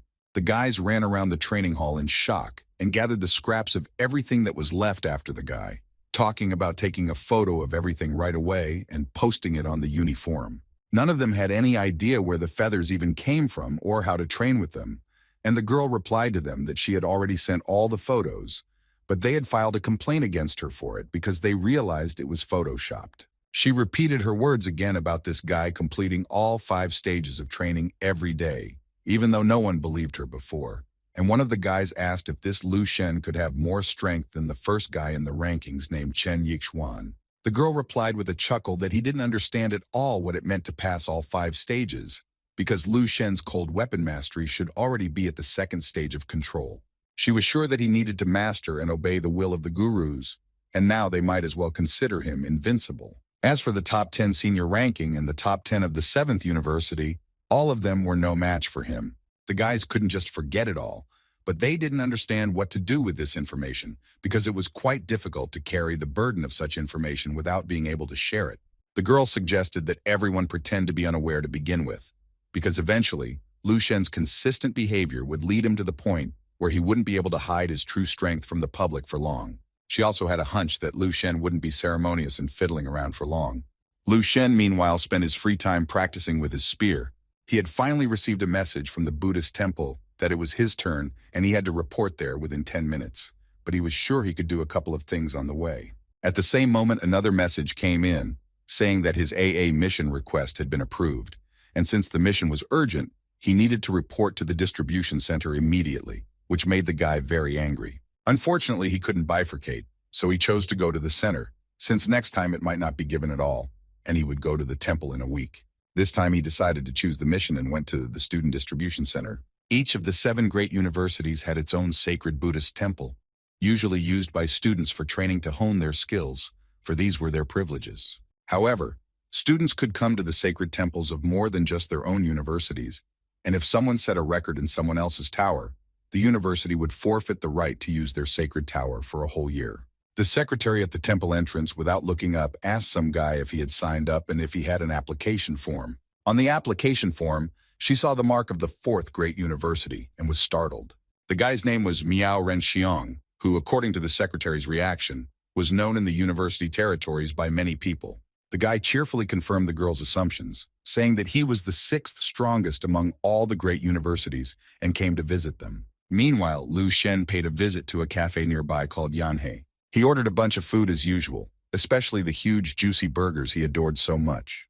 The guy, more than anyone else, knew that it was necessary to have a good meal before a long road trip. In his envelope was all the necessary information, which after reading should be destroyed, where he wished him a speedy return, even if the mission failed, because he must remember that life is one. In his mission, it was necessary to hunt a whole group of villains. They were bandits who had committed crimes with a damage of over 2 billion and took the lives of more than 50 people. 30 of whom were police officers, so they were extremely dangerous. There was a reward of 10 million and 10 training credits for each person caught or destroyed, and the capture of the gang leader named Ma Guoyun was valued tenfold. Lu Shen realized that a couple of these missions could easily wipe out the training credits. Suddenly, 2 photo cards with descriptions fell out of the mission envelope. As it turned out, he also had a team consisting of a girl named Xu Mengyao from 3rd Saint University and a guy named Meng Jianfei from the same place. Both of his partners were 4th-year students and 6th-ranked warriors. Lu Shen finished chewing his burger and quickly burned the mission message as told, hoping that these 2 wouldn't get in the way. That same night, in complete darkness, illuminated only by the faint light of the moon, someone was impatiently waiting for their partner to arrive. It was Xu Mengyao, who didn't realize how much longer they had to wait for their 3rd person on the team. She said that they already had little time, so it was inappropriate to be late, and immediately coughed. Her first teammate Meng Jianfei was putting out a smoked cigarette on the ground. There was already a pile of steers at his feet, and he himself was looking at his phone and replied to the girl that now was a good time to show up. Xu, in a frenzy, attacked Meng, shouting that he immediately stopped smoking because there was nothing to breathe, but the guy only replied that he could not help himself, and from the languid waiting can be a whole cigarette in one fell swoop. The girl told her partner that if the guy didn't show up within 2 minutes, they would go without him, as they couldn't take it anymore. But Meng replied that the guy was their comrade, and he couldn't just be left behind. Xu disagreed, wondering if he had even read his file, as the guy was more like their burden freshman from 7th University without a single mission accomplished and was probably sent to them to mess things up. Meng replied that Lu Shen was the best rookie of the year, and even of the 6th rank, so such strength at such a young age was quite astounding. Shu insisted that this young man with a golden spoon in his mouth had been sent to them, and now they would have to deal with him too, and they didn't have time for that, and besides, the mission was extremely dangerous. Meng had been trying all this time to somehow calm the girl down and stop her when he finally informed her that their partner had shown up. They both heard the light tapping of Lu Shen's suitcase in the silence of the night. Lu Shen moved closer to the guys and greeted them politely, but Shu asked him to be quieter. Just a moment later, all three partners were quickly rushing by car through the city. Lu Shenyu didn't seem to particularly like all of this, but there was nothing to do. Shu was driving and sternly asked Lu Shen if he had brought a weapon with him, to which he only tapped his suitcase. She began to say that they were comrades now and should proceed according to the plan. According to her information, the ringleader was hiding in the place they were traveling to and was at the peak of the 6th rank. But there was no information about his subordinates, so their goal today was to assess the strength of their opponent. If she succeeded, she planned to deal with him today, after a moment's notice that they had arrived. Shu decided to designate everything at once, clarifying that this was a very serious mission, not child's play, and that they might even get killed, so no need to do anything stupid and especially not to anger her. Lu Shen replied without further ado that he understood everything and got ready to get out of the car. Shu hoped that the guy really did understand everything she had just said. They quickly camouflaged the car in the woods near their destination and set off. If anyone could see anything in time, it was just a single step in the forest darkness. All three partners moved at lightning speed in the right direction, keeping pace with each other. When they got to the right place, they found a pretty good observation position and lurked. There were people on the roof of the building too, talking about something under the moonlight. Meng warned everyone to be careful as there were people up there too. One of the guys on the roof seemed to hear something and quickly turned around in the direction where the partners were hidden. They immediately ducked down, and Shu said that they were too far away and they couldn't understand the strength of their opponents, so they needed to get closer somehow. She noticed that Lu Shen was not listening to her and tried to repeat everything to him again, but he did not hear her. Lu Shen was able to scan the people in the room, of which there were at least a dozen, with the help of his spiritual power amplification. He wanted to see more information, but Shu pinched him sharply, scolding him for hovering somewhere in the clouds. Lu Shen was incredibly angry at her for not doing that, and that he even had to be here with them together. He was used to working alone, so he told them to get out of here now.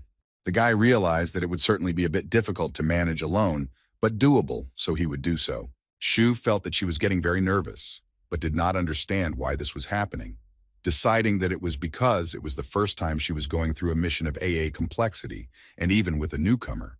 The girl didn't say anything else and just sternly called Meng after her. Lu Shen carefully followed where his partners had advanced to. Shu and Meng decided to carefully climb the building, as close to the suspects as possible. The girl was sure that once they got close, everything would become immediately clear. She hadn't gotten to Meng yet, but she noticed his legs shaking with fear and immediately asked what was wrong. Meng frantically reported that there were too many people in the room. Meanwhile, the suspects inside the building were having some sort of negotiation amongst themselves. One of the thugs thumped loudly on the table and addressed Ma Guoyun with his displeasure that he had decided to take the 30% for himself, because he was rank 6 himself and wasn't afraid of them. Ma Guoyun calmly replied that he was the one who had checked the preliminary preparations and planned everything. He went on to say that they had only massacred a couple 3 people, which was why he deserved 30%. The thug said that at most he was willing to give 20% and not a penny more. And the other co-conspirators began to shout that they would no longer cooperate with him unless he agreed. To Shu's horror, she counted 8 6th-ranked men and a few more of 4th and 5th rank, which was nothing like what they expected from this mission. Meng agreed with his partner and said that this was already a mission of a completely different level of difficulty, so they had better return immediately and report everything to the leadership. At this time, there were some people standing in the courtyard area behind the building where the main gang was. Shu and Meng were sitting quietly beside them and wanted to escape as soon as the opportunity presented itself. These were Ma Guoyun's men who were outraged at the behavior of the gang guys who had already been given such a chance to make money by their boss. His interlocutor tried to calm his buddy down by saying that it wouldn't take long for those who were outraged to toss the grenade in his hand. He said that once they took possession of the transport for strategic supplies, then immediately their boss would become stronger, and they would take even more from those bastards. The thugs laughed, and Shu and Meng realized the true purpose of this robbery. The guys realized that now was the perfect time to do the legwork, and they glanced around for a simultaneous escape. In the same second, the partners began to quickly leave the area of the so-called suspect's base. They realized that their real goal was to transport strategic supplies, and that was why there were so many of them. And no wonder their ringleader didn't even try to hide, having 8 8th rank warriors equipped head to toe with cannons. In their case, they could easily take over the entire city, and with their leader being a guru, it was even scary to imagine such a thing. The partners were wildly worried that things were getting out of control and wanted to get back as soon as possible. At some point, they both stopped and realized that they had forgotten a newcomer at the base. While they were thinking about how problematic their partner was and that they needed to get back quickly so that the guy wouldn't be exposed, Lu Shen was already executing his own plan. He didn't even think about his own rescue. There was no need for it, and just directly approached the bouncers. The bouncers noticed the guy and inquired who he was and what he was doing here. While one of the gang was asking questions, Lu Shen quickly took out his red dragon spear and finished him off. The rest of the bouncers immediately fussed and started asking where this guy came from. They rushed at him from all sides with various weapons, shouting that the little guy definitely wanted to die here. The guys still had absolutely no idea who they were messing with yet until Lu Shen quickly grabbed his spear tighter. With his usual ease, Lu Shen quickly overpowered everyone present with one deft strike. He finished outside and moved on as the bouncers thundered to the ground.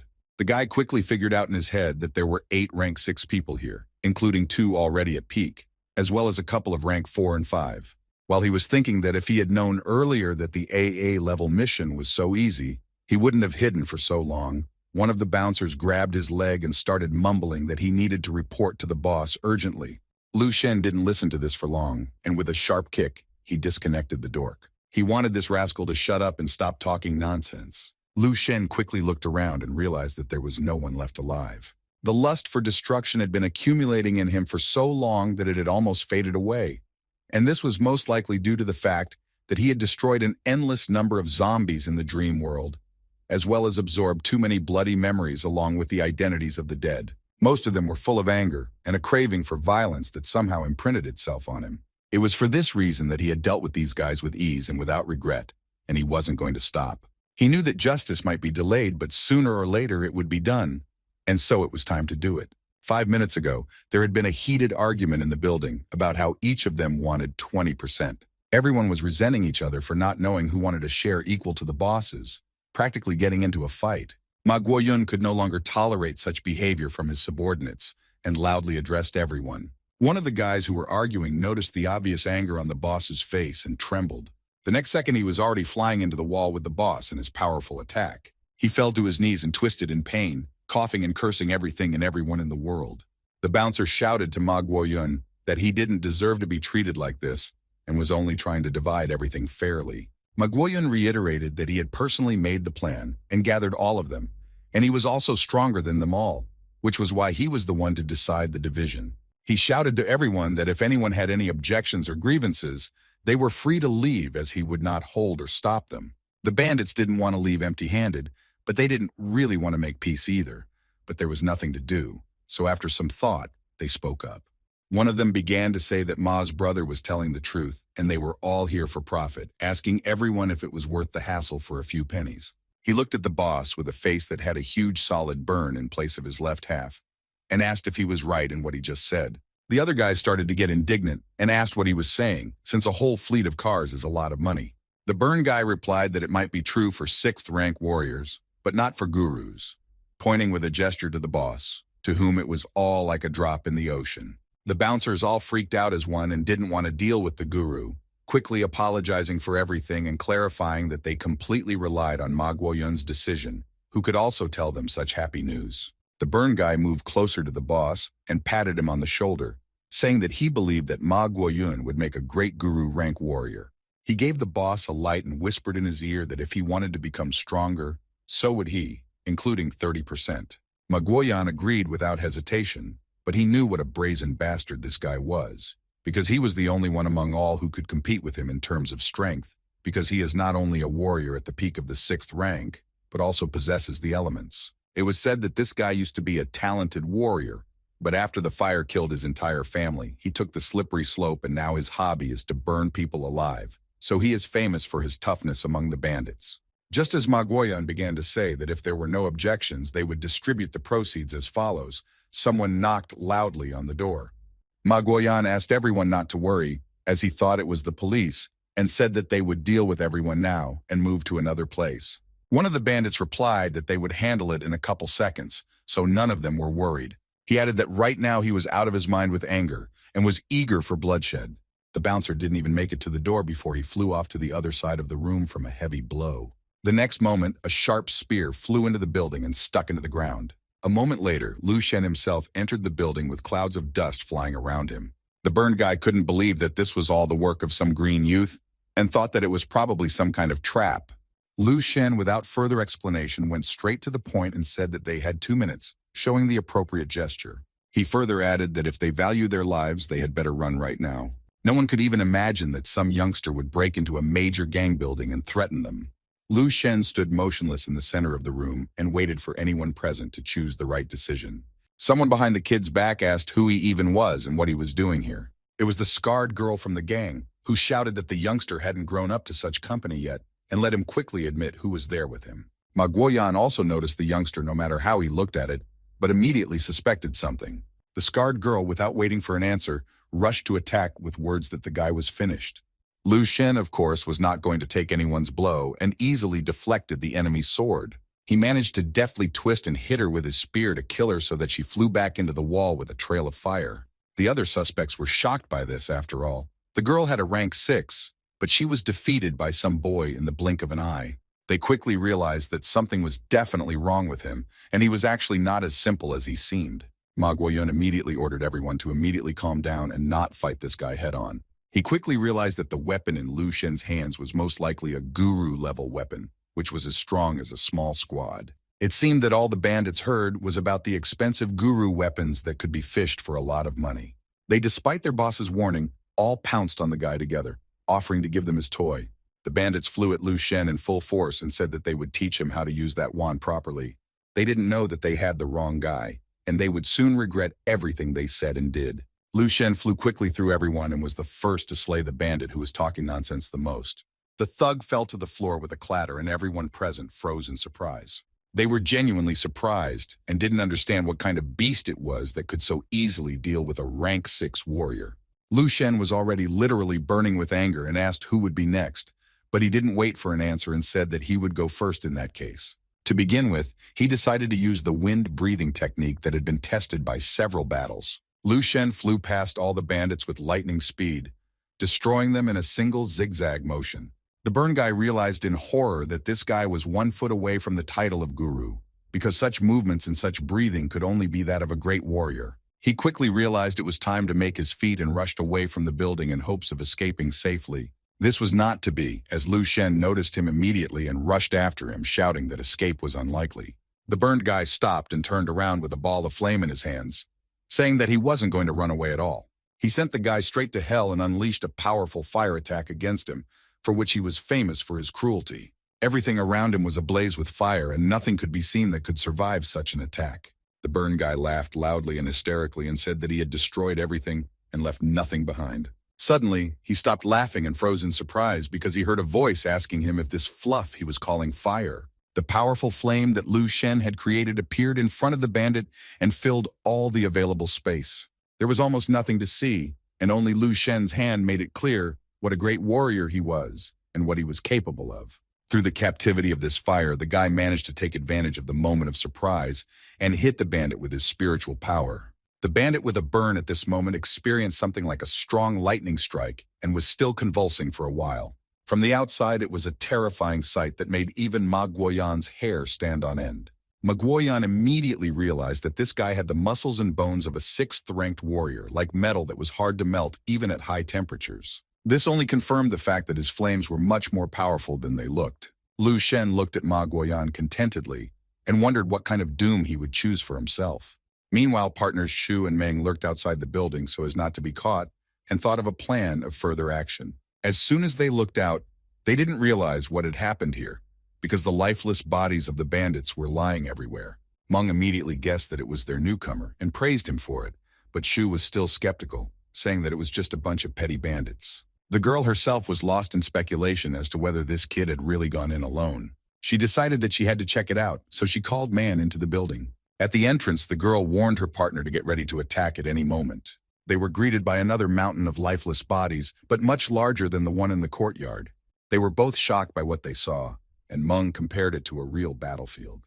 At that moment, the body of a screaming Magoyan suddenly flew out at them, scaring them to death. He was literally disemboweled before the eyes of his partners, who couldn't even move from the sight. Behind him, Lu Shen would quickly land with the red dragon spear, ending everyone. Shu had to finally admit that one single person, Lu Shen, was responsible for all of this. Lu Shen noticed his partners and nonchalantly asked if she had been here for a long time. As if nothing happened, he informed them that the mission was completely finished, and he trusted them to do the rest since he had to go. As soon as the guy walked out, both partners spat on the floor in shock. Shu was screaming about how it was impossible to overpower so many bandits alone, while Meng kept saying that it couldn't happen to a rookie. They both saw the cab car driving away from the building and agreed that this time, a real monster had entered the 7th Great University. Lu Shenyu had already gotten into the cab and was on his way to run errands when he heard an alert sound on his phone. The guy immediately took out his phone and started to read what it had sent to him. Emu had texted Lin, saying that things were not going well at the university, as an outsider had shown up at their tower with a summons. The cab driver announced to the guy that they had arrived at the 7th Holy University, and Lu Shen got out of the auto after thanking him. Lu Shen realized that he had gotten a lot out of this mission, as the gang of thugs was quite high-ranked, and he was able to hone the skill of the new weapon, and now he felt like he could feel its breath, which meant the beginning of becoming a spear soul. Towards the guy, his brother Lin quickly ran towards him, starting to tell him in parallel about what had happened. Lin immediately faltered and asked how his mission had gone, hearing in reply that everything was quite simple, and he had dealt with a couple of robbers. The friend was shocked as never before to hear that his brother Lu had dealt with people for real. Lu Shen realized that although Lin had obvious fighting talent, he was still a kid, so it was a shock for him to hear such a thing.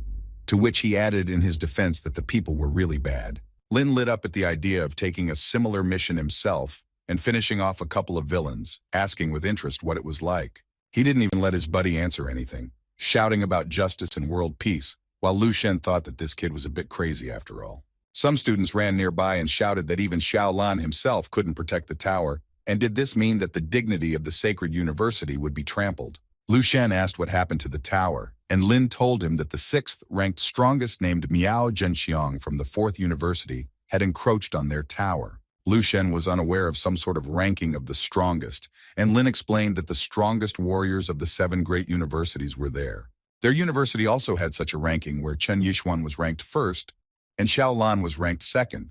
Accordingly, the ranking of the strongest included the ranking of each university after careful selection. Based on this, the ranking of the strongest from all 7 universities was formed. It was quite difficult to get into, because one had to be a genius of not only their institution, but also a talented warrior of their generation. Their university was not that powerful, and so their students were not in the top 10, and the best of their university was only 13th in the overall list, and so there was no way for him to defend the tower. Lin sadly said that in that case, the tower would go to another university, and he wouldn't be able to apply there even next year, waiting in line for another for at least half a year. Nothing could motivate Lu Sheng as much as waiting in line for half a year. He rushed to the tower with a bullet, telling Lin only that he would protect this tower himself, just so he wouldn't have to endure such bullying. Lin was even glad that his friend had now rushed to compete in a strength contest with one of the strongest, and there would probably be a commotion. A bunch of people had already piled up outside the sacred tower of the 7th Great University. The students were angrily discussing the fact that their tower would now be taken over by the 4th University, and they would be competing for a place in it. The girl waited anxiously for her buddy to come out and finally noticed the door opening.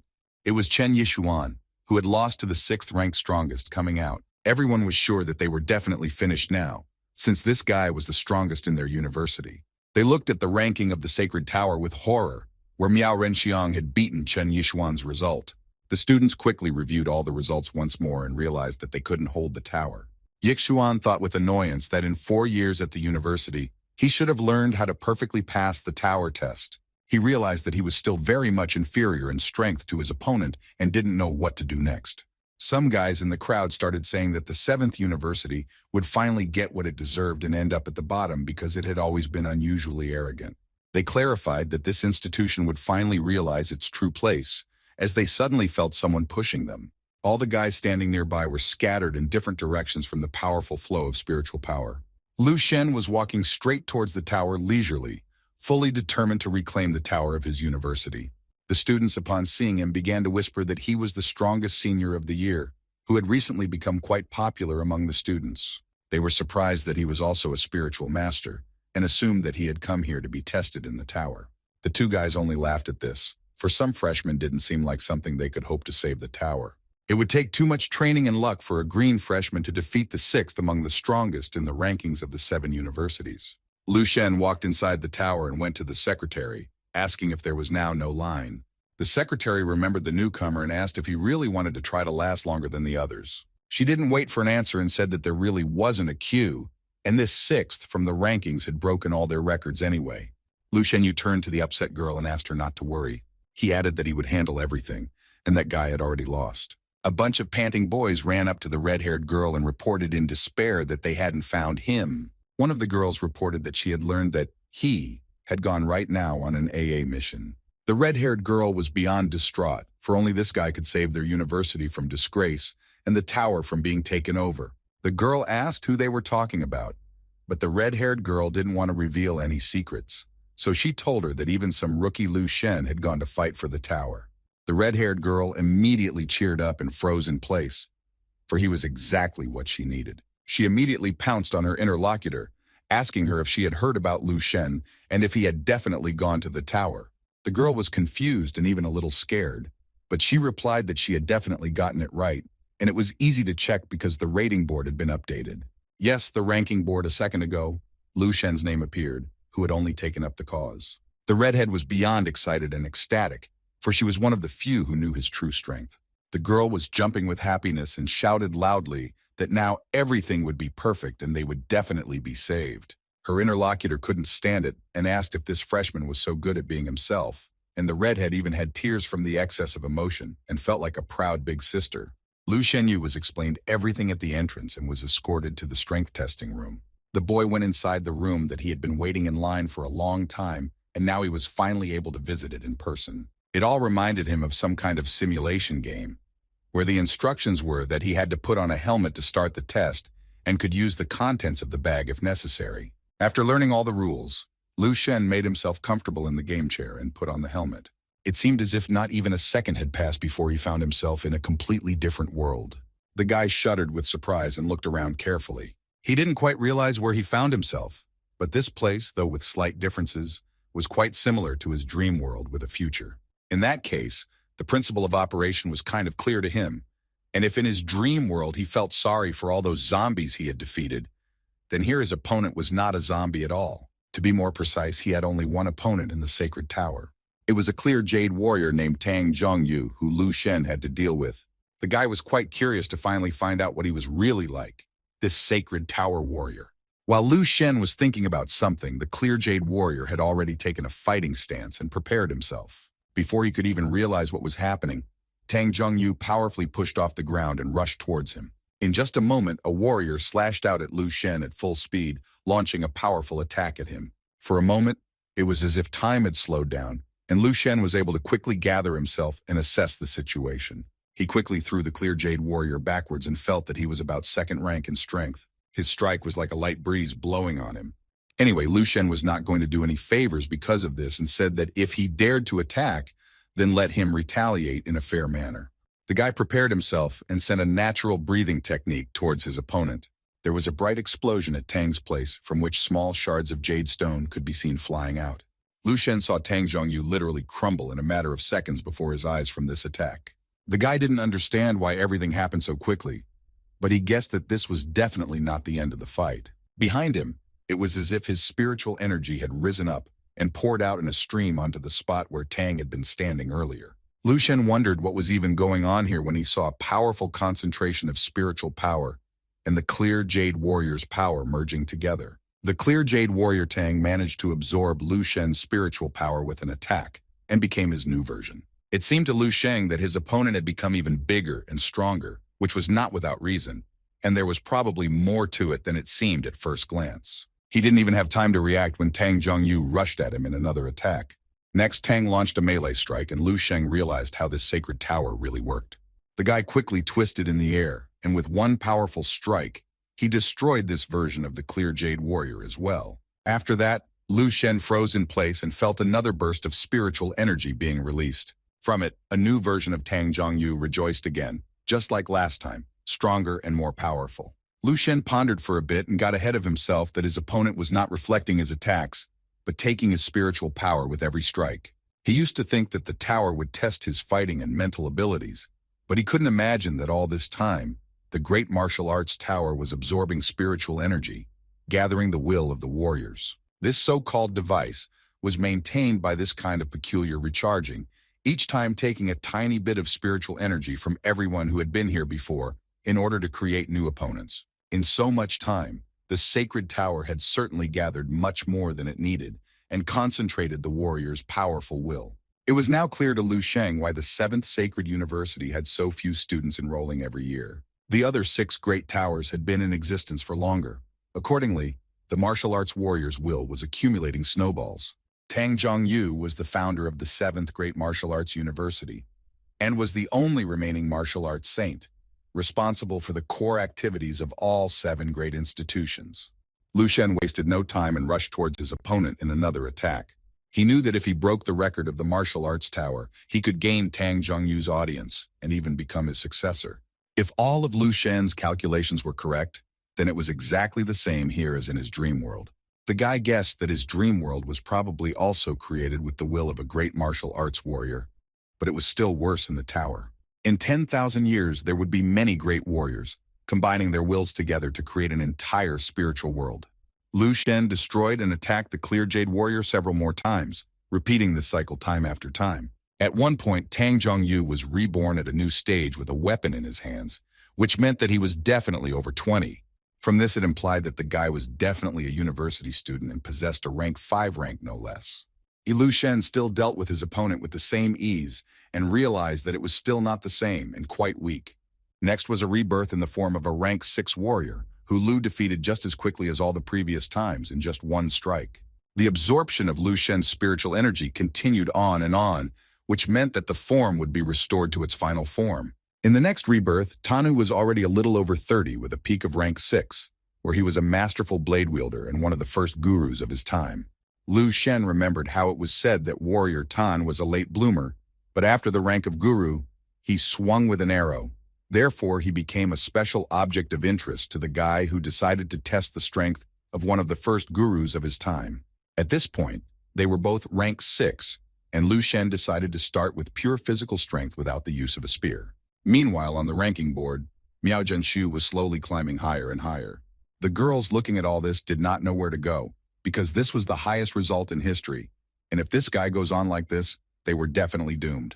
Chen Yixuan was broken and crushed from feeling the shame of his own worthlessness, for he was literally providing the strength of a judgmental university, but he couldn't beat his opponent. He was at the bottom of the experience and didn't know how to get out of there, and more importantly, why. His girlfriend approached him and began to ask him to calm down and not to worry. After all, it was probably the limit of Miao's level, then that he would not be able to defeat Tang at the peak of the 6th level. The girl was sure that this Miao Zhenxiong had already definitely lost. Chen Yixuan still couldn't calm down in any way and said that if suddenly this guy somehow got lucky, then their university was doomed. The other guys were looking at the ranking table and noticed how fast Lu Shen was coming all the floors. The red-haired girl was amazed at this speed of passing, because not long ago Lu Shen was at the 5th level, and now he was already at the 12th level. A while later, Lu Shen had reached the 21st level, being one step away from Miao Renshin, surpassing even Chen Yixuan. Chen Yixuan came to his senses a bit and was extremely amazed at the speed of this freshman's passing of floors. No one present, except for the red-haired girl, could even imagine how strong a warrior Lu Shen was. The guys who had come to support their buddy Miao, looking at the ranking table, started shouting about injustice and faking the results to avoid embarrassment, because what was there simply couldn't be true. Lu Shen had bypassed their hotly favored strongest buddy and surged into the lead, surprising everyone. The secretary reminded the guy screaming about injustice that the tower was made up of the will of martial arts warriors, and asked if he thought they were so easily fooled. The guy didn't disagree, but still suggested that the results could have been faked somehow, until the secretary looked at the ranking table and was horrified herself. An alert sounded as a new record was set in the tower by Lu Shen, who was already on the 25th floor. Some of the students couldn't even imagine the wild strength this guy had, and the red-haired girl was on the verge of a fit of joy at not doubting him for a second. Lin also came to the ranking table and was amazed at what he saw, convinced once again how cool his brother was. Lu Shen passed all the trials one by one with his usual agility and skill. He beat the clear Jade Warrior time after time and climbed higher and higher in the ranking table. At some point, the guy realized that Tang was not in vain the greatest guru in his time. Then that if he had not learned to control every cell of his body before, he would not have lasted long like this, because the old man was really incredibly strong.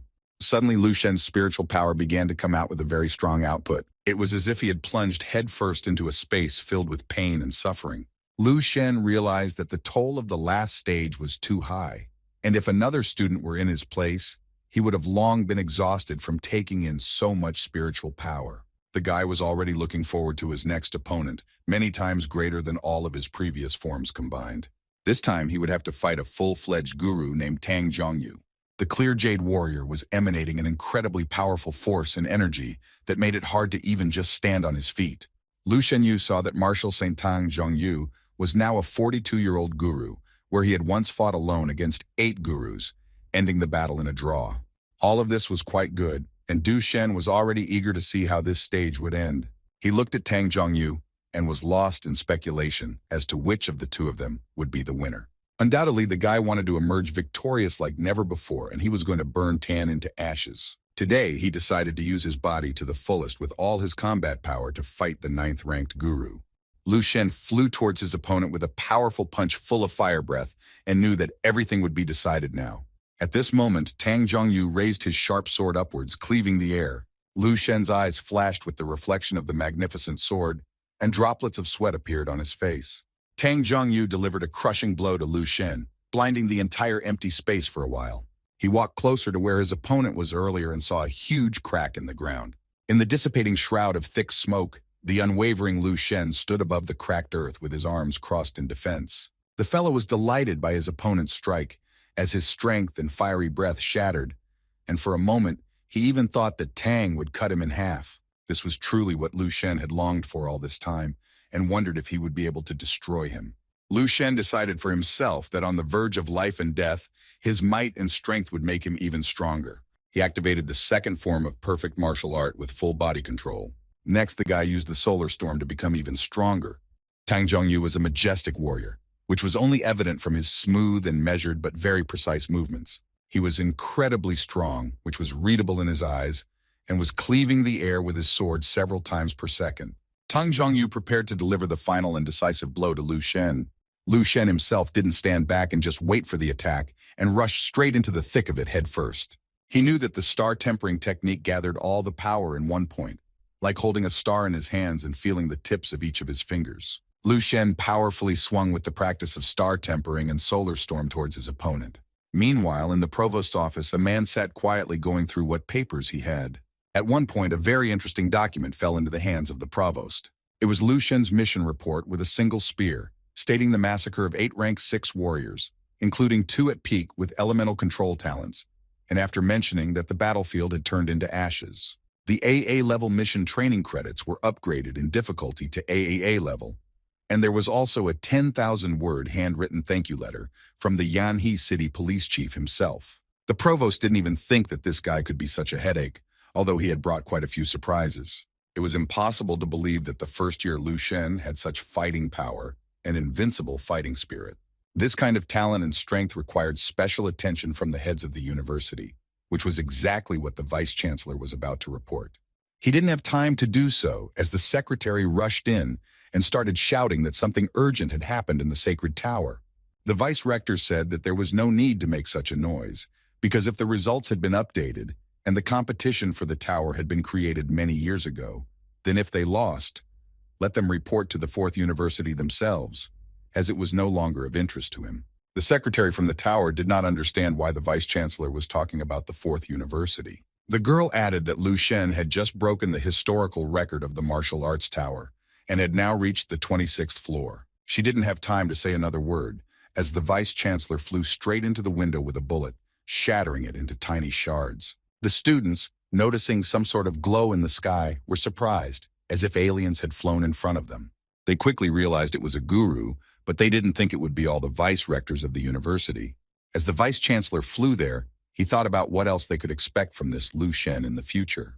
Right in front of the crowd of students, a powerful flash appeared, and someone landed. It was Vice-Rector Zhang, silencing everyone present. Behind Mr. Zhang, other flashes of different colors could already be seen, signifying the arrival of more people. Everyone saw a few more provosts land there, which meant an extremely important situation. All the pro-rectors immediately rushed to look at the ranking table, seeing Lu Shen in the process of passing the 27th floor. Mr. Zhao was more surprised than the rest, because less than 5 minutes ago, he had heard about this guy passing the 26th floor, and he had already climbed up so quickly. The provost, who was clearly older than everyone else, remembered a martial saint saying that if someone under 30 could get up to the 23rd floor, he would immediately get an audience with him. Another vice-rector added that if up to the 24th, he would be able to personally study with him for 3 days. The girl provost joined in and said that if someone reached the 25th, they would become one of his successors. No one could even think that anyone at all, especially this kid, would be able to rise to the 27th. Vice Principal Zhang shouted that as soon as this kid finished passing, then the master should be informed immediately. The students were shocked that some first-timer would get to train directly with a martial arts saint, and was even able to break the record of the sacred martial arts tower. They were even a little scared that Lu Shen would now become the strongest student of the 7th Martial Arts University. Lin grinningly corrected the other students, clarifying that Lu Shen was the strongest first-year student. He looked up at the tower and thought about the fact that he was now even somehow uncomfortable calling his brother just a tough guy. Lin couldn't shake the thought that Lu Shen was now his only role model in this life. One of the students was nervously biting his nails and said that this guy was some kind of crazy and had actually appeared here out of the blue. The red-haired girl wasn't going to listen to that and immediately shoved her cell phone in his face. The cell phone screen was blazing with the latest news dedicated to Lu Shen alone. The girl clarified that she had warned them all about who he really was. The guy remembered that it was Lu Shen who had turned things around back then in the training room and realized that his power had manifested today for a reason. He felt bad that he had been so blind all this time that he hadn't even noticed this guy who was so strong. Martial arts wasn't just an eternal competition. It was also an opportunity to become much stronger, where the most important thing was not to die right here and now. Lu Shen was already quite battered and wounded, one could say, at the end of his strength, realizing that his opponent was quite strong. The clear jade warrior Tang Zhongyu was watching him carefully, but he didn't attack anymore. At some point, he just started to slowly disappear from sight into nowhere. Lu Shen began to realize that such a thing was now happening, and even finally exhaled in relief. The entire space lit up with a bright light. The ground beneath his feet trembled, and Lu Shen said that for all the strength of his opponent, he was still stronger. The clear jade warrior's body continued to slowly vaporize with a distinctive sound. At this moment, Lu Shen took a comfortable stance and began to make a full recovery. He even meditated a bit to bring his pulse and breathing rate back to normal. His crystal vision was almost completely mastered, and it was possible that he could complete it in this battle, which in that case meant that he would not be far away from a 7th-rank guru either. Once the guy had fully recovered, he jumped up and took a fighting stance. From top to bottom, a huge surge of spiritual power had already appeared around him on different sides at the same time. Tang Zhongyu, being a great guru, reappeared in front of him in his most powerful form ever. The clear jade warrior didn't even take away his spiritual power this time, but used completely what the tower and himself had accumulated before. Lu Shen was even more pleased by this, and he was literally burning with the desire to quickly check out what would happen next. The two of them would now fight to the limit of their abilities and strength. Lu Shen walked straight towards Tang Zhongyu and was quite determined, suggesting that his opponent should attack first to start the final battle. The ranking table at this moment quickly updated and showed everyone that Lu Shen had moved to pass the 28th floor. The red-haired girl was even afraid to imagine what kind of battle there might be at such a stage, assuming that Lu Shen had already become a guru there. Even Vice-Chancellor Zhang didn't know what was coming after the 27th floor of the sacred tower. He turned around to his colleagues and wondered if any of them knew if this guy could go further.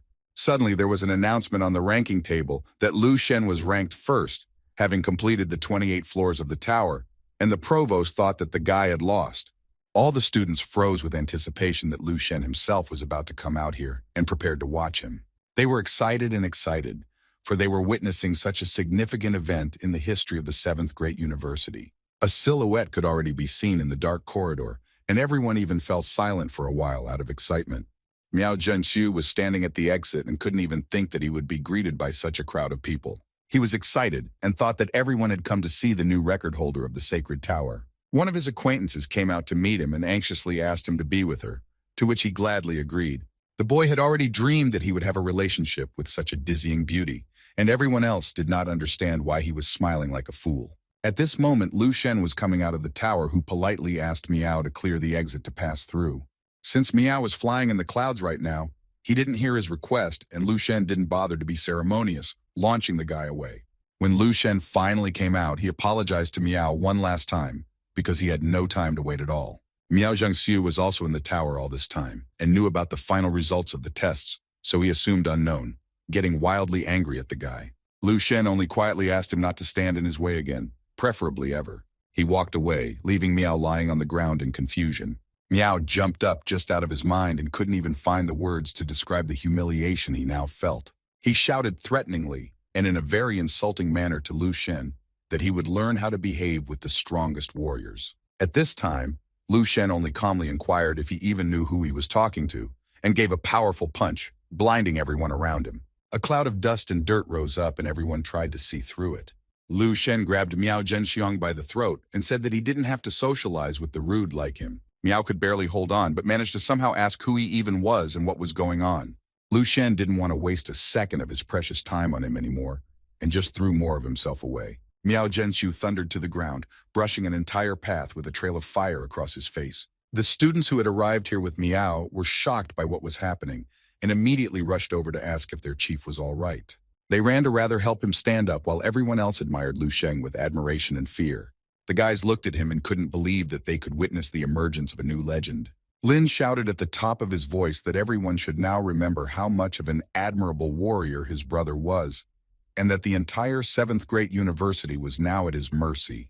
The red-haired girl and her company picked up on Lin's speech and also began to shout how much she admired Lu Sheng. After another moment, everyone there began to admire and cheer in the guy's honor, shouting loud praise and words of thanks for saving their great university. Lu Shen modestly walked past everyone and thought about the fact that being the object of admiration only falls to the lot of a martial arts warrior. Even Chen Yixuan had to admit that his ranking was now an absolute nothing compared to this guy. Vice-Chancellor Zhang asked his colleagues to wait for a while so that the fellow could enjoy the dawn of his strength at such a young age. No one present could even think that the record of the sacred tower would be broken by some freshman.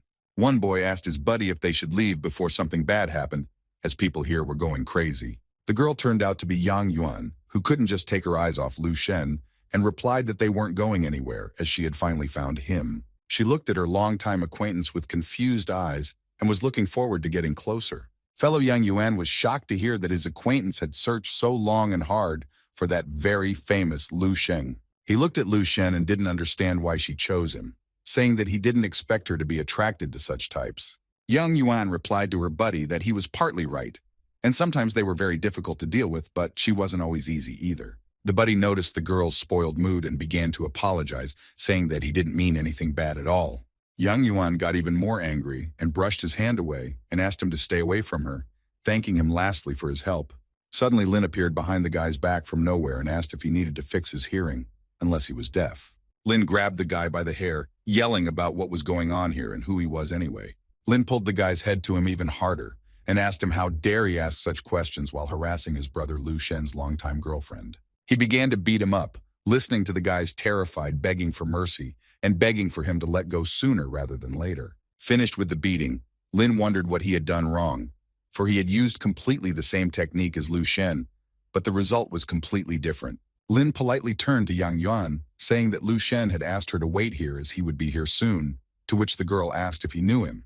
The guy laughed and said that he was a close friend of Lu Shen's brother, who was a bit busy right now as he was trying to get away from the cheering crowd, calling the girl his sister-in-law at the end. Yang Yuan immediately blushed and began to quickly gibber that there was nothing of the sort between them, and there never was. The battered guy with bumps overheard the conversation and regretted everything he had done and said, because he didn't believe that Yang and Lu were just longtime buddies. A day later, Provost Zhang summoned Lu Shen to his office for a conversation. He admired the work done by the kid who entered the tower for the first time and immediately set a new record at such a young age.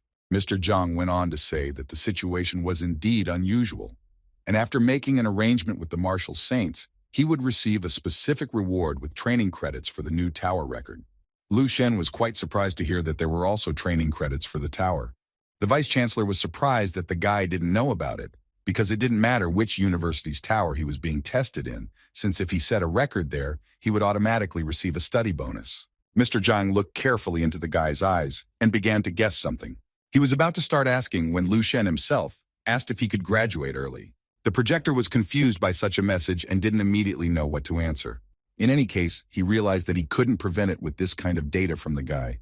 He said that he understood and allowed the guy to go about his business because he would inform him himself as soon as he found out any information about it. Lu Shen hadn't left the office yet as the provost rushed to the phone to dial someone's number. Mr. Zhang quickly dialed a familiar number and said hello politely. He motioned for the person on the other end of the line to wait a little longer. The person on the other end of the line obviously didn't understand what was wrong and asked why this decision was made. Mr. Zhang was obviously hiding something and was not who he said he was. Looking after Lu Shen, he replied to the interlocutor that he sincerely believed that the guy still had something to show them. Lu Shen walked out of the office down the long corridor and exuded the fiery light of a winner. Once outside, the guy took out his phone and logged onto the campus news portal, where the top news item was himself. He had been named the strongest rookie of the 7th Martial Arts University in light of the latest. Everyone was wildly curious to see if the top one in the rankings of the 7 universities would survive even one punch from Lu Shen. What followed was an entire video montage of the guy's best moments with his strength and fighting power in all its glory. The guys were discussing how soon they would see the birth of the new guru, and if he was even far away from that title. Lu Shen went into the portal discussions and read numerous incredible comments about himself, including someone wanting to become his wife, which impressed him especially since he hadn't even thought about it. He quickly thought that it was to be expected, for although they were great warriors, they were still girls first and foremost. The guy finally met Yang Yuan and told her how happy he was to see her, but he didn't expect that there would be so many people. The girl immediately replied that there was nothing wrong with that, as he was now a very busy man. She also admired his results and asked him embarrassedly if she could ever visit him again. The guy replied without any extraneous thoughts that she could do it in any of his free time, not even realizing what Jan was really thinking. He didn't understand at all why she was asking him little things like meetings. Lu Shen looked sadly out the window and said that it was already completely boring here. They chatted some more and Lu Shen said that he still had things to do.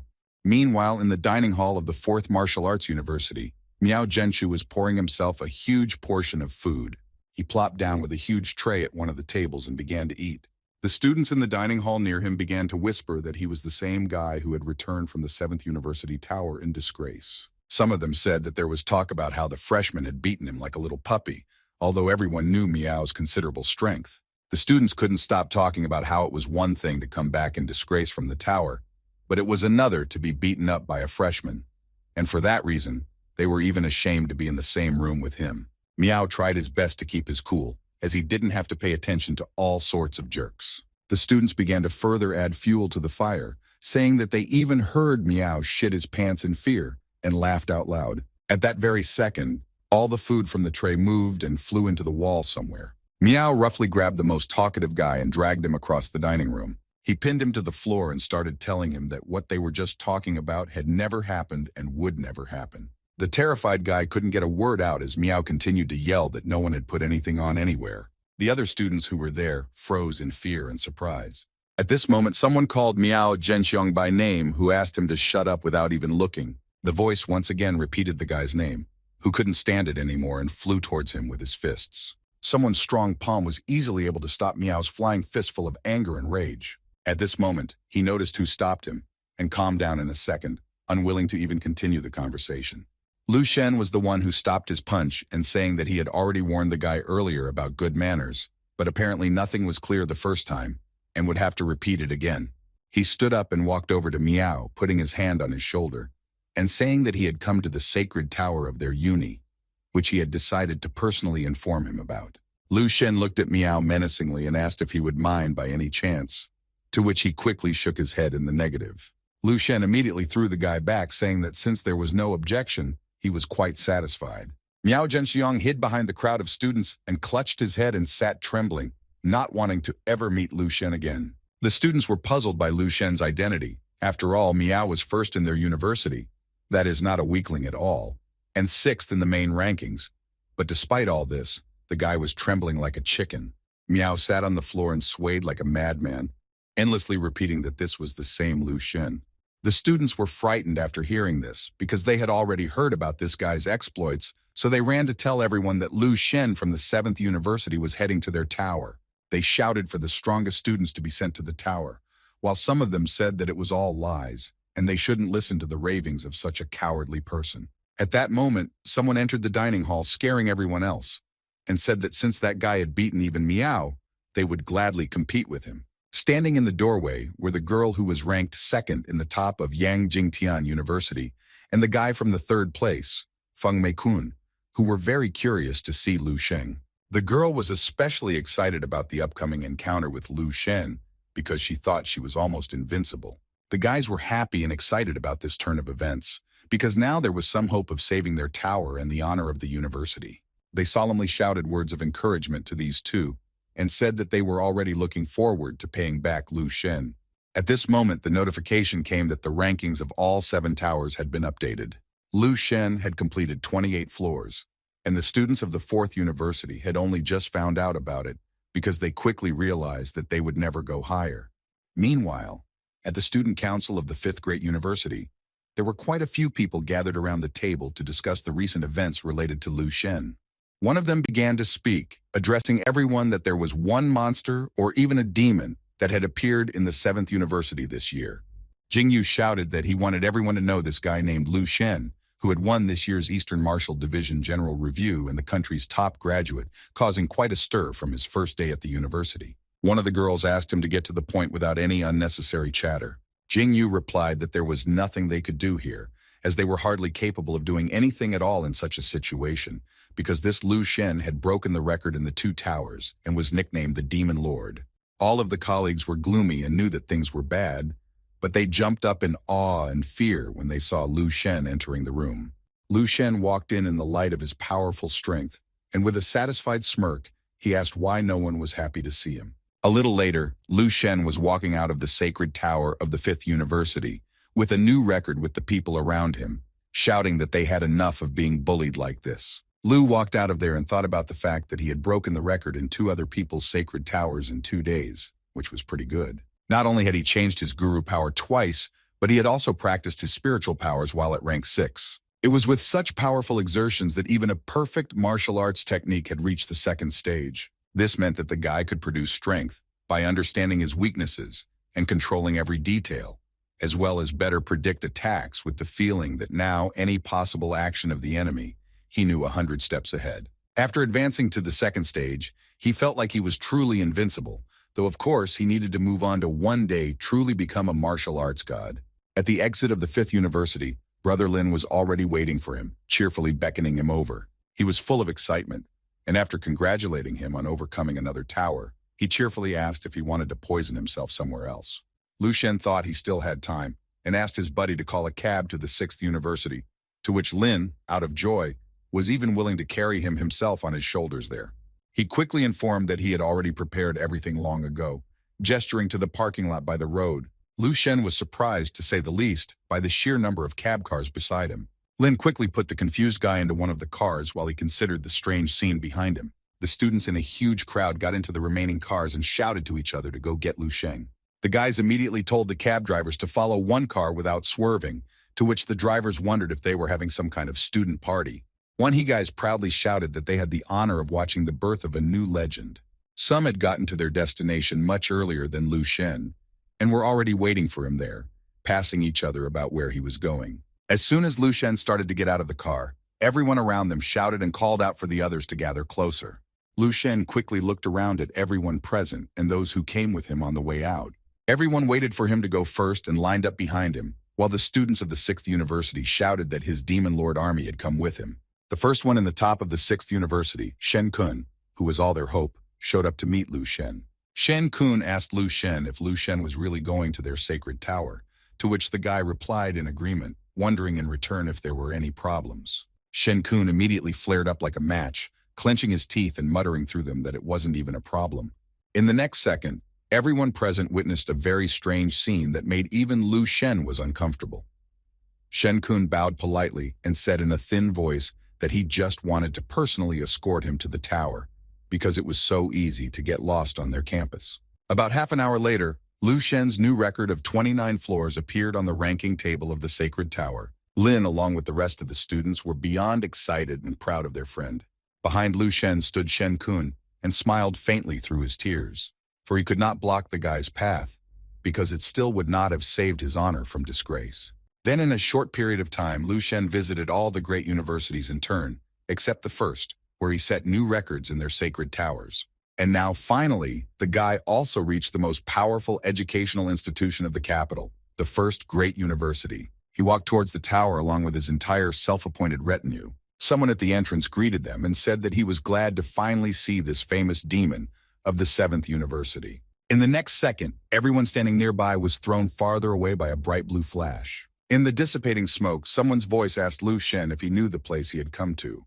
Lu Shen calmly replied that he had come to the sacred tower of the first university, although he might have been mistaken.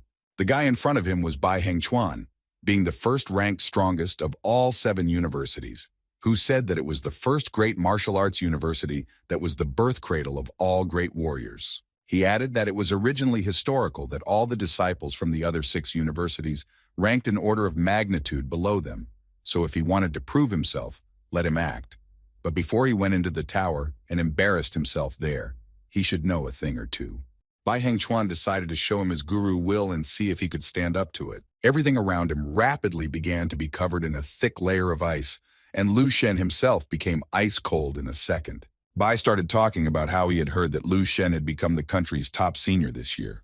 Guy added that it was a true coincidence because he himself had been the top graduate at one time. Lin, like everyone else, was shocked by the fact that Bai Hengchuan had already learned the will of the guru, and even if this was just the beginning, he had still already done a tremendous job. They looked at Bai Hengchuan and decided that any more 10 years, and he would become a full-fledged guru. Bai Hengchuan, feeling his own superiority, asked Lu Shen quite a bit if he had already felt the huge difference between the two of them. Lu Shen only silently looked at him carefully, as if he was carefully considering his answer. He said that in their time, gathering the will of a guru at such a young age was indeed quite an accomplishment. Bai Hengchuan thought this was too brazen behavior and obvious disrespect for his elders, so he rushed towards the guy, shouting about turning him into an ice statue right now to teach him a lesson. For some reason, the glaciation process stopped, and Lu Shen wondered with a smile if there would be anything else or if this was all he could do. A fiery glow appeared in his eyes, and he said that it was nothing compared to what he was about to show himself. Everything around them erupted, and no one present could look at the fiery glow that Lu Shen produced. Even Bai Hengchuan didn't know what it was, but he felt a very strong, burning atmosphere, as if he had gotten close to the sun. It was even more surprising when his ice field in front of his eyes began to irrevocably melt in a matter of seconds. Lu Shen calmly walked past the guy forward and said that there was indeed a difference between the two of them. The difference was that if Bai Hengchuan studied together with Lu Shen, he would not be first, but only second.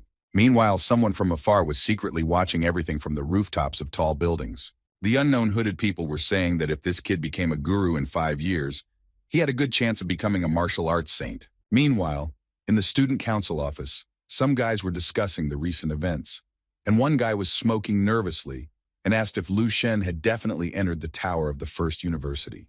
His interlocutor confirmed it, and the guy clarified if Bai Hengchuan had done anything after hearing that he had shown everyone his will as a martial arts warrior, but unfortunately to no avail. The guy was surprised that the famous ice wave didn't help and wondered how many strikes Lu Shen had repelled it in. The girl was a little uneasy, but she still reported that it was even in less than 1 strike. The guy was shocked by this news and was eager to know the details of what had happened. The girl began to tell him that this Lu Shen had unleashed his fighting will in response and didn't even have time to strike before what had happened. She went on to talk about how Bai Hengchuan's ice armor melted in an instant and dissolved without a trace. The guy fell to the floor in surprise, afraid to even imagine that someone could just dissolve Bai Hengchuan's will. Cold sweat broke out on his face, and only one thought flashed through his mind. How is this possible? The girl wondered if her buddies still hoped to stop this guy, although after hearing what he had heard, he hardly wanted to even approach him. The guy fell to the floor and started telling her not to bullshit, because his strength was inferior to even Bai Hengchuan's, and this guy didn't even lift a finger to repel his will so easily, so he didn't stand a chance. He added that he was only fit to be his apprentice, which finally upset the girl. Initially, the girl wanted to follow the path of the great guru of her time, Tang Jung-yu. Suddenly, out of nowhere, a couple months before her graduation, this Lu Shen appears and turns everything upside down. The guy knew what the girl was thinking and sadly told her to forget about everything she wanted to accomplish. And all of this was due to the fact that now in their lives appeared Lu Shen, from which all the other students were simply delighted. Already, all the student newspapers were printing the news that the guy would become the next martial arts saint, as he had topped the rankings of almost all the holy towers. Finally, Lu Shen was able to get away from the curious crowd and get home to quickly immerse himself in a dream world full of evil monsters. The guy summoned the hologram Ellie to help him, who was immediately ready to assist him with finding any information he was interested in. Lu Shen quickly looked through all the available information about the saints and decided to stop at something else. He asked Ellie to open his file because he hadn't looked at it for a long time, and he wanted to see what had changed. He was most interested in how his ultimate strength had changed because all the hype was of little use and his only goal was to train hard, not to be a badass. The next second he wondered, did the last of the above matter to him? He didn't know the exact answer, but he clearly realized that he still felt good about the fact that everyone thought he was a monster while he fought evil. Ellie finally uploaded the dossier, and the guy saw that he had finally gone up and reached rank 9, though it was certainly a long way from 12th. But it was worth it to see the whole story. He read the information in detail, which stated that he was a martial arts talent. The file also said that he had broken the records of the sacred towers of all 7 martial arts universities, becoming a guru. In the same year, he took first place in the National Martial Arts Competition among university students, destroying a famous martial arts warrior in the finals. Lu Shen was a bit tense and wary of the fact that he had massacred a man right on the battlefield. And besides, this man was a guru and disciple of a famous saint. The boy was at a loss as to why he would have gotten in the way of such a powerful martial arts warrior, but in any case, there was no point in thinking about it now, so he decided to see what happened next. In his 19 years, Lu Shen came under the patronage of Tang Jung-yu, becoming his 3rd disciple. At the age of 32, he officially became a guru, though his power was recognized by many before that. When he turned 70, he became a martial saint, founding the perfect martial arts school, and went to the other world at the age of 161 from exhaustion. Lu Shen liked what he read about him, especially about founding his own school and a star rating of 6 stars. The guy noticed that this time the lifespan was shorter than last time due to severe exhaustion, as perfect martial arts was not an easy thing, and one must try very hard. He decided to look at something else and came across a line about marital status.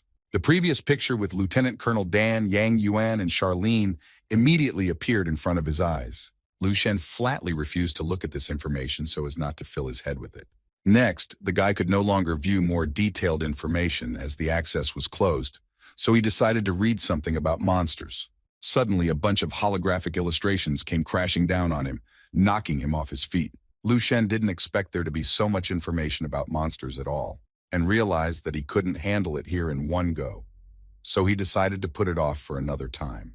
He typed something into the search engine about crystal vision and other techniques to the guru degree, learning about the 3rd stage of golden body energy. At the moment, Lu Shen had not yet fully mastered the 2nd stage, but if he practiced in the same manner as last time in the military unit and had an unlimited supply of bone marrow, something might work out. Unfortunately, that option didn't work for him, as he remembered the cost that the Major General had gone to. Next, the guy decided to watch Natural Breathing with the Guru stage, where there was a complicated content talking about the unity of heaven and earth, man and the universe, which was a very abstract and unintelligible idea of it all. At the moment, natural breath allowed him to recover and evolve quickly, increasing the efficiency of his training. But he had a strong feeling that this was only the pinnacle of this technique, and he had yet to unlock its full potential. Lu Shen decided to learn everything little by little, and further discovered the crystal vision technique. After becoming a guru, one could use one's power projection and use spiritual power to influence the will of others. Lu Shen was amazed by this information and really wanted to know who was crazy enough to create such a thing. At this moment, the guy thought that the dream world he was in might also be someone else's projection. Maybe that was why he was able to hunt all those zombies and take over their powers and memories. Lu Shen seemed like he was about to get closer to a clue, but everything was still hazy, and the picture wasn't completely clear yet. Although it was possible that he had spun it all to himself and decided to return home, asking Ellie to keep everything safe. Ellie heard a distinctive sound as Lu Shen disappeared back into his world. She found the file she wanted and walked over to it, quickly selecting save. The girl's eyes lit up brightly and the process of auto-saving the information started. After a while, the guy returned to the dream world and tried to create a projection of the zombie guru girl named Zhao. As soon as it started to loom, it would scatter into small pieces in the same second. Lu Shen couldn't yet use spiritual powers to create a projection, although perhaps his body was simply rejecting it, or creating a projection wasn't as easy as he thought at first glance. Compared to the sacred towers, this was a completely different world, but just as fulfilling. If you compared what was happening to a video game, the Sacred Tower was a demo where players gradually set it up. Dreamworld, on the other hand, was an improved version that was hard to distinguish from reality. In any case, it didn't matter because it was impossible to master it in a single moment. His current goal was to hunt someone interesting if he was lucky, because he had improved his combat skills considerably. One way or another, he still realized that he had to work hard on himself. Lu Shen finally stopped as he found a warrior with the third will of a martial arts guru. The monster was like a stone man with incredibly powerful strength. It exuded fear and terror, which was not only seen in its eyes, but also in its terribly hoarse breathing. Lu Shen applied a perfect second-stage martial art with fire breath and flame field. A second later, there was a tremendous explosion, in the light of which there was nothing and no one. In all this commotion, Lu Shen reached the dangerous monster's arm with his spear and flew straight at it. There was a loud cracking sound with an exhaust, which made the third-stage guru warrior fly back into the stone wall. At the touch of Lu Shen's spear, the monster's arm began to melt rapidly. There was another pop and a bright flash, followed by a loud explosion. The place where the spear had impacted left a huge hole in the wall that went through the monster. Lu Shen noticed how huge the damage was from using two techniques at the same time. To top it all off, the monster was at its best with a powerful defense that even a Tang warrior was unlikely to be able to penetrate. Lu Shen said that the hero's spirit was immortal and prepared to take over his memories. A picture of a master scolding Xu Wei for his lack of talent appeared in front of the guy's eyes. The guy was told that he should quit the path of martial arts, but Xu was determined to move on. The master was outraged that the guy dared to bicker with him, but there was nothing he could do about it. Xu wanted to go to the city's security squad, but they took him there because of his mismatched skills. Nothing could break the guy, and he kept trying other places.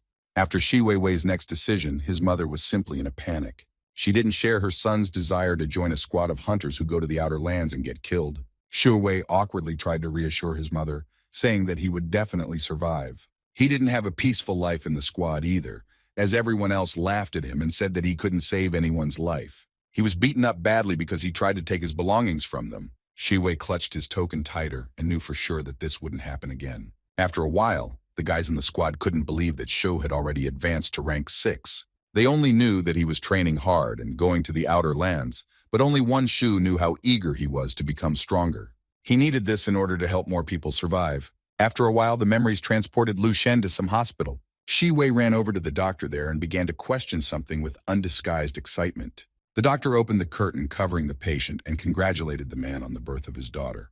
There was an exhausted woman with an infant lying on a hospital bed, and the doctor said that they were both fine. Xu Wei looked at both of them and couldn't hold back tears of joy and elation. He walked closer to the infant and reached out his hand, receiving the touch of a small hand in return. At that moment, he realized that he had to become stronger to protect them forever, after which he became a guru after a long time at the age of 72. The year came when base 1359 was attacked by monsters. The monsters were ruthless and merciless, destroying everything in their path. Guru Xu Wei was protecting the main gate of base number 27 from the attack. It was there that the great warrior died from the paws of the monsters, but he did not retreat even for a second. Lu Shen now realized what a brave warrior Xu Wei really was, who was considered a fool by everyone for almost his entire life. Compared to Tang Zhongyi, Xu Wei was indeed a late bloomer. Moreover, everyone had called him a fool since childhood, but the peak of his strength development was after the age of 60. Xu devoted his entire life to moving towards the desire to become stronger and protect everyone from evil, which reminded Lu Shen of himself. He did everything to protect his future, his family's future, and the future of humanity. Xu Wei was excellent at hand-to-hand combat in his time, distinguished by his good physical fitness. Lu Shen held the core of Xu Wei's memories in his hands and wanted to comprehend it as soon as possible. At some point, he noticed something very tiny beside him. The guy lightningly launched a powerful punch towards the side, where the something barely visible was. Lu Shen's strike at the tiniest particles in the air could be viewed almost under a microscope. Such a technique amazed the guy after all. It was possible to strike such invisible things. He wanted to find out what the great Shuwei's martial arts were all about. The guy felt the guru's simply incredibly powerful will along with immense strength. He could feel a core of memories penetrating straight into the depths of his soul. It was the power of mountain peak falling with the breath of the earth element. It was as if eternal roots of strength were sprouting under his feet like a great Buddha protector. Lu Shen slowly took in all this might and translated it into movement. He even thought that Tang Zhongyu himself would not be able to display such a powerful potential like this inconspicuous pebble that contained the guru's great will. The pebble was so simple yet unshakable, like a mountain peak that made it seem as if his body had approached its stability limit. Lu Shen thought that he could withstand accepting 2 more, but he didn't even think that after accepting 1 more guru's will, it would become so hard for him. Anyway, he had a bad feeling, as if his body's balance was being disturbed. There would most likely be an overload of force, and he would be swallowed up by the strong pressure from the previous sources. He remembered all the gurus whose power he had absorbed and couldn't figure out what to do next because he couldn't connect them together. The guy realized that before he could advance to the guru stage, he had to find a good way or adopt his own guru path. Early the next morning, Lu Shen was already on his feet in the city center. He knew that right now he had yet to get results, so he decided to take a walk. The guy used the power of wind breath and rushed past everyone with lightning speed, thinking about the fact that he had never taken a walk here since he arrived. At one point, a board game caught his attention and he stopped. 2 men were playing chess, bickering with each other about the moves they had made. Lu Shen noticed that the chess pieces of different colors were attacking each other during the game, just as he was absorbing the origins of forces of different natures. He carefully looked at those round chess pieces and thought about something. At some point, one of the old men won the second one and the guy had a realization. Lu Shen even sat down to make sure of his theory and look at the pieces from a different angle. Suddenly, his stomach made a crying sound of hunger, and the guy decided it was time for a refreshment. At one of the street coffee shops, the guy ordered a bowl of fried noodles. The cook quickly replied that the wait would be no more than 5 minutes. Lu Shen looked in the distance, where someone's mother was teaching her kids not to watch the TV too closely. He decided that once he set all the records in the towers, and his student life came to an end, he would definitely go home. His memories of home were interrupted by the cook who served him a plate of hot food. Lu Shen sat down at the table and began to ponder what his perfect martial art was centered on. He realized that it was tied to the strengths of others, so that his tactics were perfect and without omissions. The boy didn't know exactly how yet, but he was sure he could tie it all together. And in the meantime, he ordered 5 more bowls of food from the cook. The cook even suggested that with such an appetite, the guy was definitely a martial arts warrior, to which Lu Shen simply thanked him for the delicious food. He brought a tray of fresh food and suggested that he come with a girl next time, specifying that one of the dishes would be on the house. Lu Shen looked at the egg and saw a round shape everywhere like a sign of the universe. He wanted to become a superhuman with body changes and wild rage. The kid looked at the TV where another monster show was on.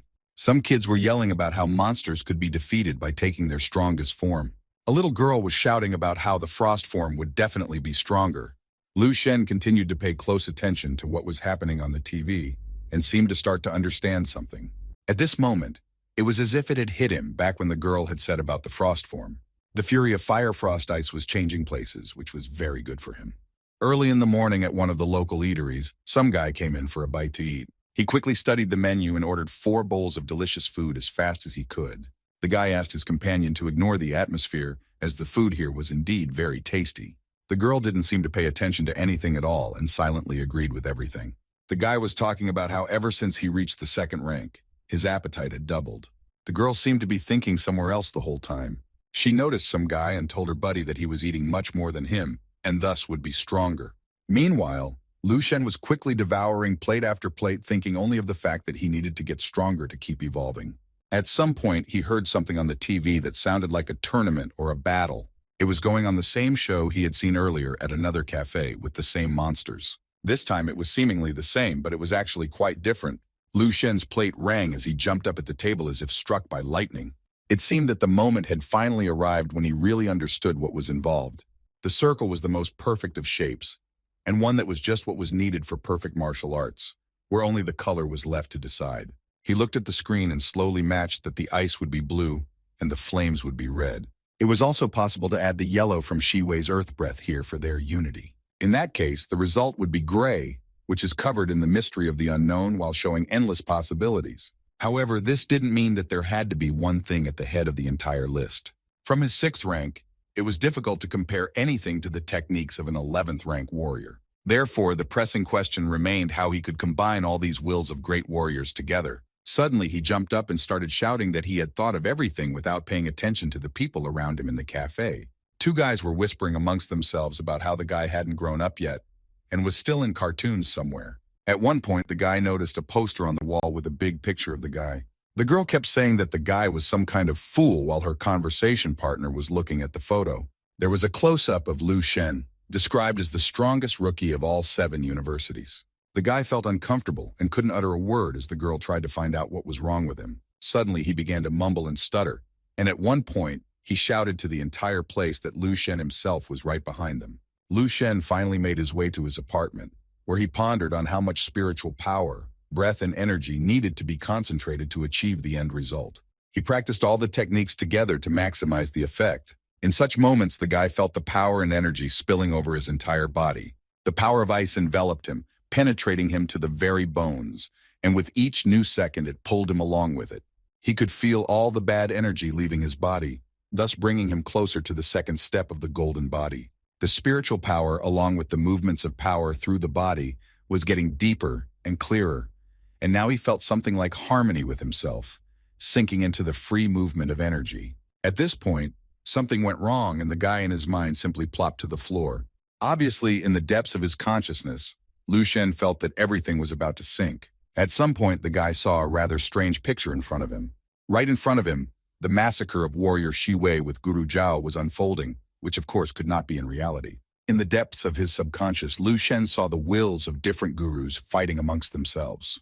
Added to these two is the fiery will of Shi Shengning, who joined the battle. At some point, Guru Shi Wei's will would defeat all the others, but it wouldn't be for long, as everything would return to its original place and start all over again. Lu Shen knew that it was all the memories and power of 3 different warriors in one person's body fighting each other, which even sounded amazing. He realized that if things were left like this, he would simply die sooner or later, maddened by their internal contradictions. That was why it was necessary to try to do something about it, which Lu Shen was going to do. He turned to his inner state and entered into a conversation with all 3 warriors within him at once. Lu Shen said that he was trying to create a perfect martial arts technique together with a 12th rank sword skill, something that Wang He had not been able to do before and had never even dared to think about. He desperately cried out that he would be able to control the force no matter how powerful it was. The guy channeled all his self-control to immobilize all 3 of them at once. Lu Shen said that he would take them as the basis of his perfect martial arts. Wondering why they were refusing such an honor, after all, he wanted to prove his worthiness in this matter to them. Strangely enough, all 3 great warriors opened up streams of their energy and power to transfer it to the guy. Lu Shen gladly accepted them all, turning them into one big, endless stream of energy. The power was so powerful that at the end of its transmission, there was an explosion from its overabundance. Anyway, it didn't prevent it from absorbing all the streams. And thus Lu Shen had outsmarted such an arrogant spirit power of 3 warriors at once with just a couple of loud phrases. He finally succeeded, forming something like a compass, where the powers of the 3 warriors were directly connected to his, and this was the so-called will of his battle path, or rather the will of the stars. The provost was in his office as usual, going through documents and various papers. While he was reading one of the documents, he heard a strange sound, something like a click. The next moment, something very strange happened. A vortex of streaming energy literally came out of nowhere. Provost Zhang jumped up from his seat and started shouting who was here and why he had come. At the noise and voice, a secretary rushed into the office and worriedly asked what was wrong. The provost replied that nothing had happened, but he would step aside while she had to call Lu Shen to him for some business, to which the secretary nodded approvingly and thought that after his jumping through the window, Mr. Zhang had somehow become more sensitive. The provost felt the presence of a rank 7 spiritual master for a moment, although it might have seemed like it to him. In fact, nothing had appeared to Mr. Zhang, and he was indeed being scanned at this moment. It was certainly Lu Shen from the building opposite, but located far enough away to see him there. Lu Shen's spiritual power after training his own will guru was rapidly increasing, and before he could only slightly affect the things around him, but now everything seemed tens or even hundreds of times clearer and crisper to him. He could feel that his rank had become higher, but he couldn't determine it exactly. But the most important thing for him now was to check the result of his recent training. To begin with, he wanted to try out the new technique, Mountain Peak Fall. The guy popped up on the roof of a building and found a comfortable position to practice. He tried on the earth-breathing technique to forcefully lift the earth itself.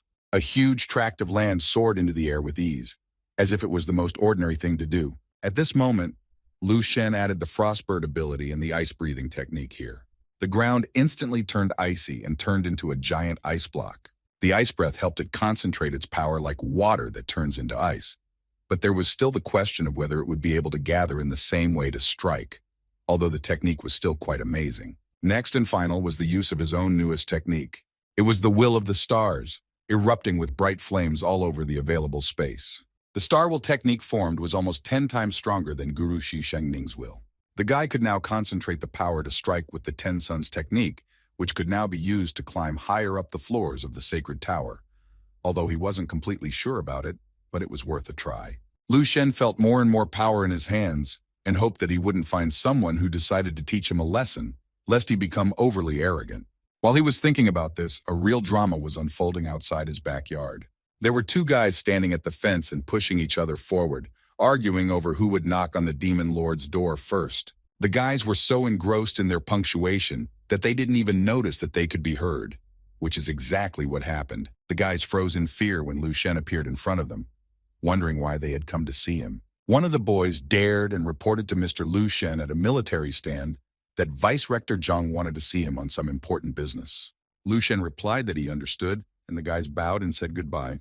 They rushed away at breakneck speed, talking about how scary it was even just to stand next to him, and that next time, even under threat of death, they would never go back there, because even with the projector was not so scary to be near.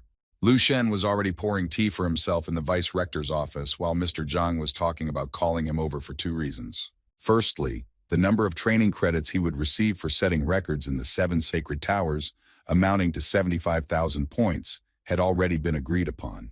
Lu Shen listened attentively to the Vice-Chancellor, but he still didn't fully understand why he had been summoned after all. He noticed that the projector had gone silent, so he asked himself what was coming out of all this. The provost shouted like a madman that one could graduate 150 times for such a score, but the boy didn't need that much. He added that to all this, Lu had only been a student for 2 months and asked to open the campus page. Lu Shen went to the page, which offered a lot of services, weapons, classes, materials, and more in exchange for academic credits, where the bone marrow of a rank 6 monster was worth 1,000. The provost was sure that this would all impress the guy, but he spat out his tea out of surprise after Lu Shen asked if they had the bone marrow of a rank 7 monster. He immediately jumped up and started asking what he needed such powerful things for, unless he was going to advance to the guru rank.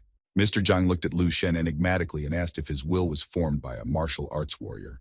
The guy replied that he had, although he knew that the strength and blood of a guru was very different from ordinary warriors up to the 7th rank, so he would still have to fully complete the development of the 2nd stage of the golden body first, before using his martial arts will. The provost was shocked by this, because he knew very well that one couldn't just rely on outside resources to become a guru. So the guy had something else, even though he knew many people who had stopped developing from the 6th rank to the 7th rank. He explained that even in military units, such bone marrow could not be bought so easily, and one would have to undergo many tests before obtaining it. This was necessary because the cells of rank 7 monsters contain many harmful substances, and unfortunately, the current knowledge was not enough to neutralize them. So if someone weak in spirit were to take it, it would completely destroy them from within. Lu Shen took it seriously and said that in that case, he would take it from a rank 6 monster for now, of which there were 74, which didn't quite suit the guy. The provost reminded him that there was a second reason why he had called him, showing him a letter from Marshal St. Tang Zhongyu, who was willing to accept the guy as one of his disciples. But before that, he had to pass a special test. Lu Shen was interested in what kind of test and why he had to pass before coming under Tang Zhongyu's direct guidance. The guy pulled out the condition of the test from an envelope, which said that he had to become the winner of a national competition for martial arts university students. The provost got ahead of Lu Shen's thoughts and clarified that this tournament was not only for university students, but also for all followers of martial arts schools under the age of 30. He gave an example of such schools, and Lu Shen realized that these were the successors of martial saints. Mr. Zhang said that such born geniuses were much scarier than the strongest graduates of their universities, which was why it would be quite difficult to win. Lu Shen at this moment recalled the information from his dossier where he had to massacre someone on the battlefield. The guy noticed another envelope on the table, and the provost informed him that although there would be one test, he could choose which of the two tests he would take. Lu Shenyu couldn't wait to open the condition of the second test as soon as possible. He sat and looked at the task where he had to complete a mission with the difficulty level of SSS High Danger.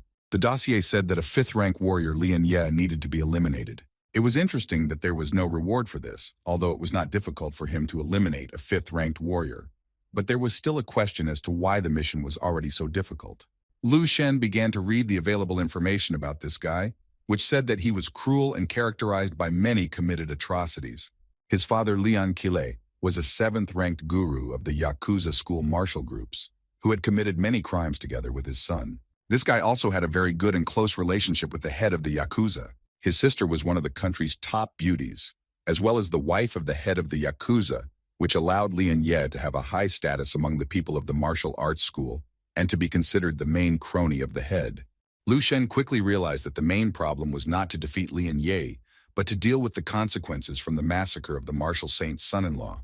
He also saw that this scoundrel didn't even hide his crimes, of which there were countless, which was already enough to give him what he deserved. The provost confirmed all of Lu Shen's assumptions and clarified that this was the first SAS difficulty mission in the 7th Saint University. The reason for this mission was because of an ordinary factory worker whose 2 daughters were victims of Lian Ye's brutal attitude, who were not helped by anyone.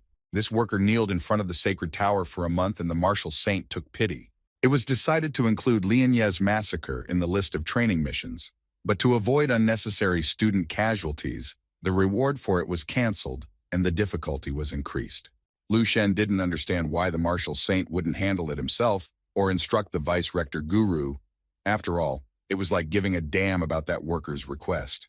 The provost guru threatened the guy to keep his mouth shut, as he didn't understand at all how terrifying the martial saint's power was. No one could even imagine how much chaos a clash between 2 martial saints would bring to the country. Lu Shen began to count how many details were involved in this mission, which involved both the head of the school and all of its followers, who would definitely not hesitate on the path to retribution.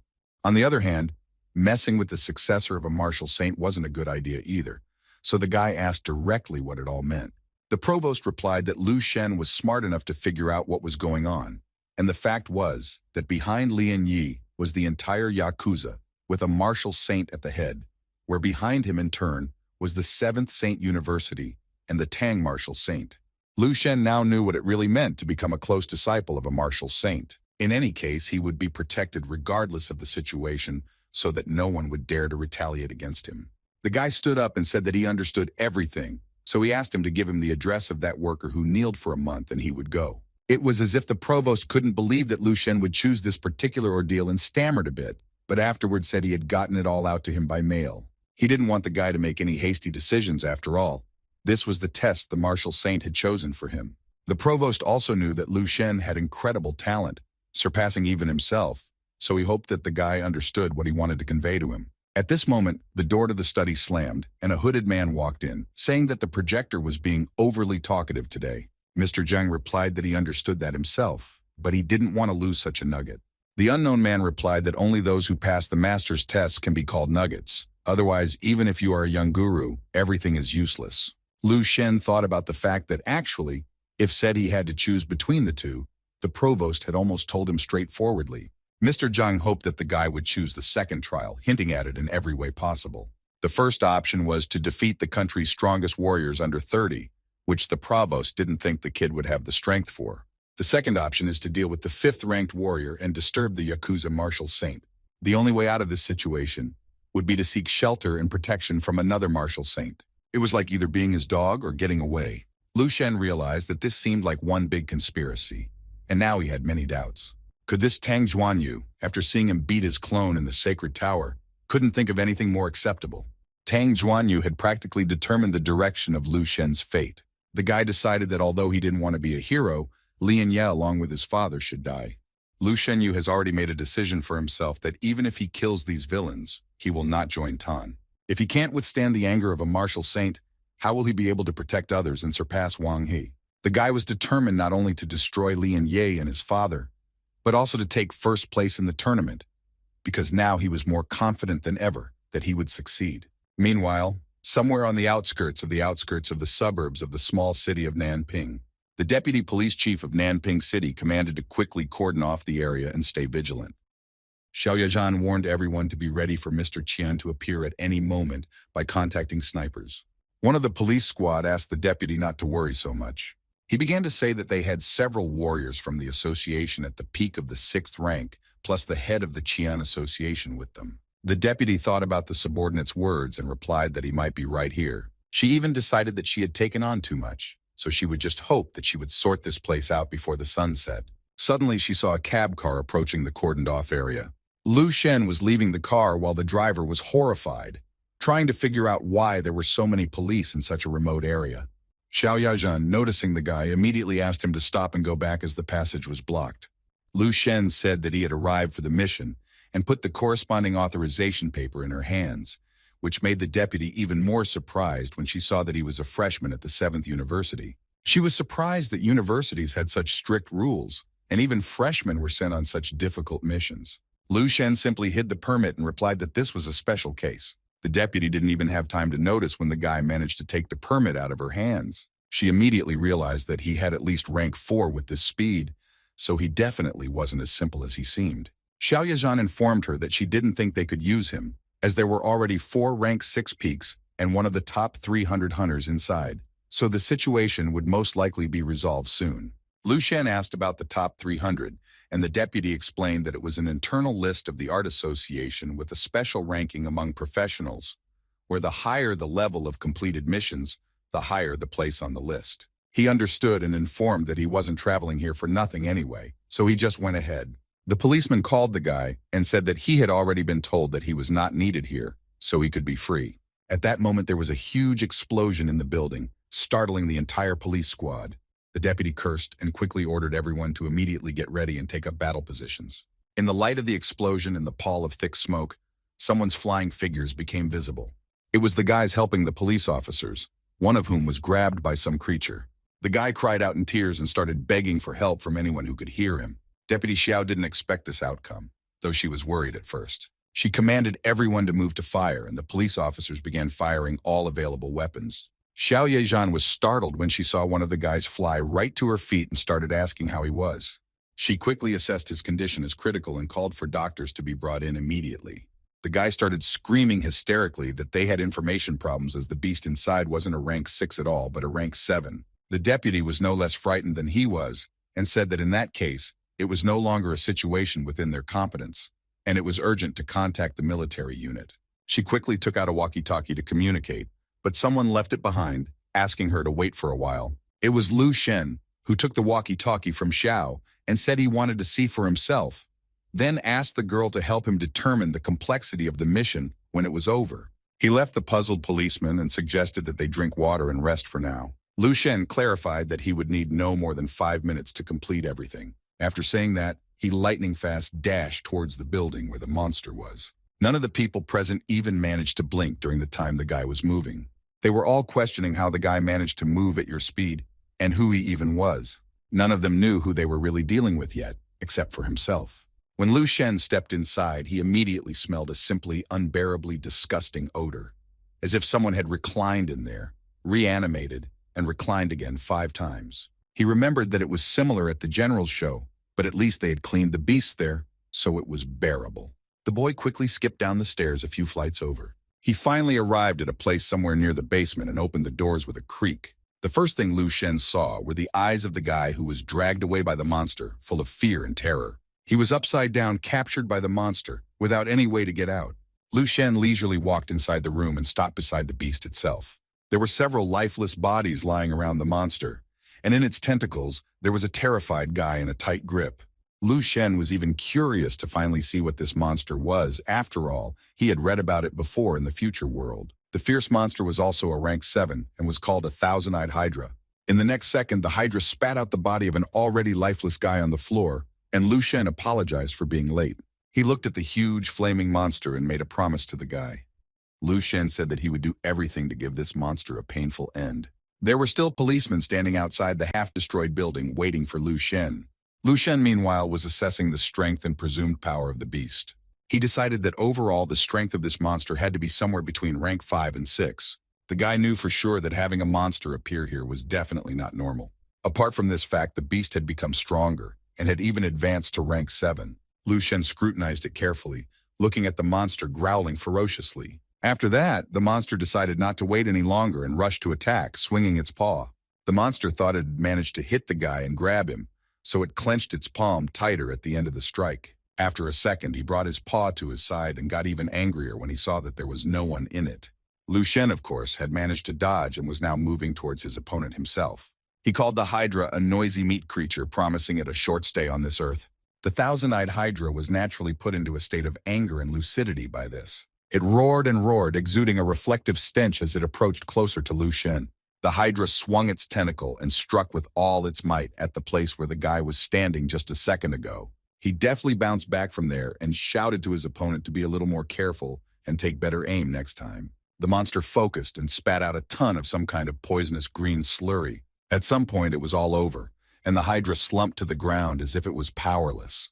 Lu Shen realized that this was his finest hour before it came to its senses and rushed to attack. He flew at her with his own will and told her to start being afraid. Meanwhile, the deputy and his squad and the other guys had listened to the guy after all and didn't call for reinforcements. Hunter was genuinely surprised that the guy was just a freshman from the 7th Holy University. The deputy confirmed it since she had seen his student ID and mission authorization.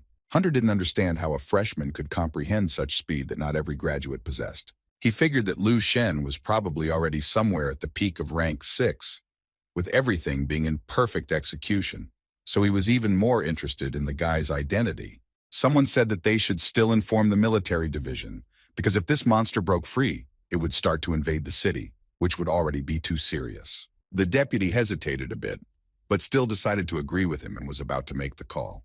It was at that moment that something like a powerful blast wave happened, throwing everyone back a few meters.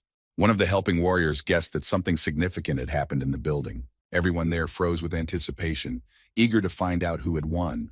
The thousand-eyed Hydra was already at the end of its strength, so Lu Shen rushed towards it with a crushing blow. In just a moment, it was already lying on the ground, practicing without any signs of life. Lu Shen calmly approached her and decided to see if it was over, taking the monster to paw and feeling that it wasn't over yet. He quickly attacked his opponent a few more times, striking from different directions. Suddenly the guy stopped and guessed that he wouldn't have to fight anymore. He stood looking at the lifeless monster and realized that he had overdone it a bit. In a second, all the people standing outside heard a loud crack and saw the monster flying towards them. The police officers decided that the thousand-eyed Hydra had escaped and ordered everyone to prepare to attack to kill. Luckily for them, there was no need to do so, as it wasn't the monster that flew towards them, but only its lifeless body. Everyone was shocked at what had just happened, as the guy had been there for less than 5 minutes. At this moment, Lu Shen joined them and asked the deputy to remember to help him determine the difficulty of the mission. The man in the suit expressed his gratitude for the help and bowed, specifying that after the beast's body was processed, all the proceeds would be deposited into Lu Shen's account as soon as possible. The man himself was astonished and even frightened by the casual appearance of the guy who had just easily dealt with such a powerful monster. Lu Shen said that he didn't need the money and asked him to give it to the families of the victims, adding that such a monster would be enough for those people to live the rest of their lives with dignity. The man was confused for a moment, but quickly pulled himself together and sincerely thanked the guy for everything. Lu Shen asked the deputy if she could call a car for him to catch the express train. Xiao Yazhan politely replied that she would also take him to the right place without any problem. Lu Shen smiled and thanked her for such a kind gesture and apologized for the inconvenience. At this moment, the deputy looked at him from quite a close distance and realized that he was not only strong. The girl saw in him for a second almost her future husband and realized that he was very handsome to her. Just thinking about it made her feel uncomfortable, and she covered her face with her hands in embarrassment, which Lu Shen did not quite understand. Anyway, the guy was still curious about how the monster managed to break through the military front lines and reach such a small city. It was very strange, because even those who came closer than 5 kilometers to the military base were immediately shot. And those monsters that had previously appeared in similar cities were much weaker. As they rushed through the city in police cars, the thought that this could be someone's conspiracy did not leave Lu Shen's mind. The guy decided to pass the time somehow and went to read the latest news of the world. The news was full of headlines about new conflicts breaking out here and there. The more he thought about what awaited mankind in 10,000 years and read such news, the more he became convinced that monsters were not necessary for their destruction. The neighboring country was constantly in conflict with theirs, and Lu Shen decided that when he became stronger, he would deal with it personally. The deputy noticed the puzzled expression on the guy's face in the rearview mirror and asked what was wrong. Lu Shen replied that it was just a little silly thing that he would solve soon. After arriving at the appointed place, the guy left the police car thanking Deputy Xiao for her help. He got out and waved goodbye to her, to which the girl responded by wishing him good luck. Not even a minute after their goodbye, Xiao Yazhan had already realized that she missed Lu Shen. At this moment, she was only interested in when she would be able to see him again. Meanwhile, in the gymnasium of Baihe City Middle School, a training session was taking place. Someone was flying fast with a powerful leg kick at a sparring partner. It was Qinghe, attacking her classmate with her usual ease. While the guy was yelling about giving up, the teacher announced Qinghe's victory in this sparring match. The teacher began to tell everyone that Lu Qinghe had a high level of practical fighting skills, and they should follow her example. And if they had any questions, they could not hesitate to ask. After the lesson ended, the girlfriends immediately ran up to Qinghe and started praising her and saying how big she was, and that if she continued like this, she would become the strongest in their city. The girls didn't understand why their friend didn't share the same joy of victory as them, to which Qinghe replied that they didn't have a brother like her, and they wouldn't understand. As soon as it came to Lu Sheng, the girls couldn't help themselves and started asking when he would come. After all, he had promised to meet them at a cafe sometime. Qinghe was particularly annoyed by such questions, so she simply asked them not to ask her about it. She decided to quickly run away from them so that she wouldn't have to listen to such things. Qinghe quickly rushed away from the gym in an as yet unknown direction. Suddenly, she bumped into someone and without looking, she yelled for the guy to open his eyes. In front of her stood her brother, who inquired if she was hurt and where she was even rushing off to like that. Qinghe was glad to see her brother's arrival, for she didn't expect to see him before winter break. She began to quickly run and fuss around him, asking if he had brought her a present. Lu Shen replied that there was no way without it, and went to dig into his backpack while Qinghe burned with impatience. The girl was greatly disappointed when she saw that he had brought her tonic products that could increase her strength and combat power by 1 level. She took them and sadly replied to him that he didn't understand girls at all. Suddenly, from nowhere, a basketball flew straight into Lu Shen's face. It wasn't immediately clear that the guy managed to put his palm out in defense, avoiding the hit. Qinghe was startled and immediately wondered if he was hit and if he was okay. Some guy walked towards them and asked why Qinghe had left class. The girl replied with a look of annoyance that he shouldn't give a damn. The guy walked closer to Qinghe and her brother and asked who the type next to her was, to which the girl replied that it was none of his business. The girl quickly grabbed her brother's hand and led him away, saying that she didn't want to explain anything to that guy.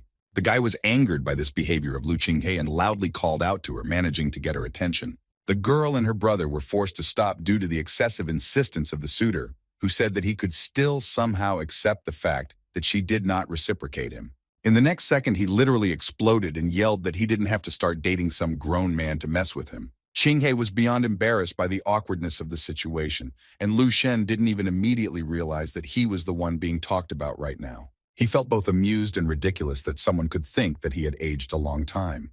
Qinghe couldn't stand the situation any longer, and abruptly ran up to the guy named Xuan, hitting him between his legs with all her might, and shouted at him to get the hell out of here. It is impossible to describe in words what Xuan felt at that moment, besides the physical pain, as it was also very humiliating. Lu Shen himself felt that it was just terrible, and asked the guy if he was okay, while he continued to squirm in pain and literally burst into tears, faintly hissing that he would get to him sooner or later. Xuan rushed to quickly run away, still whispering that he would definitely find someone to deal with this old man, while Lu Shen asked his sister if she knew him. Qinghe replied that he stalked her almost every day, but in order for her to like him, he would at least need to defeat her, which she doubted, as she didn't hope there was even one in their school. Lu Shen seriously thought about it and replied that he didn't know for sure. The boy decided to warn his sister about something, saying that if she met someone recently transferred to them, and he was all mysterious and strong, but too secretive, it was not worth it to get acquainted with such people.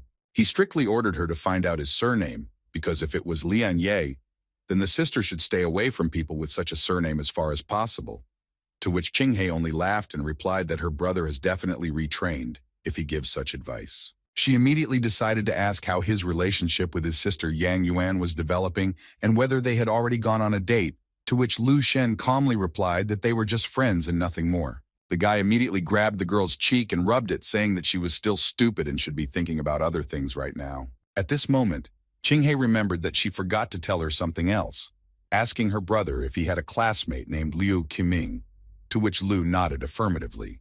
The girl said that the guy was not accepted to the University of Martial Arts and went to the army, although he wanted to say goodbye before leaving.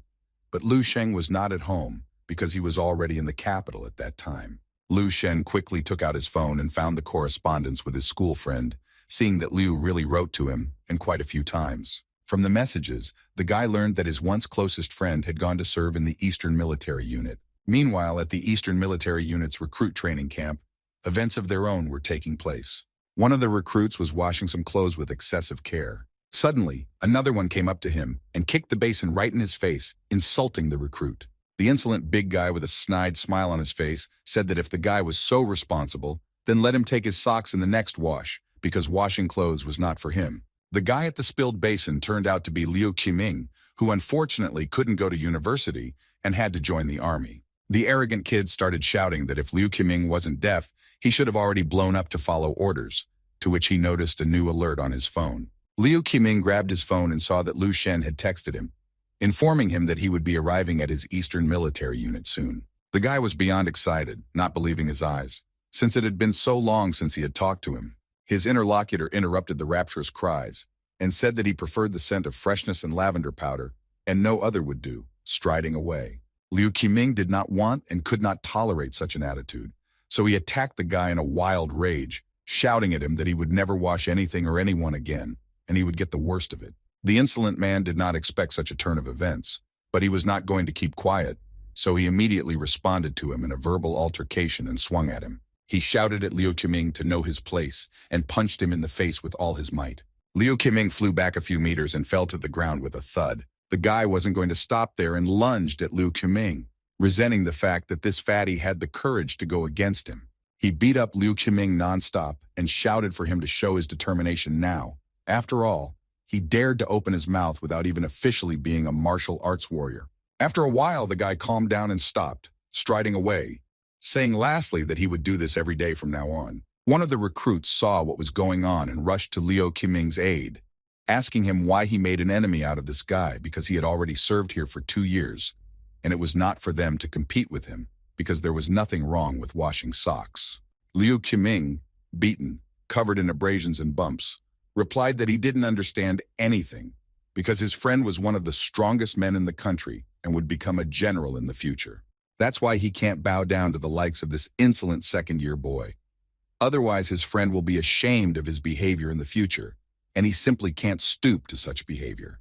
The guy who went to help looked at Liu Qiming and thought that he was clearly not in his right mind for talking such nonsense. Meanwhile, Lu Shen was immersed in the future world, where he was quickly looking through some information. He asked Ellie to find him all the available information about a guy named Liu Qiming from his time at Baihei City Middle School. Lu Shen saw how much his friend's life this time was different from the last request, because before, he would have quietly studied at an ordinary university and lived a simple life. But not this time, he was a soldier. This was not at all the peaceful life he should have had, where Liu Qiming had to serve at the front lines in complete danger, although he did come back alive and retired with honor. It went on to say that at the age of 50, Liu Qiming had acquired a family and afterwards grandchildren, and was endlessly happy to spend the rest of his life on them, so it was truly a happy future. Lu Shen realized how much influence he had on people's fates, so in order to avoid other changes, he decided to stay as far away from his school buddy as possible for his own well-being. The next day, the guy decided to visit the pharmaceutical company and Mrs. He Lingshu, learning that more than 500 of their branches had already been established in Dongning province as of today. He Lingshu also shared that she planned to open branches in other provinces as well, and had even recently discussed the matter with their representatives. Lu Shen praised the girl for her good work, but asked her not to rush into making such decisions. Mrs. Lingshu was naturally annoyed that some boy was telling her how to work, but there was nothing to do, so she just rejoiced at his praise.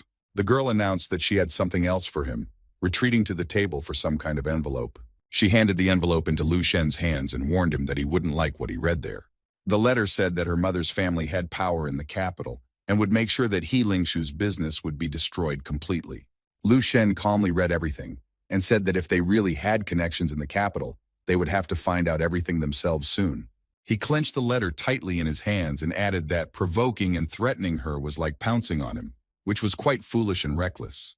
In parting, Lu Shen asked the girl to calm down, as nothing could happen to her as long as he was alive. He Lingshu suddenly felt that they hadn't seen each other for only a couple months, and the guy had become completely different.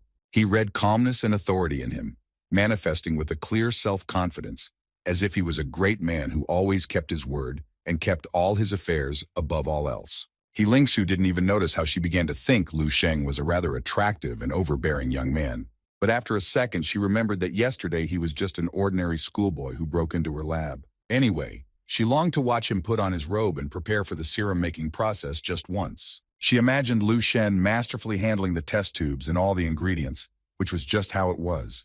After increasing his strength and practicing for a long time, he did everything with spiritual power. It wasn't difficult for him to mix everything he needed to get the right result with quick and easy movements. Lu Shen knew that although he had still completed the second stage of the golden body, he was confident that he would be able to do it one day, and he would be able to deal with everything once and for all. 2 days later, he visited one of the largest international hotels in Bai City. The guy asked the girl behind the counter at the reception desk to help him choose the best room in their hotel. Lu Shen prepared the required amount of the right serums and took everything he needed with him to start making his way towards completing the second step of the golden body in the hotel room, because he didn't want anyone to bother him or distract him at home. While he was waiting for his room to be confirmed at the front desk, someone was ordering a presidential suite. Lu Shen sensed something special and couldn't resist looking at this person. Standing next to him was a girl who had a powerful strength and energy emanating from her, and spiritual power was surging outwards like this. Lu Shen immediately realized that the person next to him was a great martial artist. The girl at the front desk asked if the guest was sure she wanted to book the presidential suite. The guest nodded in response and held out her card, to which the girl handed her a key card for the suite and said she would send her a specialist who could lift and carry her luggage. The guest quickly took the key card and replied that she didn't need any help. Lu Shen wondered why a great master had come to their city, even though her strength was inferior to the governor and president of the Martial Arts Association. He walked beside her to the elevator and thought about how he could easily overpower her, but he would have to try harder. But overall, the girl was not a threat, so it was not worth dwelling on her. Just before the elevator arrived, the guy took one more look at her and felt the flow of spiritual power. The girl herself noticed Lu Shen's gaze on her and did not refuse to reciprocate it. The girl had already gotten off the elevator on the right floor while Lu Shen was going up to her room. She dialed someone's number and said that she had reached her destination, and while checking in, she ran into a very interesting guy. The caller quickly asked what kind of kid she had met. The girl replied that she didn't know him, but she thought he was pretty strong, and maybe even a member of a secret community, but it didn't matter. In any case, she was on vacation now by chance, and was determined if anyone thought of ruining it for her. Lu Shen was already in the room, and after looking around, he came to the conclusion that the place was really not bad. He immediately found the bathroom and quickly estimated how comfortable he would be in there. The bathtub was big enough to hold all the serums and monster marrow he had brought with him. The guy poured everything he had with him into it and prepared to devour it. Lu Shen felt pleasant sensations from the process and was already starting to feel a breakthrough about the power spreading throughout his body. Meanwhile, the girl had already taken a bath and was coming out after sensing the absorption of the gold mine nearby. One way or another, she felt that no one could get away from her, so now was the time to enjoy her vacation. Lu Shen felt the endless energy spilling into his body and the power from the absorption, and realized that the second stage of the golden body was finally complete. He had tempered not only his own will, but also the will of his weapon to gain his soul soon. The boy decided to test how strong and powerful his body had become and stabbed himself with his own red dragon spear. Feeling nothing, he realized that now even the great master's weapon would not easily penetrate his defenses. The next step was to move from this power to the power of a guru, but the path he traveled was much different from the masters of that time, and might even be different from the path of warriors from the future world. Lu Shen felt that this path belonged to him alone, for he was already on the threshold of moving to the 7th rank guru, to which there was only one step left to take. Strangely enough, but Lu decided not to do it now, because if he became a guru, it would make a lot of noise and stir up all the saints, so the guy decided to delay this transition until a better time so as not to scare anyone. He had the idea of walking in his usual way and finding a deserted place to test his strength. Meanwhile, some man along with his daughter had caught a cab car and was quickly getting into it. He anxiously asked the cab driver to drive quickly to the suburbs of the Western District, and they set off. The taxi car raced quickly through the streets of the city to the designated address. The little girl anxiously asked her father if they had managed to escape. The father tried to calm her down and asked the cab driver to stop right on the road, specifying that he would pay 3 times as much. Only it was necessary that the driver did not tell anyone that he had seen a grown man with a girl. The cab driver quickly realized that he could make some extra money, and as if he thought twice about the triple pay offer, he said that it would not be enough for such a thing. The man said in consternation that he didn't understand anything and asked what more he needed. At this point, the cab driver turned to the man and, removing the mask from his face, turned out to be the same girl from the presidential suite, saying he was finally caught. The man, of course, recognized the woman named Bai Shifu, who was a member of one of the famous factions. Lu Shen ran forward and felt how much his speed had increased, that he probably wouldn't even be able to be picked up by the military cameras.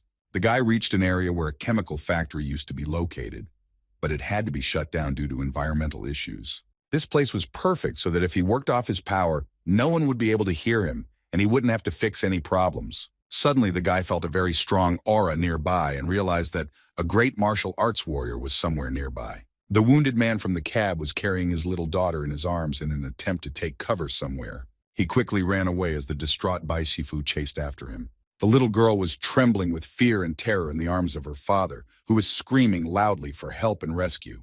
Bai Shifu rushed after them and shouted back that she was even curious to see how far he could escape in his current position. Lu Shen realized from the sounds that some grown man was taking a stroll with his daughter when he was attacked and given chase. Of course, he simply couldn't stand idly by in the name of justice and protecting the innocent. The boy quickly reached Bai Shifu and caught her attention with his spiritual power. Bai Shifu stopped with interest and decided that she still had time to catch up with her victim, but in the meantime, she could have a little fun. Lu Shen knew that it was not unusual to take down a 7th-rank martial artist in a matter of seconds, but he decided not to use the will of the great masters within him or his stardom, but to try to deal with it using only his physical strength. At first glance, the chemical plant seemed to be a long-abandoned place where nothing interesting was sure to happen. However, under the moonlight of pitch darkness, the man and his daughter experienced a powerful jolt from the explosion that had just occurred. The man, like any loving father, covered his little girl with himself from the rocks, earth, and other debris that flew in their direction. The girl screamed in fear, and the man felt with a shiver in his body that someone was already behind them. It was Bai Shifu, who walked up to the man and stabbed the heel of her boot into him with all her might. The man immediately screamed in pain, and the little girl couldn't listen and see her daddy being hurt. She jumped up and began to shout that she did not hurt her daddy, who asked her daughter to be quiet. The girl didn't listen and rushed towards Bai Shifu, shouting all sorts of curses for what she had done to her father. Bai Shifu grabbed the girl's head and told the man that even though his legs were broken, but for the sake of him and her lovely daughter, she would give him 10 minutes to escape in her arms. The man lay practically exhausted and begged to let at least his daughter go. He started screaming that all the information was in his head and was unknown to anyone else but him, so let her not even try to force him, as he had a poison hidden in his mouth that he could use at any time. Bai Shifu was quite cruel, so she unceremoniously unclenched his mouth and grabbed his tooth. While the man was screaming, the girl pulled out this tooth, which was where the poison was hidden. Leaving the man no chance for the poison trick, she not only pulled out that tooth, but several others as well. Bai Shifu was still holding the girl hostage and wondered if he really thought he would succeed in committing suicide. She picked up a tooth with poison among all of them and brought it to the little girl's mouth, threatening the man that he better start talking right now, or she wouldn't be responsible for herself. The man tearfully begged her to stop and let his daughter go, promising to tell her all the information she needed. At this moment, just in time, Lu Shen was already rushing towards the place where they were fighting. At his usual lightning speed, he snatched the girl from Bai Sifu's hands and fled. The woman was surprised by this, but only said that she immediately realized that there was something strange about him. Lu Shen looked into the little girl's eyes and couldn't understand how someone could be manipulated in such a vile way. He turned to Bai Sifu, saying that she was hardly worthy of the title of martial arts master after such a thing. She still wondered if he was by any chance a member of the secret society called Dark Star, while she herself thought about the fact that the guy hadn't reached the rank of guru yet, as it was simply impossible at his age. Lu Shen asked what kind of secret community called Dark Star she was talking about. Without waiting for an answer, in the next second, he approached the girl and said that he was tempered by the will of the 10 Sons. It was clear from Bai Sifu's eyes that she had no idea what he was talking about. In any case, it didn't matter, as Lu Shen had already swung for a crushing blow flying straight at her. His palm grabbed Bai Sifu's face and dragged her quickly forward like he usually liked to do. In the next second, there was a blinding explosion, pinning the offending girl to the ground. The girl was still conscious and Lu Shen grabbed her tighter for the final reprisal. Gathering all his will and strength into a fist, Lu Shen slammed Bai Sifu to the ground as hard as he could. This blow was seen from several kilometers away, sending a powerful flash across the sky. The guy was a bit confused looking at the girl's lifeless body, as he hadn't expected such a quick massacre of her. Lu Shen didn't quite understand why the rank 7 guru rank warrior was so weak. The man with his little girl hiding behind him was shocked by such a powerful force. He came to his senses and started shouting that he would tell everything he knew and give the exact coordinates of the location of the gold mine, just so that he and his daughter would be released. Lu Shen just calmly went on and replied that he was not interested in this information at all. Puzzled, the man still dared to ask why he had saved them and dealt with Bai Sifu. The guy casually replied that he was just passing by and helped justice prevail, and since the problem was solved, he would go about his business. The guy himself knew that the future world system had all the information about all the locations of the gold mines, so he didn't care. The father turned to the daughter named Xiao Chu and said that although this guy was a bit strange, but he had saved them and was therefore a good person. After a second, he coughed heavily, grabbing his chest as he was still in pain. The man told little Xiao that her daddy couldn't recount the number of his broken ribs, and so he wouldn't be able to walk, but she should run away from here immediately. At this moment, he felt as if some force had picked him up. It was Lu Shen, lifting the man off the ground and hefting him onto his shoulders. The man asked why he did that, to which Lu Shen replied that he had to finish what he started, that was all. The guy not only rescued them there, but immediately brought them back to his hotel room. The man sat on the couch and couldn't stop thanking Lu Shen for everything he had done for them. Lu Shen gave him one of the bottles of vitality serum from his stockpile and asked him to drink it so that he would be in the same shape and even better tomorrow. The man asked what it was, but Lu asked him not to think about it and just drink it, so he agreed and sent his daughter to sleep while he talked to their savior. Lu Shen put something on the table and said that he took it off the woman who tried to straighten them out. There was a ring on the table, and he inquired about the Ring Seal sect and the Dark Star that Bai Sifu was talking about there. They are two international mysterious organizations with unknown goals, actively hiding in all the countries around the world where the Ring Seal has a stronger royal seal. Lu Shen began to make a chain where the Ring Seal was followed by a Grand Master and then a Martial Saint, but the man no longer knew such details. The guy pondered on who or what could be related to the great martial arts forces seeking to divide the powers of the world. He asked the man what they planned to do next, to which the man replied that he was eternally grateful to him for saving them, and they would figure it out on their own somehow from here on out. Lu Shen seemed to be contemplating a plan of action at this moment. He turned to the man and said that he had some idea that should help to sort this out once and for all. The man was naturally willing to do anything as long as they were no longer chased. Lu Shen replied that it was simple, and he should find out the exact location of the gold mine. He opened the navigation map on his phone and let the man determine the exact coordinates of the mine.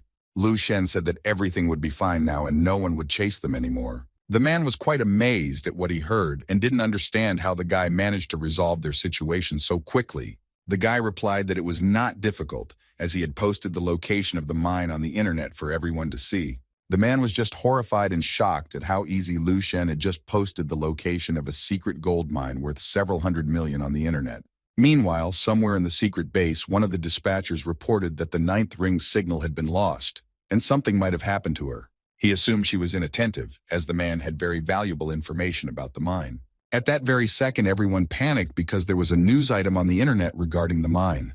Someone had actually posted the location of a secret gold mine on the internet. The dispatchers were in shock because it turns out that many of them died for nothing.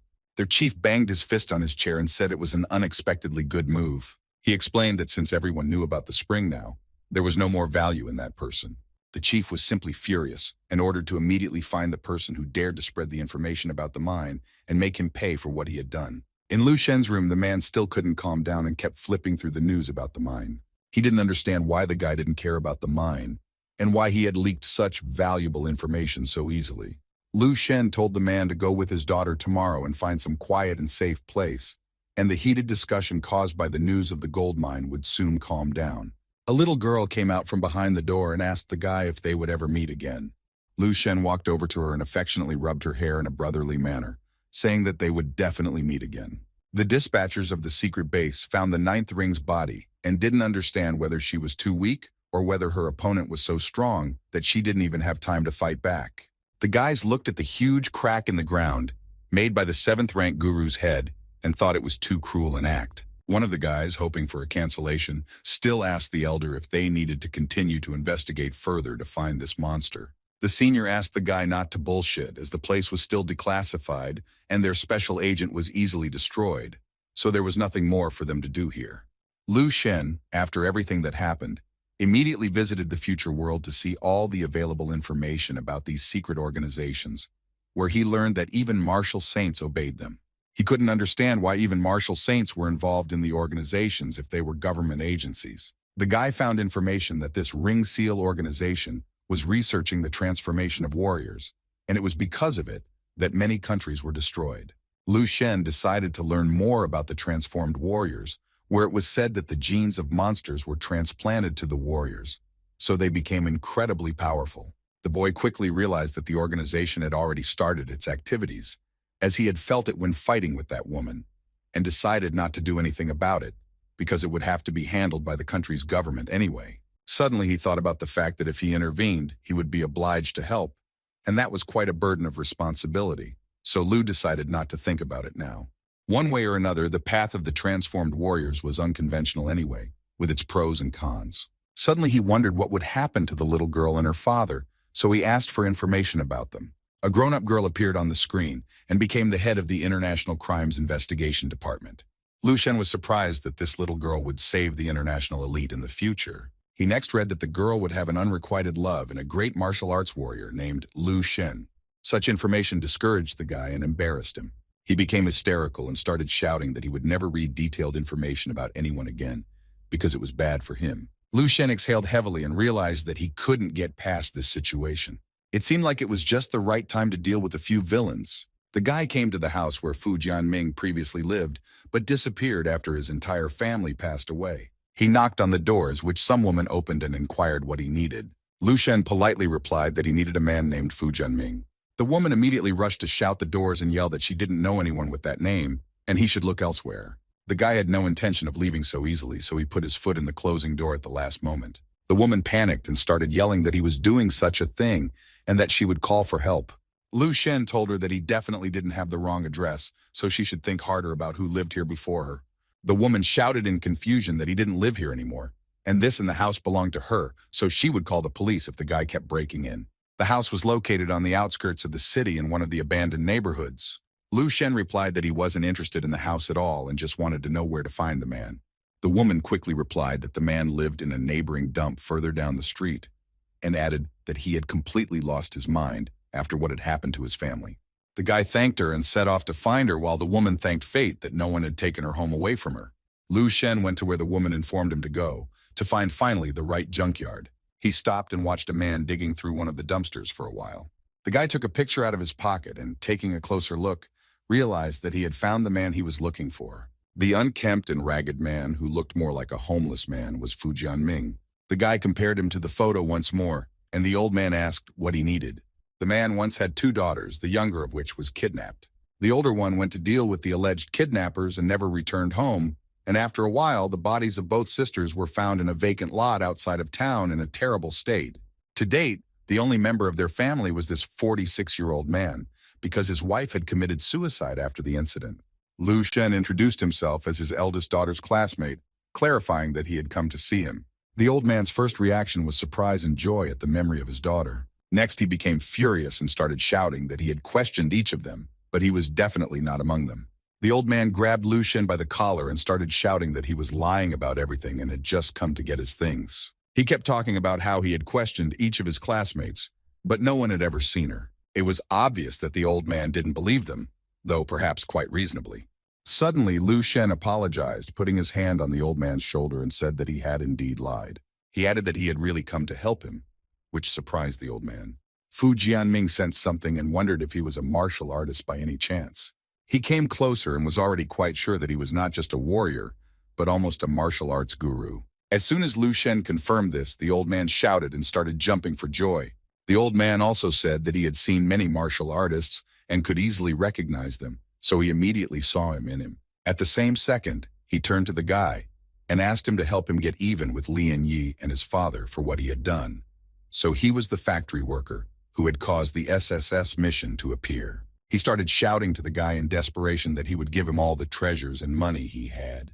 Fu Jianming didn't understand why Lu Shen was silent and didn't say anything, and out of helplessness, he dropped all the trash on the ground. He wondered why the guy didn't make him promise to sort it out, and if it was about money, he would earn more and exchange everything he had. The old man started shouting in desperation that if that wasn't enough, he was willing to give his life for it, just so Lu Shen would agree. Lu Shen continued to remain silent and just listened to the grief-stricken man. Fu Jianming groggily fell to his knees and lowered his head and asked the guy to forget about everything, because he realizes that no one would help him in such a matter. He even assumed that Lu Shen was one of the envoys of the Yakuza school, who was specially sent to see if he had settled the score and to mock him. The old man wept at the feeling of injustice and said that he would live until all these people were punished, because he just couldn't do it any other way. Lu Shen leaned over to the mountain of trash in front of the old man and took one photo from there. The photo was of Fu Jianming's happy family in full, where none of them could yet imagine what would happen later. Lu Shen headed away and lastly told the old man that he would be able to see with his own eyes what he had longed for so long. The old man kept crying and just thanked the guy. Even if it was a lie, he still felt a little better. The guy headed away from the place, passing by abandoned houses. Suddenly, from around the corner, some guy said he couldn't even think that crazy old man would still be looking for someone. Lu asked if anyone had come before, to which the guy replied that there had been enough who had tried to cheat the old man out of money, because he had spent the first few years after the incident looking for someone to help him, and was willing to give everything, but who would go up against the Yakuza? In the end, the old man lost everything and went crazy, plus the house was taken away. So now he has to dig through trash cans, but Lu Shen didn't take any money and looked decent, so the guy thought he wanted to take the case. Lu Shen replied to the guy that the guy was absolutely right, and he was going to straighten out everyone from the Yakuza school. The guy didn't expect that someone could really do such a thing, so he even got a little scared and thought that Lu was a little crazy too. Meanwhile, in the 7th Holy University, there was a guest in the projector's office. A person with a mug of hot drink in his hand asked if Mr. Zhang knew that Lu Shen had not gone to Mingshu City, where Lian Ye was. The provost replied that of course he knew that the guy had 2 AA and AAA level missions in the capital city. The hooded man said that Lu Shenyu should have gone to Minshi to take the test, but the guy is intentionally avoiding this option as it is a real test for a student, so it is his human nature to avoid without and seek luck. The provost replied that it was too early to draw any conclusions as they still had plenty of time before the National Martial Arts Tournament. The hooded man said that there was indeed still a little more time, but a martial saint wasn't the type to give second chances. The provost seriously pondered over his interlocutor's words, but he couldn't change anything. He sincerely believed and hoped that Lu Shen would not let him down and would not disappoint Mr. Martial Saint. At this moment, on the grounds of the 7th Great University, the students were having a heated discussion. They were discussing amongst themselves as they heard about what level of difficulty one of the warriors was taking missions, and after all, he had been missing for a week and a half. On the big screen was Xiao Lan, who was ranked 2nd in the university's rankings, who had returned and doubled his strength. The students were surprised that the guy had accomplished such difficult missions with ease. After all, everyone remembered his failure in the Sacred Tower. Chen Yishuan came out to the campus with his girlfriend, who informed him that Xiao Lan had probably returned to take part in the national tournament, as fight lovers like him simply couldn't miss this event. Chen Yishuan was more reasonable and correctly understood the order of things, so he calmly replied that Xiao Lan was nothing next to Demon Lord Lu Shen. He added that the most important thing in all of this was that his strength could really be relied on, and this time, their university wouldn't be at the bottom of the rankings. The girl said that Lu Shen would not be able to participate, to which Chen was indignant, arguing that the guy is the strongest warrior in the past 100 years, and he simply has no right to not be allowed to participate. The girl said how she heard that Lu Shen would not be able to participate because he has to pass the test for a martial saint, and even there he has a choice to be tested. Chen Yishuan shouted that this is unfair, because in this way they are deliberately suppressing Lu Shen's talents by trapping him in a choice. The girl said that it was none of their business anyway, as a martial saint would definitely not ask for their opinion, but perhaps there was some hidden meaning behind it. Chen Yishuan was terribly upset by such news, for he saw great potential in the guy. He remembered how 2 years ago, the Yakuza twin brothers had demolished the 7th University and beaten all the others, but it wasn't clean. Yishuan hoped that this year, Lu Shen would help them give them a decent fight back, because graduation was coming up and they would be bullied again. The girl came closer to Chen Yixuan and placed her palm on his cheek, asking him not to worry about anything, to which he called her by her full name Lin Xing for the first time. The guy already reached out to kiss Lin Xing as she pulled back and cheerfully said that one would just have to get used to it and wouldn't have to put up with anything. Lu Shen, meanwhile, was whispering the campus past the dormitories to his apartment. Suddenly, he got some sort of notification on his phone, and the guy immediately pulled out to see what it was about. The message said that the National Martial Arts Tournament would be held in 3 days, and the gathering would be at 8 in the morning outside the uni, where if you were late, there would be an instant disqualification, counting as a voluntary withdrawal.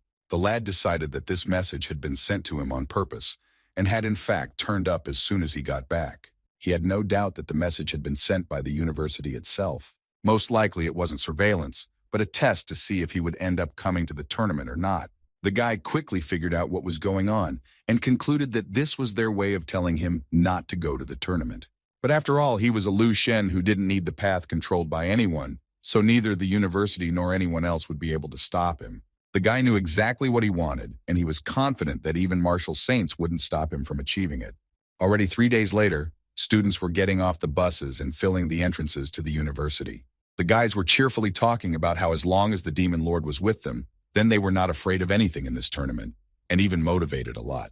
They already couldn't wait for Lu Shen to defeat the Yakuza martial arts school, but they suddenly realized that they still hadn't seen him anywhere until now. Chen Yixuan was thrown into a cold sweat, but he didn't want to talk about Lu Shen not coming because of the legacy of a martial saint, because it was clear to even a fool here what choices had to be made for his own good. The guy looked at the provost and hoped that he was thinking the same as him.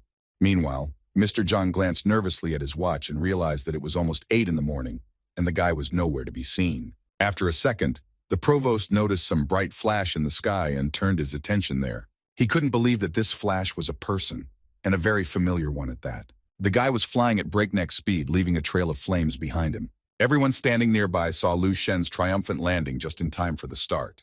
It seemed that only the provost was surprised and a bit tense from the guy's appearance. Lu Shen walked straight towards the provost, apologizing for being a little late. Mr. Zhang started to tell the guy to think properly. After all, the tournament had just started, and Zach was the time to refuse. Lu Shen looked the provost in the eyes and replied that he would not back out, as this was exactly what they had talked about earlier. Mr. Zhang had no choice but to announce for everyone to board the bus, while the students solemnly shouted out the name of their savior. Several buses traveled to the designated route for the tournament. The attendant talked about how everyone was the best student at the university, so they should wear the same clothes, and right now they would have to change. He also said that this was the first time the attendees were participating in the tournament, so he would familiarize them with the rules of the National Martial Arts Tournament. Lu Shen at this time was only interested in the fact that if the strength and blood of a 7th-ranked guru was like a red-hot furnace, then what could an 8th-ranked guru have? Judging from the information I had seen from the future after the 8th rank, the strength and blood become as powerful as a river and as hot as lava. Even steel can melt, and it is literally a rebirth from a great warrior to a great guru. The guy felt that he was only a step away from this level and could cross there at any moment. But then the body would become so powerful that he would be able to resist even a 9th-ranked martial light. Lu Shen knew that if he also connected his own will to all of this, he would get something unimaginable. Finally, the buses were almost reaching their desired destination. The provost announced that they had arrived at Yunshan and could prepare to leave. The locals were delighted with the young men from the 7th Great University and reprimanded them to try harder, as this kind of tournament is not held as often as they would like. One of the local boys asked an acquaintance if they could watch the tournament live in such a case, to which the girl laughed and replied that ordinary people watch the broadcast. The provost announced to everyone that right now they would be climbing to the top of the mountain, and everyone should be attentive and follow his steps. All the people present were burning with curiosity and were about to climb to the top when a lightning flash flew behind them. The provost was quite surprised at who could rush forward so quickly. It was of course Lu Shen. Thinking that there was probably no way to avoid a battle with a martial saint in the future, so he had to start preparing. Even though he hadn't reached the rank of guru yet, no one could stop him yet. He promised himself to improve every day and knew that sooner or later he would become stronger enough to take down the battle saint himself. Meanwhile, the projector and the rest of the boys were rushing quickly up the steep stairs. At one point, the provost shouted for everyone to stop and take a roll call. Mr. Zhang began to quickly count everyone and found that he couldn't find Lu Shen anywhere, but it was unlikely that he would be the last one up. One of the guys replied that Lu Shen had long since run ahead of everyone else when they saw the flash. That was him. The provost looked at the top of the mountain and couldn't believe that the guy could already be there. The two guys at this time were just making the climb to the top of the mountain, where the older one asked the girl named Xiao Yun to take a little break. Xiao replied that she still had some strength left and would like to climb to the top in one breath. The older brother began to explain that it was her first time on the Martial Saint Mountain, and she might not know some of the rules, and they only had to climb the last 5 steps, which were almost invisible due to the fact that they were completely shrouded in clouds and could not be seen easily. The guy told me that these 5 steps are called the way to heaven, which means one step closer to exaltation. He wanted to say something else, but Xiao interrupted him and asked him to speak matter-of-factly, as he really didn't look like a man, but more like a chatty girl. Big Brother replied that he didn't want to bore her with his chatter at all, but only wanted to give her time to recover her strength. The case was the first Martial Saint Zhou Fuhai, whose body was tempered on this mountain by heavenly fire and thunder, after which the innermost secrets of divinity were revealed to him, and so he became so strong that his energy is still present on the mountain. All martial artists under 30 come here with a strong enough talent to utilize the martial arts left behind by the Martial Saint Zhou Fuhai, causing a very rare vision of heaven and earth. The girl didn't quite understand what this vision of heaven and earth meant. The guy was just about to explain it to her when they both heard something loud behind their backs. He said that this was the vision when the mist swirled and changed, and those who could cause such a vision would definitely be able to be promoted to guru and even more in the future. In the next second, the guy fell silent and stared in shock at the shadow covering them. Quite suddenly, right above them, a huge sea whale flew into the air. The guy said that the call of the sea whale was the highest vision, and they were now witnessing the creation of history.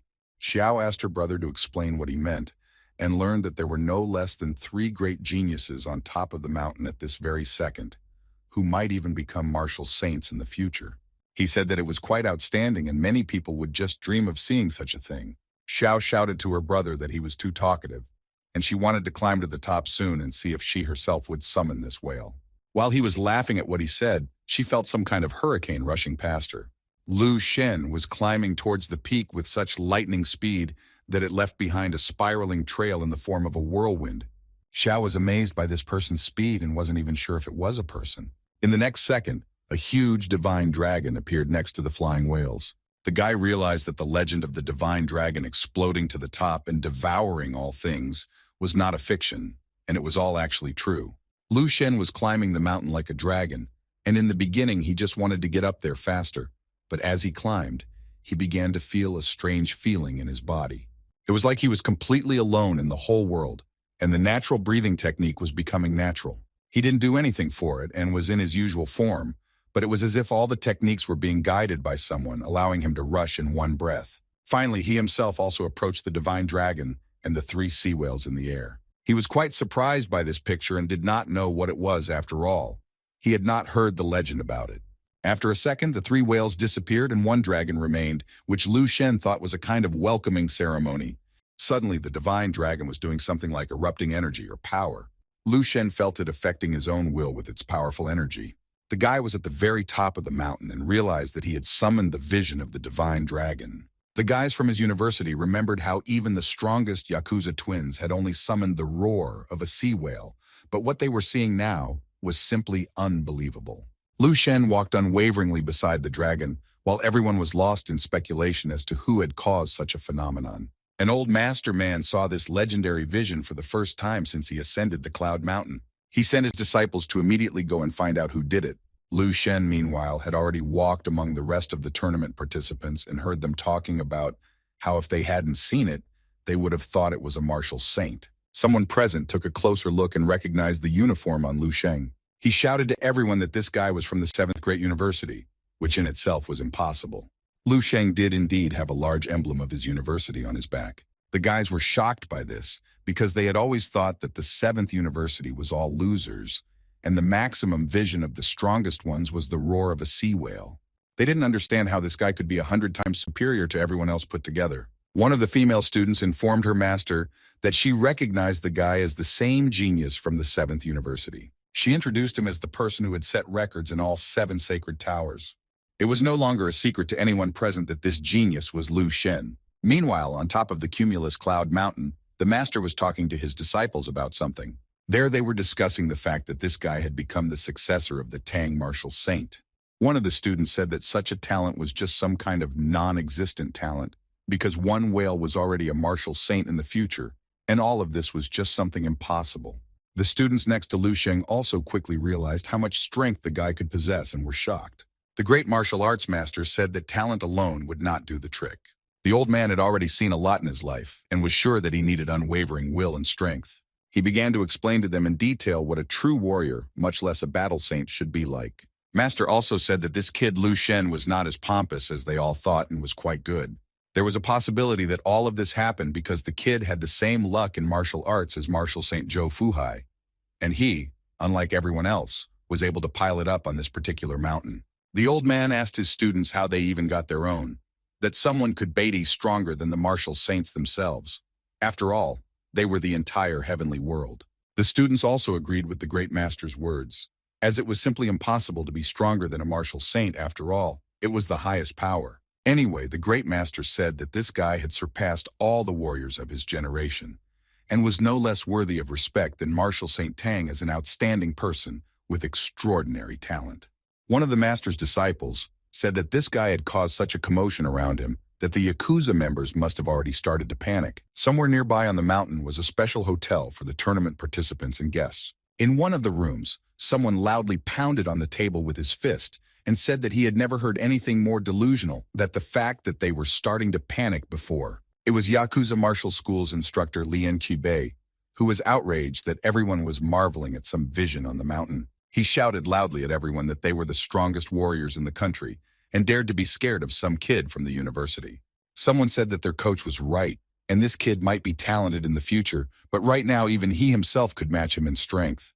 This was one of the Yakuza twins, Zhao Qian, who was confident that he was no worse than Lu Shen. His brother, Zhao Qing, agreed and expressed that the power of martial arts was not in ostentatious things. He added that if this Lu Shen became his opponent, he would simply crush him in a matter of seconds. The instructor praised the twins as he didn't expect anything else from them. He suggested that the guys put on a little show for everyone, where whoever met Lu Shen first in the arena would have to crush him, and don't worry about the 7th University, as it would handle everything on its own. Meanwhile, one of the Grand Master's disciples was in the lounge room. It was Xiao scrutinizing the photos and videos of Lu Sheng. Big Brother noticed this and wondered if she was paying too much attention and importance to it. He asked her not to worry, as his strength wasn't clear until the end due to the fact that he hadn't reached the guru's will and thus wasn't an opponent. The guy reiterated that her main target was the Yakuza twin brothers. He reminded her that those two had acquired the will of the guru 2 more years ago and were now at the stage of becoming one. The girl replied that she understood, though she herself was still thinking about Lu Sheng while looking at the phone screen. The guy tried his best to encourage his sister, talking about not being fooled by visions alone and relying only on her mighty strength.